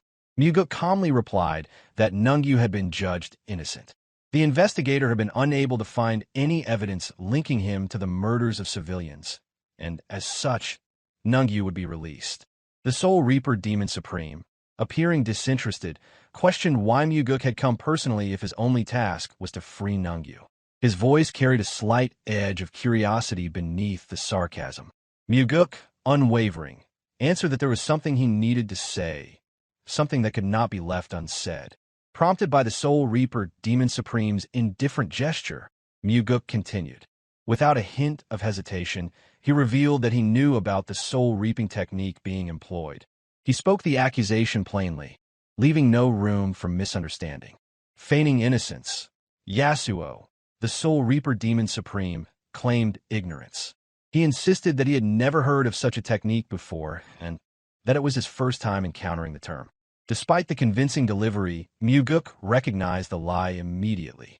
Yasuo's expression remained utterly unchanged, an unsettling trait he had mastered by climbing to his current position through the manipulation of countless hearts. Mugeuk pressed on, undeterred by the deceit. He demanded that Yasuo immediately cease using the soul reaping technique. Addressing Mugeuk as the second young master, Yasuo repeated his claim of ignorance. His voice, however, now echoed unervingly from all directions within the hall, as if trying to destabilize Mugeuk's mind. Though the disorienting resonance might have overwhelmed others, Mugeuk stood firm. With a calm voice steeped in a chilling, killing intent, he warned Yasuo that refusal would lead inevitably to death. Instead of treating the threat with gravity, the Soul Reaper Demon Supreme burst into manic laughter. In his arrogance, he remained unaware that Mugeuk had been sparring nearly evenly with the Flower Sword Supreme. Yasuo believed that, even if Mugeuk had grown stronger, he would still be helpless against the might of his sorcery. Mockingly, Yasuo manipulated the formation within the hall to repeat Mugeuk's own words back at him, using the familiar voices of people Mugeuk knew. The technique sought to unravel Mugeuk's composure, but he gritted his teeth, refocused, and activated the Heavenly Demon Body Protection technique. Though the illusion disturbed the senses, Mugeuk's mind cleared instantly, demonstrating his formidable control. Noticing this, Yasuo expressed a reluctant admiration, acknowledging Mugeuk's strength with a begrudging comment. Yet the mocking tone never left his voice. Mugeuk remained unmoved, calmly declaring that he would not be the one to kill the Soul Reaper Demon Supreme for his crimes. As if to ridicule the seriousness of his words, Yasuo repeated Mugeuk's statement using several familiar voices again. Yet when Mugeuk mentioned his father, a profound, almost oppressive silence fell over the room. Yasuo's eyes widened slightly, disbelief flickering within them at the audacity of Mugeuk to invoke the Heavenly Demon. Mugeuk continued speaking, suggesting that Yasuo likely believed the Heavenly Demon would never agree to his request. After all, the Soul Reaper Demon Supreme was one of the most important weapons against the Orthodox factions. Yet Mugeuk made it clear that he did not care. He declared that he would stand before his father every morning, pleading to have the Soul Reaper Demon Supreme executed. Wu Jin, the Heavenly Demon, remained the only figure that Yasuo feared, and Mugeuk intended to use that fact to its fullest. The Soul Reaper Demon Supreme sat in absolute silence, pinned beneath the weight of Mugeuk's unshakable conviction. Mugeuk did not stop there. He swore that if his father refused the first time, he would return the next day, and the next after that, never relenting. Mugeuk vowed to remind the Heavenly Demon daily that the Soul Reaper Demon Supreme was a disgrace to the cult, a monster who tore the hearts from living civilians without remorse. Yasuo listened in silence, uncertain how Mugeuk had discovered so much, yet knowing he had no choice but to hear him out. Mugeuk continued without pause, stating that every day he would press the matter, using every word at his disposal. One day, when Yasuo made a mistake grave enough, the Heavenly Demon might finally sever him from existence. As Mugeuk spoke, his presence seemed to fill the entire hall. The killing intent radiating from him grew so overwhelming that even Yasuo, a Demon Supreme, could not help but find it bizarre that Mugeuk, once little more than a boy, now dared to threaten him so brazenly. As Mugeuk pressed his demand to the Soul Reaper Demon Supreme, the intensity of his determination was so palpable that it made him seem like a spoiled child throwing a tantrum. Meanwhile, the Soul Reaper Demon Supreme continued to radiate an overwhelming, eerie aura from his body. Despite his efforts to deny Mugeuk's accusation, it was clear that his attempts had no effect. A faint arch appeared on Yasuo's face, and a ghostly sound echoed through the air. The surroundings around them darkened and brightened, and Yasuo's laughter filled the space, eerie and unsettling. The objects surrounding Mugeuk began to distort as if they had come to life. The floor rippled like waves, and the walls seemed to melt, flowing downward as though under intense heat. It made it nearly impossible for Mugeuk to perform any martial arts, with even walking becoming a difficult task. The voice of the Soul Reaper Demon Supreme resonated deeply, like an echo within a vast cavern, declaring that the world they inhabited was nothing more than an illusion. He emphasized that what Mugeuk saw around him now was the true world. Naturally, the Heavenly Demon Body Protection technique activated within Mugeuk. If he hadn't mastered it, his mind would have already begun to succumb to the overwhelming presence of the Soul Reaper Demon Supreme. However, this was not yet the most powerful sorcery Yasuo could wield, which allowed Mugeuk to maintain some control over the situation. Calming his energy, Mugeuk spoke with composure, making a light-hearted remark about how it was a world where he could save on drink costs. He added, almost jokingly, that the dizziness he felt made him feel drunk without even having had a drink. Seeing Mugeuk remain calm and joking when he should have already collapsed surprised the Soul Reaper Demon Supreme slightly. At that moment, Mugeuk heard a soft whisper in his ear, a layered voice, as if multiple people were gossiping in unison. They spoke of the rumors being true, mentioning that the second young master had begun to ascend, becoming a hidden dragon. The Soul Reaper Demon Supreme had already moved right in front of Mugeuk. Even with Yasuo standing so close, Mugeuk found himself hesitating. He wasn't sure if he could strike Yasuo, and the mere thought of this before even drawing his sword made it clear that fighting him would be a difficult task. Mugeuk now fully understood why his father had warned him about Yasuo. Even with the heavenly demon body protection technique in effect, Mugeuk still felt disoriented. If Yasuo decided to attack now, Mugeuk wondered how he could possibly defeat the Soul Reaper Demon Supreme. Without turning his head, Mugeuk calmly stated that he had no intention of ascending. He wanted to live and enjoy the world for a long time, thin and long. That was why he sought strength. Yasuo was startled by this, for it mirrored the very life he himself had pursued. Yasuo had survived to the end because he cherished life above all else. Before his death, he had often said that he spent his life striving to become stronger so that no one could kill him. The heart and soul reaping technique, in its twisted form, was a horrible manifestation of that self-love. A wide grin spread across the Soul Reaper Demon Supreme's face as he looked directly at Mugeuk. He expressed what a splendid thought the young man had, impressed by his mindset. At that moment, Yasuo performed another sorcery. His form vanished from where he stood, and Mugeuk immediately noticed the change in the environment. The undulating distortion around him ceased.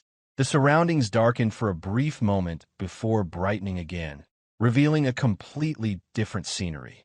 The maddening space had disappeared, replaced by a vast, peaceful plain. Just the sight of it lifted Mugeuk's spirits. The Soul Reaper Demon Supreme stood confidently in the middle of the expansive field, his presence commanding, yet somehow less oppressive than before. Mugeuk turned his head to the right, taking in the scene. Everywhere he looked, the horizon stretched out, filled with lush greenery. Unable to contain his admiration, Mugeuk shouted toward Yasuo, praising the martial art that had created this magnificent transformation. Normally, to provoke Yasuo, Mugeuk would have called it mere sorcery or a trick, but this time, he chose to acknowledge it as a martial art. In his world, it was wiser to concede a point when faced with true skill. The Soul Reaper Demon Supreme spoke with pride, explaining that the martial art he had just demonstrated could only be performed in this world, a unique ability that he alone possessed. Mugeuk knew the truth that Yasuo's claims were false. The Heavenly Wind Cult leader could perform the exact same martial art. It was something Mugeuk had learned during the process of securing the Thunderbell. The martial art they both shared had its roots in the blood-sex demonic arts. Standing at a distance, Yasuo asked with a voice that sounded as if it were right beside Mugeuk, wondering if he didn't want to live in a world like this. Deciding to jest, Mugeuk replied that if Yasuo would teach him, he would be grateful to learn. In an instant, the Soul Reaper Demon Supreme reappeared directly before Mugeuk, a knowing grin spreading across his face as he remarked that Mugeuk was more cunning than he thought, trying to obtain the world's supreme art for free. Unfazed, Mugeuk responded that if Yasuo thought that way, he could have him, couldn't he? Yasuo locked eyes with Mugeuk, his pupils unervingly wide, before calmly stating that he could see right through Mugeuk's thoughts. He explained that while Mugeuk might fool someone like the Blood Heaven Blade Demon Supreme, he wouldn't fool him. Still unshaken, Mugeuk asked what he was thinking. With a smirk, Yasuo suggested that Mugeuk likely wanted to grab his hair and slap him across the face, cursing him for not listening. Mugeuk smiled at Yasuo's guess, but corrected him, saying it was close, but not quite.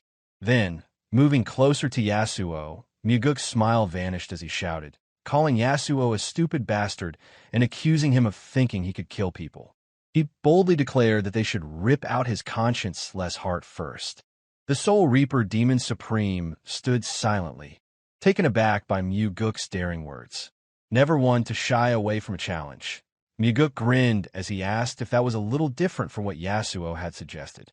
Yasuo remained calm, exuding the composure of someone confident in his ability to kill Mugeuk. His voice finally broke the silence, remarking that as the cult leader's son, it wasn't easy to die. He wondered aloud if Mugeuk truly wished to die by his hand. Smiling smugly, Mugeuk replied that of course he didn't want to die. It was better, he said, to be a living third-rate than end up dead as the greatest of all time. Mugeuk knew this saying well. It was a phrase often used by the Soul Reaper Demon Supreme himself. Yasuo's expression shifted subtly. Slowly, he retracted his intense aura, and his pupils, which had previously contracted into dots, returned to their normal size. The surroundings, too, began to revert to their original state. They were once again standing in the familiar hall of the Soul Reaper Demon Supreme. Yasuo's voice was filled with curiosity as he asked, wondering aloud if Mugeuk wasn't afraid of him. After all, Yasuo could easily open up a hellish realm and trap him there forever. Though Mugeuk's face betrayed no fear, he mockingly admitted that he was afraid. Very much so. He explained that was precisely why he had mentioned persuading his father. Yasuo's laughter filled the air, loud and unsettling. It was an eerie sound that stirred the mind and made Mugeuk's insides churn. When Yasuo finally stopped, he expressed his admiration for Mugeuk, acknowledging that he understood now why the Blade Demon Supreme had been eager to align himself with him. Mugeuk realized that Yasuo had been closely watching his relationship with the Blade Demon Supreme, and not only the Sword Demon Supreme and Soul Reaper Demon Supreme, but all the Demon Supremes were likely keeping an eye on him. After Mugeuk was allowed to leave, he clasped his fist respectfully and requested that Yasuo restrain himself for the time being, for the sake of his father. He then prepared to depart. As Mugeuk turned to leave, the Soul Reaper Demon Supreme called out to him one final time. Mugeuk did not turn around, but Yasuo's voice rang out, heavy with finality, warning him that if he were to see Yasuo again, he would never return to this world. Threatening Yasuo by invoking his father had effectively bought Mugeuk 2 or 3 months' time, during which Yasuo would lay low. That was all Mugeuk needed. So, without responding further, Mugeuk simply walked out, signaling the end of their verbal exchange. Later that night, Mugeuk invited Derion and a few others who had not yet arrived to the Flowing Wind Tavern. As they waited, Derion asked if the matter Mugeuk had gone for had been resolved. Mugeuk shrugged, offering a simple response. If it had gone well, it had gone well. If it hadn't, it hadn't. With the time he had bought by invoking his father, Mugeuk was determined to use it as wisely as possible.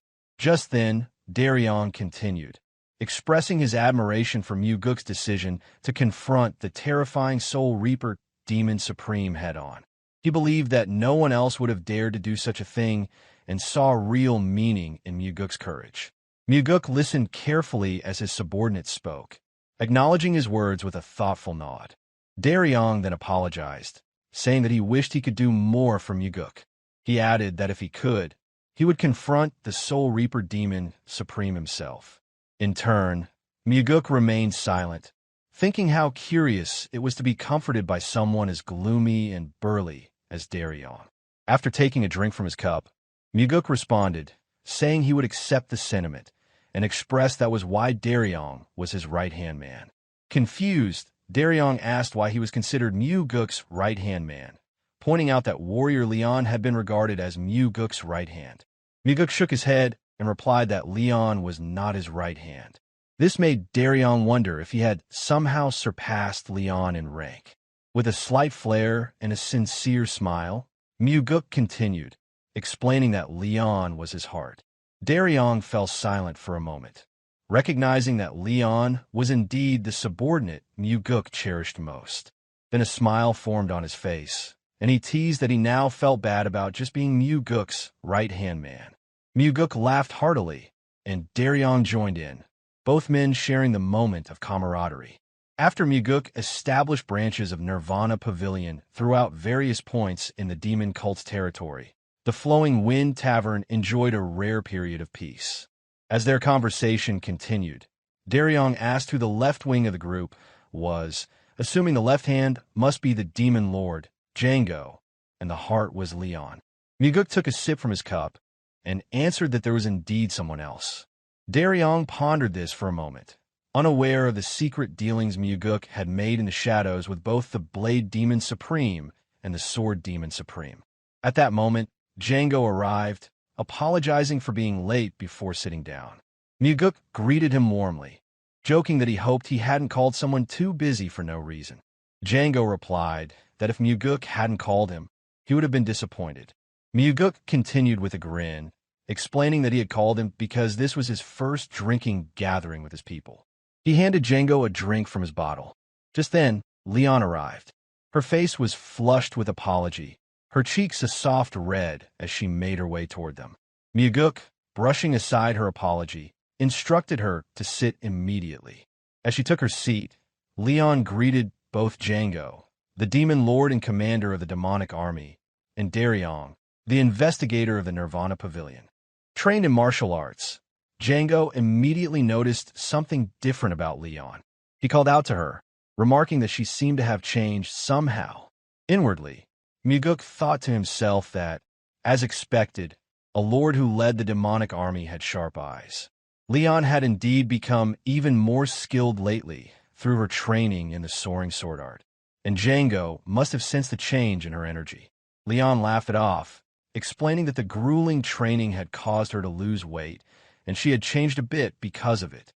She then turned to Mugeuk and, with a smile, said that with the gloomy weather, she had been desperately craving a drink. She asked him to pour her some alcohol, addressing him as young master. Normally, it would be considered rude, but Mugeuk didn't mind such formalities. He poured Leon a drink, praising her for her hard work with all that training. Django enjoyed watching the scene, finding it pleasing that their young master was so kind and understanding toward his subordinates. On the other hand, Derion couldn't help but feel envious as he watched everyone around Mugeuk being martial artists. Even Leon, the chubby young woman, was able to enjoy the benefits of being a martial artist as Mugeuk's personal bodyguard. With jealousy beginning to stir, Derion took a drink from his cup, attempting to numb the feeling. As he looked down at his drink, he couldn't help but express that he felt like he was the only one who wasn't part of this world. Not understanding his feelings, Leon asked why he was feeling that way. However, Django had a better grasp of the situation. He could understand what Derion might be going through. Although Derion was an investigator from Nirvana Pavilion, it was clear that everyone around Mugeuk was a martial artist, which could make him feel like an outsider. At that moment, Mugeuk casually suggested that Derion might want to learn martial arts as well. Derion looked up in surprise. He had not expected Mugeuk to offer such a suggestion. He asked if Mugeuk meant he would teach him. Mugeuk's answer was simple, no. Derion glanced at Django, wondering if he would have to train like the demonic army's regime. He asked, then, who would be able to teach him? With a sly smile, Mugeuk urged Derion to simply answer the question. He then went on to explain that if there was someone who could teach him martial arts, would he be willing to learn? It wouldn't make him a formal disciple, but someone could still teach him real martial arts.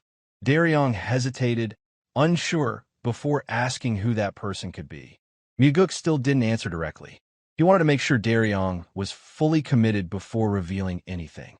Meanwhile, outside, a man walked down the street leading to the Flowing Wind Tavern.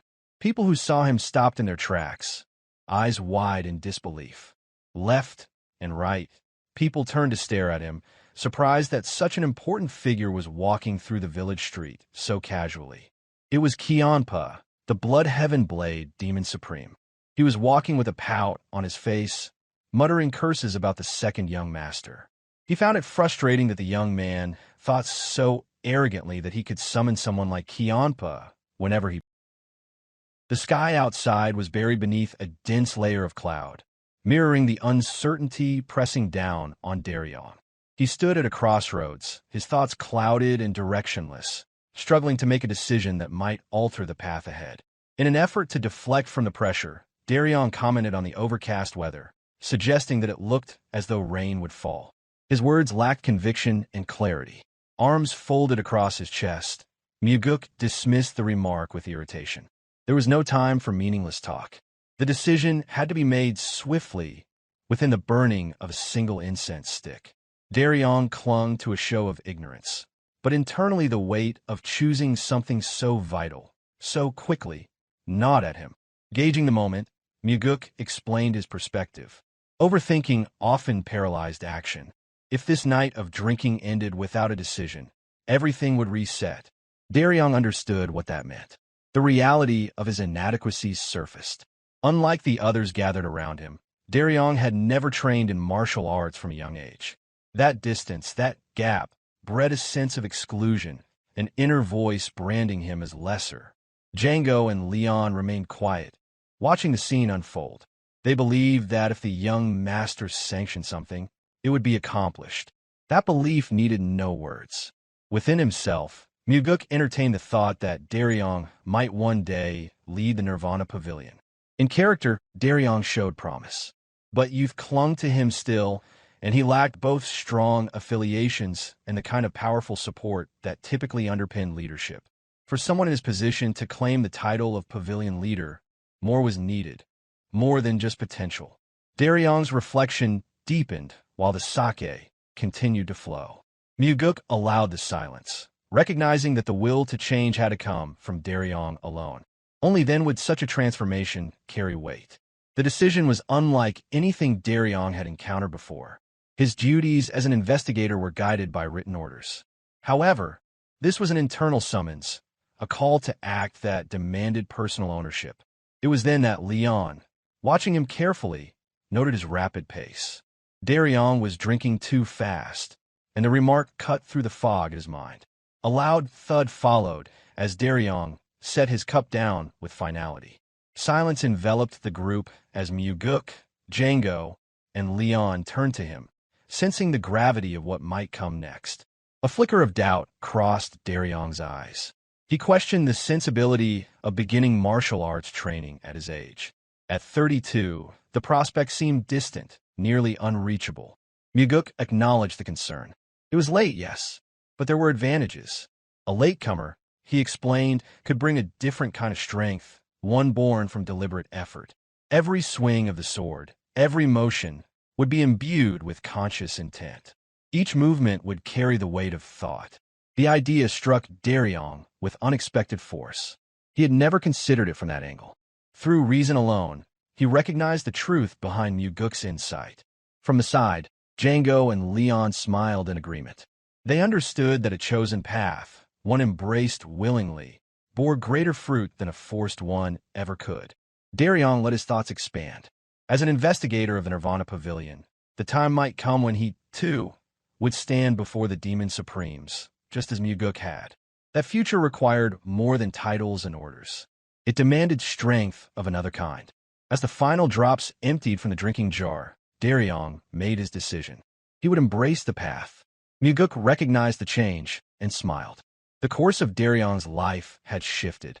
Derion admitted that if the idea had come from anyone else, he would have refused it outright. But because it had come from Mugeuk, something within him stirred. It felt real. It felt right. Recognizing the moment, Leon poured another drink. She remarked with quiet confidence that their young master had a unique gift for persuasion. Derion spoke with an awkward sense of embarrassment, admitting that a sense of regret lingered in his heart. Over the past 10 years, his life had revolved around his role as an investigator. Countless nights had been sacrificed in the pursuit of becoming a special investigator. The thought of abandoning that journey altogether weighed heavily on him. This internal conflict explained why he had spent so long reflecting on his decision. Somewhere along the way, he had misread the situation. Observing Darion's hesitation, Mugeuk clarified that there was no need to discard years of effort in order to begin learning martial arts. The misunderstanding needed correction. That explanation prompted Derion to question what Mugeuk truly meant. Mugeuk expanded on his point. In his eyes, Derion was one of the most vital individuals within the Nirvana Pavilion. There was no expectation for Derion to resign from his position. Instead, Mugeuk proposed that martial arts could be studied during the hours outside of work. Even imagining such a routine overwhelmed Derion. The mere thought of managing both responsibilities felt monumental. In response, he asked if the plan was to drive him to exhaustion. Mugeuk countered that the effort would bring him closer to realizing the dream that had remained elusive for so long. Still reluctant, Derion voiced his concern once more. Starting martial arts training at this stage of life seemed to demand complete devotion. Wasn't it necessary to risk everything to succeed? Mugeuk challenged the logic behind such urgency. If it was already late to begin, then why rush the process? Slow, consistent effort after work would be more sustainable. Darion's resistance began to soften. A sense of understanding emerged as he listened more intently to what Mugeuk shared. Mugeuk elaborated further. Haste, in his experience, often led to failure. Though it might feel noble to dedicate oneself entirely and bet everything on success, that path rarely led to real results. Paradoxically, having every hour of the day available could actually prove detrimental. Too much time often invited self-doubt, especially when progress appeared slow despite constant effort. Mugeuk continued by explaining how such conditions could easily spiral into self-loathing and feelings of failure. On the other hand, those who carved out precious moments within a busy schedule, training diligently around their work, tended to grow the most. It was the quality and intention of effort, not the quantity of time, that created transformation. Derion frowned as he processed the explanation, though he found no flaw in the reasoning. It was sound, even if it remained difficult to accept. Django and Leon both fixed their gazes on him, silently waiting to see if he would voice yet another complaint. Eventually, Derion came to terms with the challenge that lay ahead. With a decisive motion, he poured himself a drink and declared his willingness to proceed. After that, he raised the next question. He was ready to begin, but who would serve as his teacher? Django and Leon turned their attention to Mugeuk, waiting to hear whether he would take on the role or whether someone else had been arranged to guide Derion. At that moment, Leon's attention was drawn by a sound. Measured footsteps ascending to the second floor of the tavern. An old man appeared, taking each step with deliberate slowness. The instant Leon recognized the figure, all color drained from her face. Django saw her reaction and noticed her hand rising to her mouth in an attempt to suppress a scream. He followed her gaze, then turned his own head to look behind them. There stood the man known only in whispers, a figure dreaded even in silence. The cursed old man walked toward their table with unhurried purpose. His rank and status were such that individuals like Django and Leon would never expect to meet him so casually. What made his presence even more unsettling was the irritation he carried with each step. The resentment at being summoned suddenly by Mugeuk was visible in his demeanor. As he approached, that same dreadful aura spread through the air. The color vanished from Django and Leon's faces as the cursed old man stepped forward. They couldn't tear their eyes away, not because of reverence, but because of the sheer weight of the killing intent radiating from him. Perplexed by their expressions, Derion asked what had shaken them. Then, turning his own head, he saw the source. The old man stood before them, surrounded by a pressure that spoke of death. The cursed old man had arrived, and with him came the presence of absolute danger. Darion's jaw dropped, his breath caught in his throat, and, like the others before him, all color drained from his face in an instant. Kiampa directed his sharp words at Mugeuk, questioning whether the younger man had become too self-assured, summoning him so casually and without warning to a place like this. Immediately, the party rose to their feet, offering hurried respect to the infamous elder, whose anger simmered just beneath the surface. Calm and composed, Mugeuk welcomed the formidable guest without hesitation. He pulled out a chair and gestured for Kiampa to sit and join them in drink. Kiampa's ire lessened slightly, tempered by the sheer brazenness of the second young master. Without another word, he set his massive blade down beside him and slumped into the chair. His voice was flat as he asked the reason for his summoning. Already pouring a jar of liquor, Mugeuk answered that the invitation was simply for drinking together at the tavern. Despite the frustration that still lingered, Kianpa could not turn down the offered drink. His pride might have flared, but tradition and the mood nudged him into acceptance. It was only then that Mugeuk noticed Derion's increasing discomfort. The man looked stunned, his mouth still open, face frozen with incredulity. Through the haze of intoxication, Derion wore an expression that silently demanded confirmation. Was Mugeuk truly suggesting that he would be taught by none other than the Bloodheaven Blade Demon? Mugeuk responded with a slight, knowing smile, confirming the thought without words. The realization overwhelmed Derion. Dizziness took hold as his thoughts spiraled. Meanwhile, unaware of the younger man's inner chaos, Django took the opportunity to address the elder. With humility, he expressed his gratitude for the recommendation he had received, now finally able to thank Kianpa directly. However, Kianpa brushed it off without much interest. It hadn't been his idea, he said, attributing the decision to the young master instead. Mugeuk insisted otherwise. Though he'd been thanked, he believed the elder deserved the credit. None of it would have been possible without the elder's involvement. Kianpa remained silent for a moment. The Bloodheaven Blade Demon had little concern for recognition. Gatherings like this were alien and somewhat burdensome to him, as had happened before with the Flower Sword Supreme. Kianpa seemed to expect that Mugeuk would be alone. The group had caught him off guard. Eventually, he raised his cup, stating that the recommendation had been made only because he believed Django capable of the role. There was no need to overthink it. Hearing such words from a demon supreme lit up Django's expression. He poured another drink for the elder as he expressed his thanks once again. Mugeuk reflected inwardly. Human nature rarely changed, but people's attitudes often shifted when faced with new circumstances. With that thought in mind, Mugeuk addressed Kianpa, stating he had a request. Kianpa urged him to speak. Looking toward Derion, who was now barely conscious, eyes closed, head bowed under the weight of alcohol and anxiety, Mugeuk made the request. He asked Kianpa to teach Derion martial arts. The Bloodheaven Blade Demon was momentarily startled. His voice carried skepticism as he asked who this timid little mouse was. Before Mugeuk could speak, Derion lifted his head. Despite his intoxicated state, he spoke with surprising clarity. He described himself as one who sought power without cruelty, a man faithful to one woman, a lone rebel who would act while others stayed silent, a pacifist and right hand of the second young master. He declared his name with conviction, Co. Derion, and insisted he was no little mouse. After declaring those words, Derion's head slumped forward once again, and soon a loud snore emerged from him. It was immediately clear to everyone present that he had slipped into full drunkenness. Mugeuk broke into a loud, uninhibited laugh in front of the elder, as if he had just witnessed the most absurdly amusing moment of his life. His laughter echoed with genuine delight. Django and Leon, however, were startled. Their eyes darted between the drunk investigator and the cursed old man, anxiety gripping them. They feared that Kianpa might eliminate Derion in an instant, leaving no trace of his existence behind. Sensing the tension, Mugeuk intervened quickly. He apologized on Derion's behalf and explained that the man had simply had too much to drink.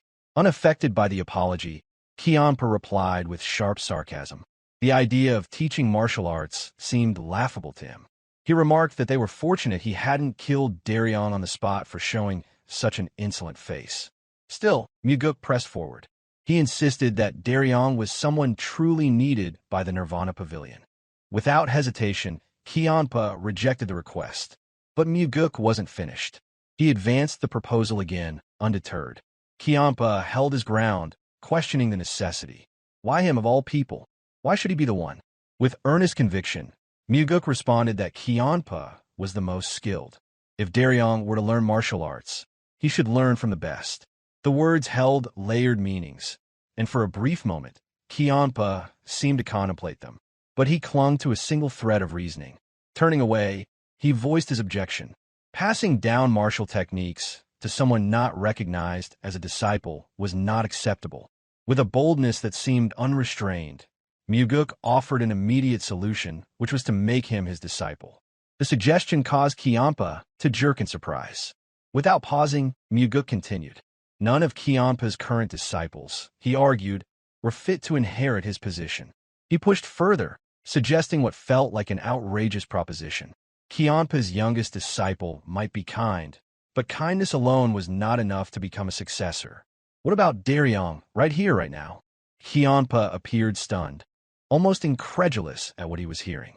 Still, Mugeuk carried on. Throughout his life, Kianpa had only ever followed his own will. Why not? Just this once, try something he didn't like. Rising frustration led Kianpa to raise his voice and firmly reject the idea once more. Mugeuk matched his tone, demanding an answer. Why the aversion? There had to be a reason. Kianpa snapped back. He didn't need a reason. He simply disliked the idea. Wasn't that enough? The heated exchange was interrupted by a quiet voice that pierced the tension. Django and Leon turned their heads, startled. It was Derion, lifting his head toward Kianpa with glassy, unfocused eyes, challenging the very foundation of the argument. With defiance, he asked whether Kianpa thought he liked the idea either. Leon instinctively reached out, hoping to silence him, but it was too late. Fortunately, Derion refrained from addressing the elder as a demon. He clarified his stance with deliberate words. He stated that he didn't like it and insisted that Kianpa not even consider teaching him. It was a bold act the kind few would dare attempt, especially before someone like Kianpa, a demon supreme. Yet Darion's rebellious tone only grew stronger, his refusal unrelenting. Each word intensified the tension. Django and Leon grew stiff with fear, wondering if Kianpa would respond with fury. Even Mugeuk lost the calm usually etched into his expression, as the signs of Kianpa's rising anger became impossible to ignore. Still raising his voice in defiance, Derion suddenly turned his attention toward Mugeuk. His gaze was clouded, his expression slack with intoxication, but he addressed the second young master with unexpected clarity, requesting permission to ask a question. Mugeuk responded with calm amusement, inviting him to go ahead. His tone was relaxed, even teasing, remarking that Derion seemed to be on the verge of being killed anyway, so a sincere answer was the least he could offer. Darkness crossed Mugeuk's expression as Derion asked why he was being handed over to a cold-hearted and merciless elder. Tears welled up in Darion's eyes and began to stream down his cheeks. He spoke with anguish, accusing Mugeuk of casting him aside, delivering him like an offering to the cursed old man without hesitation. A visible vein bulged on Kianpa's forehead as he listened. His displeasure was apparent. Still, Mugeuk made no attempt to calm Derion. Instead, he answered plainly, stating that the reason was simple, so that Derion could learn martial arts. Unspoken, however, was the deeper motive. Mugeuk saw Derion as the future of the Nirvana Pavilion. If Derion trained under the Blood Heaven Blade Demon, he would not only gain strength, but also a powerful supporter to legitimize his claim. Despite the explanation, Derion continued to sob, declaring that the arrangement simply didn't feel right. Django understood the emotion behind those words. Though silent, he empathized. What had started as a casual expression of interest had now spiraled into a heated debate among powerful figures. Mugeuk sighed. His thoughts drifted to how Derion, even in such a state, remembered everything he probably shouldn't, and yet managed to forget nothing of importance. Turning once more to Kianpa with a respectful demeanor, Mugeuk made a new request.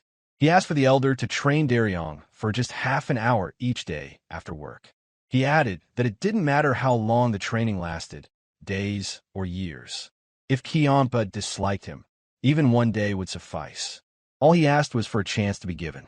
The sincerity in Mugeuk's voice registered with Kianpa. For a moment, the old man went quiet, seemingly reflecting. Then, with a more serious tone, Kianpa asked whether Mugeuk truly believed in the drunkard sitting before them. Mugeuk replied earnestly that it wasn't just Derion he trusted. It was the elder as well. Inwardly, Mugeuk felt there was something similar about the two men. Both stood apart from the mainstream, not fully accepted, yet possessed a passion fiercer than most within it. That kind of shared spirit could not be ignored. Just as Kiampa seemed ready to reject the request, Derion suddenly spoke again. He shouted his refusal, loudly asserting that he was the one who hated the entire idea. The outburst caused Django and Leon to gasp in unison. The words had come at the worst possible moment. In a flash, Kiampa reached for his blade. Before anything could happen, Mugeuk leapt to his feet and placed himself between them, intercepting the elder's motion. At that very moment, Darion's body gave out. Overwhelmed by drink and emotion, he slumped forward, his head striking the table with a heavy thud as he lost consciousness. Even in that condition, he managed to mumble a final, nearly incoherent protest, insisting again that he hated everything about the situation. Something shifted in Kiampa's perspective. He now saw Derion not as a fool, but as someone brave enough to speak his mind, even under pressure, and without fear or flattery. The old man entertained the thought for a moment and asked what Mugeuk would offer in return if he were to agree to train the young man. Without hesitation, Mugeuk promised to help him resolve the grudge he had carried for so long. Kiampa's eyes widened slightly in surprise. Mugeuk had anticipated the question and answered accordingly. He was already well aware of Kiampa's deep-seated grudge against Yonrang. Following a brief pause, the conversation faded, replaced by the quiet clinking of jars and the flow of liquor. The discussion around martial arts came to a close, leaving only the sound of drinking to fill the silence. As they drank, Mugeuk silently wondered whether Kiampa harbored a desire for reconciliation with Yonrang. Both were demon supremes, and both possessed pride that ran deeper than most would ever understand. More jars continued to empty. Meanwhile, Django and Leon remained uneasy, sharing the table with the infamous Blade Demon. Though neither voiced their discomfort, it was etched across their faces. Mugeuk continued pouring drinks for Kiampa with the ease of an old companion. He treated the elder not only with respect, but with a casual familiarity, fulfilling the role of a junior offering drink after drink. Eventually, several jars lay empty. The toll of alcohol caught up with Django and Leon, and they both drifted into sleep, unable to keep up with the pace. It was after their slumber began that Kiampa broke the silence. He brought up the earlier promise, asking whether Mugeuk had spoken in jest. Mugeuk responded calmly. He assured the elder that it was no joke. He couldn't allow Derion to receive the training without offering something in return. Kiampa pointed through the window toward a Nirvana pavilion branch building in the distance and asked whether it had proven effective. Mugeuk responded simply, it was running smoothly. Kiampa pressed the matter further. He asked whether the branch was helping Mugeuk's reputation. Mugeuk smiled quietly. It appeared the elder believed the entire effort had been a political move, a strategy to gain prestige. He replied affirmatively. It had helped. But inside, he thought differently. Kiampa might not understand that helping the people of Mega Village held the same importance as confronting enemies like the Soul Reaper Demon Supreme. With that, Mugeuk turned the conversation. He asked the elder to take proper care of Investigator Derion. Clearly exasperated, Kiampa noted that he already had more than enough to do. He questioned what Mugeuk planned to do while leaving someone so young in his care. Mugeuk answered without hesitation. He explained that he was busy, occupied with the pursuit of defeating monstrous foes, contemplating martial arts each day, chasing down political support for his right wing, and appeasing his father. Hearing the mention of the right wing, Kiampa immediately understood. Mugeuk's right wing was Yonrang, the Flower Sword Supreme. With a trace of amusement, Kiampa asked whether that meant he himself was the left wing. Mugeuk confirmed it, and then jokingly offered the chance to switch sides if the elder preferred. Kiampa stared at him in disbelief. He voiced his astonishment, remarking that the notion of pairing the Flower Sword Supreme and the Bloodheaven Blade Demon as two wings was utterly insane. But Mugeuk reminded him. It had been Kiampa who first acknowledged his madness. It had been Kiampa who said they should embrace madness and gamble with fate, devouring everything in their path. Had he forgotten already? Kiampa remained silent, caught off guard by how boldly the young man had positioned him as part of such a vision. Eventually, he clicked his tongue and muttered his disbelief. He hadn't realized just how far the madness had progressed.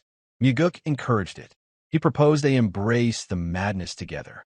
Why hesitate now, especially when time was no longer abundant? Kiampa asked whether such a statement should really be said to an elder. Mugeuk responded without flinching. He said it because he was a madman. The Blood Heaven Blade demon let out a quiet chuckle. There was nothing left to say in return. As Mugeuk lifted another jar to pour, he revealed something else. Soon, he planned to leave the cult for a few months. In that time, he asked Kiampa to watch over their people. Without questioning Mugeuk's motives, Kiampa gave a simple affirmation. That brief response, devoid of hesitation or curiosity, offered an unexpected sense of reassurance. Mugeuk could feel it. Tonight's drinking had shifted something. The door Kiampa kept so tightly closed had opened, if only slightly. What lay beyond it, however, remained a mystery.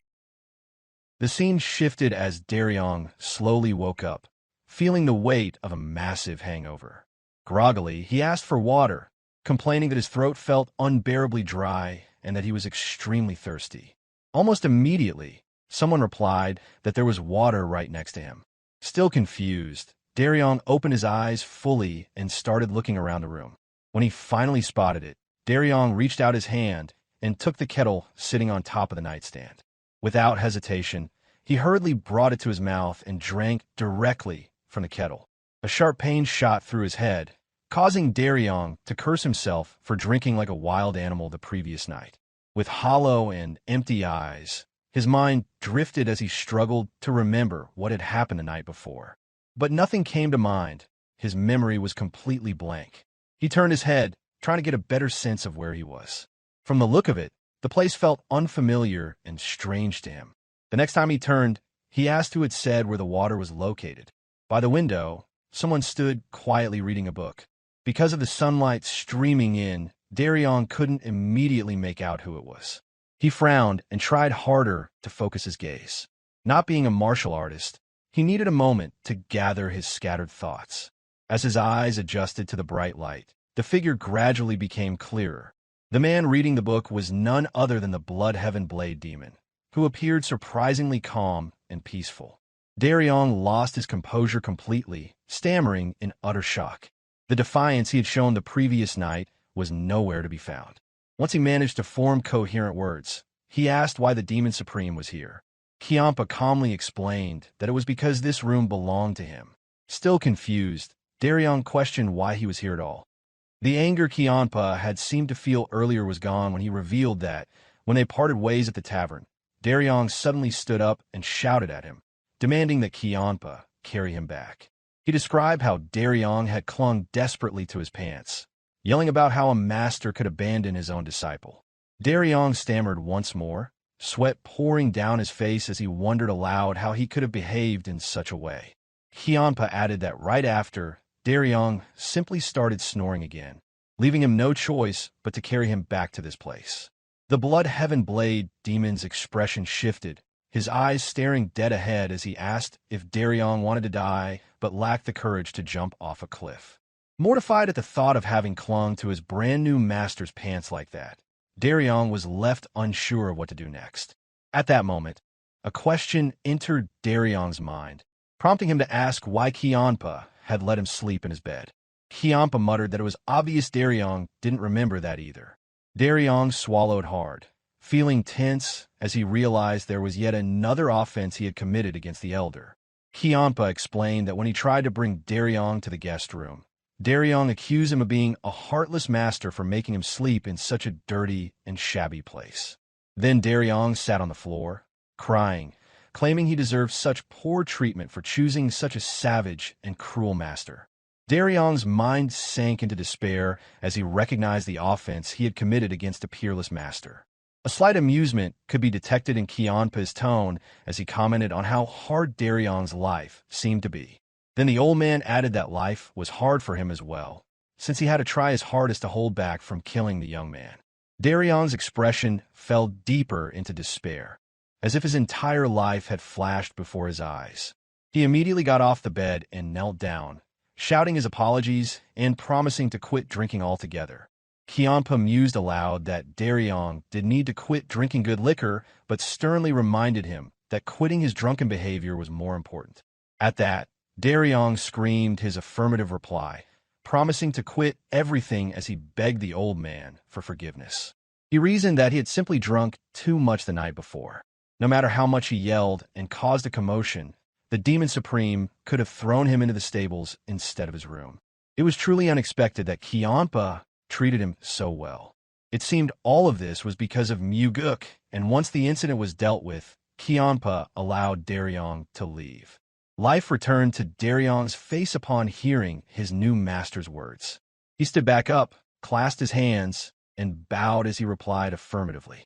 Meanwhile, the Blood Heaven Blade Demon continued reading his book, which seemed unfamiliar to Derion. Though strange, the sight of the cursed old man reading a book suited him. As Derion walked back, he noticed several bookshelves filled with volumes. At that moment, a book caught his eye.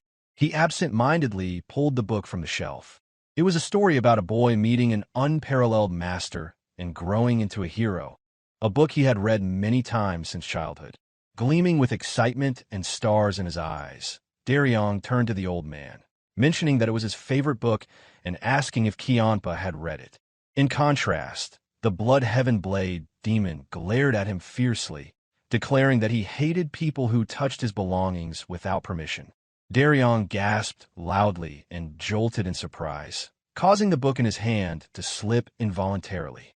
Startled by the old man's intense gaze, Derion dropped the book. He quickly tried to catch it with his foot to prevent it from hitting the floor, but the book simply bounced off and rolled across the wooden floor. A heavy silence fell over the room. With the book lying open and crumpled, Derion felt his vision darken, fearing that his own fate might soon mirror the damaged pages. He hurriedly ran over, picked up the book, and carefully smoothed the crumpled pages with his hands, blowing on them faster than someone running a marathon.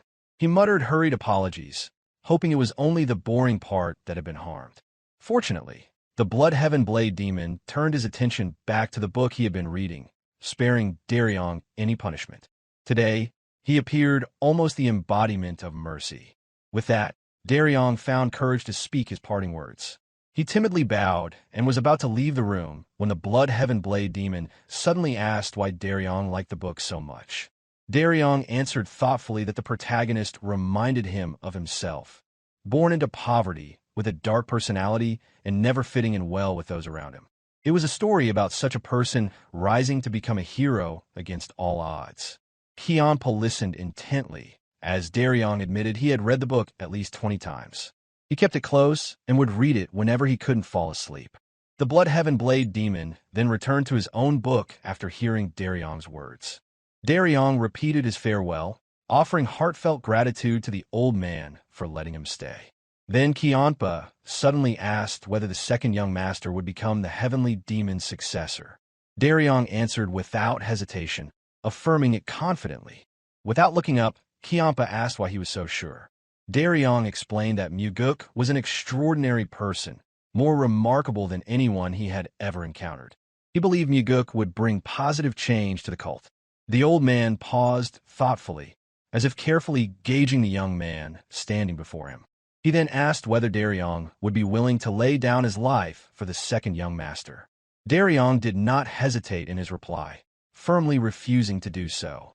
The Blood Heaven Blade Demon faltered for a moment, reiterating that Derion had said Mugeuk was not an ordinary man, yet he did not want to sacrifice his life for him. Derion answered awkwardly that, even though Mugeuk was a great man, he admitted that he himself was not great enough to sacrifice his life for others. The Blood Heaven Blade Demon stared at him for a long while, seemingly deep in thought, his expression unreadable and serious. Then, his lips curled slightly in a faint, almost imperceptible smile. He told Derion to wait patiently in the yard. A few moments later, Derion stood in the yard, anxiously waiting for the Blood Heaven Blade Demon to appear. His thoughts raced wildly, imagining the old man might use his unwillingness to sacrifice himself as a reason to punish him harshly. He even considered that maybe it would be safer to just claim he was willing to sacrifice himself. As he waited, filled with worry and tension, the Blood Heaven Blade Demon finally emerged and threw a large, heavy blade towards him. With a heavy thud, it landed squarely right in front of Derion. As the old man descended the stairs, He commanded Derion to pick up the blade. Derion drew the massive weapon. Though trained in swordsmanship, he had never practiced saber techniques and had rarely even held a saber before this moment. The Bloodheaven Blade Demon asked how it felt in his hands. Derion thought carefully for a moment, unsure of what the old man intended. In the end, he said the first thing that came to mind, admitting the blade felt very heavy. The Bloodheaven Blade Demon nodded seriously, then stated that this understanding was everything. Derion was confused for a brief moment. The old man continued, explaining that he planned to teach Derion the saber technique. He instructed him to first understand the weight of the blade, as it represented both the beginning and the end of mastering the saber technique. At that instant, something clicked in Derion's mind.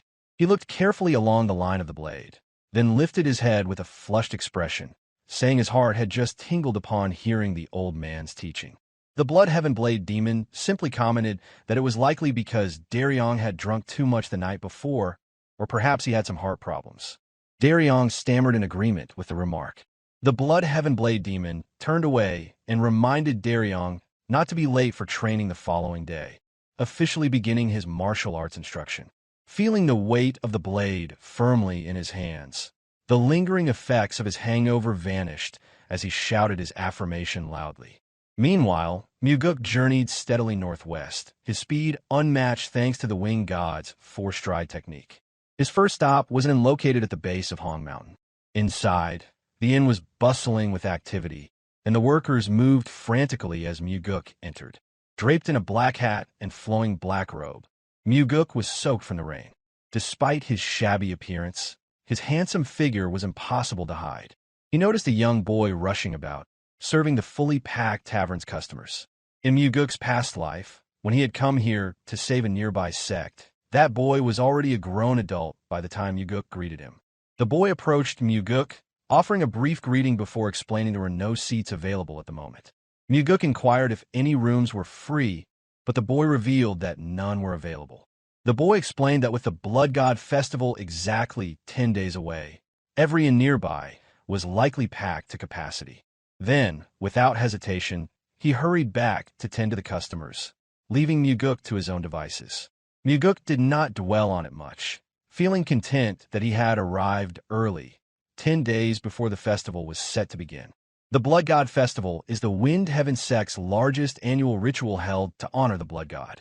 Only on the day of the festival could Mugeuk obtain a way to subdue the Soul Reaper Demon Supreme. The sect leader spent most of his time seated on the throne, where he ate and even slept. He was not alone. Another person was assigned to guard the relics. This guardian wore shackles made of millennium cold iron and lived near the Thunderbell like an earthbound spirit.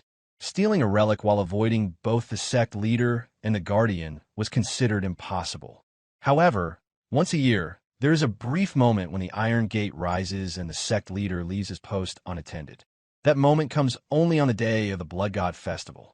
As tradition dictated, the sect leader leaves the throne to perform rituals in the Grand Arena. Mugeuk intended to use this brief window to steal the Thunderbell, the crucial item he needed to kill the Soul Reaper Demon Supreme as quickly as possible before it could claim another innocent life. The day after finishing his work, Derion raised his blade high into the air.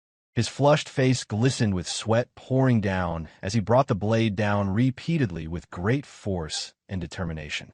His daily routine was abruptly disrupted by the relentless practice of swinging the blade given to him by the Bloodheaven Blade Demon. With every swing, more sweat streamed from his face, yet it was commendable that Derion did not sloppily follow the training regimen. Before beginning his rigorous training, Kiampa had praised the firmness of Derion's grip and the strength of his swing with the blade. At that moment, Derion answered affirmatively to the praise, the gloomy expression he usually wore temporarily fading away. However, just as Kiampa was about to leave, he abruptly instructed Derion to repeat the swing 1,000 times.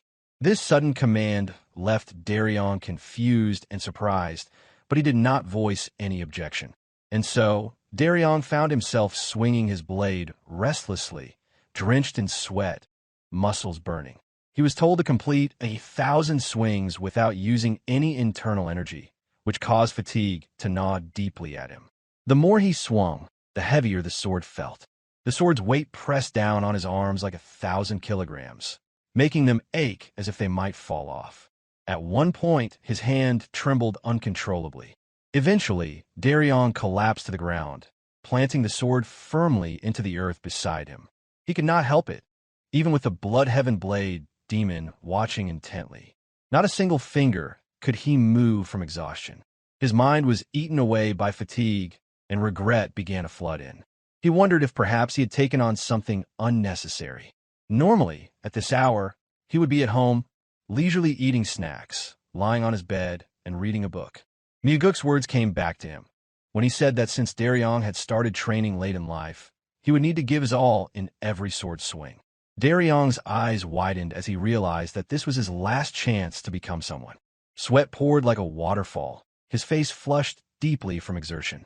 With sheer willpower, Derion rose shakily to his feet. Breathing heavily, he steadied his stance. Though his arms felt on the verge of collapse and shot through with pain, his spirit flared up unyieldingly.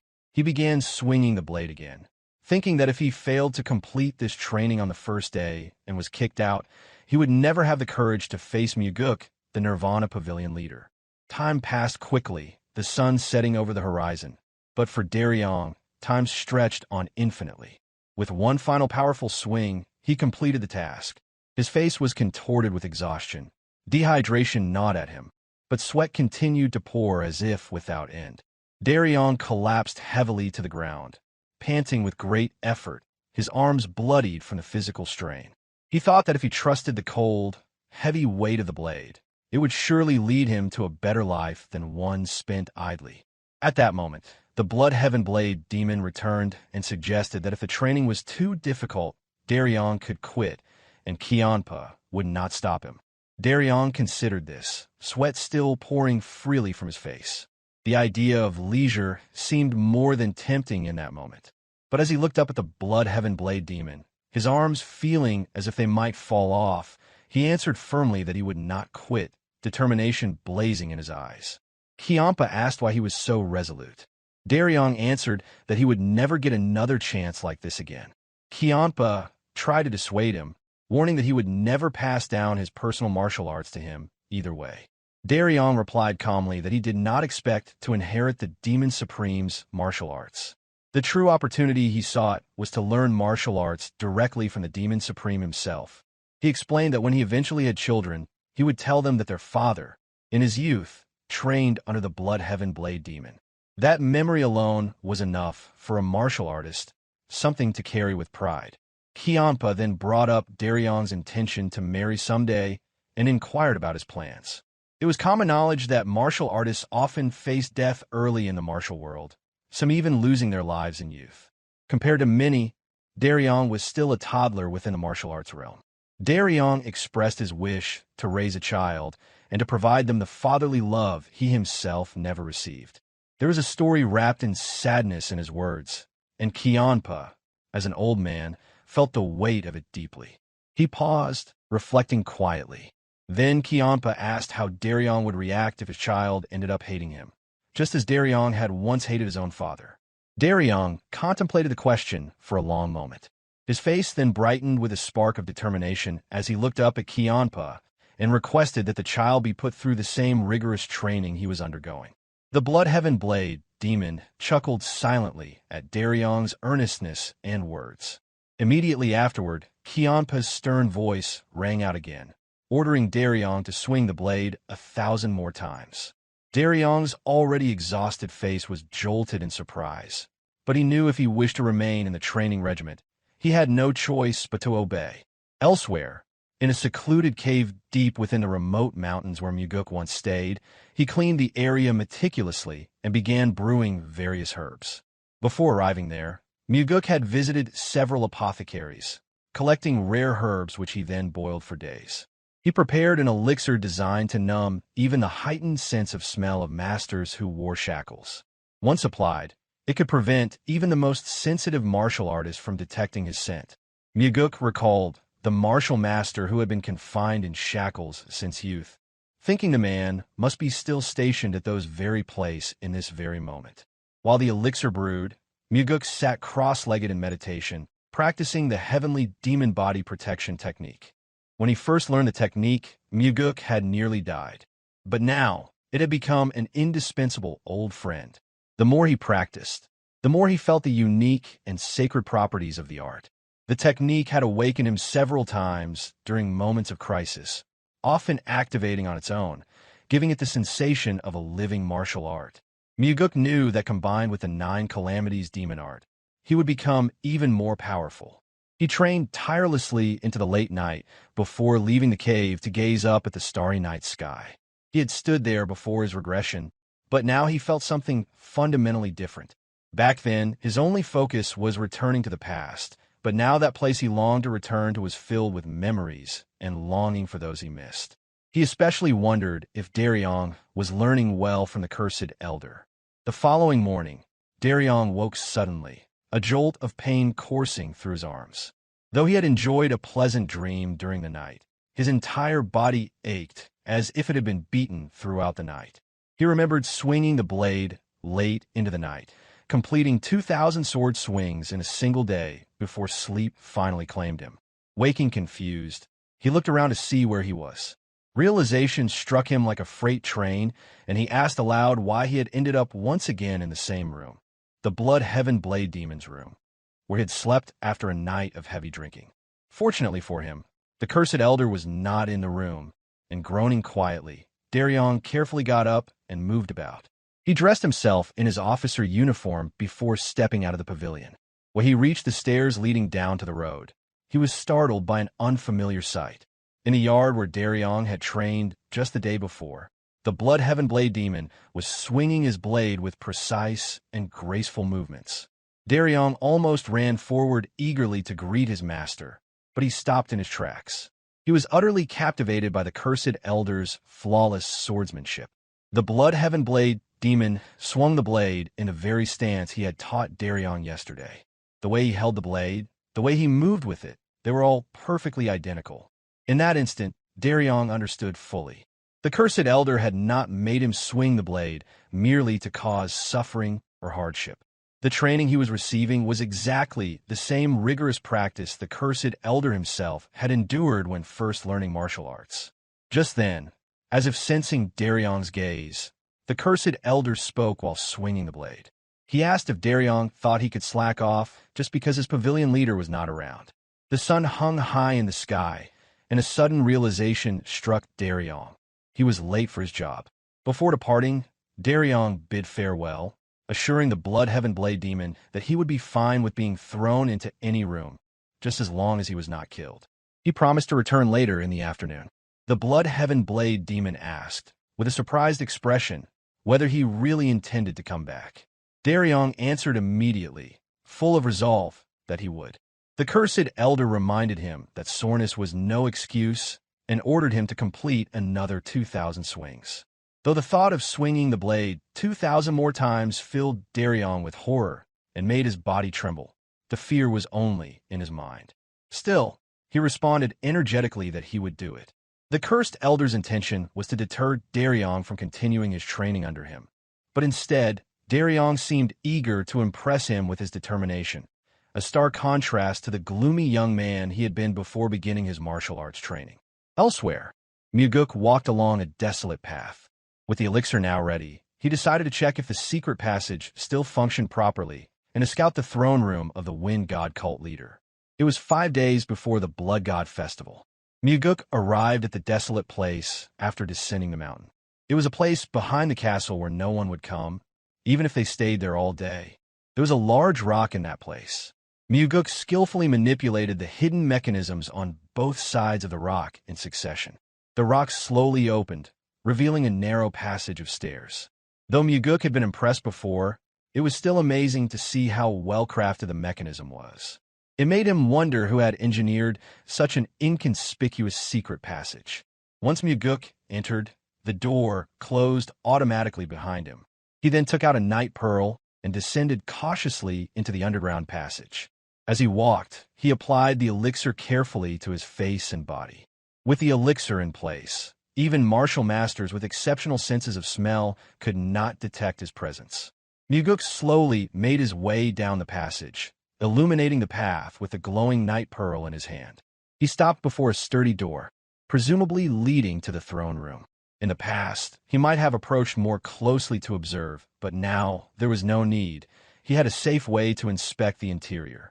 Closing his eyes, Mugeuk emitted his inner energy. A slender strand of true energy traveled through the passage, turning corners and continuing on until it reached the secret chamber.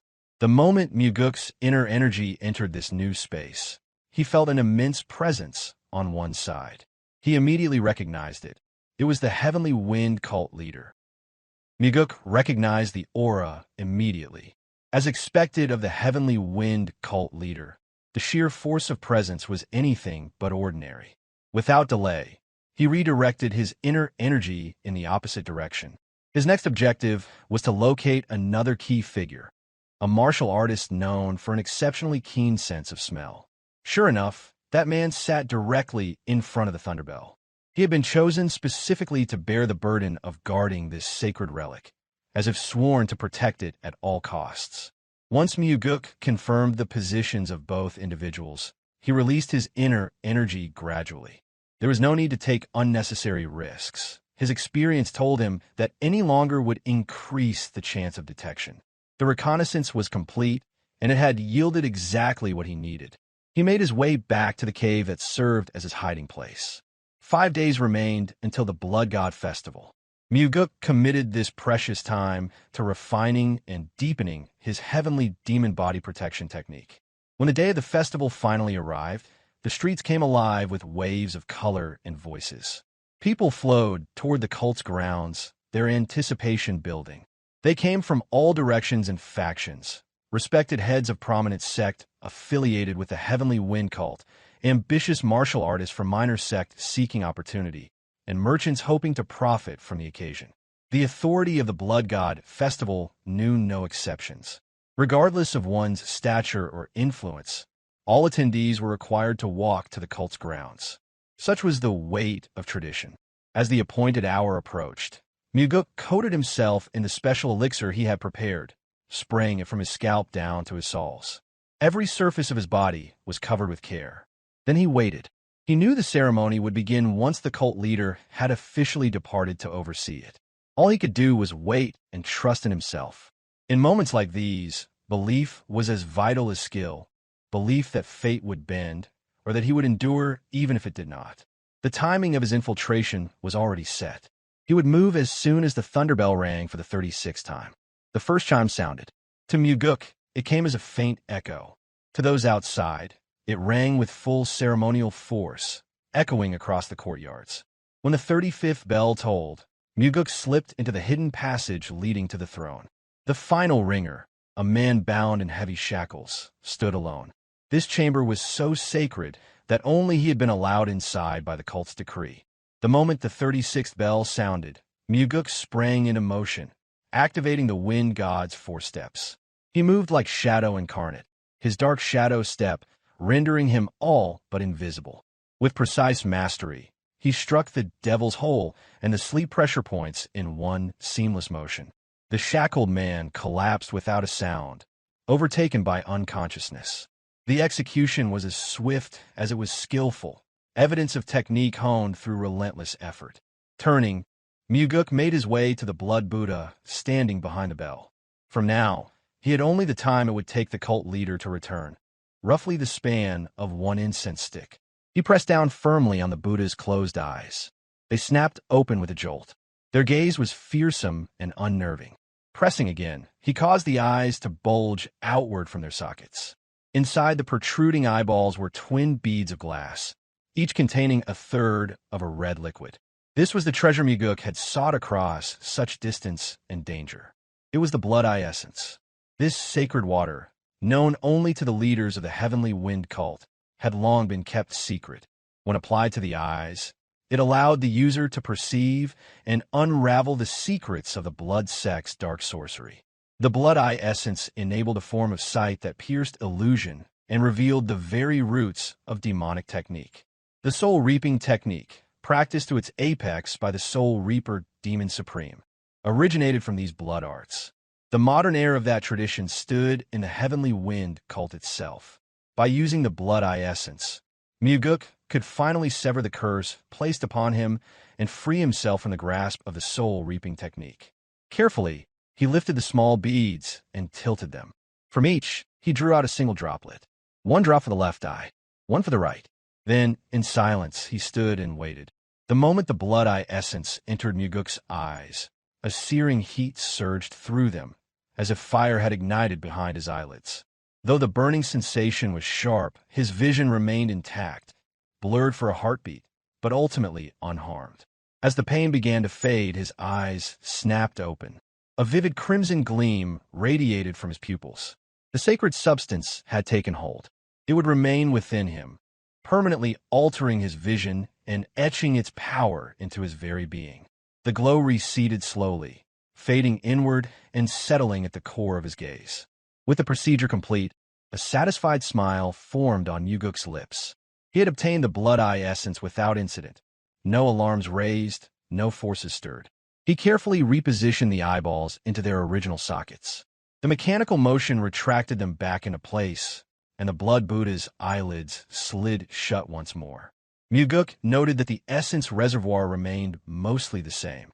This meant the Heavenly Wind cult would still be able to pass the relic on to the next successor without realizing that 2 drops were missing. A clean, undetectable extraction. Without wasting time, Mugeuk exited the chamber. Just before sealing the passage fully, he summoned a gentle current of wind toward the shackled guardian to rouse him from slumber. The man stirred, briefly disoriented, but quickly assessed that nothing seemed out of place. He resumed his duties with the calm of someone unaware that his reality had been briefly overwritten. Such finesse could only be achieved by someone of Mugeuk's level. Using the wind god's forestride, Mugeuk left the chamber quickly, thoughts weighing on him as he moved. A part of him remained curious about the identity of the Chain Man. What had led him to such a fate? But now wasn't the time for rescue. The man wasn't tied to Mugeuk's destiny, not one of those linked by regression. Originally, Mugeuk had intended to acquire the components for the Great Regression technique gradually, gathering them through a series of planned encounters. But thanks to that damned Yasuo, the Blood Eye essence had come into his possession ahead of schedule. Having retrieved what he needed, he could have stayed to enjoy the festival, basking in the satisfaction of his success. But he had no interest in idle celebration. Instead, he turned and raced back toward the Heavenly Demon cult, never looking back. He knew that the Blood Eye essence wouldn't just aid him in confronting the Soul Reaper Demon Supreme. It would become an asset on his longer journey toward Wamugi as well. Before long, in another part of the world, the scene shifted to Kianpa's residence. He sat by the window, bathed in moonlight, quietly reading a book. In such a moment, he seemed far removed from the fierce reputation of the Demon Supreme. Then, a voice rang out from the doorway, commenting on how unsuited this quiet image was for him. A faint smile touched Kianpa's lips as he acknowledged the comment and remarked that he really ought to discipline the guards posted outside for letting someone sneak past them. Stepping into the moonlight, Mugeuk advised him against it, explaining that he had deliberately kept his presence hidden. His reason was simple. He wanted to speak to the Blood Heaven Blade demon in private. Closing his book with a firm motion, Kianpa turned his attention fully to the visitor. After a quick assessment, he asked if Mugeuk had just returned to the sect. Mugeuk confirmed without hesitation. Kianpa's brow lifted in mild surprise, and he speculated whether he was truly the first person Mugeuk had come to see. Mugeuk grinned and replied apologetically, stating that his father had gone to bed early. Kianpa barked out a protest, demanding that he speak with proper respect. Straightening slightly, Mugeuk answered with feigned sincerity that Kianpa was indeed the first one who came to mind, respectfully calling him elder. Though Kianpa looked skeptical, he said nothing more. His eyes remained fixed on the peculiar young man standing before him. From his coat, Mugeuk pulled out a bottle of wine purchased during his return. He gave a little shake, then offered it as an invitation to drink together. During the course of this trip, Mugeuk had refined his starlight step technique, which had significantly shortened his return time.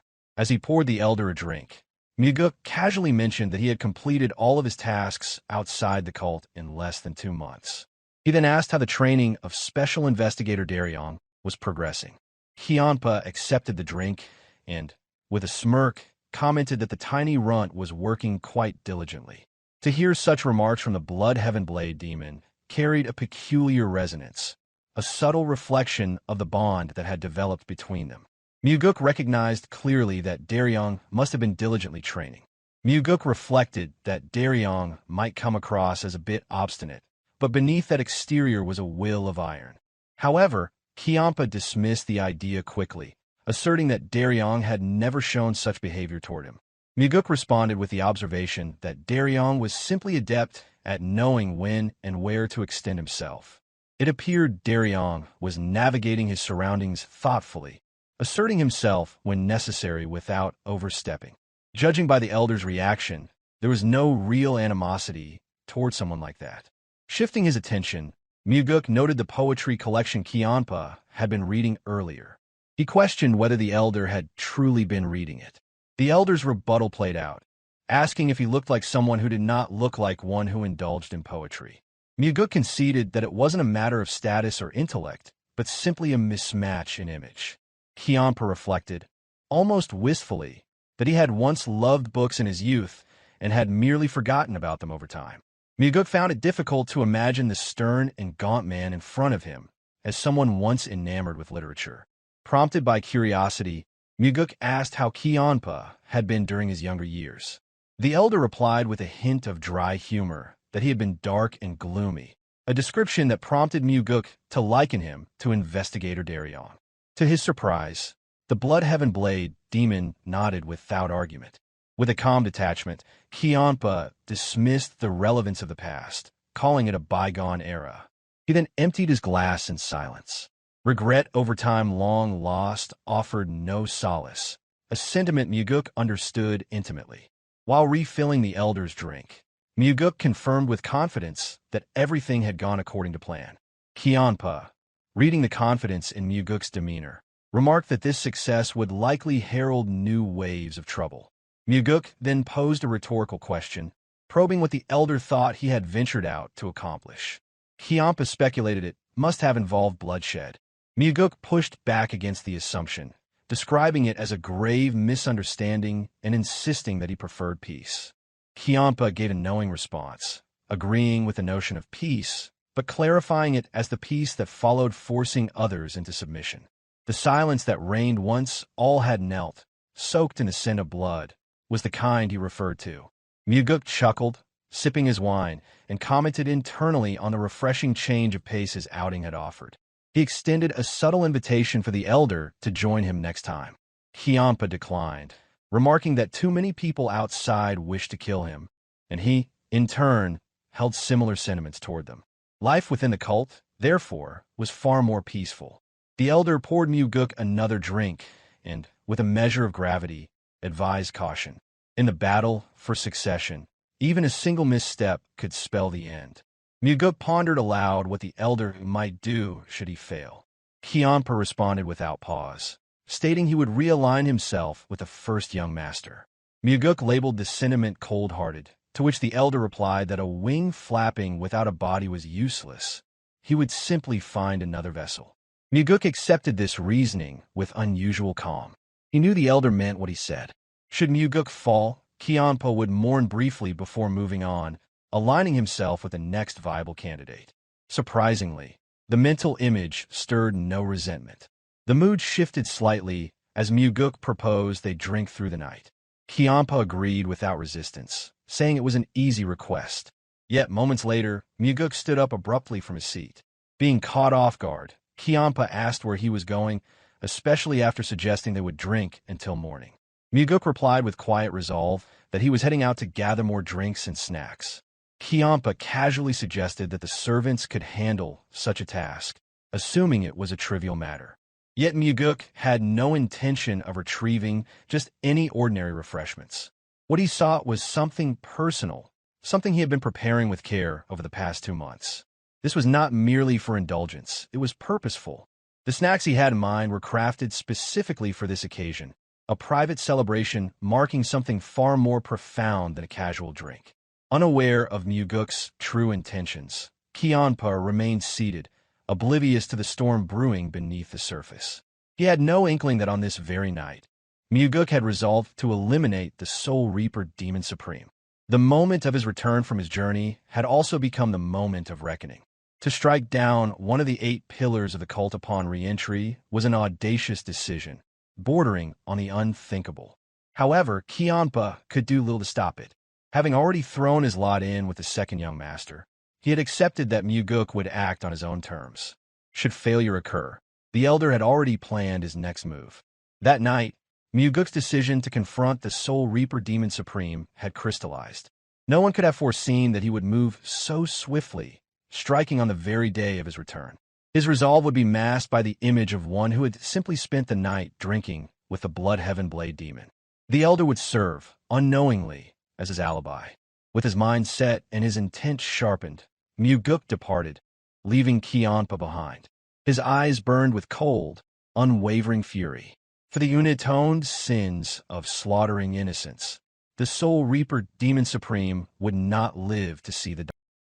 The night lay cloaked in stillness, steeped in a desolation so complete it felt unnatural. On this eerie evening, the Soul Reaper Demon Supreme was unusually exhilarated. Though it was his customary use of the heart and soul reaping technique, something about tonight had his blood pulsing more intensely, as if stirred by anticipation he could not explain. This marked the first occasion he had resumed the heart and soul reaping technique since the confrontation with Mugeuk.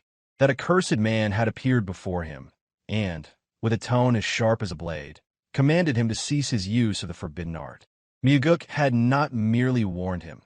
He had invoked the name of the heavenly demon itself, leaving no room for disobedience. Reluctantly, he had shelved the technique for a time. He might have continued practicing in secrecy, of course, but Mugeuk had been too perceptive, his conviction was too assured. The threat of being exposed weighed on him, not at the edge of his confidence. When the rumors of Mugeuk's mysterious departure from the cult began to circulate, it only fed his paranoia further. To the Soul Reaper Demon Supreme, this sudden withdrawal seemed little more than a deception, one designed to lull him into complacency, then corner him with damning proof. But his patience had its limits, and tonight he had chosen to cast off restraint. 2 months had passed. Now, with a young girl unconscious on the cold altar, he finally resumed the ritual.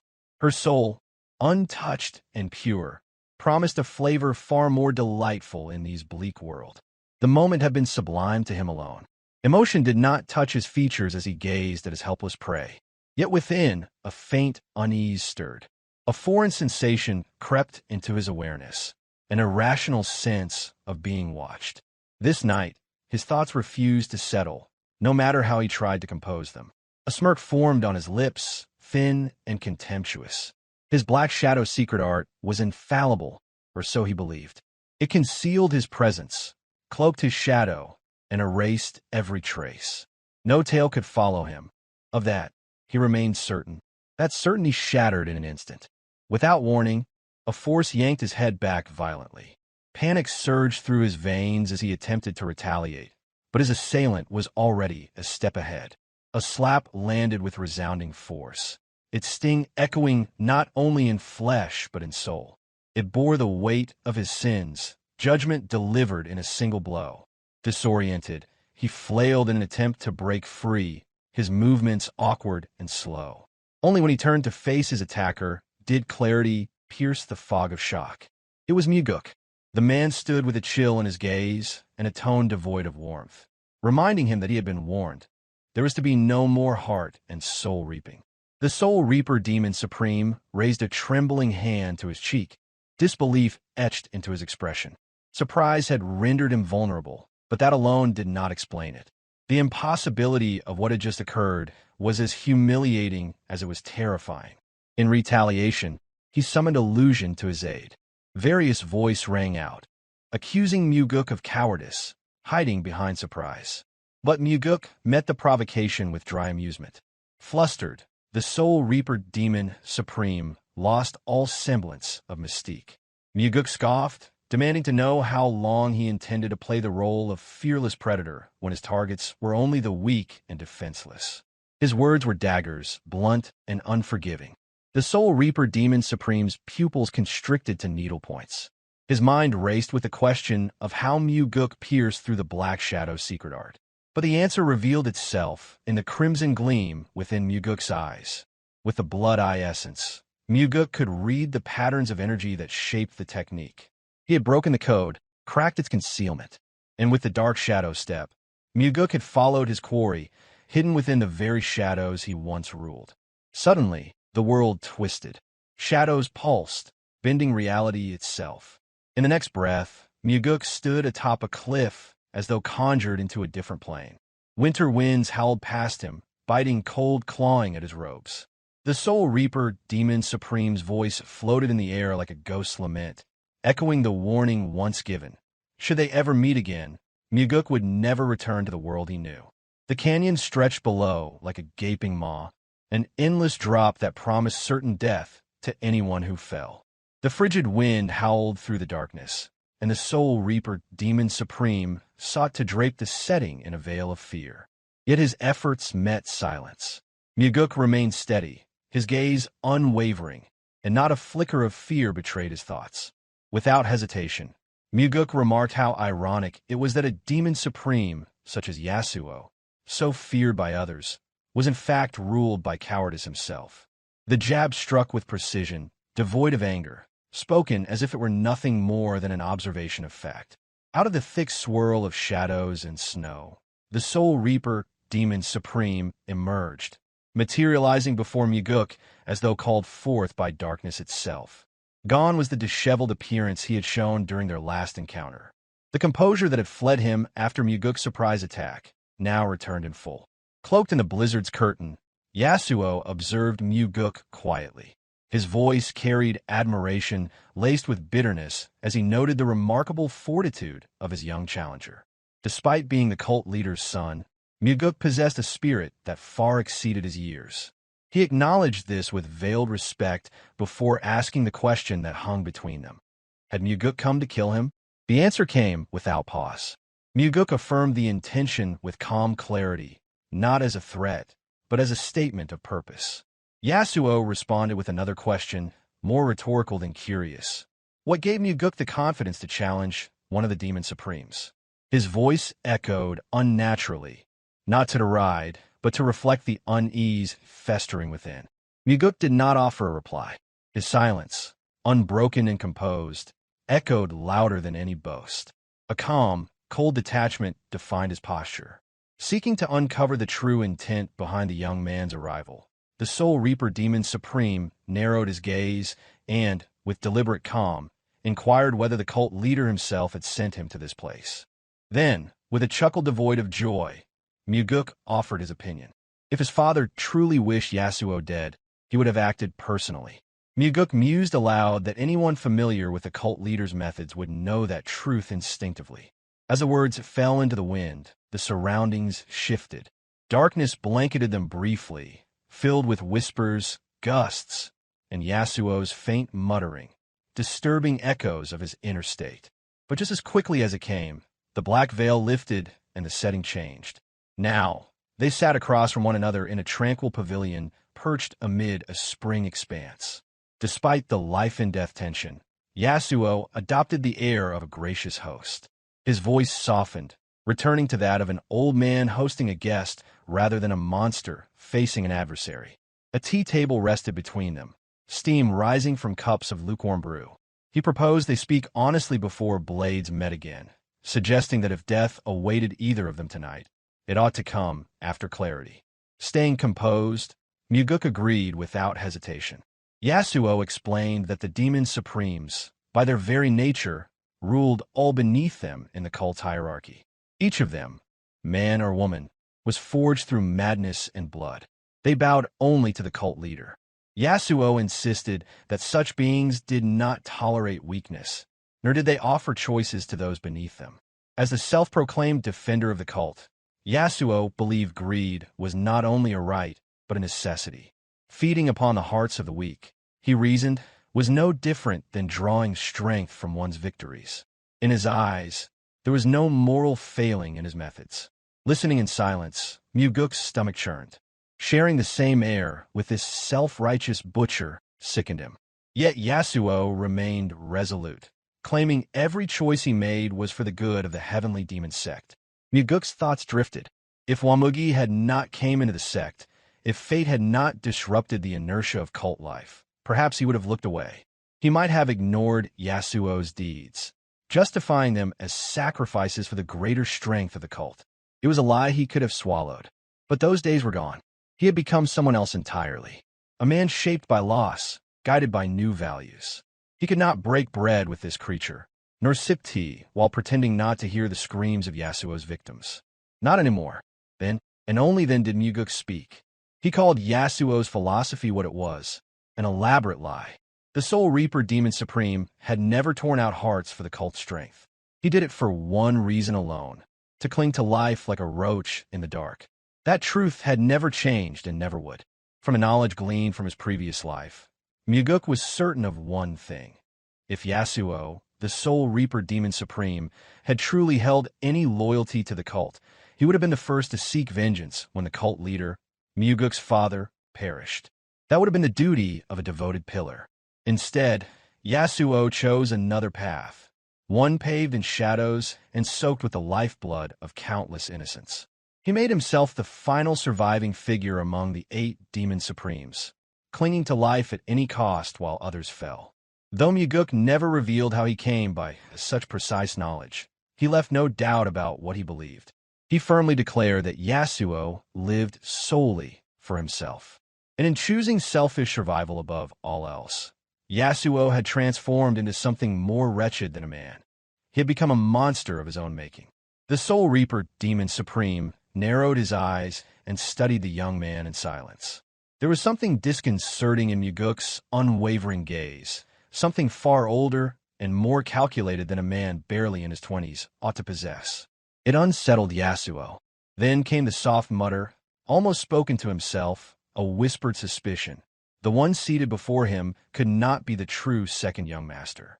In his eyes, no young man of such age and status should possess this level of insight, strength, and composure.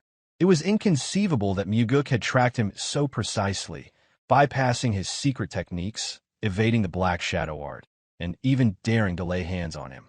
As that thought solidified, Yasuo's body began to expand. A sinister presence exuded from his form, and his body pulsed with unnatural power. He summoned the depths of his cursed art, and his shifting eyes shimmered before settling into a blinding violet hue. A radiant, malicious light burst forth from his gaze and surged toward Mugeuk, piercing into the very depths of his soul. Mugeuk recognized it immediately. The dazzling violet light was the hallmark of the forbidden art, mind-reading and soul-stealing technique.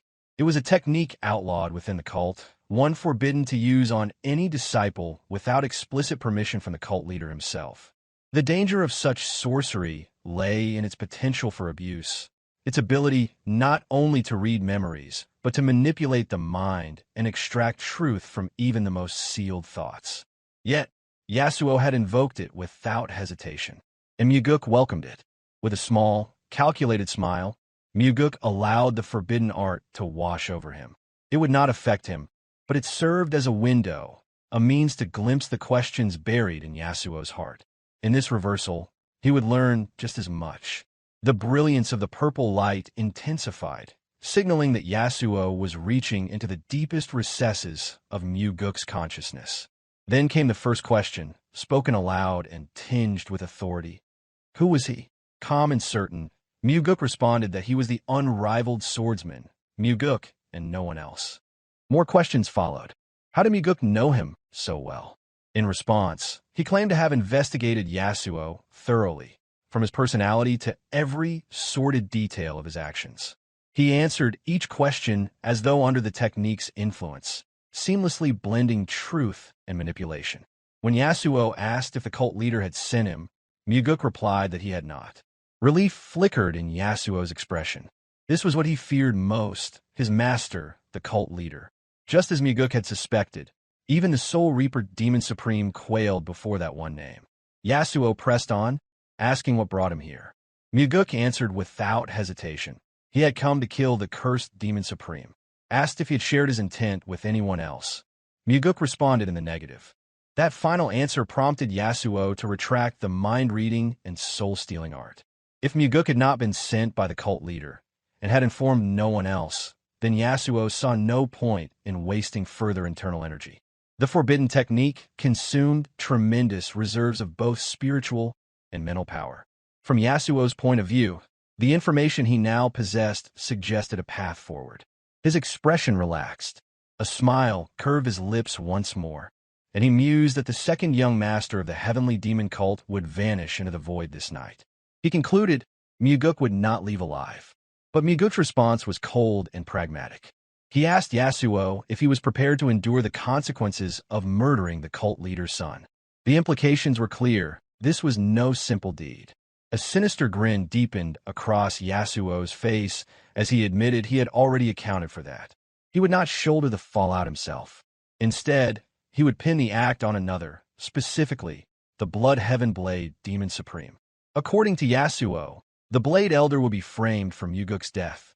Yasuo claimed he intended to use the residual effects of the mind-reading and soul-stealing art to command Mugeuk to kill Kionpa, the Blade Demon. In Yasuo's mind, this sequence would ensure Mugeuk's destruction at the hands of one he could never defeat. He laughed, harsh and unrestrained, convinced that his web of deception was flawless and that Mugeuk would perish in the chaos that followed. As Yasuo's final words faded into the night, the world began to twist. A flood of dazzling, searing light erupted around them, blinding in intensity. Mugeuk closed his eyes against the sudden brightness, and still, Yasuo remained unaware that his carefully laid plan was already unraveling. He had yet to realize that tonight marked the end of his long and wretched life. Nothing he had planned would come to pass.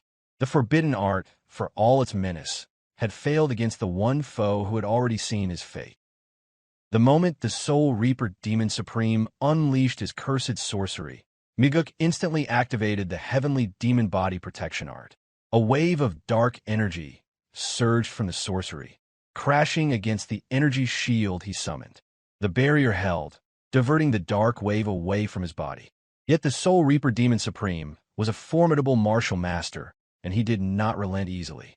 His sorcery intensified with each passing moment, the cursed energy pressing harder, growing heavier. Mugeuk clenched his jaw, enduring the mounting pressure, but the force of the curse remained unyielding. Soon, the dark wave engulfed his entire form. The heavenly demon body protection art faltered, his mastery insufficient to dispel such malevolent power. As the energy wrapped around him, a voice reverberated in his consciousness, delivering a chilling command to kill the Blood Heaven Blade Demon. At first, it was unmistakably the voice of the Soul Reaper Demon Supreme. Then came the voices of his father, Leon, Derion, each one repeating the same cruel directive. The command multiplied, echoed by every familiar voice in his memory. Even his own voice joined the chorus, as did that of the Blood Heaven Blade Demon. No matter what he did, even if he covered his ears, the words pierced through and settled in his mind like nails, the repetition hammering without mercy. Agony bloomed in his skull, threatening to tear his head apart. Despite the heavenly demon body protection art still surrounding him, the pain clawed through it without resistance. This torment, though blunted, was still immense, and any ordinary individual would have long since succumbed to the spell's corruption. Within the tempest of black energy and the unrelenting voices, Mugeuk forced himself to look around. Amid the all-consuming dark, he spotted a faint blue glow flickering in the distance. Instinct told him that the light held the answer, a way out of the nightmare. Without hesitation, he began to move toward it. With each step, the glow intensified, gradually expanding until it became a portal wide enough for a person to pass. Certainty guided his movements as he entered the light without pause. The moment he stepped through, the voices ceased. Silence returned, and his thoughts crystallized, unclouded and sharp once more. What lay before him now was a boundless white plain, and within it stood the Soul Reaper Demon Supreme, who regarded Mugeuk with visible astonishment. The expression revealed his disbelief, as if unable to comprehend how Mugeuk could have opened his eyes unaided. His mind questioned the impossibility, for the soul-reaping spell was supposed to hold its victims in thrall until its completion. Yet Mugeuk, contemplating the situation with a faint air of amusement, considered that perhaps the deep bond he had forged with the Bloodheaven Blade Demon had stirred something within him. The desire not to kill that person had jolted his mind back to clarity, breaking through the enchantment. But the reprieve did not last. The Soul Reaper Demon Supreme lifted his hand once more, and another cursed spell burst forth. A familiar tide of dark energy rose, surging toward Mugeuk with renewed force. The surrounding space twisted violently, spinning into chaos as thick shadows enveloped his body again. The chorus of commanding voices returned, louder, harsher, an overwhelming surge that reignited the stabbing pain in his skull. This time, the spell bore even more weight. It pulsed with deeper reserves of internal energy, each wave of power pounding his mind without mercy. Where the first spell struck like a small hammer, this second one bludgeoned with a sledgehammer, aiming to shatter his will entirely. But the faint blue light remained, and Mugeuk succeeded in locating it once more. Without wasting a moment, he hurried toward it and stepped through. That decision proved enough to liberate him from the grip of the spell. Once again, he stood in a white plane, the same illusory realm as before. Yet, even though he had escaped, the pain in his skull lingered, splitting and sharp, a testament to the sheer strength of the Soul Reaper Demon Supreme's dark technique. Facing him in that endless expanse stood Yasuo, the Soul Reaper Demon Supreme, just as before. This time, however, no trace of surprise colored his face upon seeing the young man emerge from the illusion. The astonishment that once flickered in his eyes had vanished, replaced by cold calculation. Yasuo's question broke the silence, cast into the air with a voice laced with disbelief. How could someone so young, barely more than a boy, remain unbroken beneath such a spell? The pain gnawed at Mugeuk, dull but persistent, and through it he repeated the same response he had given earlier. His answer, simple and firm, attributed his resistance to the bond he shared with the Bloodheaven Blade Demon, deep, unshakable, and powerful enough to stir his will. The Soul Reaper Demon Supreme dismissed the explanation with a shout, calling it foolishness. As his words reverberated across the plain, the brightness began to dim once more. Shadows surged inward as darkness flooded the surroundings for a third time. This time, however, no voices accompanied the transformation. Instead, golden radiance emanated from Mugeuk's body, the manifestation of his heavenly demon body protection, Art's inner power. He scanned the area, trying to pierce the murk, but the world around him offered no images, only the sight of his own form glowing amidst the void. Just as he turned to look behind him, the darkness shifted. The ground stirred as if breathing. From it emerged creatures shaped by nightmares. Shadowy monstrosities with grotesquely elongated mouths and eyes, limbs stretched into unnatural proportions. Their movements were fast, and their presence brought a wave of dread. The hellish beings launched toward him with terrifying speed. Nothing in his previous life had prepared him for such abominations. And more of them emerged, clawing their way from the depths of the darkness. Each was a horror unto itself, forming a ring around him, towering and oppressive. Though born of illusion within this mental realm, they possessed form, presence, and weight. They were no less real. Mugeuk chose to face them. His hand moved to grip the black demon sword. With the command voices no longer invading his mind, he could now engage freely. He steadied his breathing, sinking into his battle stance. As he focused, his eyes shimmered crimson, the only sign of the blood essence activating. Through those eyes, new clarity revealed itself. Tiny blue lights shimmered like marbles across the shadowy creatures, some at their heads, others at their torsos, arms, or legs. These were the weaknesses that the blood essence exposed. As the creatures charged, Mugeuk met them without hesitation. He swung his blade with a broad arc, severing multiple orbs of light as they leapt at him. Stepping back to dodge, he raised the blade once more, cutting down others. In a seamless motion, he launched upward, spinning midair, slicing through several more.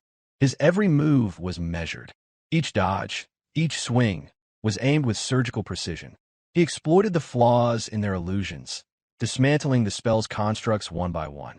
And when only one remained, he surged forward and drove the blade into its head, straight through the glowing point between its eyes. Without targeting those weak spots, the creatures would have continued their assault. No amount of martial prowess alone could have vanquished them. They were more than illusions. They were constructed to overpower even the most skilled. A faint smile curved his lips as he silently reflected on the blood essence's power. It had illuminated the hidden truth of the sorcery, revealing the only path to victory in that shadowy maze. When the last creature vanished, the darkness began to recede. Light crept back into the space, and Yasuo stood once more, his composure cracking. His expression betrayed the rising unease. His technique had failed again, and the young man remained unclaimed by its grip.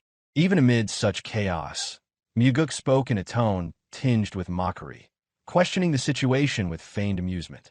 He pointed out how Yasuo had refrained from posing another question this time. But the Soul Reaper Demon Supreme offered no reply. Without uttering a single word, he unleashed another spell. Darkness swept over the realm once again, and this time Mugeuk found himself shaken. His footing rested on a massive floating log adrift in the middle of a storm-ravaged sea. Violent waves surged around him, and thunder cracked above while cold rain pelted his body. Though he understood this was another illusion conjured to entrap his mind, the details were vivid enough to deceive his senses entirely. Every splash of water, every gust of wind felt real. Falling into this sea felt no different than plunging into death itself. A distant roar reached his ears, the ominous sound of a monstrous force approaching. When he turned, he saw it. A tidal wave, towering and immense, bearing down on him like a wall of fury. It was the wrath of nature in its purest form, an unstoppable force beyond human capability to resist. The log beneath him rocked violently, and with his balance lost, he slipped from it, crashing into the cold, churning sea. Even his past self, experienced and hardened, would not have been able to withstand such an illusion. As his body descended into the dark depths, realization dawned. This illusion held a level of power that explained his father's warnings. The Soul Reaper Demon Supreme, among all the martial artists within the Orthodox faction's enemies, had always been the most feared. Few could emerge from such illusions unscathed. The downward pull of the sea eventually eased, allowing Mugeuk to swim upward. Struggling toward the surface, he gasped for air the moment his head broke through the waves. But before relief could settle, another tidal wave loomed ahead. It was even more immense than the first, a vertical wall that stretched skyward with no discernible crest. As he scanned the wave, searching for the spell's weak point, he saw nothing. No glowing light, no breach, only a mountain of water that threatened to crush everything beneath it. With no escape in sight, he was overtaken once more and dragged into the abyss. Thoughts spun in his mind as he descended. Unless the node to shatter the spell was identified swiftly, even the strongest martial artist would be doomed. This spell wasn't about physical strength. It was a test of perception and clarity. The oppressive force of the wave drove him even deeper. Without the heavenly demon body protection art shielding his body, the sheer impact would have robbed him of consciousness. He needed to act before it became too late. The moment the current relented slightly, he forced himself to open his eyes wide, scanning the submerged world around him. Pitch-black water extended in every direction. With the Blood Eye essence active, any spell-breaking node should have appeared to him as a blue light. Yet he found none. Resurfacing again, lungs screaming for air, he glanced across the horizon. Still no sign of salvation. The ocean seemed endless. The monstrous waves seemed eternal. The illusion had turned into a prison with no doors. Panic threatened to rise, but his mind remained sharp. He refused to believe there was no way out. In every illusion Yasuo cast before, a path to freedom had always existed. It had to be here, somewhere. Then a thought surfaced. His mind returned to the object he had started on, the log. It had appeared at the beginning of the illusion. That detail held meaning. Perhaps the key had been within reach all along. With urgency guiding him, he propelled himself toward the log, still afloat not far from where the last wave had struck. The sea continued to churn, the threat of another wave always imminent. But he reached it before disaster returned. Upon grasping the log, he flipped it over, and there it was. Underneath, concealed from initial sight, a bluish light shimmered, the unmistakable marker of the illusion's core. The Blood-Eye essence, once again, had revealed the truth. The solution had been directly beneath him the entire time. Within that vast, churning sea, Mugeuk finally realized the truth. The very thing that had kept him afloat, the log he first stood on, had been the key to breaking the spell. Only after discovering the light beneath it did the illusion begin to make sense. As another wave surged toward him, towering and merciless, he raised his sword and, without hesitation, drove it directly into the glowing light. In that precise moment, the oncoming wave disintegrated, vanishing like a fleeting dream. The storm, the ocean, the illusion, all of it faded, leaving behind only clarity. Mugeuk surmised that this trial must have been the Soul Reaper Demon Supreme's ultimate move, crafted to ensnare even the strongest of minds. And yet, his expression revealed no trace of fear or defeat. Before he could fully catch his breath, a new spell activated, unfolding an entirely different realm around him. The Soul Reaper Demon Supreme wasted no time, continuing to unleash his deadliest techniques one after another. This time, Mugeuk stood at the center of a circular formation surrounded by mirrors, about 30 of them in total. Each mirror displayed a different reflection of his life. Some showed him as a child, others captured his current form. Several depicted stages yet to come, a man in his middle years, then older, and finally, ancient and withered. The intervals between reflections suggested 3 or 4 years, separating each version of himself. It was as though his entire life, both lived and unlived, had been arrayed before him. He began to walk slowly among the mirrors, studying each image. The early reflections mirrored ages he had experienced before his regression, moments familiar and distant. But as he continued, he encountered stages of life he had not yet known. These visions portrayed a path he might have walked had events unfolded differently. One mirror in particular drew his attention. It held the image of an elderly man so gaunt and worn that recognition came only after long observation. This version of himself laid motionless in an empty room, gazing upward with hollow eyes. No one accompanied him. The silence around the figure echoed the loneliness of his final moments. This, Mugeuk knew, was not a vision of the future. It was a fabrication, a masterful illusion woven by the Soul Reaper, Demon Supreme. A lesser man might have shattered the mirrors in panic or defiance, only to worsen his condition and sink deeper into the trap. Instead, Mugeuk raised a steady hand and touched the surface of the mirror, fingers meeting the cold image of his older self. He pondered aloud, as though speaking to the reflection. After a lifetime steeped in blood and sacrifice, did this old version still cling to the hope of a peaceful death? He called such a desire greedy. Even if he killed Wamugi and saved those in need, a quiet ending might still be too much to expect. Yet even that kind of death, one born of pain and burden, would be acceptable. As he reflected, Mugeuk found a strange comfort in the act. Though it seemed he was consoling the withered figure in the mirror, it became clear he was speaking to his present self, granting himself grace. It was an affirmation, acknowledging that the path he walked was harsh, yet still his own. He assured that weary version of himself that it was all right, that he had not strayed. Drawing the black demon sword, he pivoted sharply. One mirror caught his attention. It showed a younger version of himself from a few years before, and just beneath the image's neck, a soft bluish light swirled. With a single decisive swing, he brought the blade down, cleaving through the image. The mirror shattered into fragments, and the illusion collapsed with it. The pieces scattered, revealing the fragile shell of dark sorcery beneath. As the spell unraveled, it exposed the Soul Reaper Demon Supreme standing behind it, eyes wide, clearly shaken by Mugeuk's continued resistance. From Mugeuk's gaze radiated unshakable resolve. His purpose had never wavered.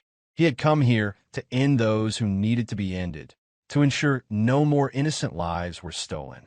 Far from weakening him, The final illusion had only deepened his resolve, sharpening his intent like tempered steel. The Soul Reaper Demon Supreme flinched in disbelief, demanding how Mugeuk had discovered the path out of the mirror illusion. The young man gave no reply, allowing the tension to build. Yasuo, unable to contain his frustration, explained further. If the wrong mirror was shattered, their numbers would double. Repeating the mistake would only increase the mirrors exponentially until escape became impossible. Still silent, Mugeuk calmly slid his sword back into its sheath. He then acknowledged that luck had played a role, though in truth it was the blood-eye essence embedded in his body that allowed him to perceive the correct mirror instantly. To him, there was no point explaining it to someone already doomed. Yasuo's anger boiled over, refusing to accept luck as a valid reason. His voice trembled with rage, insisting that such an advanced illusion couldn't be undone through mere fortune. But then realization struck him like lightning. His eyes widened, his breath caught, and his entire body stiffened as a terrifying conclusion formed in his mind. He asked, though his voice cracked under the weight of fear, whether Mugeuk had truly mastered the 9 calamities demon art. The question hung in the air, unanswered. But in his heart, Yasuo had already made up his own conclusion. Seething with fury, he cursed the cult leader for selecting a successor without the knowledge or approval of the Demon Supremes. Aware of Yasuo's spiraling thoughts, Mugeuk said nothing. There was only one logical reason for the failure of Yasuo's sorcery: mastery of the 9 calamities demon art, a legacy reserved solely for the cult leader's chosen successor, or one who also bore the blood-eye essence, now glowing in Mugeuk's gaze. Yasuo erupted, hurling more curses. He accused the cult leader of betrayal, of using his own son as a tool to eliminate a comrade. To him, it was a knife in the back, a vile, unthinkable treachery. Finally, Mugeuk responded. His voice was even, laced with cold detachment. He asked Yasuo that if his father had long been known for stabbing others in the back. Then he asked a question that brought Yasuo to silence. Could he name even one instance when the cult leader had acted that way? Stunned by the accusation, Yasuo faltered. Mugeuk recalled that his father had once said the Orthodox factions feared the Soul Reaper Demon Supreme more than anyone. If such notion existed, it could only mean there had once been a form of respect. He doubted his father would betray Yasuo lightly.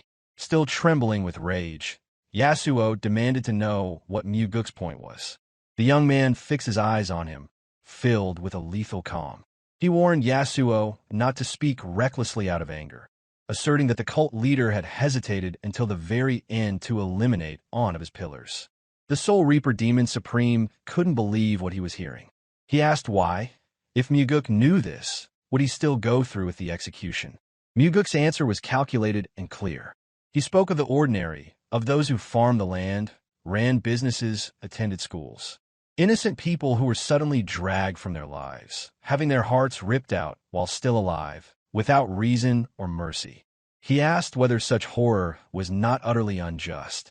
Though Yasuo had misjudged Mugeuk's abilities, assuming that he had achieved full mastery of the 9 calamities demon art, the damage was already done. His spirit waned. He murmured that life had always been unfair. If Mugeuk sought justice, he advised him to grow powerful, so powerful that no one would dare to trample him again. But Mugeuk remained unmoved by the sentiment. His resolve was solidified. One of the 8 great pillars of the heavenly demon cult would fall that night. Mugeuk understood the agony of losing everything.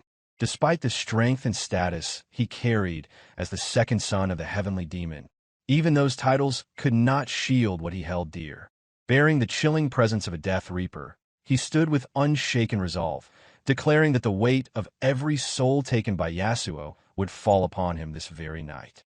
Across from him, the Soul Reaper Demon Supreme clung to the belief that the unfolding events had been orchestrated by none other than Mugeuk's father.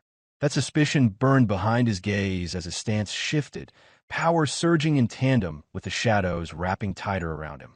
The glint in his eyes sharpened, and his voice, steeled by decades of will to survive, signaled a resurgence of his sorcery. He reminded Mugeuk that survival had always been the driving force behind his long, brutal life. His transformation began in earnest. Muscles surged, sinew thickened, and a wave of energy distorted the space around him. His skin turned pitch black, like iron dipped in night, and his eyes shone with a luminous blue-white intensity. From that towering form, an ancient aura radiated, oppressive and frigid, causing the air itself to tremble. Mugeuk tensed as he watched this monstrous metamorphosis unfold. The energy exuded from Yasuo was no longer ordinary demonic power. It was dark demonic energy, a malevolent force forbidden even within the bounds of the heavenly demon cult. Yasuo spoke with pride about the heart and soul reaping technique, not for the mere gain of internal energy, but as a calculated method to anchor his descent into darkness. He had embraced the forbidden in order to become something more, to ensure victory, and to destroy the 9 calamities demon art. To counter the very art Mugeuk had inherited, he had turned himself into a vessel of ruin. The implications were heavy. The dark demonic art was a curse disguised as power. Few who delved into it survived unscathed. Madness often took hold, dragging them into endless bloodlust and eventual ruin. Mugeuk knew this well, knew that those who took that path rarely returned. For this reason, it had long been forbidden by the cult. Even so, Yasuo stood as an exception, proclaiming that the energy harvested through his cruel techniques allowed him to suppress the side effects. Mugeuk then realized that Yasuo had resorted to the most merciless method possible, devouring hearts and souls to remain in control of a power that could otherwise destroy him. That grim determination made him a far more dangerous foe. Recognizing that words would no longer change anything, Mugeuk exhaled slowly and reached for his blade. He drew the black demon sword, its edge glinting with restrained fury. Opposite him, Yasuo summoned his weapon in similar fashion. A black aura coalesced around his hand, swirling with demonic fervor before condensing into the form of a dark blade. Just from its shape, Mugeuk recognized that it was no ordinary weapon. It was a sword forged for slaughter. The Soul Reaper Demon Supreme then declared his ambition with unflinching arrogance. Once Mugeuk fell, the heavenly demon himself would be next. He would seize the cult and reshape it under his dominion. Unshaken, Mugeuk offered a bitter smile as he returned the provocation with scorn. In his eyes, Yasuo lacked the courage to pursue such ambition openly. He would retreat again, surviving in the shadows, never confronting the truth of his own fear. Mugeuk had already lived through this timeline once. He knew Yasuo had never revealed his use of the forbidden art. That cowardice ran deep within his veins. Yasuo brought his massive sword down in a powerful line, the blade glowing with a purplish hue that radiated ominous energy. Mugeuk raised his own sword to meet the attack, both weapons colliding mid-air with explosive force. The fury between them blazed, neither holding back, and their clashing internal energies surged into their blades like twin tidal waves of rage. The explosion that followed was deafening, a shockwave erupting from the point of contact. Neither Mugeuk nor the Soul Reaper Demon Supreme retreated an inch. It was during this intense standoff that Mugeuk began to understand. Had Yasuo not exhausted a considerable portion of his strength earlier by casting repeated soul-reaping techniques, his current, transformed state would have already overpowered him. Recognizing the threat, Mugeuk prepared to transition to a technique befitting such an opponent. He channeled his internal energy through his sword, adjusting his stance to deliver an offensive counterstrike. He invoked the first form of the soaring sword art, balancing the heavens. From his blade erupted a sharp arc of condensed sword energy, a pristine streak of light that surged toward Yasuo with immaculate precision. In that moment, despite the towering figure before him, Mugeuk appeared invincible. The luminous arc cleaved toward Yasuo's midsection. Though the strike should have cut him cleanly in half, his massive form merely rippled before mending itself, an eerie restoration that defied logic. With a booming voice, Yasuo declared the name of his own technique, human annihilation. The battlefield changed instantly. Darkness surged across the ground, enveloping Mugeuk's position with crushing pressure. A sense of overwhelming doom hung in the air as the Soul Reaper Demon Supreme summoned his might. 6 sword lines emerged out of nowhere, converging where Mugeuk stood. But with instincts honed to perfection, He activated the divine lightning step, vanishing a heartbeat before the area was sliced into deathly sections. Had he hesitated, his body would have been severed. Another proclamation rang out. Ghost annihilation. The second strike descended. Faster, heavier, more destructive. 12 sword strike tore through the air shimmering as each sword line faded like lightning. Barely escaping again, Mugeuk found himself pushed to the brink. Realizing the tempo could not continue, he launched a technique of his own, the transforming heaven style, the second form of the soaring sword art. 12 strikes, each uniquely refined, spiraled from his sword, streaking toward Yasuo. The speed and variation tested the upper limits of any defense. However, Yasuo stood his ground and deflected each slash, his black sword clashing against Mugeuk's precise cuts. Sparks erupted, lighting the dim battlefield with violent flickers. Each deflection only intensified Yasuo's aura. The bluish-white light in his eyes burned brighter with every parried transformation. Upon batting away the final 12th strike, the Soul Reaper Demon Supreme raised his weapon again, his voice thunderous. He retaliated instantly, with a single word, annihilation. Under the oppressive darkness of Yasuo's devastating technique, Mugeuk acted without hesitation. Drawing upon the profound heaven style, the third form of the soaring sword art, he infused his sword with a void-like black energy. This pitch-black surge charged forth, clashing directly with the Soul Reaper Demon Supreme's annihilation. The purplish blaze of the attack collided midair with Mugeuk's blade, and chaos unfurled. The air ruptured with shrill cries of energy tearing, sword lines bursting in every direction, annihilating everything in their path. Mugeuk's focus held firm. With precise footwork and internal control, he avoided the ensuing cascade of destruction. However, the Soul Reaper Demon Supreme was not as fortunate. Mugeuk's counterattack tore into Yasuo's shoulder. But the injury proved fleeting, no blood spilled. His flesh, hardened by the dark art, had turned obsidian and impenetrable like plate armor. Yasuo's body mended instantly. What should have been a deep wound faded, erased as if the sword had merely brushed against him. His strength was not drawn from internal energy alone. It was his fortified body that truly made him formidable. Undeterred, Mugeuk realized with mounting tension that worse was yet to come. With metallic resonance coloring his voice, Yasuo declared his next technique, destruction. From his raised blade, 48 sword lights exploded outward. They stretched across the battlefield, painting the air in a blinding lattice of energy. Their formation was wide and magnificent, yet Mugeuk sensed their limitation. Despite their overwhelming force, the attack pattern lacked nuance. It was powerful, yes, but linear and predictable. If Mugeuk had executed this technique, it would have struck with unavoidable precision. Instead, he saw openings. Yet even so, the ground beneath the blasts liquefied, scorched by the residual heat and force. Pits of molten rock marked where each line had landed. Yasuo stood tall amidst the destruction, assuming Mugeuk had been obliterated. Then a voice, calm yet laced with challenge, cut through the haze.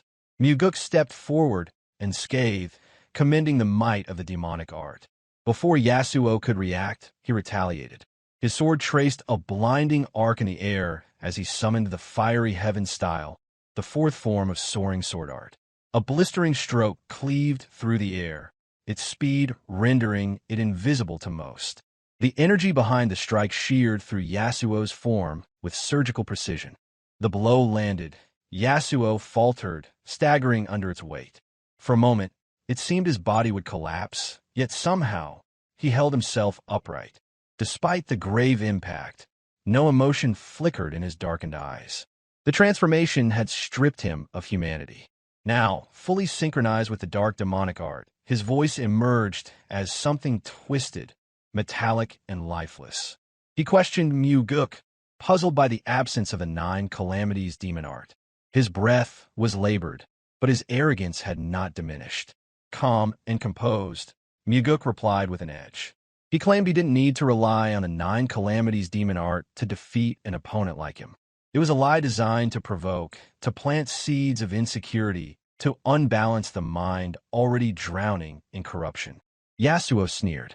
He mocked Mugeuk's pride and dismissed it as reckless overconfidence, asserting it would be his undoing.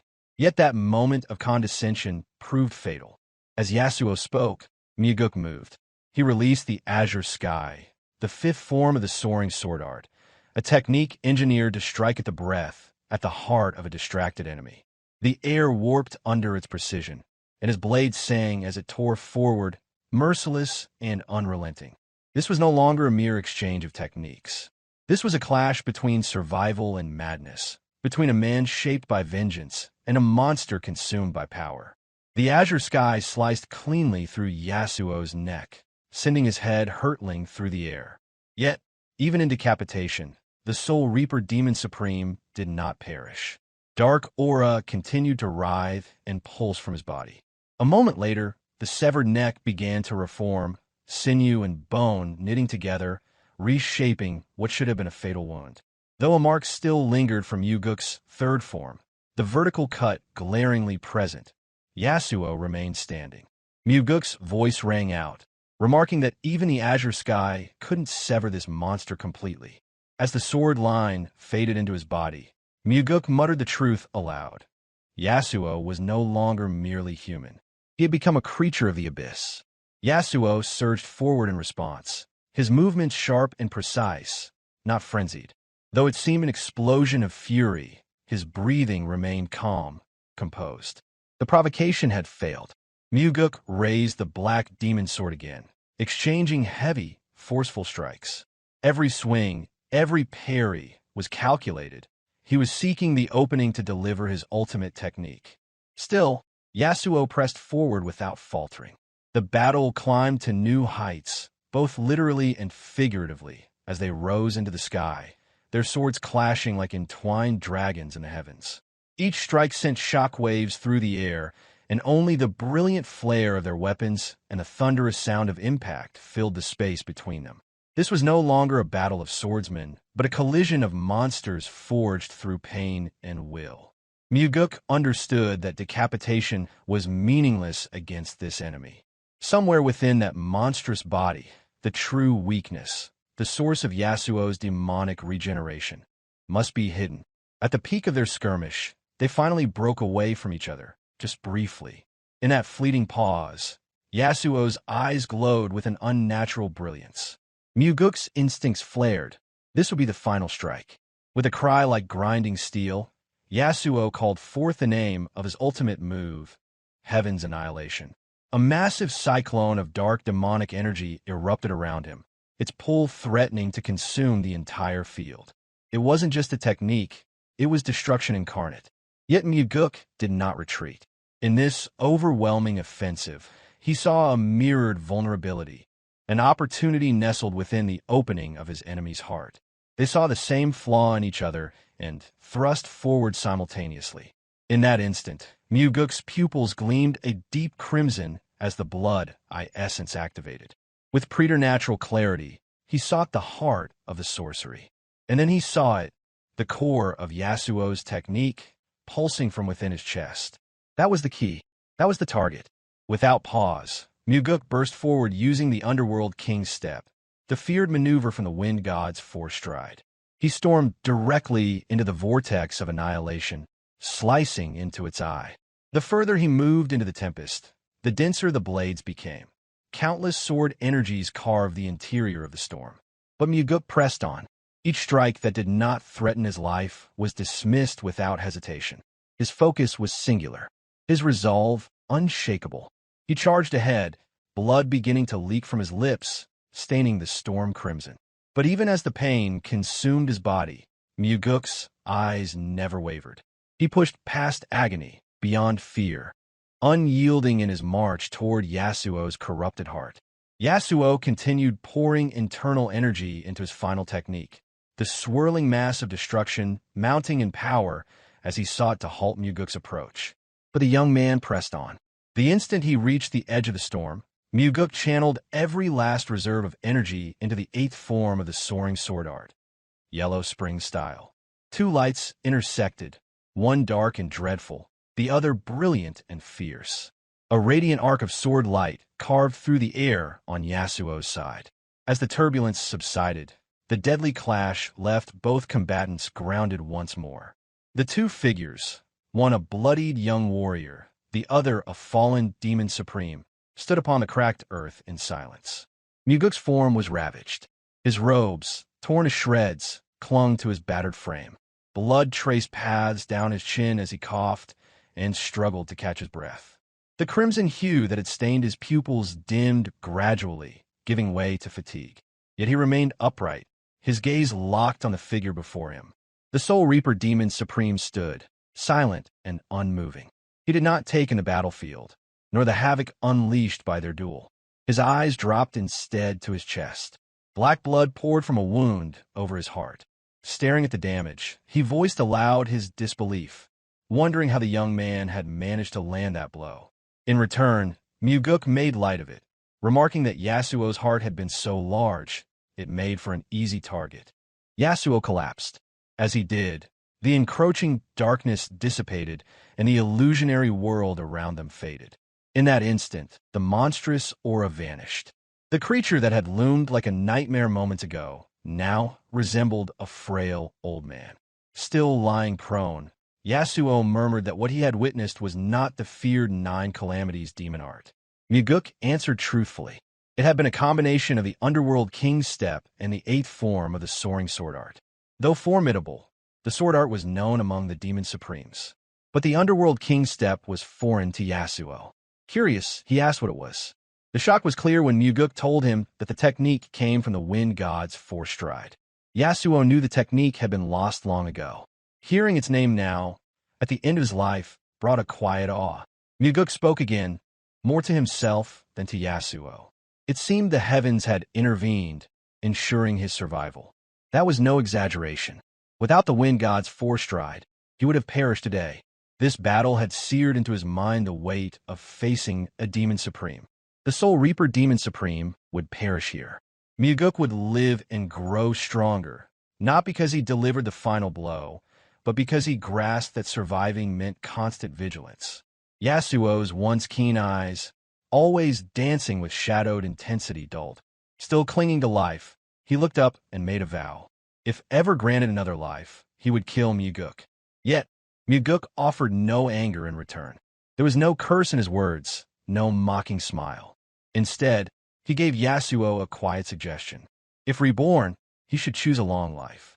Surely, there were better paths than this. The Demon Supreme's eyes wavered. He opened his mouth to speak, but no sound emerged. Whether he meant to hurl a curse, whisper a regret, or concede to the truth in Mugeuk's words, no one would ever know.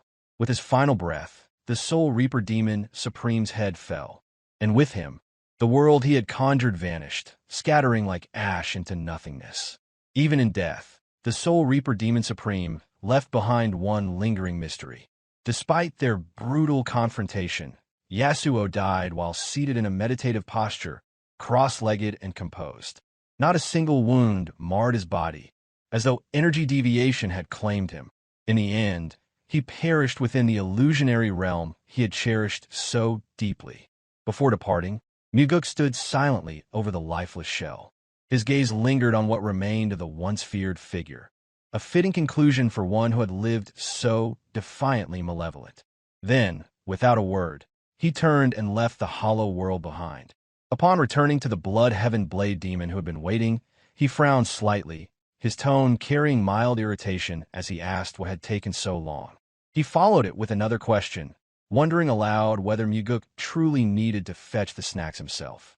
Without offering any clue to the truth of his earlier battle, Mugeuk simply replied that gathering everything had taken a bit more time than expected. After entrusting the child to Derion, he had gone to pick up good liquor and a selection of Kiampa's favorite foods. That was the story he chose to present.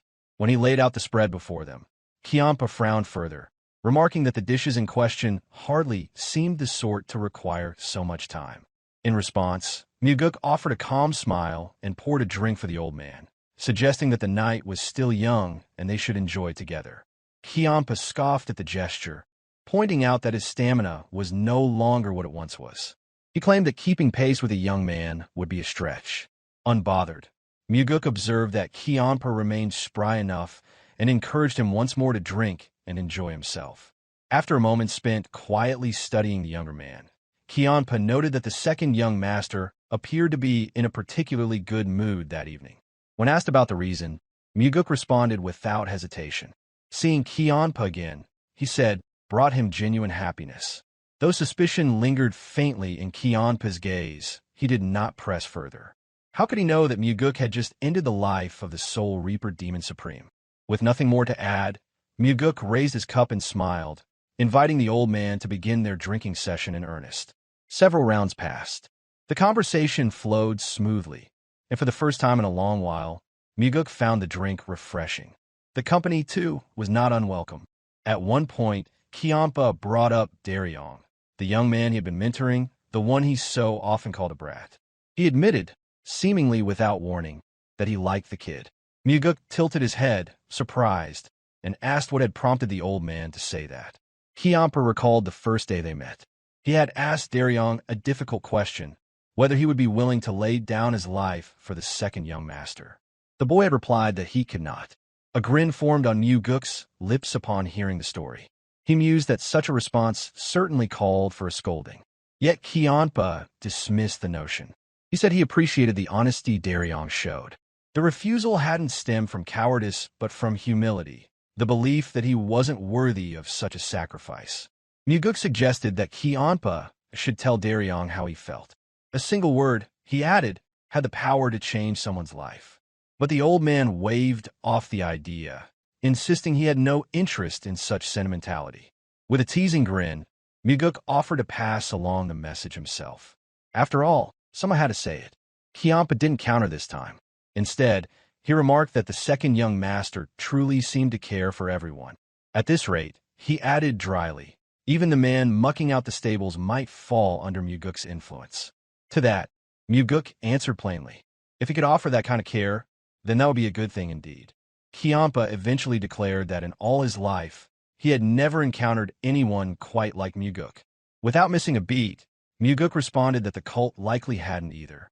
With unwavering confidence, he stated his intent to become a heavenly demon unlike any the world had ever seen, suggesting that it would be something remarkable to witness a generation shaped by such resolve. A long silence followed as the old man's gaze deepened. Kionpa appeared to reflect on something beyond the present moment, a quiet thought stirring behind his eyes. When he finally spoke, it was to make a request. He asked Mugeuk to pour him a drink. Mugeuk had served Kionpa drinks many times before, but this time felt different. A subtle shift in the atmosphere signaled something beyond their usual routine. It was as though this particular act of pouring held deeper significance, a quiet ceremony veiled in simplicity. He tilted the jar, stating plainly that this first drink was for his left-hand advisor. Kionpa could have scoffed, refuting his nonsense, but instead, he accepted the drink without protest. Mugeuk filled it generously, and the Blood Heaven Blade demon emptied it in a single motion. Perhaps, at that moment, Kionpa truly resolved to follow Mugeuk. Of course, Mugeuk could never be certain. Kionpa was a man whose intentions often defied prediction. Then, as if to disrupt the quiet, Kionpa asked whether the left-hand advisor was a higher position than the right hand. The question puzzled Mugeuk briefly, prompting him to seek clarification. Kionpa explained his reasoning. If he were to assume such a title, he wanted to be sure he was claiming the superior one. Mugeuk stared blankly at the eccentric old man for a moment, then suddenly burst into unrestrained laughter. The absurdity of the moment overwhelmed him. The old man scowled, clearly irritated by Mugeuk's reaction. His pride, especially as a demon supreme, was far from unshakable. He accused Mugeuk of making a mockery of him. Without warning, Mugeuk commented that the old man looked rather handsome that evening. Fury boiled within Kionpa as he sat, lifting his massive heaven-extinguishing great sword and angling the blade toward his face. He demanded that Mugeuk look closely and repeat what he had said. Mugeuk tried to comply, but laughter consumed him once more. Irritated, Kionpa pressed further, demanding that the compliment be repeated directly and without evasion. Mugeuk, barely able to compose himself, quietly mused that one should never confess feelings under the influence of drink. The irony, of course, was that his words hadn't been directed toward a woman, but rather toward one of the most formidable martial masters alive, one he hoped would someday serve as his advisor. Geom scoffed, having caught Mugeuk red-handed in a moment of flattery. He labeled the second young master a shameless flatterer. Then, as though the night belonged to another world, the two laughed freely, sharing a moment of sincerity masked in jest. The fortune of gaining a true companion belonged to those who had earned it through effort and intention. Beneath the full moon's quiet glow, they drank through the night, wrapped in a rare stillness. By the time the next day dawned, word of the Soul Reaper Demon Supreme's death had spread through the cult, shaking its foundation. Summoned to the heavenly demon hall, Mugeuk stood once again before his father. There was no anger in the heavenly demon's tone, only curiosity. Wujin asked how the deed had been done, how Mugeuk had managed to kill one of the demon supremes. He repeated the question, an edge of disbelief cutting through his calm demeanor. Mugeuk instantly understood what his father was thinking. The doubt was clear. Wujin wondered how his own son, still so young, could have possibly slain the Soul Reaper Demon Supreme. And beyond that, how he had masked it as though the death had come from nothing more than an internal energy deviation.